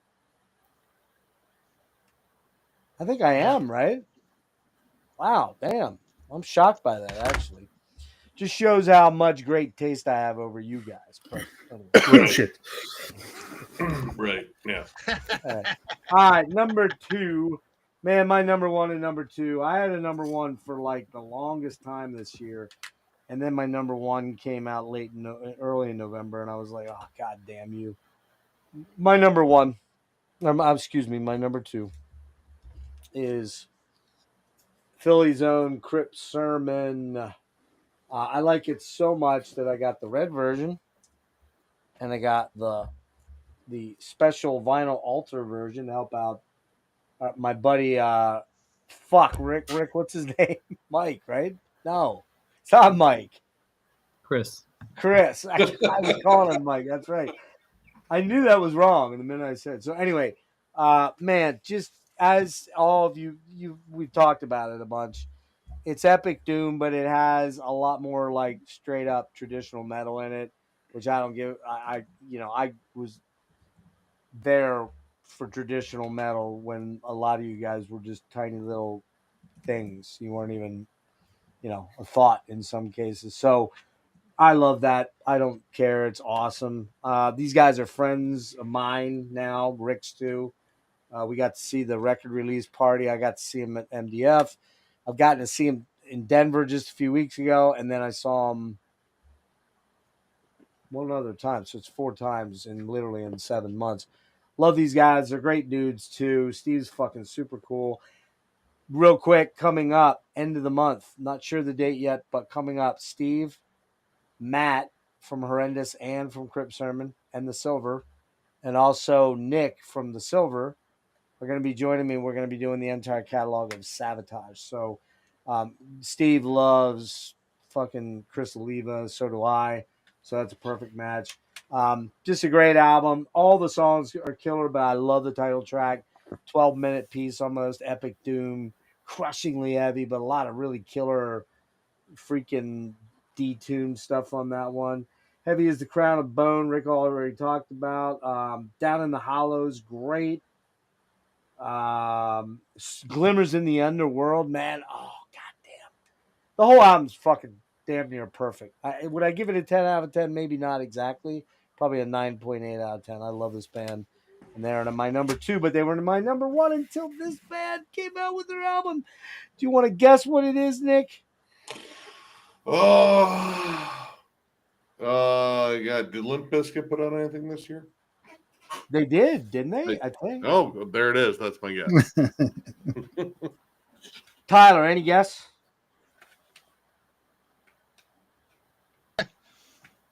Tyler fell asleep. I don't think you've talked about Blood Incantation yet. I did talk about that. You did. They were my 6th, actually. Logan, got a guess? Oh, shit. Ooh. I was gonna say Ooh. bed sore, but you already talked about them, so I did. no guess. All right, Kellen, you got a guess? Some proggy act from 1982 that made a resurgence that I haven't heard It's of. Opeth. It's Rush. Opeth. No, it's not. Rush. I already did Opeth. That was number 4. I can give a hint. It would, Hang on, Rick. You're last for a reason. Roger, any guesses? Tribulation. You fucker, you. All right, yeah, and Rick was gonna guess it too, man. I fucking love this album. Every song is just an earworm. Is it heavy metal? Probably not. Is it metal? I think it is, just enough.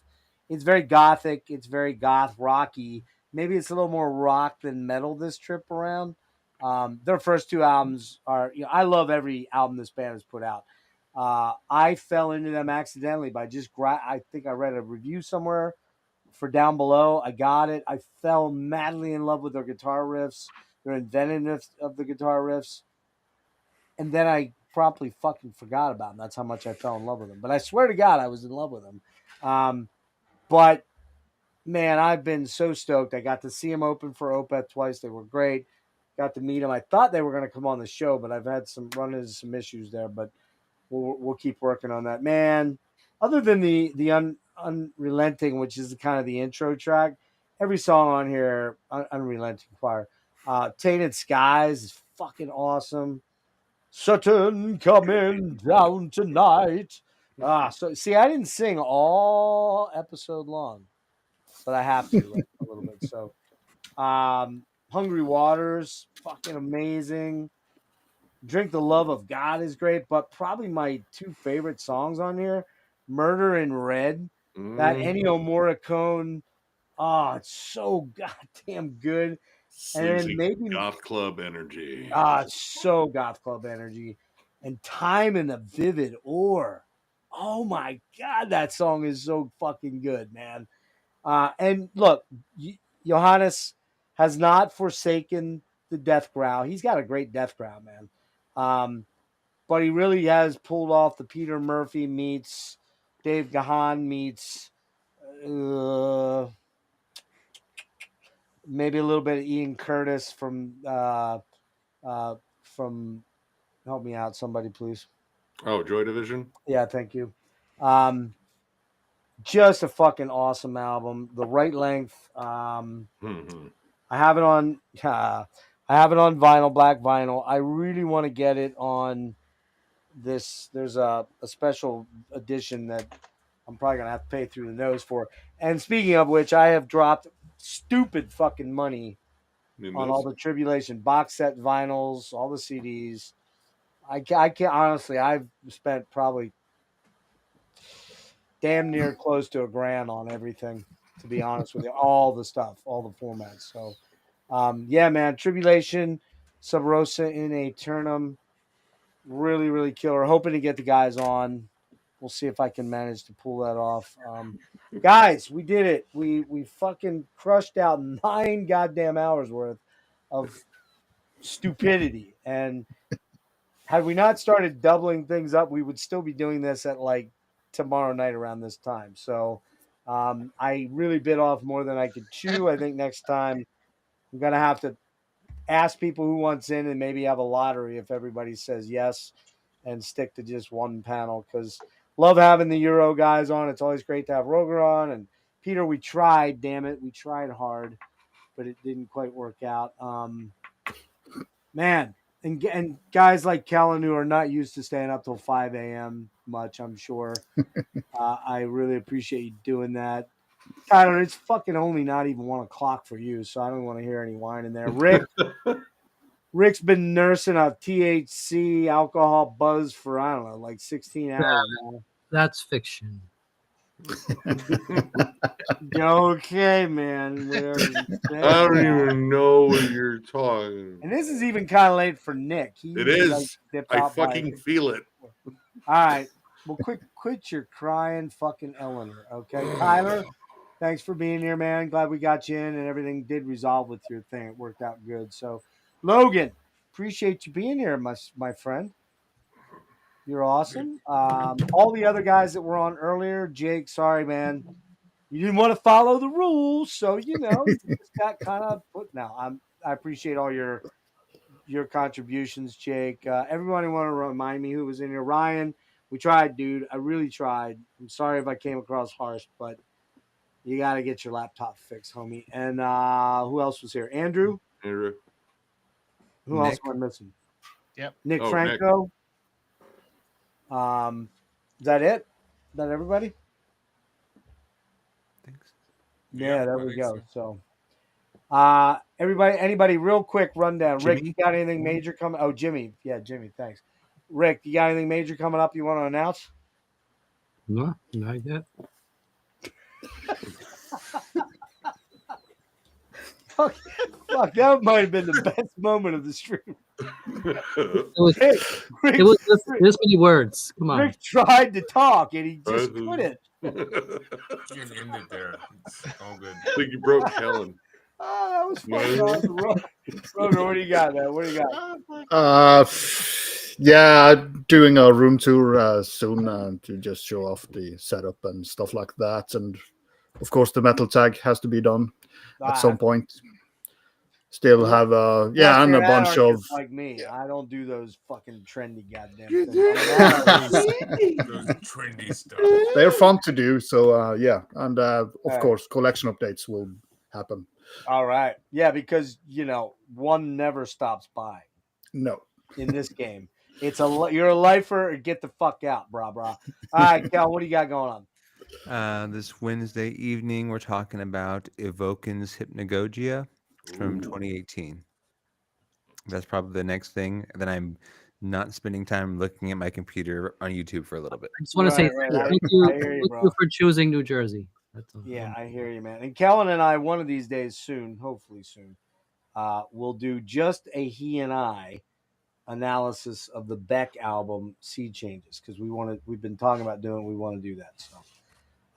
So we'll get that in play. It'll probably run about 6 hours. Just be prepared, Kellen. Get yourself a packed lunch. Bring a pack of Camels, bud. I'd like the smokes, not Camels themselves. Go ahead, Logan. What do you got? Yeah, the Hypnagogia stream, which, by the way, word of the week. That is apparently, it means being between sleep paralysis, between being awake and being asleep. Yeah. If anyone can relate at all. Yeah. Also, I'm gonna do another year-end list on my channel just to, because I have some like online like digital shit that I want to show and metal tag stuff also. But cheers, good to be on here. Yeah, man. Thank you so much for your contributions. Last but not least, Tyler, you got anything going on? You don't do a lot on the actual. Oh, I'm sorry, Nick. You too yet? Nothing. No, I'm gonna be doing some fat bike rides soon, so I'll be filming some of that, and then I am gonna start trying to do more collection updatey type stuff eventually. Instead of just sharing it all on Instagram. try to progress the channel a little bit. Yeah, you gotta put. That's the thing. You gotta, in order to grow, you gotta put some time into it. That's just how it works. And I've put until recently, the last 2 months, I put a lot of time into it, and sometimes I'm like, that's all the. You just got to get that one or two, like Jimmy got that 15,000 Bigfoot sort of viral thing, and it did bump him up a lot. But it's not like he suddenly went to 20,000 or something like that. Nick, I got a suggestion for Tyler. I got a suggestion. Your next video, be cool if you can cover why you didn't go with Vitriol as your album of the year. Piece by piece. I believe Rick trying to be funny there. Nick, what do you got going on? Not that I truly give a fuck, but go ahead. I might take a dump before I go to bed. Later on the channel. On the channel. Are you gonna live stream that? You're taking a dump? I don't think I would get as many viewers as I ever should doing that.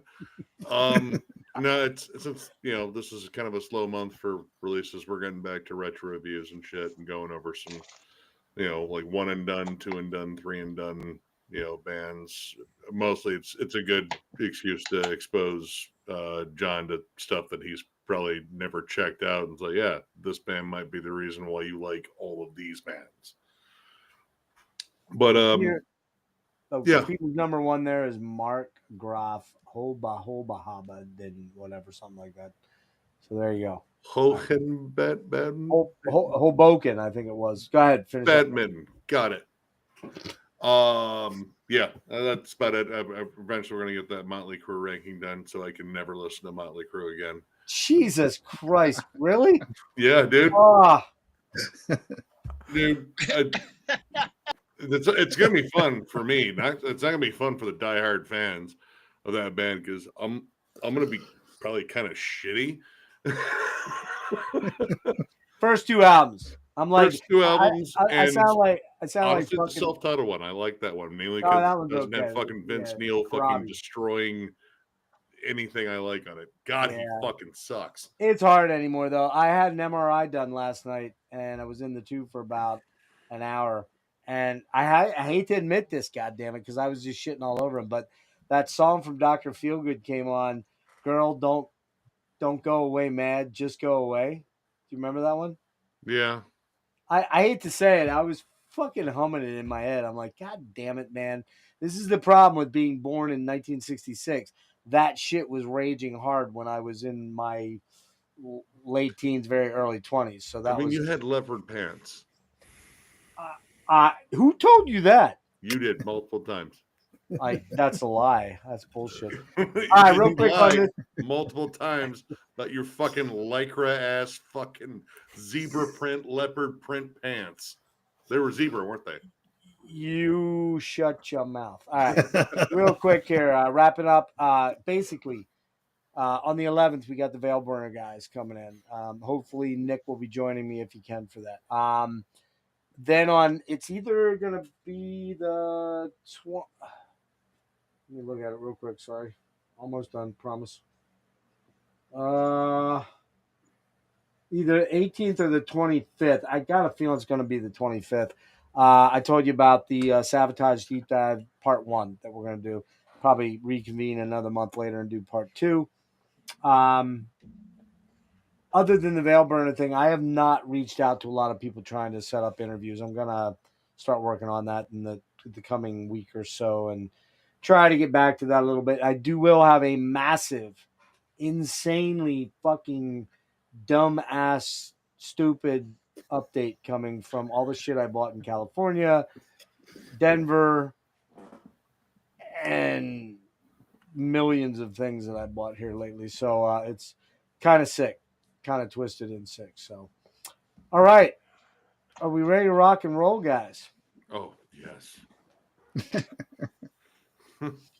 You can always say no, Nick. I don't twist your arm to be here. I wasn't expecting 9 fucking hours. Like seriously, what was the Opeth one? 7.5, 8? I think that was about 8. Yeah, it's a new record for tolerance. But we talked. Like I said, you don't have to say yes next time. Perhaps you'll just fall off my list. I don't know. So, all right. Anyway, guys, thank you so much for being here. Everybody that hung in here, we still have 32 people watching, which is kind of insane. All European people, I would imagine. So yeah, pumping vinyl. That's it, William.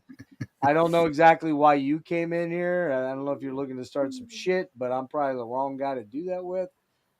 So, because we don't have any trucks, so just don't do it, dude. Don't do it. Don't be a douche. I know that's hard for you from my understanding of your situation, but just don't do it. So anyway, guys, thank you so much. You guys fucking rule, everybody. And we're going to stop right there at the 8:57 mark, if I can find the way to end stream. There it is. No, we're not. We're on past. Goodbye, guys. There's the end stream. See you, Roger. Thank you, man. Thank you, everybody. Peace out. Later, dudes.